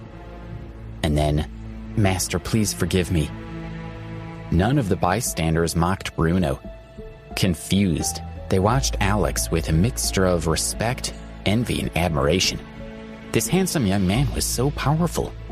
But who was he? And why was such an important man like Mr. Woodsworth so respectful toward him? Alex looked down at the bleeding Bruno with a faint smile. He glanced around at the dirty floor that Bruno would have to lick clean with his tongue, and he felt a little sympathy for him. Still, Bruno had no one to blame but himself. Alex wasn't in the mood to watch him lick the floor clean. Instead, he returned to the kitchen. Debbie had already changed her clothes, so he took her hand and they left the restaurant. Reunited now, they were happy to be together. They chatted and laughed, and everything seemed to be good again. Alex held Debbie's hand as they strolled along the streets of New York. Noticing how much weight she'd lost recently, a trace of tenderness rose in his heart. "Debbie, I won't allow you to suffer anymore." He lifted her hand to his mouth and lightly kissed it. "Okay," she replied meekly. Her heart filled with joy, but her stomach picked that moment to rumble loudly. "Your stomach really knows how to spoil the mood, Debbie," he teased her. "And here I am being all romantic." She pretended to glare at him and lightly punched his chest. "Don't laugh." His lips twisted as he tried to hold back his laughter. "If you laugh again, well, if you laugh, I'll stop liking you." She tossed her head and began to walk away. "I'm just teasing," he said. "Come on, let's go and get dinner. There's a great place just over there." He wanted to drag her somewhere nice and feed her properly. She lightly smacked the back of his head. "Do you still intend to repay me?" she asked. "Then you need to save your money." "Debbie, I really am rich," he said, rubbing his head, but she just watched him helplessly, clearly not believing him. Eventually, they decided to go back to the university. "Alex, can we eat by Ramsey Lake?" she asked. Looking at the campus after being away for a while, she felt a little anxious about being back. He agreed, and they walked over to her favorite spot by the water. "Okay, sit here and wait for me. I'll go get some food and return in a few minutes." He smiled and ran off toward the cafeteria. "Wait," she called. "I'll go with you." But he had already run off and was too far away to hear her. She shook her head and sat down on the big rock. She looked out at the rippling surface of the lake, and for the first time in days, she managed to relax. "Well, if it isn't that little bitch Debbie," came a cold female voice. Debbie shivered. She turned around and saw Madison and her 2 friends, Linda and Georgia, walking toward her. Alarmed, she quickly stood up. "It really is her," Madison said. With disdainful smiles, the girls moved closer.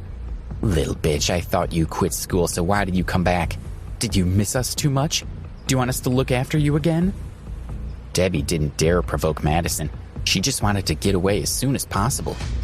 Hey, where do you think you're going? Madison moved to block her path. Is this how you treat your roommate? Without Debbie around, they hadn't had nearly as much fun. Now that she was back, how could they resist toying with her? Madison, do you think she came to find Alex? Georgia asked. When Madison saw Debbie's expression, a trace of panic flashed in her eyes, and then her gaze turned vicious. She really is looking for that jerk. When Alex had burst into their dorm, he had insulted Madison, and she wasn't going to forget that. She had originally considered getting someone to beat up Alex when he was off campus, but she hadn't expected him to hide in the dorm for so long and not come out. And she hadn't dared to go into the dorm after him. She smirked as her gaze swept over Debbie, and she realized she could use her to lure Alex into the open. She took out her cell phone, made a call, and asked someone to come out to the university. You bitch, she said, glaring at Debbie. You're with that loser who dared to hit me when he burst into my dorm. No one gets to do that to me. No one bullies me. I'm untouchable. And yet he actually dared to hit me. She grabbed Debbie by the hair. This is how he grabbed me the other day. And yet that loser treats you like something precious? Well, let's see how he feels once I'm finished with you. She slapped Debbie's face. Seeing Debbie try to get away, Madison felt extremely powerful. Alex! Debbie shouted. Hey, that little bitch is calling for her dog. Madison laughed as she viciously tugged at Debbie's hair. Come on, yell louder. I'll let you go if you scream. Do you think I'm afraid of that loser boyfriend of yours? Well, I'm not. To prove it, I'll beat him up in front of everyone. She slapped Debbie's face a few more times. Then she let Linda and Georgia hold Debbie, leaving Madison free to beat her. The commotion began to attract the attention of other students. Madison was well known at school. Everyone knew that she was connected to a gang, so they didn't dare to interfere. Stupid bitch, Madison taunted. This is all because that loser of yours hit me. She turned to her friends. Bring her over here. She watched Georgia and Linda pull Debbie toward the lake, and then they pushed her face into the water. You stink. Let me help you get washed. Madison signaled what she wanted from Linda and Georgia, who sneered at Debbie. Both girls exerted force to push Debbie's head further into the water. After 10 seconds, they pulled her head back up. Before she could even take a breath of air, Madison slapped her. Do it again, Madison ordered. Once again, the moment Debbie came out of the water, Madison struck her hard. Between the cold water and the stinging slaps, Debbie's face was red. Her entire body was drenched, and water was inside her ears and nose. She was suffering. The other students couldn't bear to watch any longer, but none of them stepped forward to stop it. Poor Debbie was pushed into the water again. Time passed. 10 seconds. 20 seconds. 30 seconds. Georgia and Linda began to pull Debbie out, but stopped when Madison yelled, No, not yet. 40 seconds. 50 seconds. 60 seconds. Little bubbles appeared on the surface of the lake, and Debbie's hands frantically thrashed, sending water flying everywhere. Keep going, Madison yelled, her eyes bright with excitement as she watched. She was enjoying every moment of this. 1 minute and 10 seconds. 1 minute and 20 seconds. Debbie stopped thrashing about and turned her head to look at the two girls holding her down. Madison, we have to go, Georgia said. She's really in trouble. Keep going, Madison demanded. Don't worry, if anything happens, I'll take the blame. She felt giddy with happiness. Debbie went still. What happened? Is she dead? Someone whispered. If we didn't help her, does that make us accomplices? Came another whisper. A normal person can hold their breath for 2 to 3 minutes, someone said. She won't die. And if she does, then it's her fault for having weak lungs.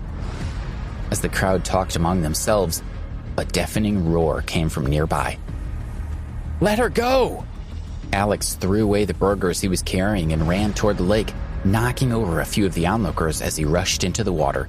He punched each of the girls who were holding Debbie, and then he dragged her out of the water. Debbie, are you okay? Answer me. Alex stared at Debbie, anxiously waiting for her to speak. Her face was pale, and there were no signs of life. Alex couldn't stop shaking. It seemed as if she was already...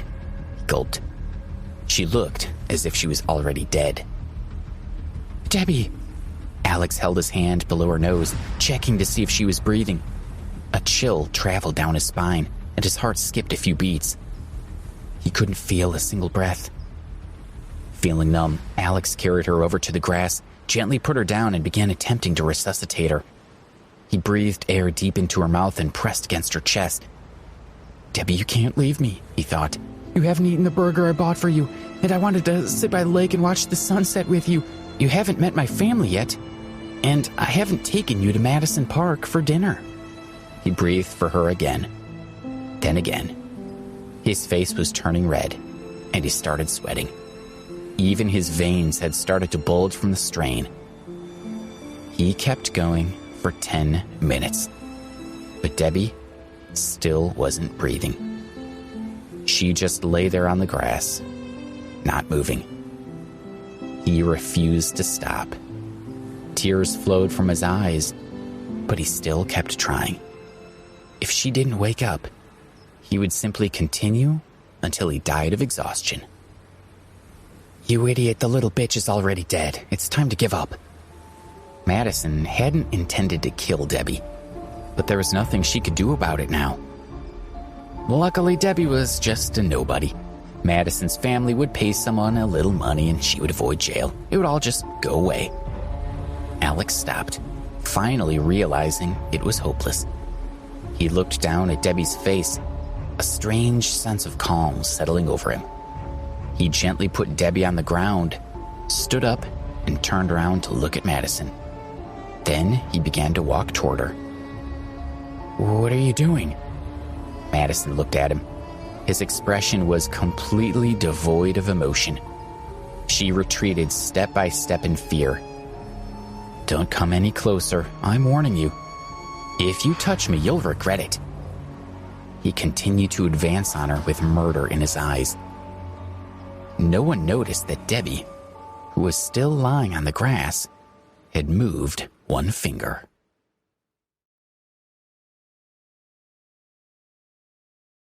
Episode 48, The Dragons Are Coming.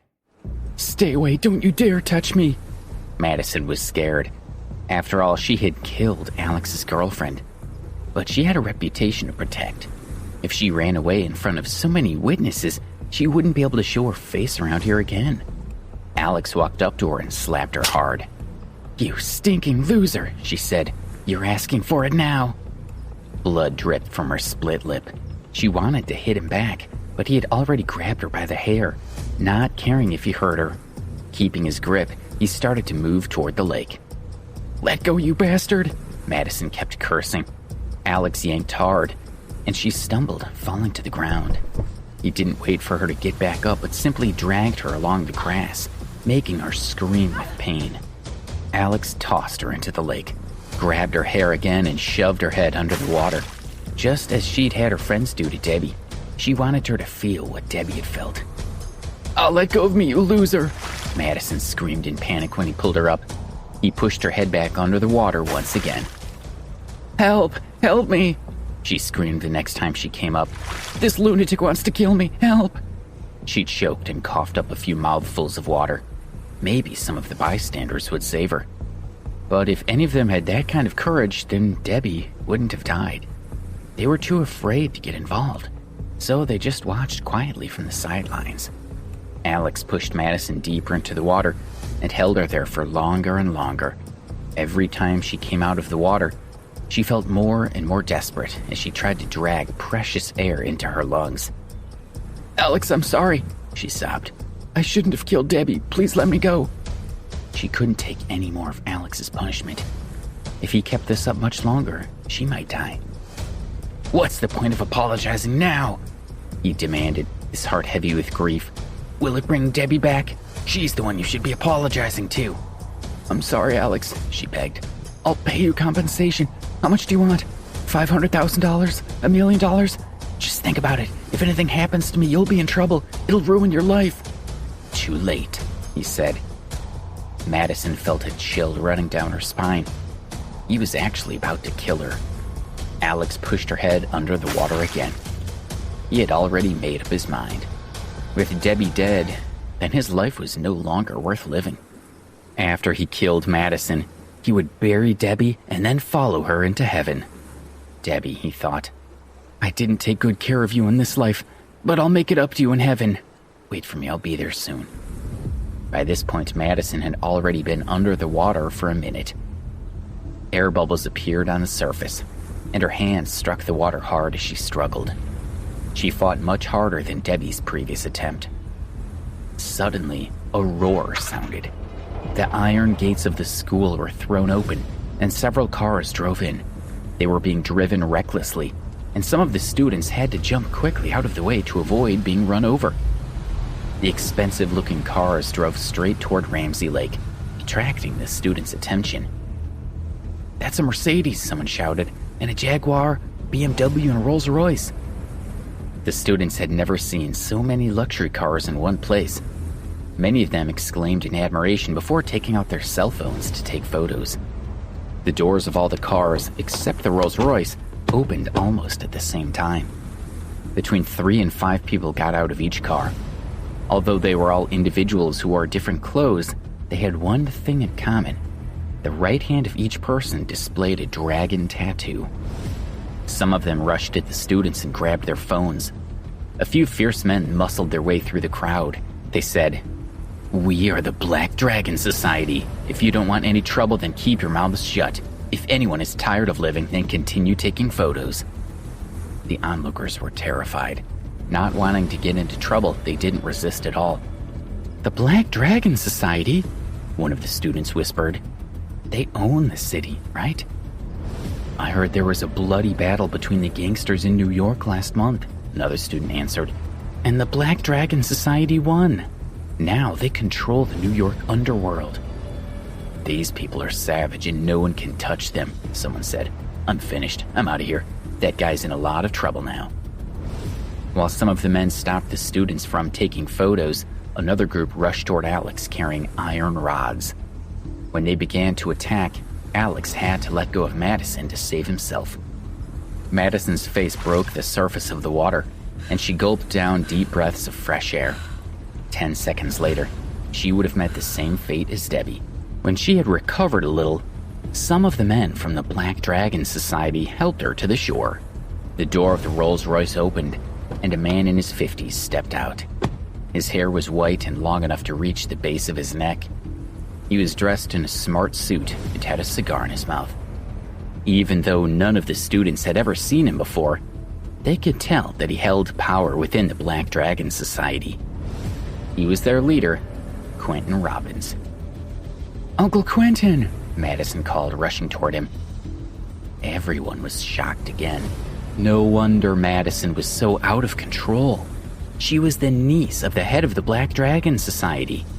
No one would dare to come after her. Madison hugged Quentin as she cried, "Uncle Quentin, if you would have come a little later, it would have been too late. That loser just tried to drown me. I need you to help me kill him." "Don't cry, Madison." He lightly patted his niece's back. "If he dares to bully you in my city, then he must be tired of living. I'll deal with this for you." His eyes flashed with fury as he looked at Alex, who was still fighting with 3 men in the water. Alex wasn't weak, and his determination to get revenge for Debbie made him even stronger. One of the men fell into the water, and Alex didn't hesitate to attack. Even though they hit him, he didn't back down, managing to hold his own. He punched each man several times, leaving them lying on the ground, bleeding from cuts on their heads. Alex also suffered a few injuries, but he didn't care. He only had one thought: kill Madison. He made his way toward her. She was standing beside Quentin, but Alex ignored him. "Uncle Quentin, he's coming over. See that look in his eyes? He wants to kill me. Help me kill him first," Madison said fearfully. "Don't worry," Quentin reassured her. He tilted his head slightly to the side, and one of his men pulled out a black pistol, loaded it, and aimed right at Alex. When they saw the gun, some of the students stared in fear, while others took a step back. They had only seen guns in movies, never in real life. Those guns looked dangerous, and they could kill someone. So who wouldn't be afraid? But Alex acted as if he hadn't seen it. He was focused on Madison as he continued to stalk her. Quentin was surprised. He raised his hand and pointed at the man with the gun. "You, shoot him." Bam! A gunshot rang out. Ah! Alex screamed and fell to the ground. He covered his right arm with his hand. Bright red blood soaked his gray sleeves. The stain grew bigger and darker, and blood dripped onto the green lawn. Seeing Alex fall to the ground made Addison extremely happy, and her anger began to drain away. When they heard the gunshot, everyone was scared, and people began to scream. Alex lay on the ground for only a few seconds before he got up. He held his bleeding arm as he continued to walk toward Madison. Quentin grew even more surprised. He scowled. This kid was challenging his authority. "Hey, idiot, stay where you are or I'll put a shot in your head and another in your heart. If someone killed the love of your life, would you let them go?" Alex asked coldly. He hoped that Quentin would let him deal with Madison.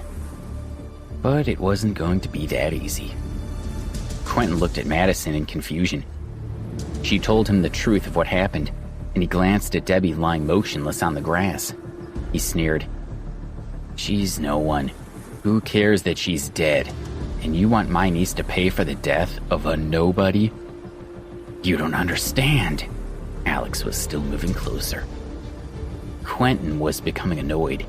He raised his hand again and shouted angrily, "Shoot him in the leg." Bam! The gunshot rang out again. Oh! Alex lurched to the right. He held his bleeding leg tightly and closed his eyes against the pain. Quentin nodded with satisfaction. "That's what happens when you don't listen to me," he thought. "Who do you think you are? You're a stupid kid who dares to challenge me. Well, this is where it gets you." Quentin's smile faded when he saw Alex starting to crawl toward him again, leaving a red trail of blood behind him. The surrounding people were also moved by Alex's bravery. For a moment, they forgot their fear and hoped that Alex would succeed in avenging his girlfriend. Their hearts filled with both pity and hope. "Stinking loser, do you really think you can kill me?" Madison said, coldly looking at Alex on the ground.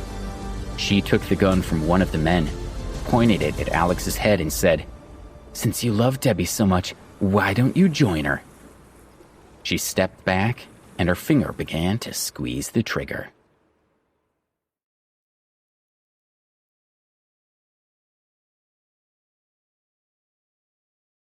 Episode 49, The Battle of Ramsey Lake.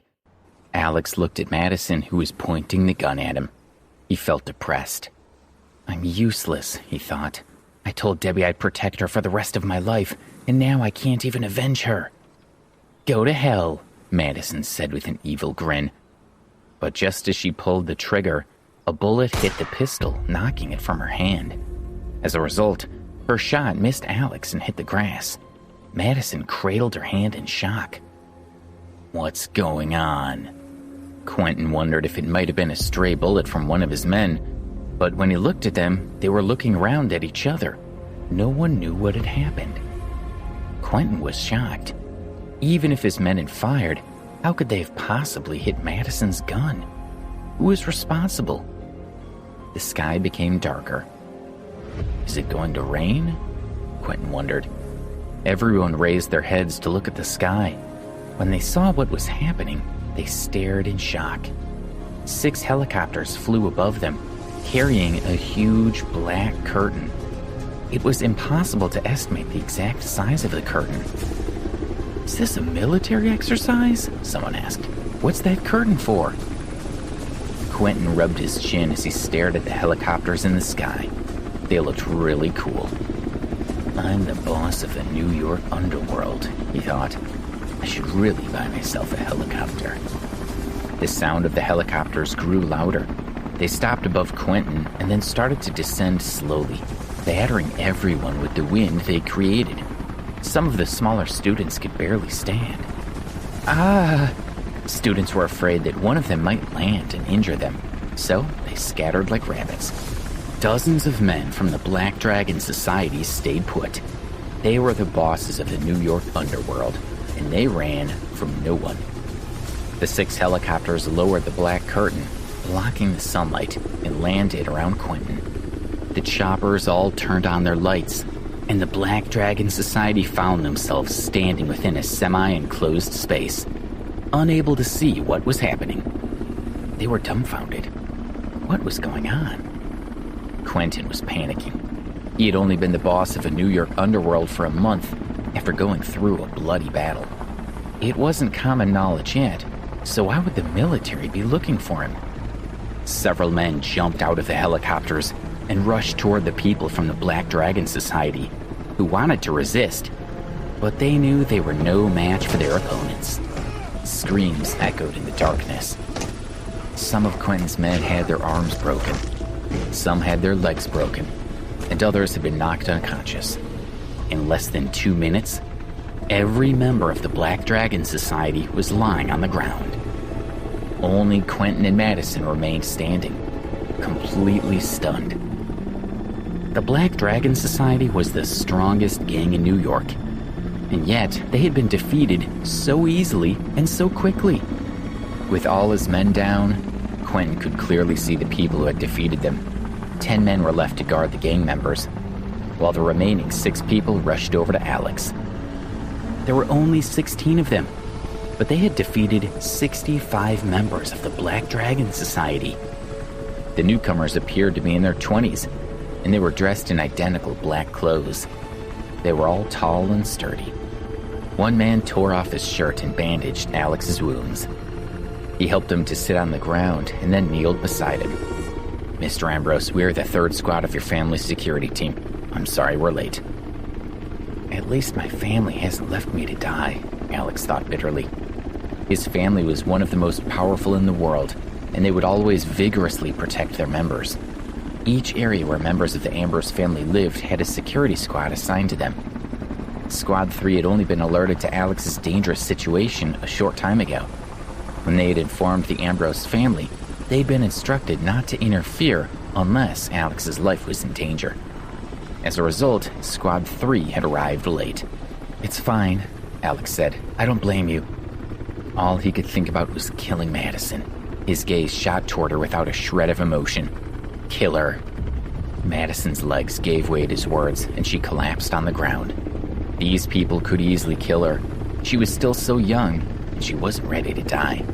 Faced with the consequences, she deeply regretted killing Debbie. She was so scared that she almost wet herself. She started to mumble, I don't want to die, please don't kill me. Mr. Ambrose, did she injure you? Asked the chief of Squad 3. Before they had left, the squad had been instructed to not allow Alex to do anything rash, so that they would need to have good reason for committing murder. No, but she killed my beloved Debbie. Alex looked over at Debbie's corpse in grief. The chief frowned and signaled to one of his team members to check it out. She's not dead, the man called as he squatted next to Debbie. She's still breathing. What? Alex tried to rush to her, but 2 team members had already carried her over to him. He held his hand under her nose and felt a puff of air. His heart leaped in relief. Quick, take her to the hospital, Alex instructed the team. He watched as they carried her onto one of the helicopters. Madison was even more relieved than Alex. When she heard that Debbie was alive, she was so happy that she started to cry. What about her? The squad chief asked, gesturing at Madison. Alex was so happy that he had almost forgotten about her. Madison's heart skipped a beat. Find a way to sever her relationship with her family. Don't give her any money and just throw her out on the street, Alex said. If Debbie didn't die, then Madison could be allowed to live. Madison gaped in shock. She couldn't live on the streets. Separated from her family, she wasn't sure she would survive. She would be dead within a week. But she knew that was all the mercy Alex would show her. Alex turned his gaze on Quentin. Despite living in the underworld for so many years, Quentin was actually shivering with fear when he looked at the young man. These people have caused enough trouble. Cripple the Black Dragon Society and prevent them from controlling the underworld. If they try to rebuild, kill them all immediately, Alex said lightly. Yes, sir. For them, destroying the entire city's underworld was easy. Quentin didn't even dare to breathe. He was just glad that no one had hit him. They came here to cause trouble, and they don't fear the law, Alex continued. So, strip them and send them out of here in their underwear. Let's see if they have any shame. Yes, sir. The chief nodded. 3 minutes later, every member of the Black Dragon Society had been stripped naked. Except Madison standing among them. It was like something out of the movies. The security team helped Alex into one of the helicopters, and then they all slowly rose into the air. Quentin and his men were left standing there, completely naked in their undergarments. Quite a few students gathered around them, many taking photos. Fortunately, their luxury cars were still there. Quentin and his men used their hands to cover their private parts as they ran toward the cars, wanting to hide in them and escape. But before they reached the cars, one of the helicopters came back down and banged into the vehicles. Each one of the luxury cars became nothing more than scrap metal. Then the helicopter flew off into the distance. My car, Quentin thought. Looking at the wrecked Rolls-Royce, he nearly had a heart attack. Quentin and his men could only run toward the university gate, their useless car keys clutched in their hands. When they reached the street, they tried to hail a taxi, and even more people took pictures of them. The photos of Quentin and the others were quickly posted on various social networking sites. Everyone wondered why so many men had been attacked at the same time. No taxi wanted to stop for them. In the end, they could only walk the streets of New York with their bare bottoms undergarments on display. Wherever they went, people gawked and took pictures. Meanwhile, in the helicopter, Alex had fainted due to his injuries. Squad 3 reported Alex's status and received an order from his family to take him directly to Harmony Island. As the sun began to set, the 6 helicopters streaked across the sky in formation, heading east at high speed.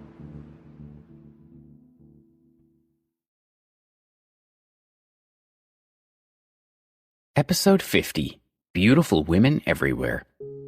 Alex's family owned more than 30 islands, and several of them had medical facilities. Squad 3 of the security team took Alex and Debbie to Harmony Island for treatment. They both had quite serious injuries, and Alex had been hit by 2 bullets. Although Debbie had managed to cling to life, she had been under the water for too long, resulting in injury to her brain. She hadn't regained consciousness. As soon as they arrived, the best doctor on the island operated on them. Alex had now been on the island for more than a week. Debbie was still in a coma, while Alex was only now being allowed out of bed. The first thing he did was visit Debbie. Alex was reassured when the doctor informed him that her condition was stable, and she should wake up within the next few days. Looking at Debbie's pale face, Alex smiled faintly. He walked out of the room leaning on a walking stick. After lying in bed for more than a week, he needed to get some air. 2 of the nurses who took care of Debbie watched him leave. "Who was that?" Amy asked. "Oh, Leah, I told you we should take turns sitting with Debbie. If anyone hurts her, I don't want to be held responsible." They rushed into the ward to check on their patient, only calming down when they saw she was safe. "I told you that this island is secure," Leah said. "Besides, this is the girlfriend of Alex Ambrose. Anyone who dares to touch her is courting death." "I saw how scared you were just now." Amy glanced at Leah before shifting her gaze back to Debbie. "Mr. Ambrose's girlfriend is very pretty. I don't know what she's normally like, but she's so quiet now." "It doesn't matter. She's Alex Ambrose's girlfriend. It's not as though she'll have much to do with us," Leah pointed out. "And you've seen the other Ambrose men's girlfriends with their noses in the air," she shuddered. "And what about Justin Ambrose's group of girlfriends? They're practically prostitutes. All they know how to do is make themselves beautiful, stay in shape, and seduce Justin Ambrose. Just look at them. They don't look like respectable girls at all." Leah's tone was bitter. "That's true," Amy nodded. "But Leah, why do I get the impression you're jealous? Did you want to seduce him yourself?" "Why would I be jealous?" Seeing that Amy was poking fun at her, Leah couldn't help but laugh. You know I don't want to seduce him, but do you? The two nurses began to tease each other. Debbie's eyelids twitched as she slowly opened her eyes. She looked around at her surroundings. Bright walls, huge windows, a clean table with flowers, and a bowl of fruit. Where am I? She wondered.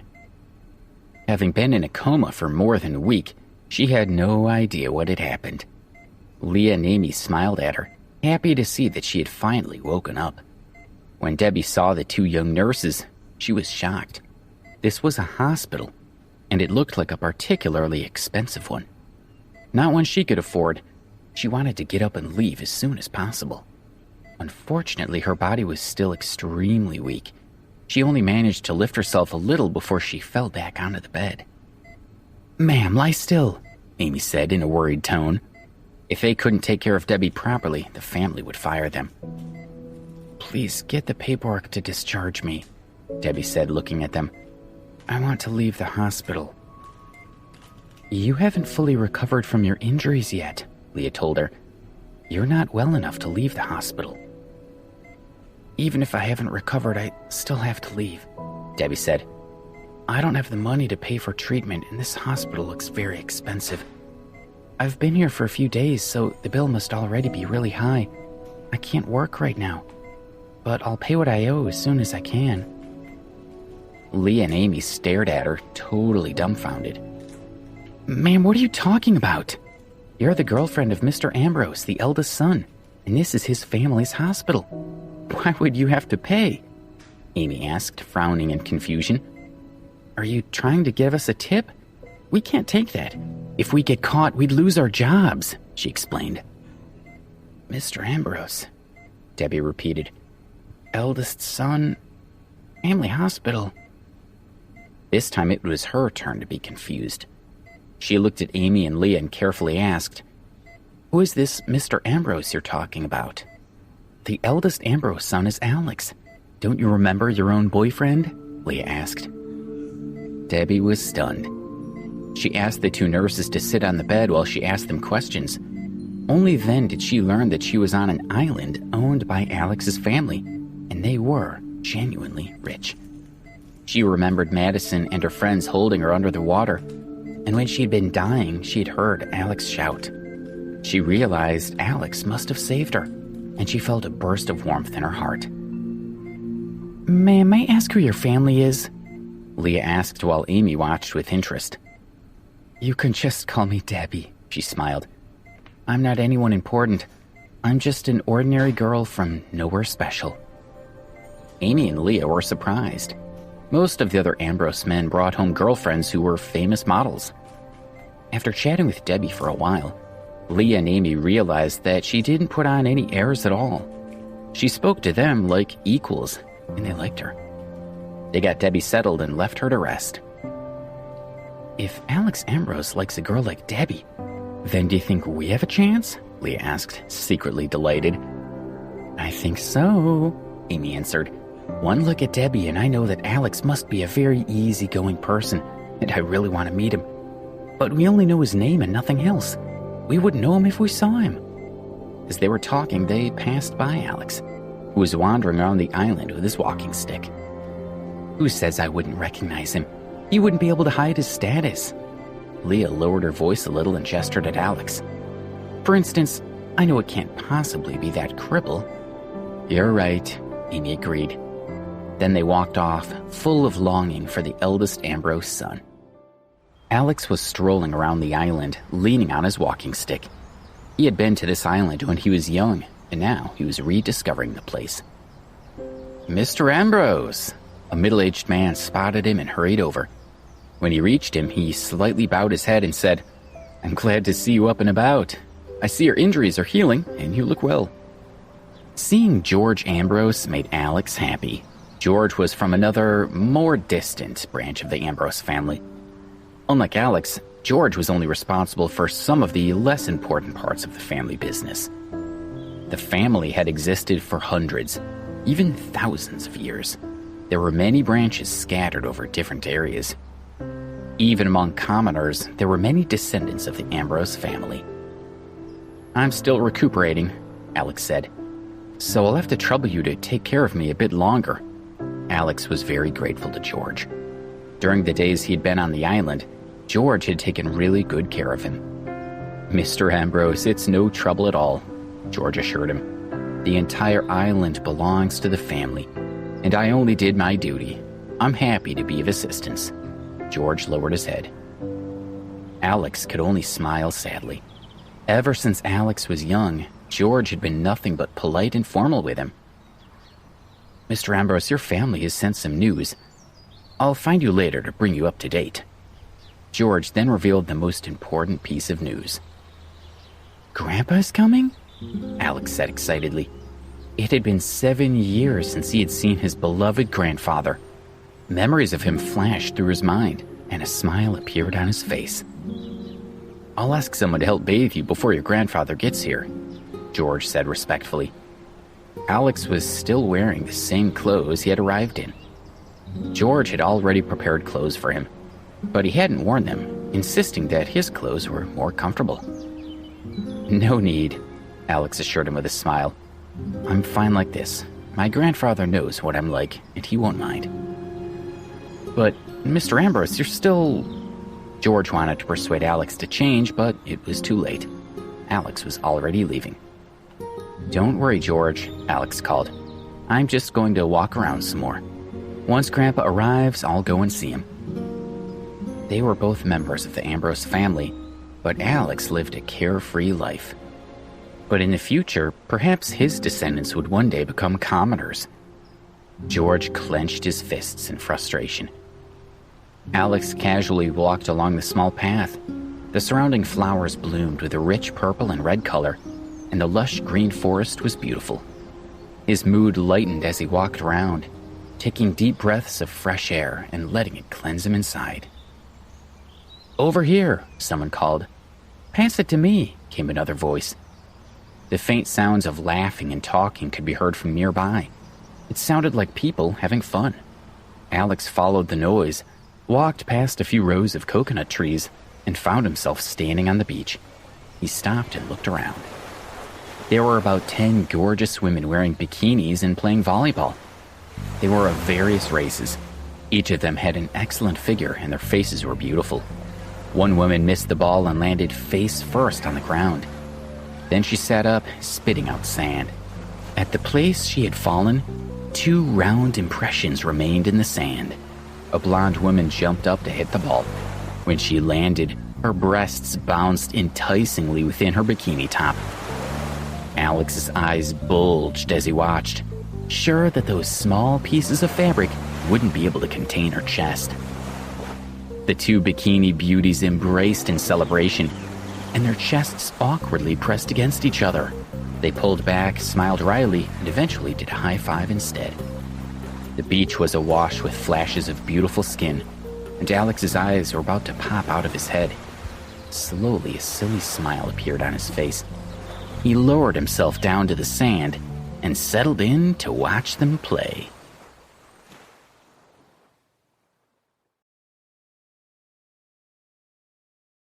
Episode 51, Harmony Island. After playing volleyball for a while, the girls decided to take a break. On the beach next to the volleyball court, there were many sunbeds, umbrellas, and beach mats. Some of the girls relaxed on recliners, while others were lying on the mats. They were sipping drinks brought to them by the waiters. The sweat on their bodies reflected the sunlight and emphasized their voluptuousness. Very little was left to the imagination of anyone walking by. "When did he call you?" one of the girls asked her friends as she took a sip of juice. "I got the call last night, and a helicopter brought me here today," her friend replied. Another girl joined in.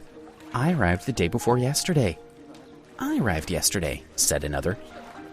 The girls found out that they had all received an invitation from Justin Ambrose in the past 2 days, and had been collected by helicopter and brought to that small island. "It seems that we're all his girlfriends. I thought I was the only one," a beautiful young woman said crossly. "How can that be? Think about it. He must only spend a few days a year with you. I know that I only get to see him for 2 days a year. Only 1 day for me, another girl said despondently. A smug girl said, I feel better. He spends 2.5 days with me. I only get a half a day, another girl sobbed. When everyone in the group had spoken, they had discovered that the most time anyone had spent with Justin was only 3 days a year. In total, he had spent less than 2 months with the girls. They wanted to know where he was the rest of the time. They all felt despondent about the situation. His family business is huge. Even if there were 1,000 of us, I would still want to be with him, the first girl said. Right, a few girls agreed. Me too, another said. Alex nodded in understanding. So, these beautiful girls were brought to the island by his younger brother, Justin. He had not seen his brother in 7 years, but he often thought about him. Alex smiled as he remembered the games they'd played together when they were young. Didn't Justin say that he would come visit us today? Do you know why he brought us all here? One of the young ladies looked at the others curiously. Another raised an eyebrow and said to the others, I wonder why he wants so many beautiful young women together with him in such a romantic setting. Meeting the others' shocked looks, she listlessly added, I was only joking. It seems that Justin's big brother is injured and it's quite serious. Justin wants him to stay on the island for a while and he wants us to come here to stay with him, one of the girls said in a serious voice. When the others heard this, their ears perked up. Justin's big brother? Their hearts fluttered. One said what they were all thinking. So, he's here to see his big brother. I wonder if his brother is as handsome as he is. If I can't have Justin to myself, then maybe I can have his brother. I really want to meet this big brother right now, said another thoughtfully. Another girl agreed. If Justin and his brother both fell for me, I think I'd go crazy with joy. I'd marry them both and spend 2 days with Justin and 2 days with his brother. Ahem. Seeing all these beautiful young ladies, for a moment, Alex forgot to breathe. After a few moments, he recovered a little. These women seemed like they were open to anything. His cough attracted the girls' attention. They had been so busy chatting about the 2 young men that they had not noticed him arrive. They all shouted at the same time. Who are you? Get lost, one girl screamed. Another shouted, Look at how he's staring at us. What a lech. Pervert, another girl screamed at Alex. Dirty bastard. A beautiful blonde girl angrily gave Alex a middle finger. Alex stayed where he was and didn't say anything.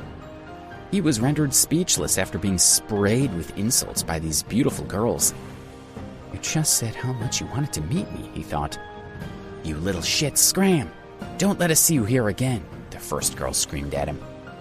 Alex decided not to explain anything to these girls.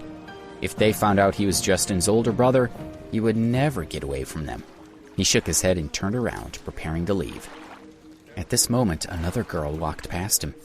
Her fragrance overwhelmed Alex. It was so beautiful, so aromatic, so pure. All the girls on the beach were gorgeous, but none of them compared to this girl's beauty. Alex's hands trembled and he dropped one of his crutches. The girl noticed Alex staring at her. She said, Damn loser. You don't know how lucky you are just to be able to look at me. She was so preoccupied with belittling Alex that she didn't notice the crutch on the ground. She tripped over it and quickly fell, shouting, "Ugh!" Alex managed to grab her hand and tried to stop her from falling.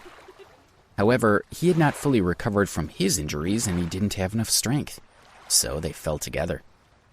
The girl fell on the crutch, hurting her hip.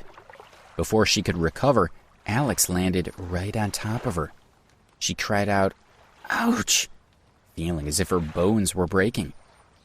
Alex landed on top of her in a daze. He was confused. What have I landed on? It's so soft, so elastic. It feels like my face has sunken into a lovely soft pillow. He was struggling to breathe. He quickly raised his head. He was shocked as he realized that his face had been buried in the girl's chest. Then he noticed that his hands were still on top of her. The girl felt a great weight on her chest. When she looked down, she saw that Alex's hand was on her breast, and Alex was still sitting on her body. She was horrified. "Bastard!" she screamed angrily. She slapped Alex's face and shook him off.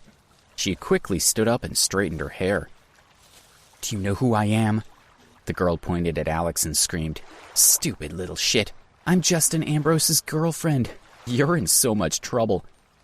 The other girls hurried over to see if they could help her. Listening to the girl's friends, Alex worked out that her name was Freya Morrison, and she was Justin's favorite girlfriend. The other girls seemed to follow her lead. Freya continued screaming at Alex, "Just you wait.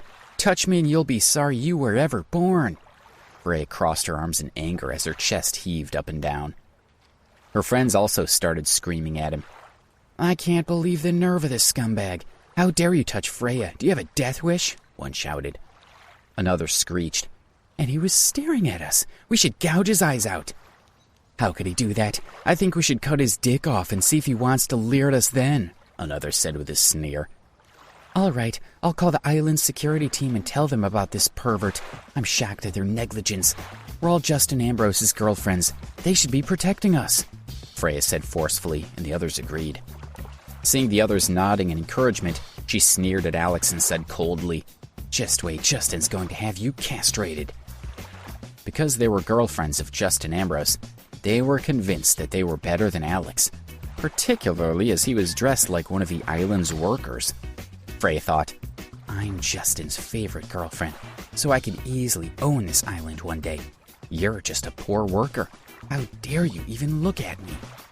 Alex picked up his crutches and stared at this group of ferocious women. Originally, he had just wanted to leave quietly, and had even felt a little guilty toward Freya, but these girls hadn't even given him a chance to explain himself. They had said such cruel things to him. "They hate me so much," he thought. "Since you want to take me on, let's see what you're made of." Freya took out her phone and called the head of the island security team. She looked at Alex with a sharp smile. But just as she was about to press call, a young man's voice sounded from behind them. "Darlings, now both your men are here." The moment they heard the voice, the angered expressions on the girls' faces quickly turned to surprise. They turned their heads, and when they saw who had arrived, they exploded with joy. "Justin!" The girls screamed out in surprise, as if they had won the jackpot. They quickly forgot all about Alex as they rushed over to Justin. Alex was suddenly alone. He watched Justin, who was wearing shorts, a flowery shirt, and a huge pair of sunglasses, open his arms to welcome his 10 girlfriends. Slow down," Justin said as he was mobbed by the girls. But he was too late. He was already surrounded by his girlfriends who were squeezing him, almost suffocating him. They were kissing him madly all over his face. All right. Justin was being fiercely kissed by the young ladies, and his face was covered in lipstick marks. Freya coughed a few times. When the other girls heard her, they all made way for her. "At least Freya still has some etiquette. Look at all of you. You're acting like victims of a famine," Justin said as he looked at Freya, who was standing opposite him. Freya shyly walked up to Justin and raised her head to look at him coyly. She put her hands around his head and kissed him deeply. Justin was speechless. "Wow, I was just praising you for your modesty. Who knew that you'd kiss me with even more passion than them?" "Justin, you're finally here. That smelly worker just insulted me," Freya said with a sob, and then looked toward Alex, who was not far away. She rested her hand on Justin's shoulder to support herself as she said, "It's him. Just now, he put his hand on me. Justin, you have to teach him that he can't touch me." Another girl joined in. "Yes, not only did he touch Freya, but he was also watching us, lusting over our bodies." "Justin, please help us," said another. Justin was also angry. He said to Alex, "You dared to touch my girlfriend? And you dared to touch so many of the girls? Have you got a death wish?" He walked toward Alex angrily and said, "Hey, you really have some guts. How dare you touch my girlfriend? You're... Alex!" As he was staring at Alex, the realization came over him. He finally recognized this man. He was the older brother that had taken care of him when he was young.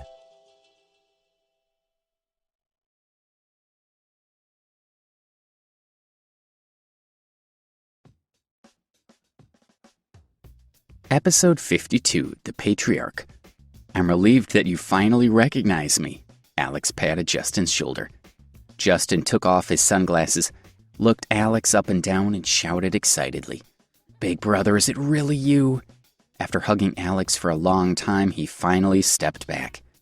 The beautiful young women were watching everything. One of them stammered to her friend. I heard something a moment ago. Did you hear what Justin just called that loser? Did you hear him say big brother? Did you hear that? She turned to look at the others and saw that they were as shocked as she was. They had been waiting to have a good laugh at Alex's expense, but now they felt uneasy. That bastard was Justin's brother. They didn't dare to think about what they had just done. The thought of it was too alarming. So, Alex, I understand you were leering at my girlfriend and even touched her chest. So that's the sort of person you are, is it? Did you fall for her? Let me tell you, she's a real goer. If you like her, I'll give her to you. If not, I'll find you someone else. Justin said with a wicked smile. Get out of here. Alex smiled wryly. Justin had always been a joker when he was young. He had not seen his brother for a few years, and he couldn't believe how much he had grown up. As the two of them chatted about their childhoods, they walked over to Freya and the others. Freya lowered her head and said timidly, I'm sorry, Mr. Ambrose. I was blind. I didn't mean to offend you. I'm sorry too, Mr. Ambrose, another girl said. We were wrong, a few of them cried out in unison. We're so sorry. All 10 girls apologized to Alex. At this moment, Justin remembered all the bad things that the girls had said about Alex. He pointed at the group and said sternly, You bunch of blind idiots. Just now you accused my brother of ogling you and even touching you. Do you know who Alex is? Do you really think he needs to sneak around to leer at you and touch you? Alex relaxed as he watched his brother defend him. Even if Alex couldn't resist touching any of you, you should feel grateful and be thinking about how to please him. Not... Alex stopped his brother. What did Justin just say? What did he mean by, even if he can't resist? It's natural for a man to want beautiful women, and I'm the same as any other man, but I can certainly control myself. My will is strong. When Justin became angry, the girls shuddered and kneeled in the sand, looking beseechingly at him. Justin, we were wrong. Please forgive us this once, they cried. Alex, we should punish them. Let's get them to run around the island until they're too tired to walk, Justin suggested. Alex looked at the group of girls and said with a smile, Nah, these women are all your girlfriends, and they're beautiful. They were just a little rude. The girls were thinking, the older brother Alex seems to know how to be compassionate. He said that we're beautiful. This man is a gentleman after all. But how can he control himself when he sees us in our bikinis? Hoping to attract Alex now, all the girls stuck out their chests and pouted. Alex addressed the girls. You're all familiar with the items on a bed, right? Alex asked them brazenly. The items on a bed, they thought. What's he referring to? He can't just be talking about sex because he emphasized the word items. Is he talking about candles or even whips?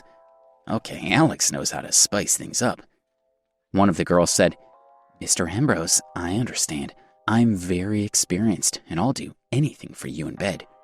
Me too. I've been in all sorts of beds. No one knows a better bed than me, another added. Another girl said, I'll keep you warm in bed. I guarantee you'll never want to leave. When they said these things to Alex, they bit their lips in an alluring manner and winked at him. They each believed that if they could seduce him, they would be comfortable for the rest of their lives. Excellent. Alex nodded with satisfaction and looked at Justin. He asked him, Do you remember the accommodation area for workers on our island? Justin replied, Yes, I know it. There are more than 1,000 workers and servants on the island. They lived in the same accommodation area for decades. Their children live there too. Okay. Alex nodded and looked at the girls. You guys go there right now. Take the bed sheets off their beds and wash them yourselves. And there are probably 70 or 80 children there who are under 2 years old who need feeding. What? The girls were horrified. This man doesn't want to go to bed with us, but he wants us to go and wash the bed sheets for the workers?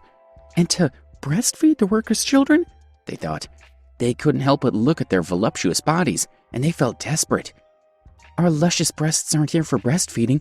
Are you interested at all in our gorgeous bodies? Even if you're not interested, we shouldn't have to ruin our wonderful figures by breastfeeding. Justin saw their reluctance and questioned them. What?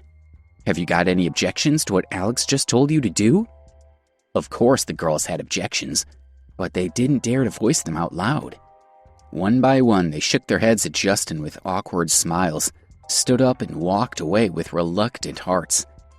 Awesome. Justin gave Alex a big thumbs up. Only my big brother could come up with such a fabulous idea. It's good to get them actually doing some work. How did you become so full of yourself? Oh, right. Our family didn't make you go through the poverty test like me. Since Alex had left the family 7 years ago to take the poverty test, he had received no news or updates about his family members. I'm not Alex. I've got no desire to be the head of the family. In fact, when you become the boss in the future, you'll have to take care of me, Justin said to Alex with a cheeky smile. Alex sighed. His little brother hadn't changed at all. He only ever thought about himself. Hey bro, I heard from Uncle Frank that you brought your girlfriend here. Why don't you take me to see my future sister-in-law? Justin said while rubbing his hands. All right. Alex was about to go with Justin to find Debbie when George Ambrose walked over quickly. Alex and Justin, your grandfather's arrived. He's currently at the Seabreeze restaurant. He's waiting to see you, Alex. Grandpa's here. Alex was a little excited. He looked at Justin and said, Let's go see Grandpa together. Justin smiled and said, Alex, you go yourself. It's you that Grandpa really wants to see. Besides, I get to see him all the time. All right, Debbie's in room 304. Go meet her, Alex replied, then followed George toward the Seabreeze restaurant. An elderly but animated and healthy-looking man sat at the wooden table. He was Lincoln Ambrose, the patriarch of the Ambrose family. Behind him stood a man in his 30s, wearing casual clothes. He looked fit, like an athlete. Another man was kneeling in front of Lincoln. It was Ken Stokes, the boss of the East Coast division of the family business, who had hosted a banquet for Alex at the Golden Mansion Hotel. Lincoln looked at Ken and thought, the Ken Stokes I know was always chattering merrily and was admired by everyone. However, this Ken Stokes is trembling with fear, with beads of sweat running down his forehead. What on earth is wrong with him? Ken was kneeling on the ground as he said in a panicked voice, Alex was injured in the East Coast area. He was almost killed and I couldn't protect him. I'm ready to accept my punishment. The security department of the Ambrose family was managed independently from the rest of the business. Therefore, even though Ken was the manager of the East Coast division, he had no control over the security team. He wasn't even aware of the security team's movements. Ken had only heard about Alex's injuries when Alex was sent to recover on Harmony Island. Many people in the family didn't understand this and held Ken responsible for Alex's injuries. When he had planned this visit to the island, Lincoln had decided to take the opportunity to see Alex and resolve the issues with Ken. Lincoln reassured Ken, Well, it doesn't have much to do with you. After all, it's impossible for you to keep an eye on Alex all the time. However, I can see why the family's upset. The other members of the family might not understand it. Even if they do. Lincoln stopped talking abruptly, suddenly feeling that he had already said too much. As the head of the Ambrose family, only Lincoln could understand how difficult it was to be in charge of such a large clan. The various forces in the clan were delicately balanced, but when they thought someone had messed up, everything could quickly fall apart.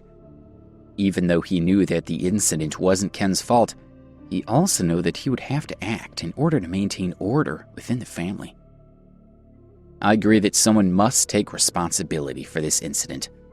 I'm sorry, Ken, but I have to remove you from your position as the head of the East Coast Division. You no longer work for the Ambrose family. Lincoln was very disappointed. He liked and respected Ken, but he felt he had no choice. What? Cried out Ken. When Lincoln announced the punishment, he was dumbfounded. He had never expected the punishment to be this severe. He had worked for the Ambrose family for 30 years. The family and his work were his whole life. Sir, please reconsider. Firing me is worse than killing me. Ken bowed and pleaded crazily. I'm sorry. It is done, Lincoln said in disappointment. Sir, I beg of you. Ken became desperate and moved forward while kneeling. The man standing behind Lincoln saw this and kicked Ken's shoulder. Ken screamed and crashed into the wall, The man then retreated behind Lincoln as if he had never moved. Ken's body was in pain, but his heart was hurting even more. He knew that there was nothing he could do. He got up with difficulty and nodded to Lincoln, then turned around and prepared to leave.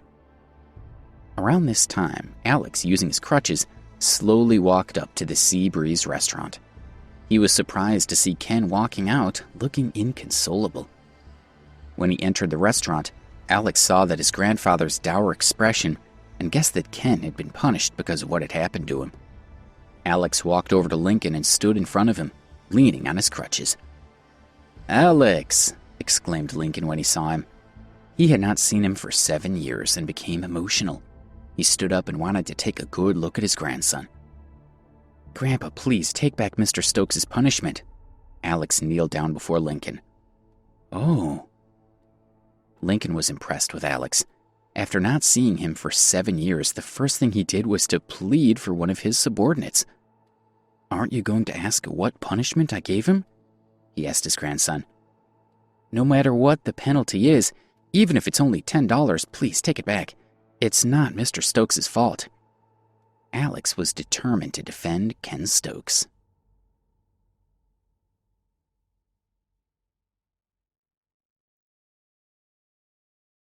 Episode 53, Undercover. "Are you sure? You almost died. Don't you hold Ken responsible at all?" Lincoln asked Alex. Alex looked at his grandfather seriously in the eye and said, "Not at all." He shook his head and continued, "Even if I died, it wouldn't have been Mr. Stokes' fault.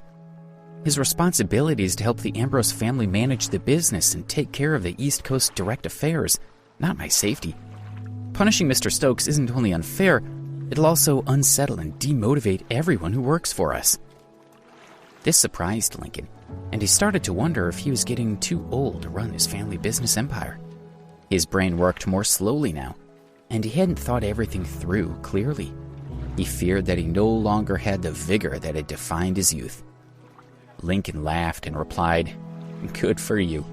I agree with you, and I'll do as you say. I won't punish Ken Stokes." "Thank you, Grandpa." Ken had been fetched back to the room. It took him a few seconds for him to digest the news and react. He kept bowing to Lincoln and thanking him.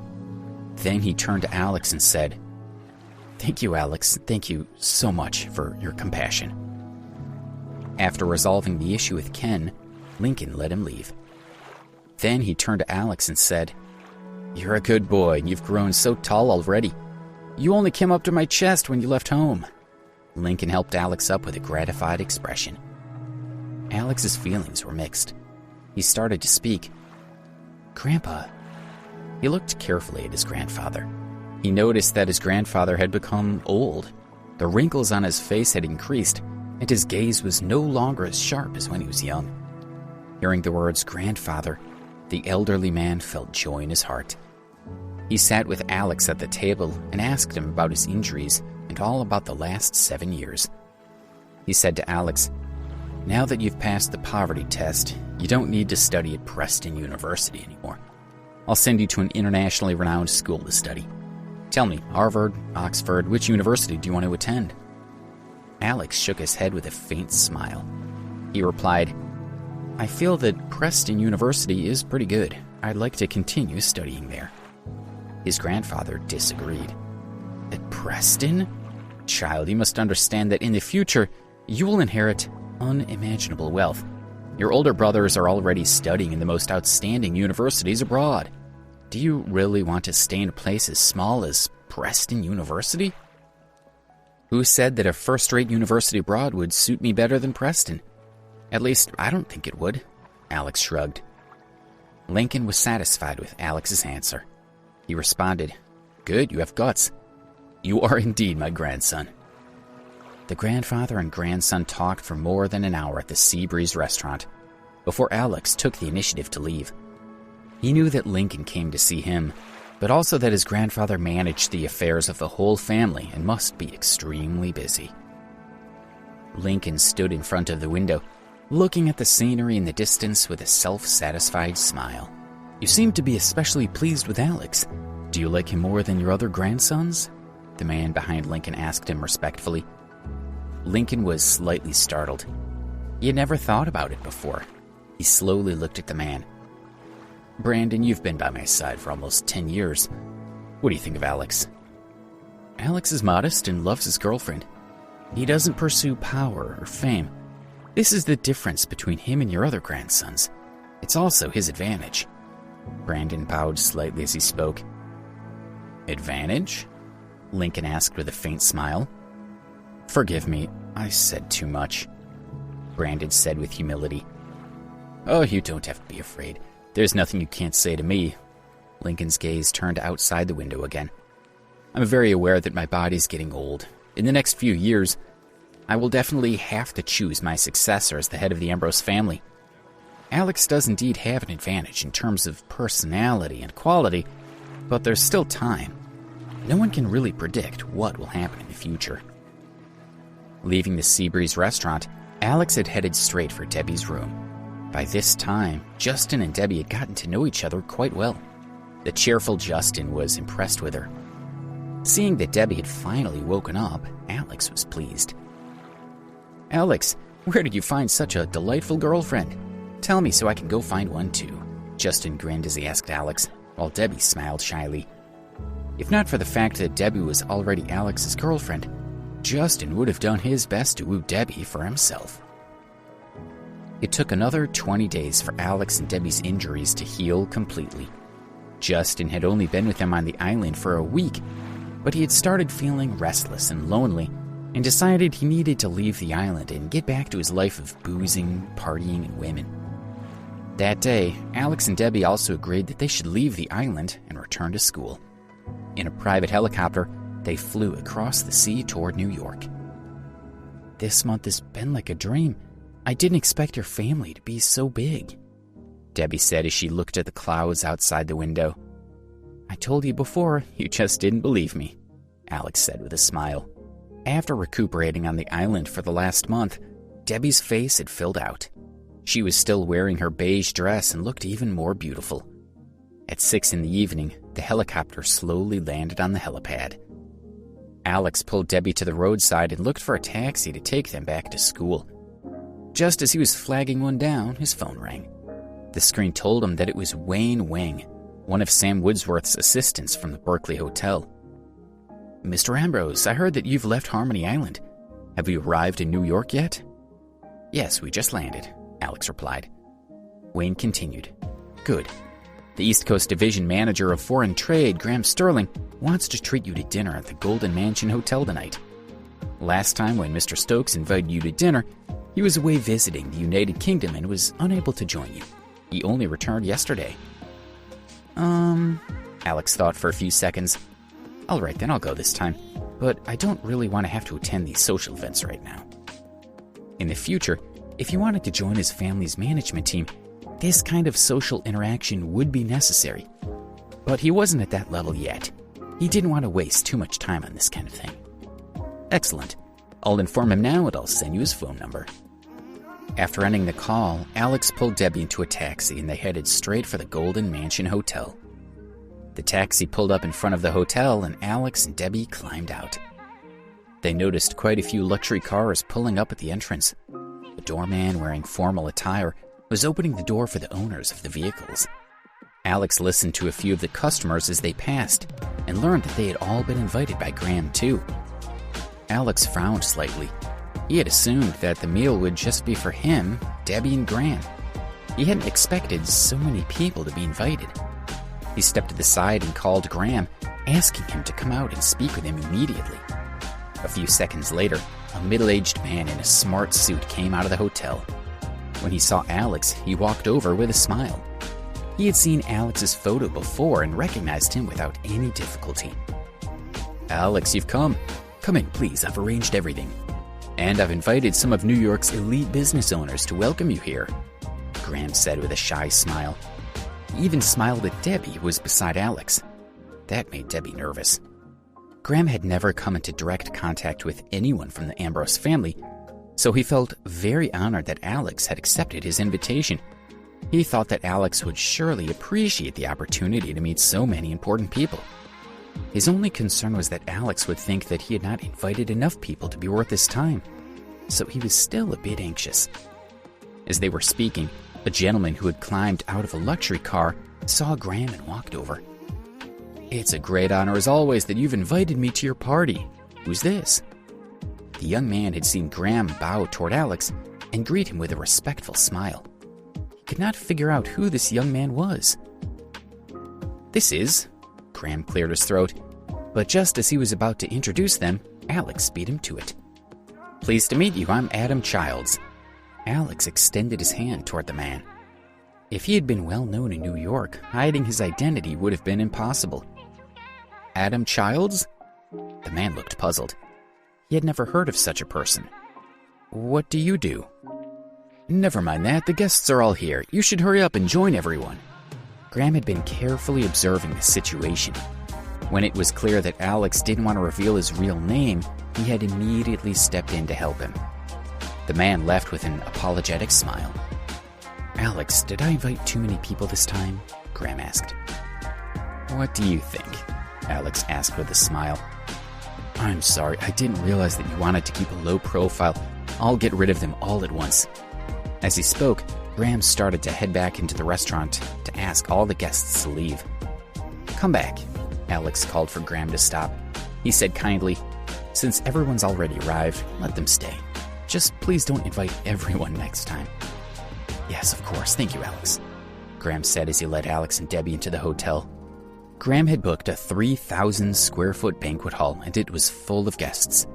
Alex let Graham entertain the others as he and Debbie walked to the bar. Alex and Debbie were casually eating at the bar when they overheard one of the guests saying, "I heard that Mr. Sterling called so many of us here as a welcome feast for an important young gentleman.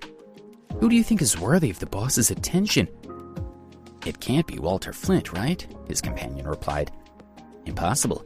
The news said that Flint is currently on holiday in Hawaii," the first man answered. "Whoever it is, it'll be someone like Flint. I'm sure we'll get a chance to take a good look at him later. We should take the opportunity to meet important people like him." Debbie secretly smiled at Alex. "Do you still want to hide your identity? It sounds like this Graham has already told everyone about you." Alex could only grimace. While everyone was chatting, Graham walked to the front of the stage and said into the microphone, "All right, please take a seat, everyone." The guests began to look for places at the table to sit. Unfortunately, there were no fixed seating arrangements because the banquet had been organized in such haste. Alex pulled Debbie with him, and they sat at the table farthest from the stage. A couple sat down beside them. The young lady who sat beside Alex said sweetly, "Hi, my name is Kathy Fairweather. Nice to meet you." When she saw Alex's face, Kathy stopped speaking abruptly. "It's you. And that peasant is with you." Kathy had attended the banquet with Billy Wilde. She knew that most of the people there were wealthy, and she was very keen to meet them. She wondered to herself, how on earth did this pair of paupers get themselves invited to the banquet?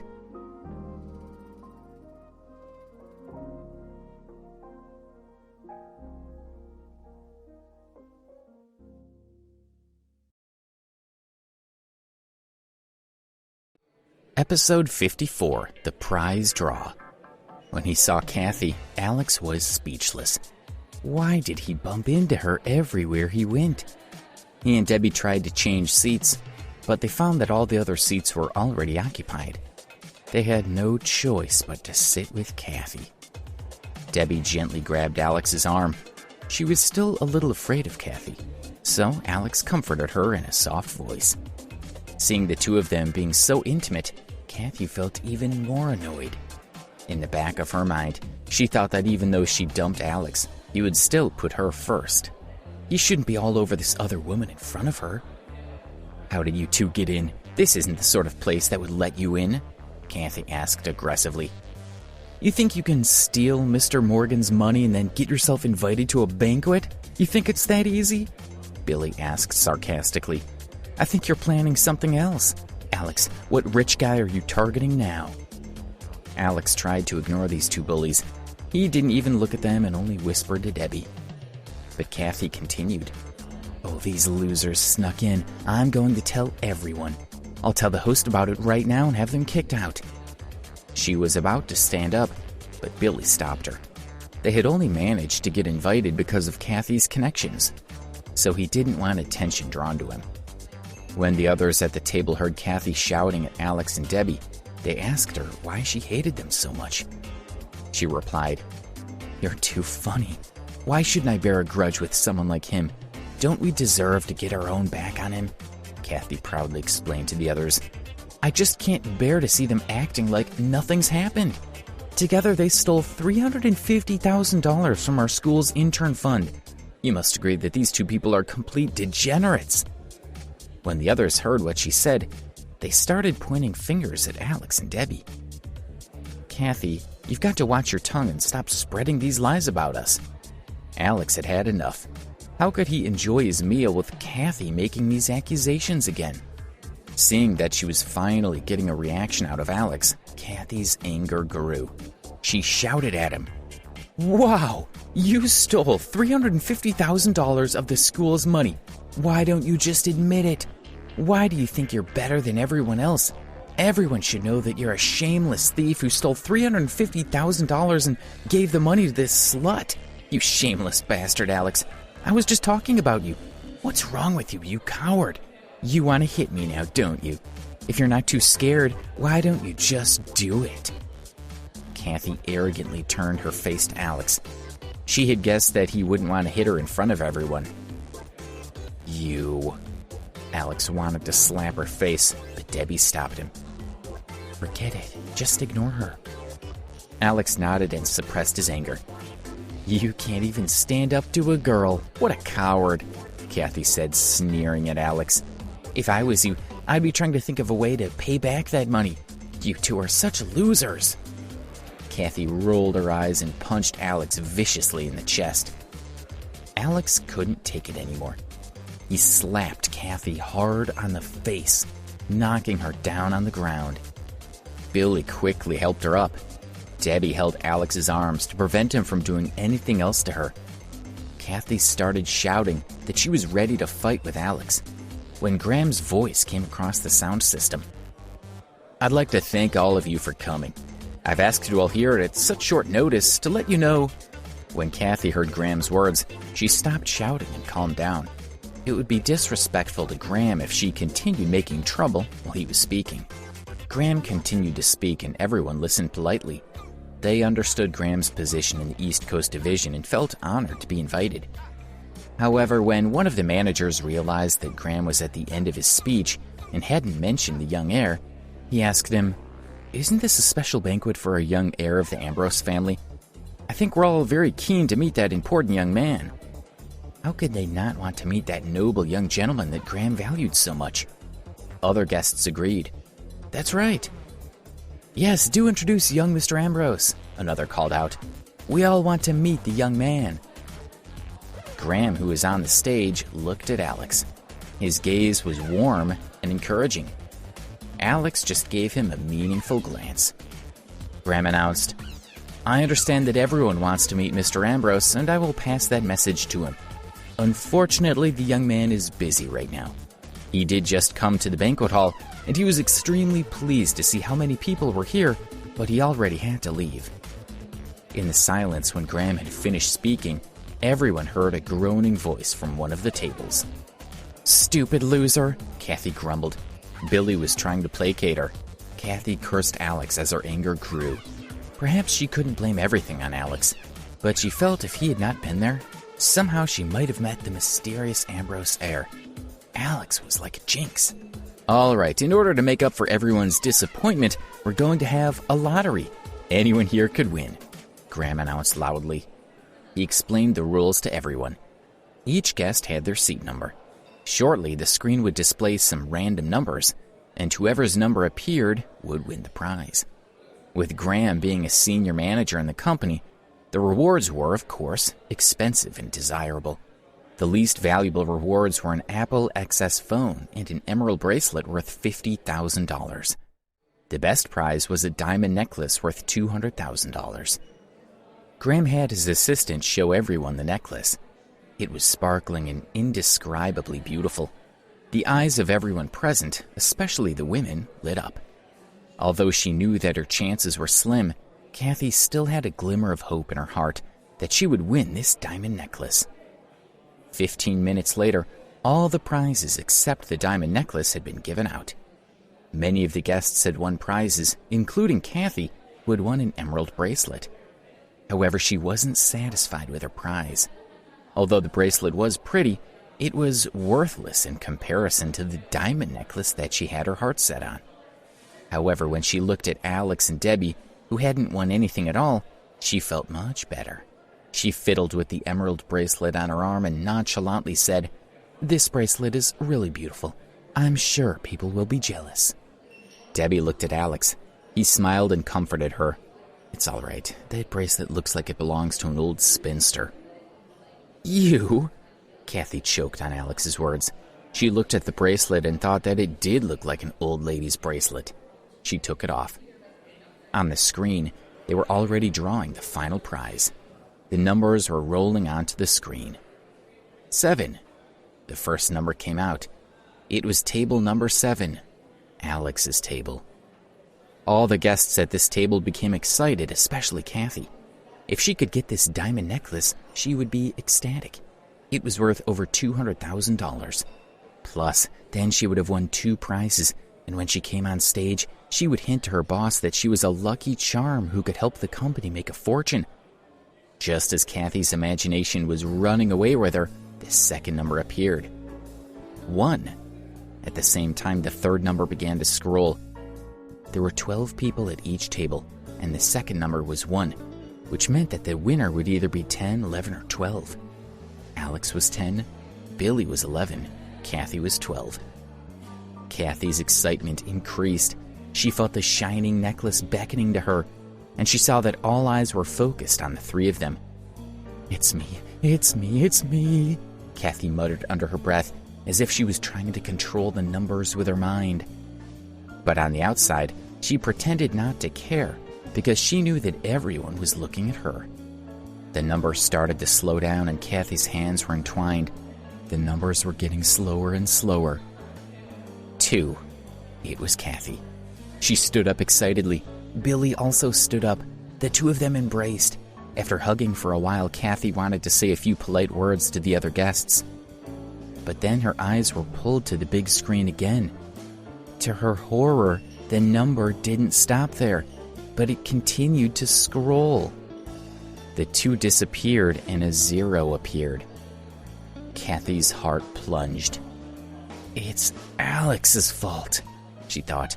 "Why did the numbers change again?" One more time, Kathy urged under her breath. If the number jumped to 1, Billy would win the prize. "He'll give the diamond necklace to me," Kathy thought joyfully. However, the numbers on the screen did not scroll. They clearly showed 710, which was Alex's seat number. Kathy's heart turned to stone. Alex had won the prize. She looked at Alex slowly with a gaze full of hatred. She wanted to kill him. Billy pulled Kathy to her seat. He felt ashamed of her behavior. Of course, Alex was now the center of attention. Graham smiled happily and said to Alex, "This young man has all the luck. Please come on stage to receive your prize now." The others looked at Alex with envy. Alex guessed that Graham was probably responsible, but he could only smile. Since he had already won the prize, so be it. He had not given Debbie anything really impressive yet, and this diamond necklace was stunning. "Come on, let's go over." Alex held Debbie's hand, and they walked toward the stage. Kathy's eyes were filled with a cold gleam. She should be the one walking toward the stage. She was sure that the 2 of them had somehow changed the numbers and stolen their diamond necklace. "Nice to meet you, young man. Congratulations." Graham shook Alex's hand and smiled. Alex also noticed a hint of flattery in his eyes. Graham prepared to give Alex the diamond necklace. "Mr. Sterling, you haven't introduced this handsome guy to us yet," a confident woman said from her seat in a loud voice. The other guests also started to call out to him. Said Graham, knowing that Alex wanted to keep a low profile. He glanced at Alex, who was looking at him calmly, waiting to see what he would do. Graham had an idea and announced to the guests, "This is Adam Childs. Adam is young and has certainly had good luck today." Luckily, Graham remembered the name that Alex had used when he had arrived. When he saw Alex relax, he felt relieved. Graham was about to give Alex the diamond necklace. "Adam Childs? You liar!" Kathy shouted as she stood up and looked at him with a cold glare. "Don't believe him. He's not Adam Childs. His name is Alex, and he's a stinking loser from Preston University. And he's the thief who stole $350,000 from the school."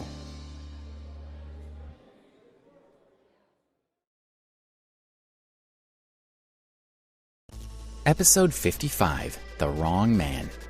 When Kathy heard Graham address Alex as Adam Childs, she snickered to herself.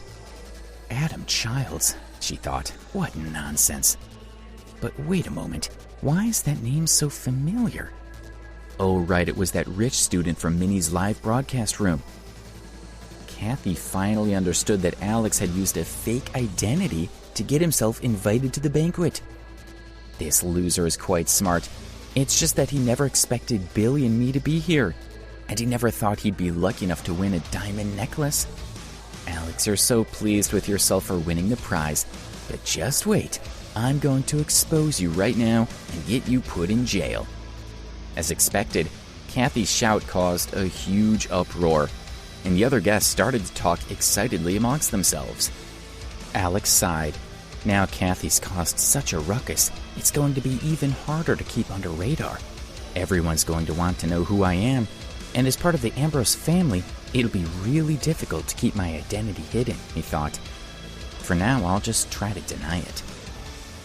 Miss, what are you talking about? I don't understand. Alex took the microphone and said blandly to Kathy, Hey, you're still pretending to be rich, aren't you? In front of so many decent people? Tell them who you really are, Kathy answered aggressively. Mr. Sterling already announced who I am. Since it seems that you didn't understand, I'll tell you again. I'm Adam Childs. If you really are Adam Childs, then tell me, which company are you from? Kathy wanted to expose Alex. The people attending the party were all well-known business people in New York, so who was he going to pretend to be? I don't need to answer your questions. I have business here worth $350,000 with this company. Alex's expression became increasingly serious. $350,000? You've got the audacity to talk about $350,000 when that's the amount you stole from the school. Are you completely brain dead? Kathy assumed that Alex had blurted that out thoughtlessly in a moment of desperation. Then it's easy to find out the truth. Let Mr. Sterling tell us if you really have a $350,000 business here, or are you just spouting nonsense to all of us? I'll soon prove that you're up to no good. If you're hoping everyone will think you're innocent, dream on, she thought. The others also focused their attention on Graham. Deep down, they were also suspicious of Alex. Mr. Childs and I do have a business worth $350,000. In fact, within the next 2 years, we'll have another business worth $5 million, Graham said to the guests at the tables. How is this possible? The smile on Kathy's face froze. At that moment, her mind was in turmoil. Why is Mr. Sterling colluding with Alex? Where did Alex get the $350,000 from? It can't be true. Everything must be a scam. It's Alex's doing. No, please don't believe Alex, that scammer. Look, I have his photo on my phone. He's really just a loser at our school. He stole $350,000 last month. I have pictures to prove everything. Look. Kathy opened her cell phone and showed Alex's photo around to the other guests. However, the others didn't even bother to look at the photos. They trusted Graham and had taken his word as truth. They had no more doubts. Is this girl mad? One of the guests asked. A well-dressed gentleman said, She thought she had won the necklace just now. I think this girl is just jealous. His wife agreed. You're right. What a vulgar girl. The necklace is expensive, but it's not acceptable to maliciously hurt someone else to get your way. Young lady, please stop messing around and sit down. Graham frowned and said to Kathy. Kathy was determined to make her point, but she was pulled down by Billy. Graham was already angry, and it would be extremely humiliating if he had them physically thrown out by security. Kathy sat down and used her phone to call 911. If the school didn't call the police, then she would. Let the police find the truth. Do I really have nothing better to do? Graham muttered to himself. He looked at Kathy and thought, what am I supposed to do if you continue to slander Alex? Graham took the necklace from his assistant and handed it over to Alex respectfully. Thank you, Alex said calmly, supporting the necklace with his hands. He turned to Debbie and said, we've been dating for a bit now, but I've never given you anything really beautiful. Today I'll use this necklace to make up for it, and I'll buy you something even better in the future. Then Alex put the necklace on Debbie's neck and arranged it for her. Wearing the diamond necklace, Debbie looked stunning. She looked just like an elegant woman from a noble family. Kathy, who was sitting in the audience, could barely contain her anger. Miss Stonehill, Adam has given you the $200,000 diamond necklace. Is there anything you'd like to say? Graham said to Debbie with a smile. Go on, say something, called out one of the guests. Another gentleman said, tell us how you're feeling. Kiss him, called out his wife. The guests at the tables all started calling out to Debbie. Debbie's face turned red. She looked at Alex, begging him for help, but she found that he was barely looking at her. He gave her a small smile, but seemed distracted. The jeering from the tables continued. Debbie fiddled with the corner of her dress and criticized Alex in her mind. Stupid Alex, can't he see I need help? But everyone was watching, so Debbie gritted her teeth and stepped over to Alex to gently kiss his lips. Alex was happy. At least she still wants to kiss me. Debbie only wanted to kiss him lightly. She didn't expect Alex to grab her, hug her, and act like a lout. He stuck his tongue into her mouth in front of everyone. Debbie was stupefied. She felt extremely ashamed. She wanted to reject him, but she couldn't make him stop. She tried to look into Alex's eyes, but they were closed. He seemed to be enjoying himself. In front of so many people, there wasn't much that Debbie could do, so she let Alex continue kissing her. He kissed her for more than 20 seconds before he slowly let go. Then he wiped his lips in satisfaction and looked at Debbie with a cheeky smile. Debbie grimaced. She calmly reached behind Alex and pinched him on his side. When she saw him smile at her with tears in his eyes, she felt satisfied. At that moment, the main door of the banquet hall opened and 3 uniformed police officers walked in. Everyone was perplexed. What was going on? Why were the police here? When Kathy saw them, a smile appeared on her face. Alex, you shameless swindler. It's time to go to jail, she thought. Kathy ran to the police excitedly and pointed at Alex on the stage. She said, Officer, I'm the one who called you. Our school lost $350,000, and it was that man on stage who stole the money. All the teachers will tell you it's true. Arrest him. Her eyes flashed with a cruel smile. Alex, you're finished, she thought. I'm sorry, but you're confused, young lady. We're not responding to a 911 call. We're here based on other evidence that we've gathered, one of the officers said solemnly. What? Kathy was stupefied. But it seems like you were talking about the same case. We're here to arrest the suspect. That's good to hear, officer. Go on then, Kathy said with relief. Arrest him. With a shout from the police captain, the 2 sergeants behind him rushed forward, not toward Alex, but Billy. The 2 officers quickly pushed Billy to the ground. Billy protested and tried to fight them off. Kathy tried to stop them. Officer, you're arresting the wrong guy. That's my boyfriend. The guilty man is on stage. Let Billy go. Kathy wanted to pull the police away to save Billy. You're his girlfriend? The police captain looked at Kathy and said to the other 2 officers, Take her as well. Kathy was determined not to let them arrest her. She screamed at them, What are you doing? I'll sue you for wrongful arrest. Let me go.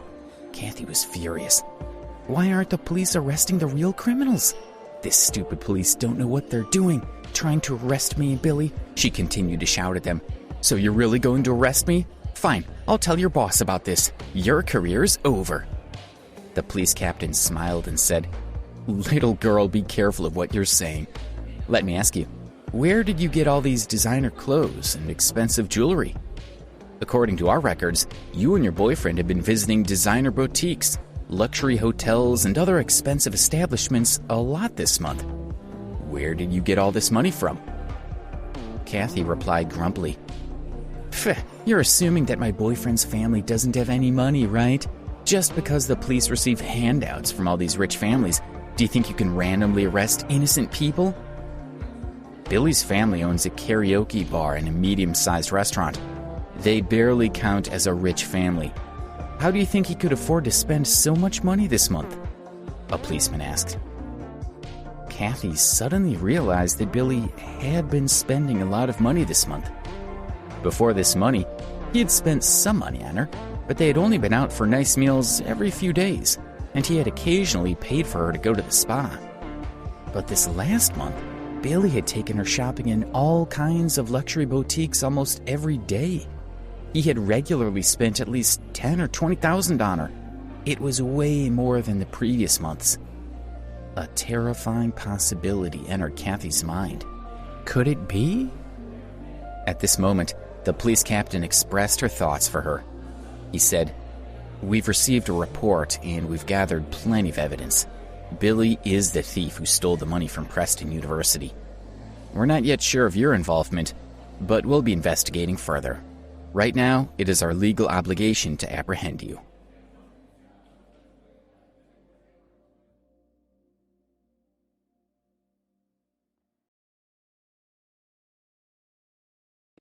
Episode 56, The Hot Dog Vendor. Kathy's heart fell when she heard what the police captain said. Her whole body trembled a little. Deep down, she knew that Billy was guilty. $350,000 is a huge sum of money, she thought. If I have to pay it back, my life is ruined. Hearing Billy still loudly protesting his innocence, Kathy, who had recovered a little from the shock, also started shouting at the top of her lungs. It's not us! You guys are mistaken! It was that loser, Alex Ambrose, who stole the money. Let us go! The louder she shouted, the more she convinced herself that she was innocent. The police captain shook her head in wonder. Take them away, he ordered. The police officers escorted Kathy and Billy away. Kathy was humiliated. She had never been that embarrassed in her life.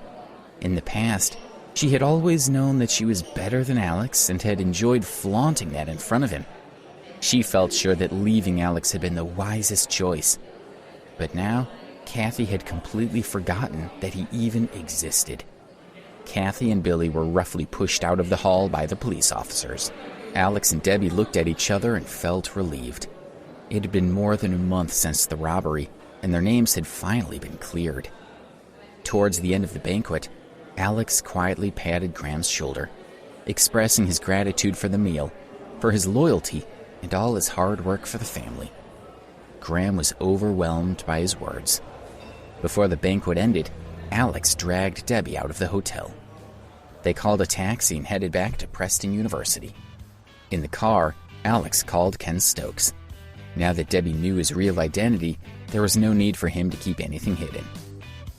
Mr. Stokes, thank you so much for your gift, Alex said with a smile.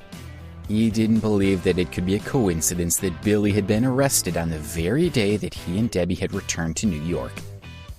Alex, you're too kind, Ken said respectfully.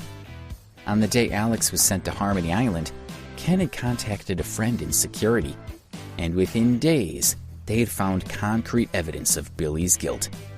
They delayed giving the evidence to the police because he wanted Alex to witness Billy taken away with his own eyes. I found out from security that they had already destroyed the Azure Dragon Society. I've also managed to get Miss Debbie reinstated at the university, so when the two of you return, you can both continue your studies. You've done a wonderful job, Ken.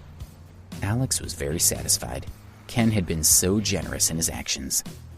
After getting out of the car at the south gate of the school, Debbie wanted to go and get some food at the street food market. Neither of them had eaten much at the banquet. The food market was just opposite the south gate, and it didn't take them long to get there. Indian and Thai food, Chinese pancakes, Mexican enchiladas, burgers, hot dogs, every imaginable type of food was available. This was a great place for the students to get a snack. Most of the vendors were from peasant families and were not well off. Their food stalls didn't earn much, but they were all they had to live on. "Let's go and get a hot dog," Alex said as they walked toward a hot dog stall. All the other stalls were crowded with customers except this one. The food at this one probably wasn't great, but Alex and Debbie were both kinds. They knew these people had hard lives, and they wanted to support them. "Hot dogs for both of you? What toppings would you like? Ketchup, pickles?" the vendor asked as they approached. They were her first customers of the day. "One with ketchup and one with pickles, please," Alex said to the vendor while Debbie took a step back. Suddenly, Debbie cried out. "It's her!" Her eyes were fearful. She hadn't seen the vendor properly at first. Now that they were closer, she could see that it was Madison Robbins. Alex pulled Debbie to him and comforted her in a gentle voice. The last time they had met, Madison had tried to drown Debbie in Ramsey Lake. It was not surprising that Debbie was now afraid of her. Madison quickly walked out from behind the trailer and stood in front of Debbie. She looked at her pleadingly and said, "I'm sorry, Debbie. I was wrong to treat you so badly.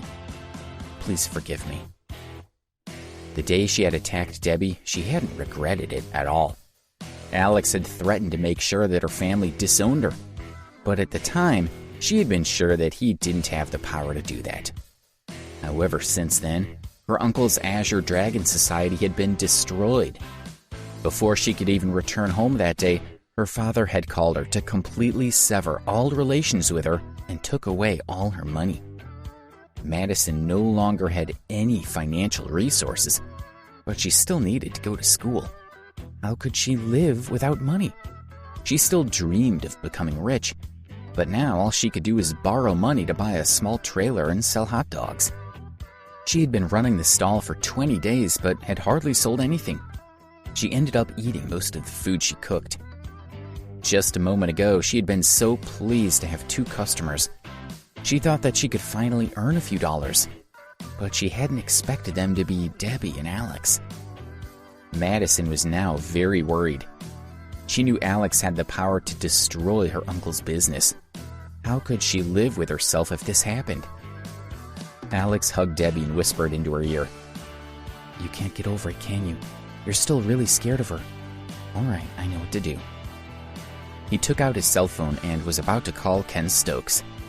After living on the island for a while, Alex had gradually regained his confidence and his wealth and had started to act like any other rich student. Madison and her family didn't matter to him at all. Madison's heart tightened. "Alex is going to destroy me this time. Even if I beg for forgiveness, Alex won't let this go." "No." Debbie suddenly grabbed Alex's hand and shook her head. "No, it's over." When they were on the island, Alex had told Debbie that he was going to ruin Madison and make her destitute. But now, looking at her kneeling on the ground, with her clothes covered in grease and the smell of cooking fat, Debbie felt that she had been punished enough. "All right," Alex agreed and put away his phone. Thank you. You've been so kind. I will think of a way to repay you." Madison was so happy that she was crying as she bowed her head. She was genuinely grateful and had no plans to take revenge on Debbie and Alex. She knew that she was beaten. Alex told Madison to stand up quickly so the other people wouldn't see her kneeling. She stood up hastily and made 2 hot dogs for Alex and Debbie. She wanted them to have the food for free, but Alex still paid her $5. Holding the money in her hand, Madison watched them leave. She was stunned. Tears flowed from her eyes.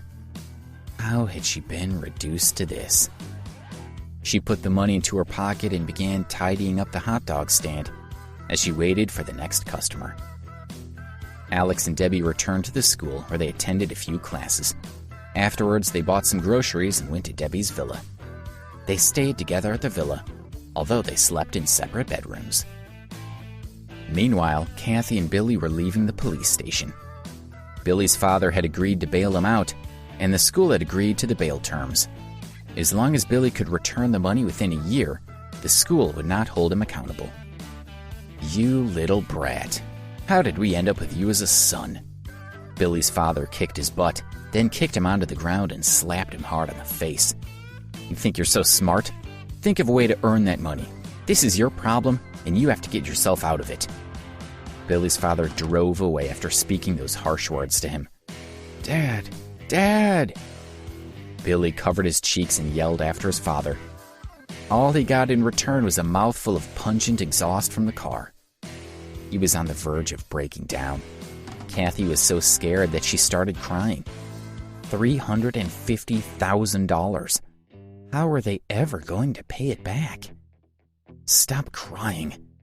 Billy looked at Kathy in annoyance. Okay, I've stopped. But it's late, already past 10. Shall we find a hotel to stay in? Kathy said as she wiped her tears. Billy pushed Kathy and shouted, Kathy, are you stupid? I only have a few dollars right now, and you still want to stay in a hotel? Just get lost. Kathy had no money herself. She usually spent Billy's money. I was wrong, all right. Let's take a taxi back to school. Kathy knew that she had to tread carefully with Billy right now. Take a taxi? Do you know how much it costs to take a taxi back to school from here? It's over $30. Are you going to pay for it? Billy stared at Kathy with a mean expression. Kathy's lips trembled as she glared at him. She felt hurt by the way he was speaking to her, and when she looked at him now, he looked ugly to her. Come on, we'll ride bicycles back to the school. Billy grabbed Kathy's wrist and yanked her toward the row of rental bikes on the side of the road. Kathy suddenly dropped Billy's hand and ran away from him. She waved to a taxi, jumped in, and headed toward the school. Billy was furious. He cursed, Kathy, you cow. The next day, Debbie went to school early in the morning. She had missed a lot of classes this month, so had a lot of work to catch up on. Alex got out of bed at 8 a.m. and took a leisurely walk to the school cafeteria. He planned to have breakfast and then go to the dormitory to catch up with Ben and the others. While eating breakfast, Alex looked at his phone. Billy's photo was displayed on the front page of the school's official website. This story was all about the $350,000 that he had stolen. Alex smiled as he listened to the other students commenting on the story. Isn't that Billy? One of them asked. That's right. What's that scumbag doing here? Another responded. Alex followed their line of sight and saw Billy walking into the cafeteria. He walked toward a table where Kathy was slowly eating a bowl of oatmeal. Even though Billy now owes this huge sum of money, it seems that Kathy is staying by his side and supporting him. She hasn't abandoned him. She must love Billy, and people should respect her for that, Alex thought to himself. But suddenly he heard, You whore.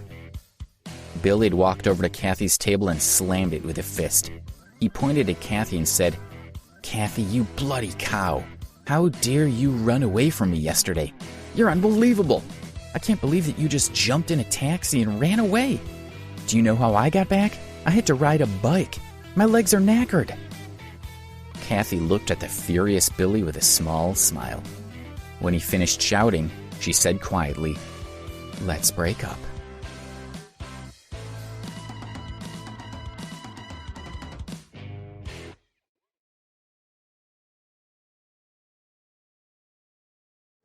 Episode 57, You're the One That I Want. Billy was taken aback for a second, then sneered. You callous bitch. You're so damn shallow. You used to beg to be with me when I had money, but now I'm in trouble, you want to leave me? Kathy snorted but didn't say anything. That was exactly what she was going to do. When they had first left the police station yesterday, she had planned to stay with Billy for a while, just because she felt sorry for him. But then when Billy ran out of money, she had had enough. I've already told you, we're over. Kathy stood up and tried to leave, but Billy grabbed her hand, hurting her. I should have known from the beginning what you're really like. You're not nearly as special as you think you are. I'm sick of you. Billy looked Kathy up and down and continued, You can leave if you want, as long as you give me back all the money that I spent on you. Billy, are you even a man? You want to ask a girl like me for money? Don't you have any shame?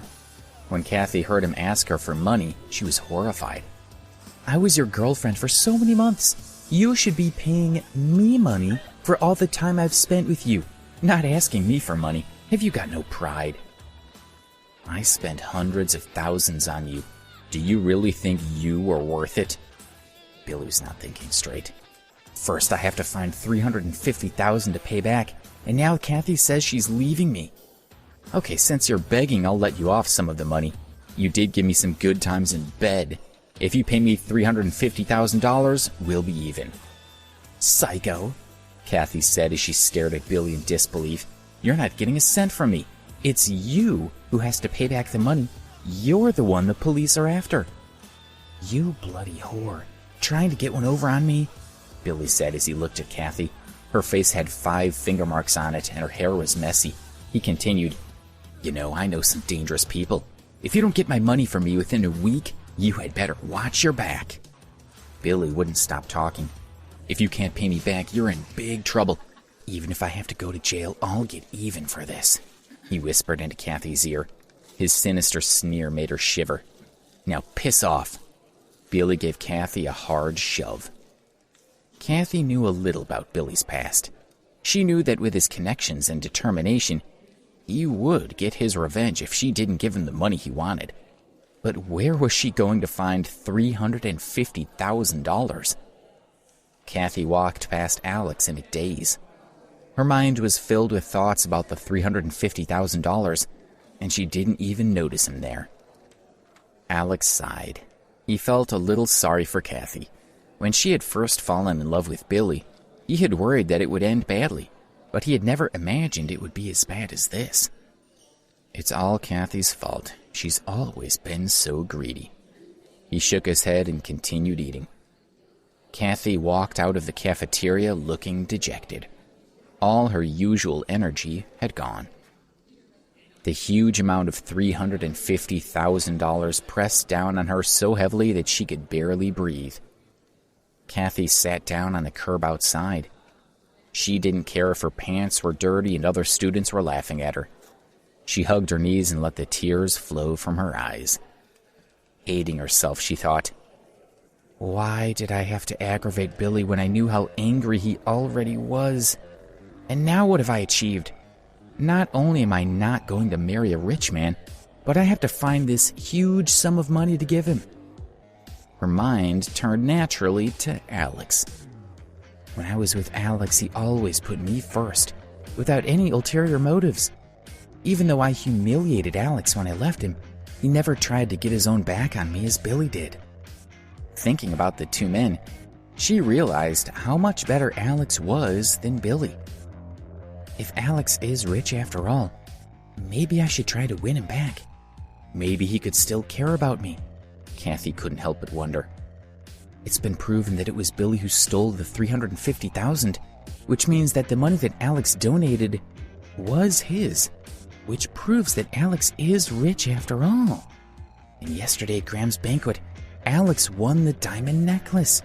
He is rich. If Alex was willing to help Kathy, then all her problems would be solved. Thinking of this, Kathy became excited. She felt a ray of hope. The key question now was, would Alex help her? When we were together, he gave me everything I wanted. Although I left him, he used to love me. Debbie, that peasant, has been with Alex for quite a while now, but he probably only got together with her because he was lonely and couldn't have me. I outclass her in looks, clothes, and education. If I beckon him, I'm sure Alex will come running back to me like a dog. Kathy felt much better as she thought of this. She stood up from the curb and looked around to see a few boys watching her. Hey, gorgeous, don't be sad. Billy is a bastard. Let's go, we'll buy you a drink. The boys had seen her arguing with Billy in the cafeteria and tried to cheer her up. Don't think I don't know that you're only after one thing, Kathy sneered at them. The sadness from earlier was long gone. Why don't you piss off? She snorted coldly and walked toward her dorm. She needed peace to think of a plan to win Alex back. When he had finished eating, Alex went back to his dorm to catch up with Ben and the others. They were thrilled to see him and asked him about everything that had happened. Alex didn't tell them everything about Harmony Island, only that he had been keeping a low profile and decided to come back when he heard that the real thief had been arrested. He was worried that their friendships would change if he told them who he was. How would he know whether their feelings were genuine or if they were just after his money? Alex knew he would hate that, so he decided to keep his wealth a secret for now. Only after they'd had lunch together did his friends stop asking Alex questions and let him go. Alex noticed that Kathy didn't attend their afternoon class. He was really afraid that Billy might have done something to her. In the evening, Alex wanted to have dinner with Debbie, but she had to stay in the classroom to take supplementary lessons, so Alex left her to it. Just as he was thinking of going out for a meal, Kathy called him. Alex hesitated for a moment, but finally answered her call. "Alex." Kathy pretended to be relieved that he'd answered her call, but deep down she was sure that he still had feelings for her. "When you saw that it was me calling, you answered the phone so quickly," she thought. "What's wrong?" Alex asked in a friendly tone. He was afraid that she would do something stupid. Kathy cried softly. "I'm fine. I just really want to meet with you. Is that okay?" she said in a low and dejected tone. She was trying to get his sympathy. Alex hesitated. "Can't I just want to see you? You used to be happy to see me at any time of the day or night. Have your feelings for me changed so much?" Kathy asked with a sob. "Alright, if you don't want to see me, then I have nothing else to say. I guess that the year we spent together meant nothing." She was disappointed, but she didn't end the call. "Alright, I'll meet with you," Alex said lightly. "Great. Meet me right now at the Angel Bar outside the school." She quickly ended the call before Alex could change his mind. Kathy was already in the Angel. She took out her small mirror and admired herself in it. A proud smile appeared on her face. She thought, "Alex, I didn't think you would still care so much for me after so long. The moment I called you, you agreed to meet me. You have no pride left at all. However, I don't blame you. You're not blind after all. How could you not want to be with me again?" It didn't cross her mind that if Alex was there, he probably would have told her that he only agreed to meet her to get her to stop calling him. As one of the few bars outside of Preston University, the Angel was popular with university students. It was always buzzing. Alex walked into the bar and saw Kathy waving at him from the dimly lit corner seat. "Here," she cried out. Alex sat down opposite Kathy, who called the waiter over and said, "I want a glass of champagne. Give him a single malt on the rocks." These two drinks came to almost $50, but Kathy thought, why not, since Alex will be paying? The drinks were served quickly. Kathy and Alex were sitting opposite each other at a small table. Kathy took a sip of her wine and quickly said to Alex, "I broke up with Billy. Yesterday I found out that he was a thief, and I felt terrible for blaming you for the crime. He's a total thug. I can't be with a criminal, so yesterday when the police confirmed that it was Billy that stole the money, I broke up with him straight away." "Didn't you break up this morning?" Alex asked with an amused smile as he looked at her.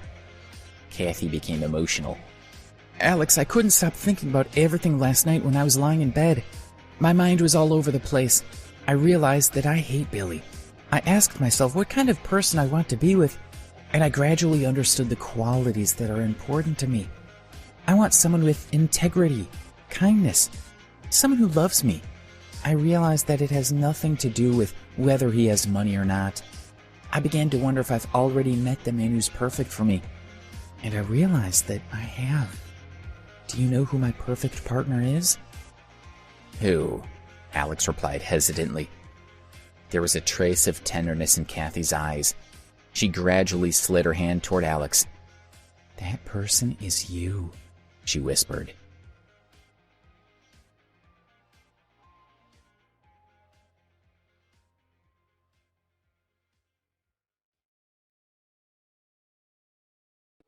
Episode 58.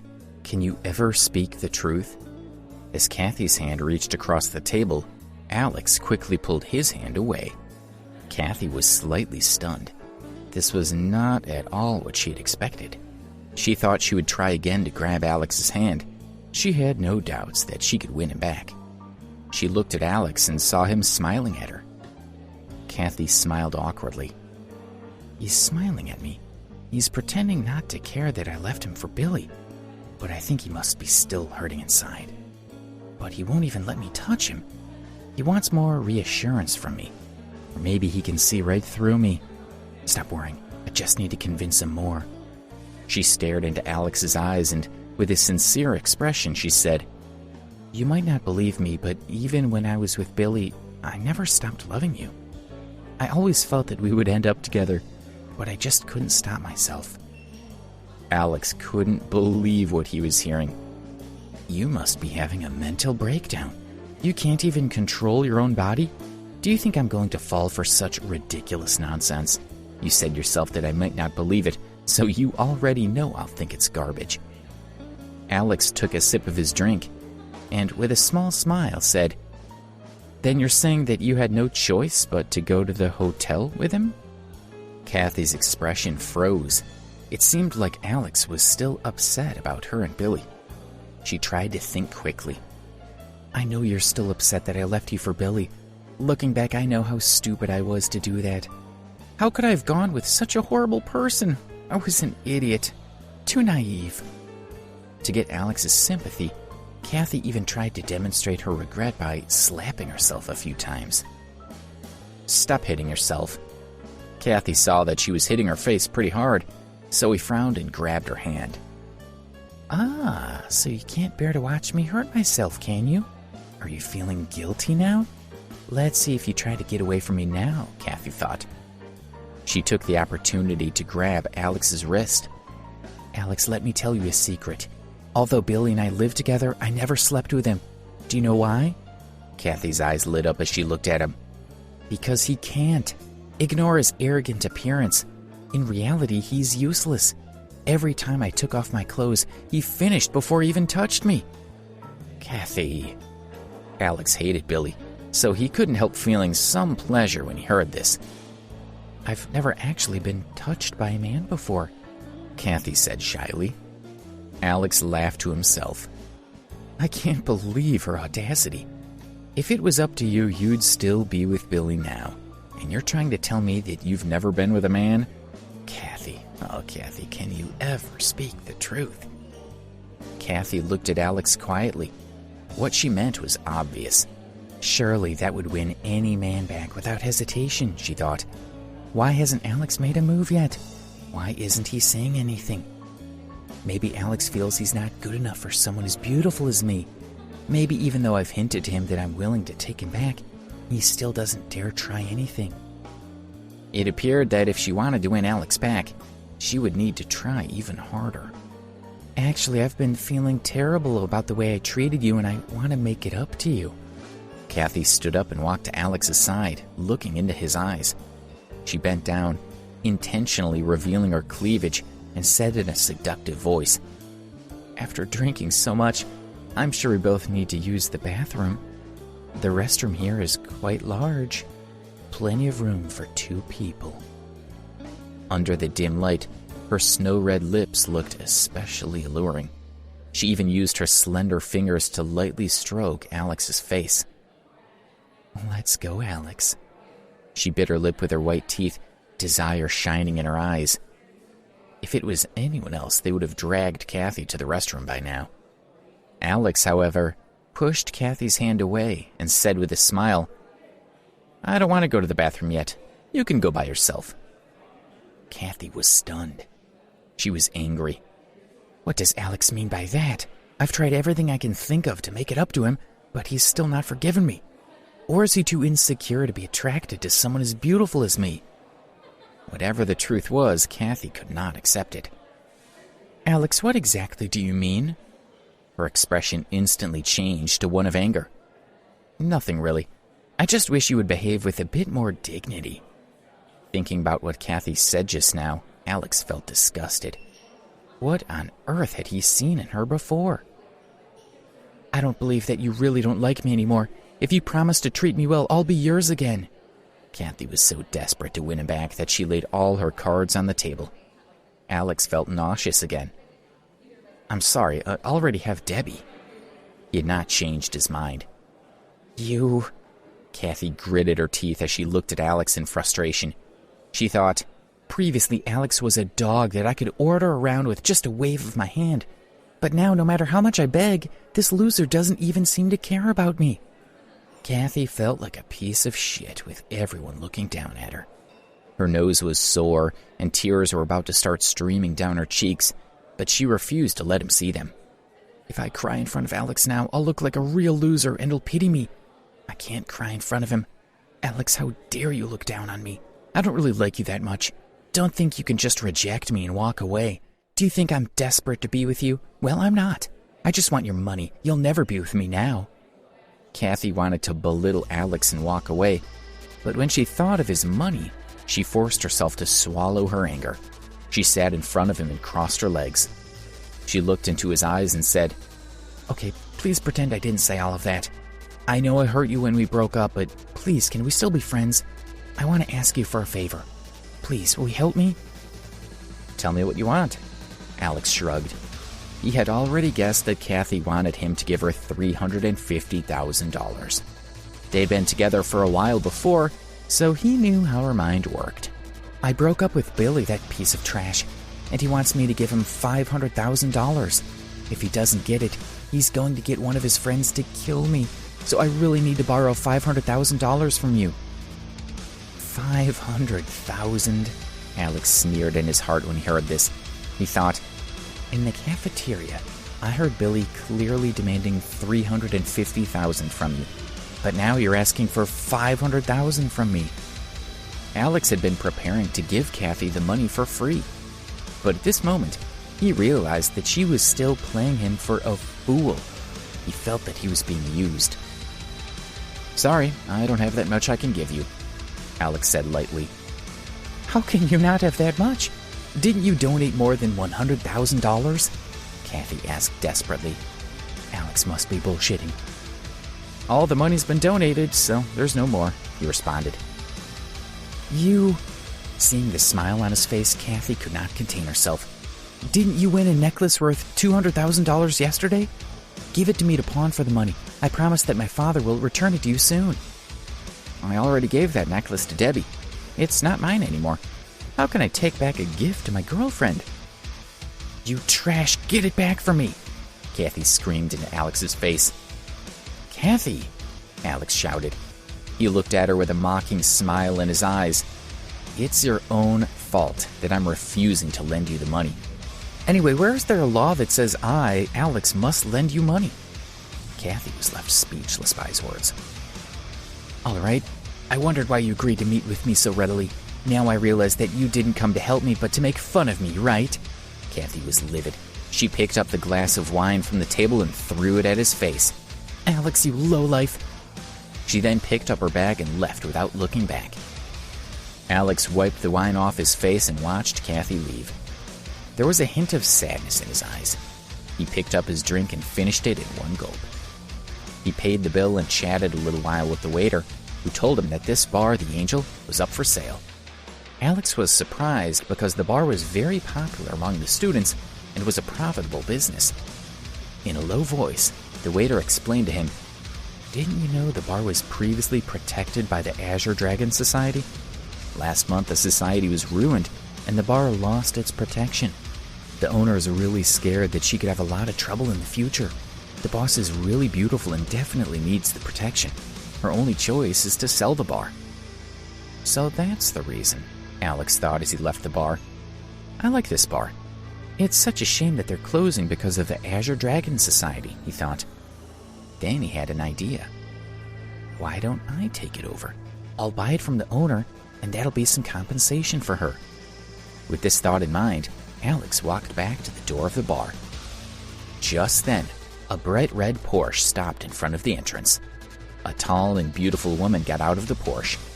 The doorman immediately ran over to her with an ingratiating smile on his face. The woman threw her car keys at him and walked toward the bar with long strides. She was elegant and had an air of confidence about her. She looked like a model. She wasn't intentionally showing off, but her innate confidence and elegant posture were hard to ignore. Alex was taken aback by her beauty. The doorman of the bar greeted the elegant lady. "Lady Carter, welcome." She only nodded slightly in response. "Excuse me, please." The woman wanted to enter the bar, but Alex stood in front of her, blocking her way. Then Alex came to his senses and realized what he was doing. He quickly stepped aside and said, "I'm sorry." With a faint smile, the beautiful lady walked in. Alex watched her walk by and softly murmured to himself, "She's so beautiful." Her face was snow white and her eyes were sparkling, although cold. Her features were perfectly proportioned, and Alex's first impression was that she was the most beautiful woman he had ever seen.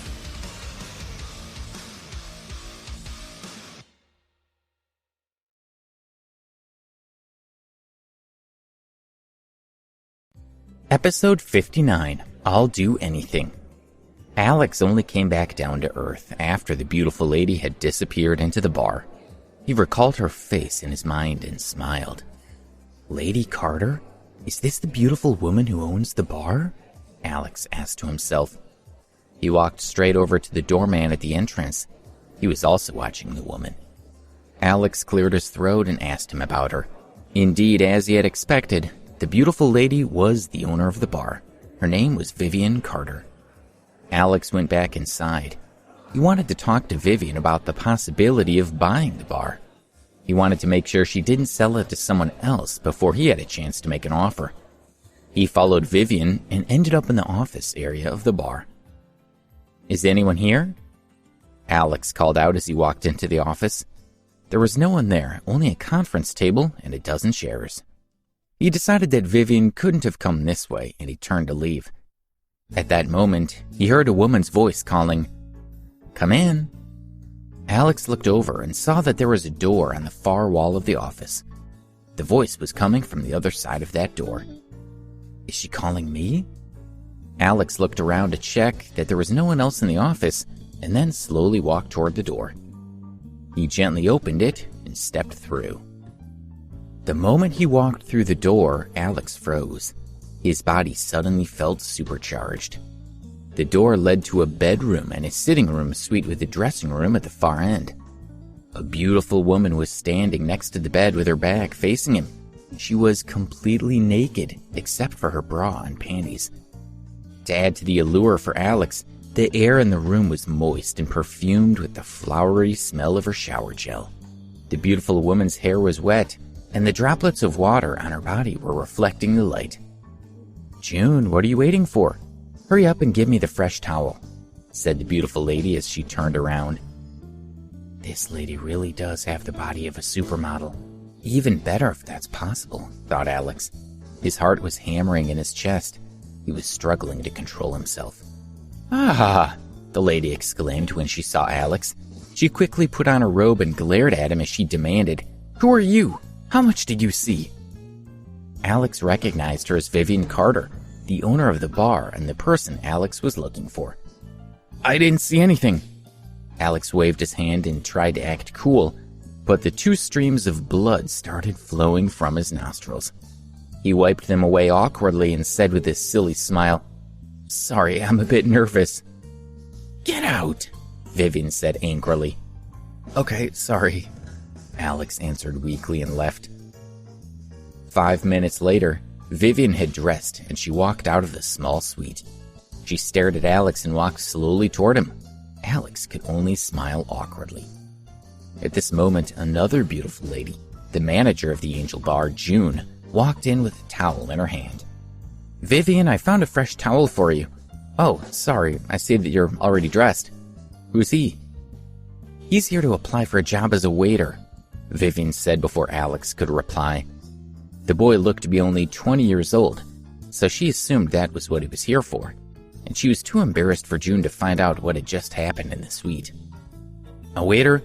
We don't need a waiter here, sorry," June said to Alex with a smile.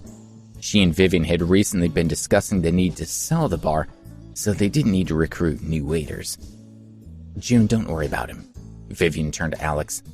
Only Alex was able to read the meaning behind her stern gaze as she said, you're a student, right? From now on, you'll work in our bar. Of course, we'll not take up any of your studying time. You can come over for all of your free time. I'll pay $10 an hour. Do you agree? Actually, the reason I came was..." Before Alex finished his sentence, Vivian interrupted. "Is $10 an hour not enough for you? Look at the clothes you're wearing. Can't you recognize a good offer when you hear one? I offered you a job as a favor. Don't you know what's good for you?" Alex was stunned. He had assumed that Vivian was a well-mannered lady. He had never expected her to be so unreasonable. Then he thought about how he had offended her just now and realized that she had probably jumped to some conclusions about him too. "It doesn't matter. I'll take the job here. It'll give me the chance to find out all about the Angel Bar, which will be helpful when I buy it." With these thoughts running through his head, Alex agreed. "Okay." Vivian replied, "All right, you can leave now. I'll call you if I need anything. Remember to come here to work whenever you're free from classes." Alex nodded and walked out of the office. "Vivian, our bar is already on the market. Why are you recruiting a new waiter?" June asked, puzzled. Vivian answered, "Didn't you notice his clothes? He was so scruffy. Our bar is only thriving because of the students nearby. We should learn more about them so we can cater to their tastes." She sounded serious, but Vivian was keeping the real reason hidden. She was worried that Alex would tell everyone what had happened and felt that if he was working for her, he wouldn't do that. Alex felt tired as he walked toward the school. He had told Ben and the others that he now had rented a house off campus and wouldn't be staying in the dorm very often. Tonight, though, they had insisted that Alex stayed with them. When he got to the dorm, he found his friends half-dressed, lying in their beds and laughing loudly. When they saw him enter the room, Ben said excitedly, "Alex, you have to see this. Kathy's also doing a live broadcast. We're dying of laughter watching it. If you don't believe me, ask Max and Joe." Alex looked at Max and Joe, who were also lying on their beds, and then looked at the screen and laughed. Alex washed up and then laid on the bed. He sent Debbie a goodnight message and opened the live broadcast channel. He asked for Ben and Kathy's live broadcast number and entered the live broadcast room. On the screen, Kathy was speaking passionately. Her hair was a mess, and she was wearing way too much makeup. She was saying, "Everyone, thank you for watching my live broadcast show. If you want to get involved, just send me a message. Let me know what you want, and I promise to fulfill your request. Come on, everyone, send in your bids." Max said to Alex, "Alex, you won't believe what Kathy did just now. Someone said they wanted to watch Kathy shake her head side to side 50 times. Kathy immediately shook her head like a madwoman. After shaking her head, she was so dizzy she fell off her chair." Alex frowned slightly. Kathy is clearly hoping to use the live broadcast to earn $350,000 that she needs to pay Billy, he thought. He glanced at the screen. The comments appearing on the screen were all mocking and ridiculing Kathy. One said, "This girl has a great set of boobs. She can be my friend anytime." Another said, "She could have used her looks to make a living, but she thinks she's got other talents." "Best-looking female broadcaster on the entire web," said another. Kathy ignored the barrage of insults and innuendos. "All I need to do is make enough money to pay Billy. If I don't, he'll go crazy, and I don't know what his friends will do to me," she thought. She had looked his friends up on the internet and knew that they were capable of just about anything. The sicker, the better. She had already attracted more than 500 fans, but had only earned around $50. If it continued this slowly, she wouldn't be able to get the money she needed. "Hey, didn't Kathy dump you for Billy? Just wait, I'll punish her for you," Ben said to Alex and smiled. "Please don't do anything to her." Alex tried to stop him, but his friend was already engrossed with the live broadcast. "Don't worry," Ben replied casually. Soon his vid appeared on the screen. "Big brother. Stand on the table and jump 3 times for $20. Alex glanced at Ben with annoyance. He was disappointed in his friend asking a girl to jump on the table. How dangerous is that, he thought. It's just not worth it. However, Kathy accepted the dare. She said to the screen, Big brother, I'll do as you request. Please don't forget to give me that reward later. Kathy put down her phone, stepped on a stool, and climbed onto the table. She looked at the camera and said, Big brother, I'm going to jump. Once, twice, 3 times. Ah! The third time she jumped up, Kathy stepped on the corner of the table, causing it to shake, and she lost her balance and fell. She cried out in fear as she fell heavily on the ground with a loud crash. Her 2 roommates quickly helped her up. Luckily, she wasn't hurt. Kathy sat hunched on her chair and said to the screen, Big brother, I've done what you told me to do. Now you can give me my reward. 20 appeared on the screen as Ben sent the money. Ben snickered and proudly said to Alex, Bet you feel better now? Alex suddenly felt angry. He frowned slightly and said to Ben, Haven't you got anything better to do? Ben's face stiffened. Thinking about it, he realized that he had overdone it. Alex glanced at Kathy on the screen. She was trying to swallow her pride and continue her live broadcast. He sighed softly and was about to turn it off. At that moment, several words suddenly flashed on the screen of his phone. Time for the duel. The Duel was a new segment released by the broadcasting network that streamed Kathy's show. It involved 2 individuals randomly matched and competing against each other for bids from the audience. The winner would receive a cash reward. The prize money that the winner would receive was shown on the screen. $100,000. That was almost the largest prize anyone had ever heard of. Kathy's eyes lit up when she saw the figure of $100,000. If she could win this amount, she could pay off almost a third of the money that she had given to Billy. This was a great opportunity for her. Then Kathy's opponent appeared. She was another beautiful student called Minnie. She already had more than 20,000 people in her live broadcast room. Looking at Kathy, her competitor, she smiled. The broadcast had started a few hours ago, and this girl only had 500 supporters in her room. Minnie knew that she had a huge advantage. She knew that surely the $100,000 prize money was hers for the taking.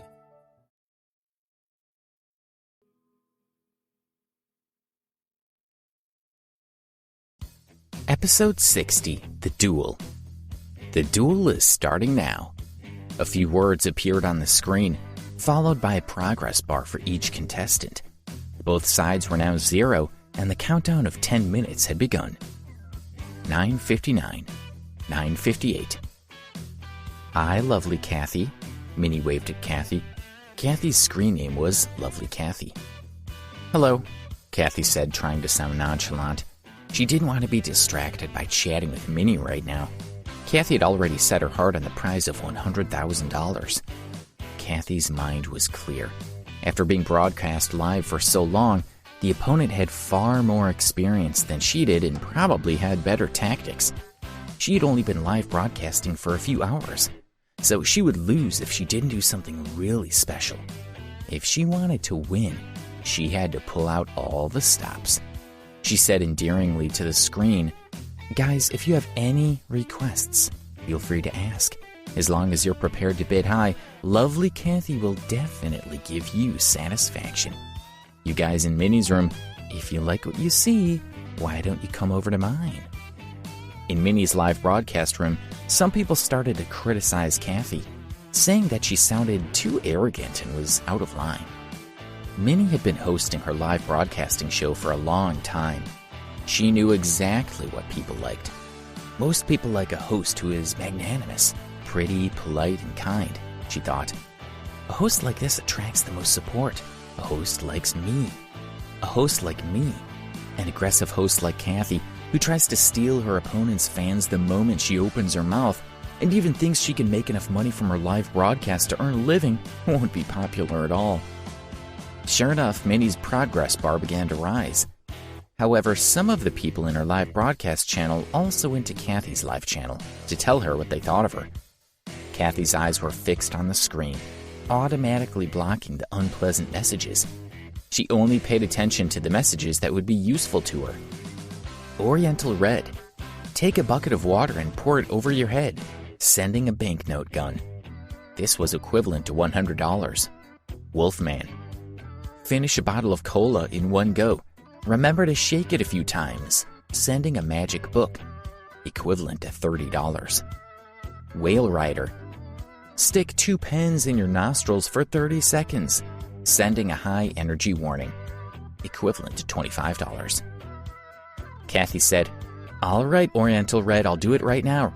Remember to give me the reward. If my other fans are happy, you can also give me rewards. Thank you, everyone." Kathy took a bucket of water and walked in front of the camera. Viewers, lovely Kathy's about to pour a bucket of water over her head. Enjoy the show and remember to send in a reward. Kathy stood with her arms wrapped around her chest and her eyes closed. Her 2 roommates lifted the bucket and poured cold water over her head. Kathy was soaked to the skin, and makeup ran down her face. Her wet clothes clung to her body, and her underwear was visible beneath her clothes. A wave of messages streaked across the screen. Other than the person who bid a banknote rifle, others appeared on the screen. Gifts like necklace, bikini, and signatures cost quite a lot, mixed with Ferrari and high energy warning. On the progress bar, Kathy's side had already reached over 14,000, while Minnie's side only had 500. Kathy was thrilled to see that her progress bar was so much higher than Minnie's. However, even though Minnie was losing, she didn't seem to care at all.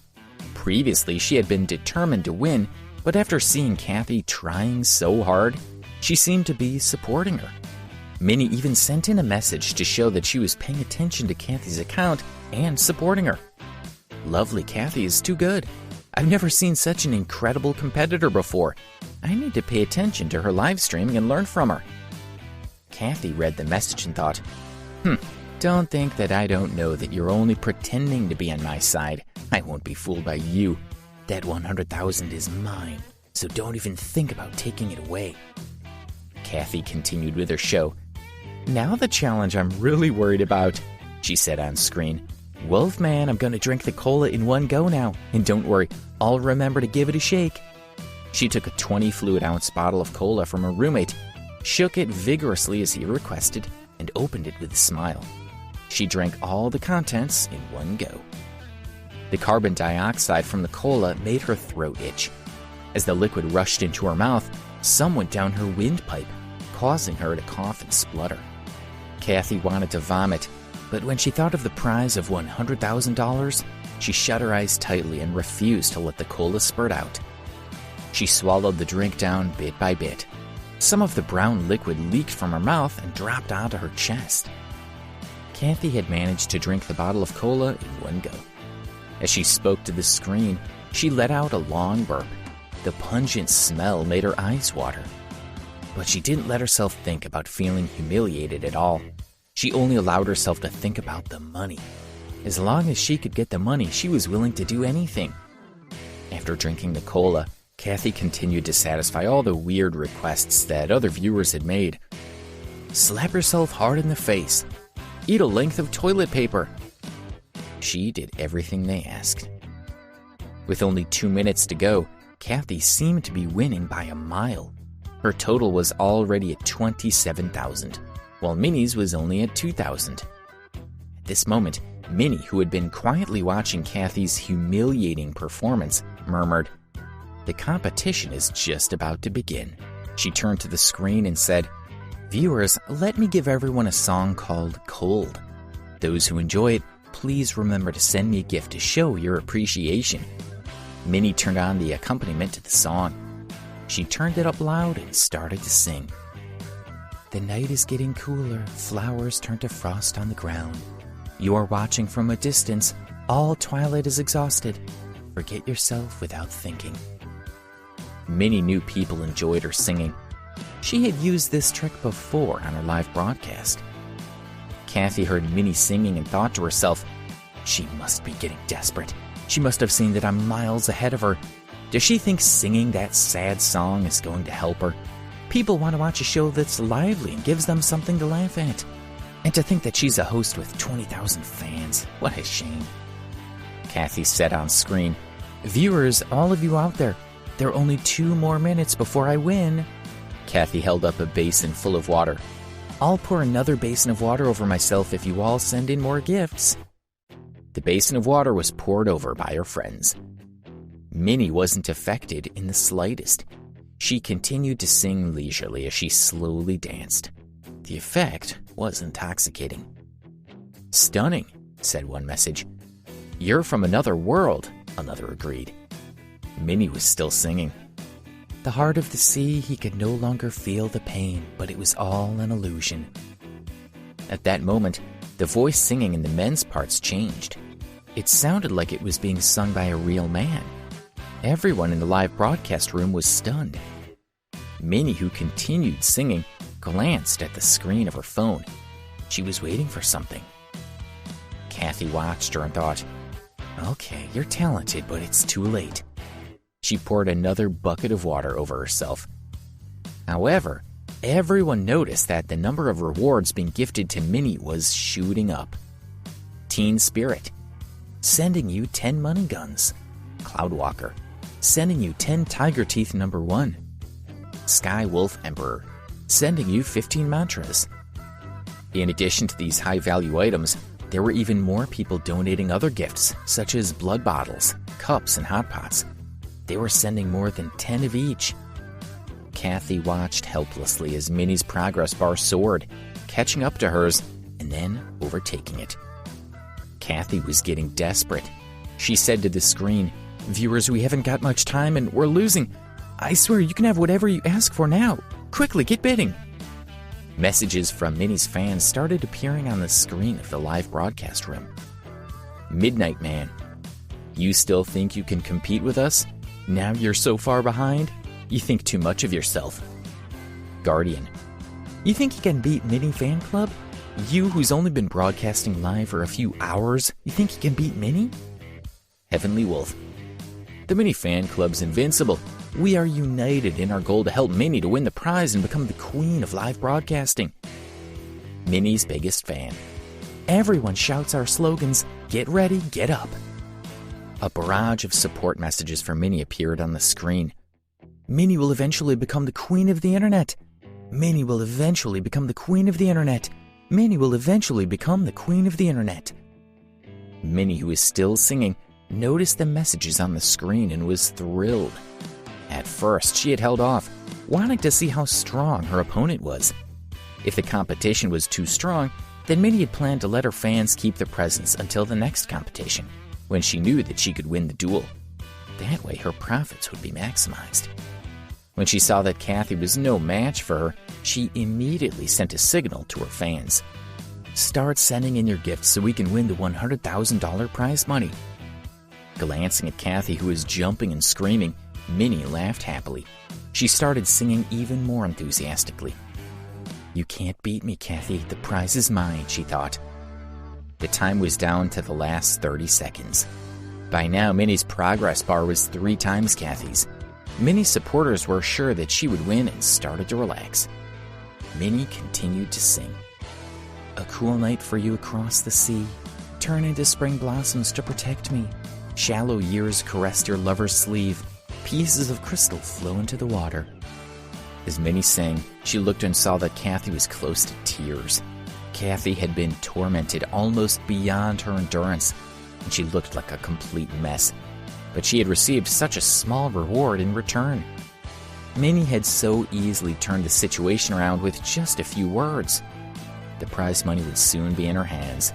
She was feeling very pleased with herself right then, but in fact she had no idea of what was about to happen. Kathy felt her anger building as she listened to Minnie's song, Cold. She believed that in some way the song was intentionally ridiculing her. The seconds counted down. 10, 9, 8. Minnie was continuing to sing beautifully and her fans were already celebrating. Kathy stood there looking like a drowned chicken. Her whole body was drenched, and she shivered and clenched her fists tightly. Her pure white teeth bit her lips as she glowered at Minnie. But she had lost. What could she do? 5, 4, 3. Kathy squeezed her eyes in pain as a line of tears rolled down her face. Then, in the last few seconds, some messages appeared on a live broadcast screen. Adam Childs gifted 10 space-time battleships and 5,000 Tiger Teeth coins. This was equivalent to $2,500. A row of space-time battleship gifts appeared on the screen. Kathy's progress bar had almost caught up with Minnie's. An admirer gifted you 10 Warship space-time battleships. The viewer made his move again. After giving another 10 gifts, Kathy's progress bar had overtaken Minnie's. 1-0. The duel time was over.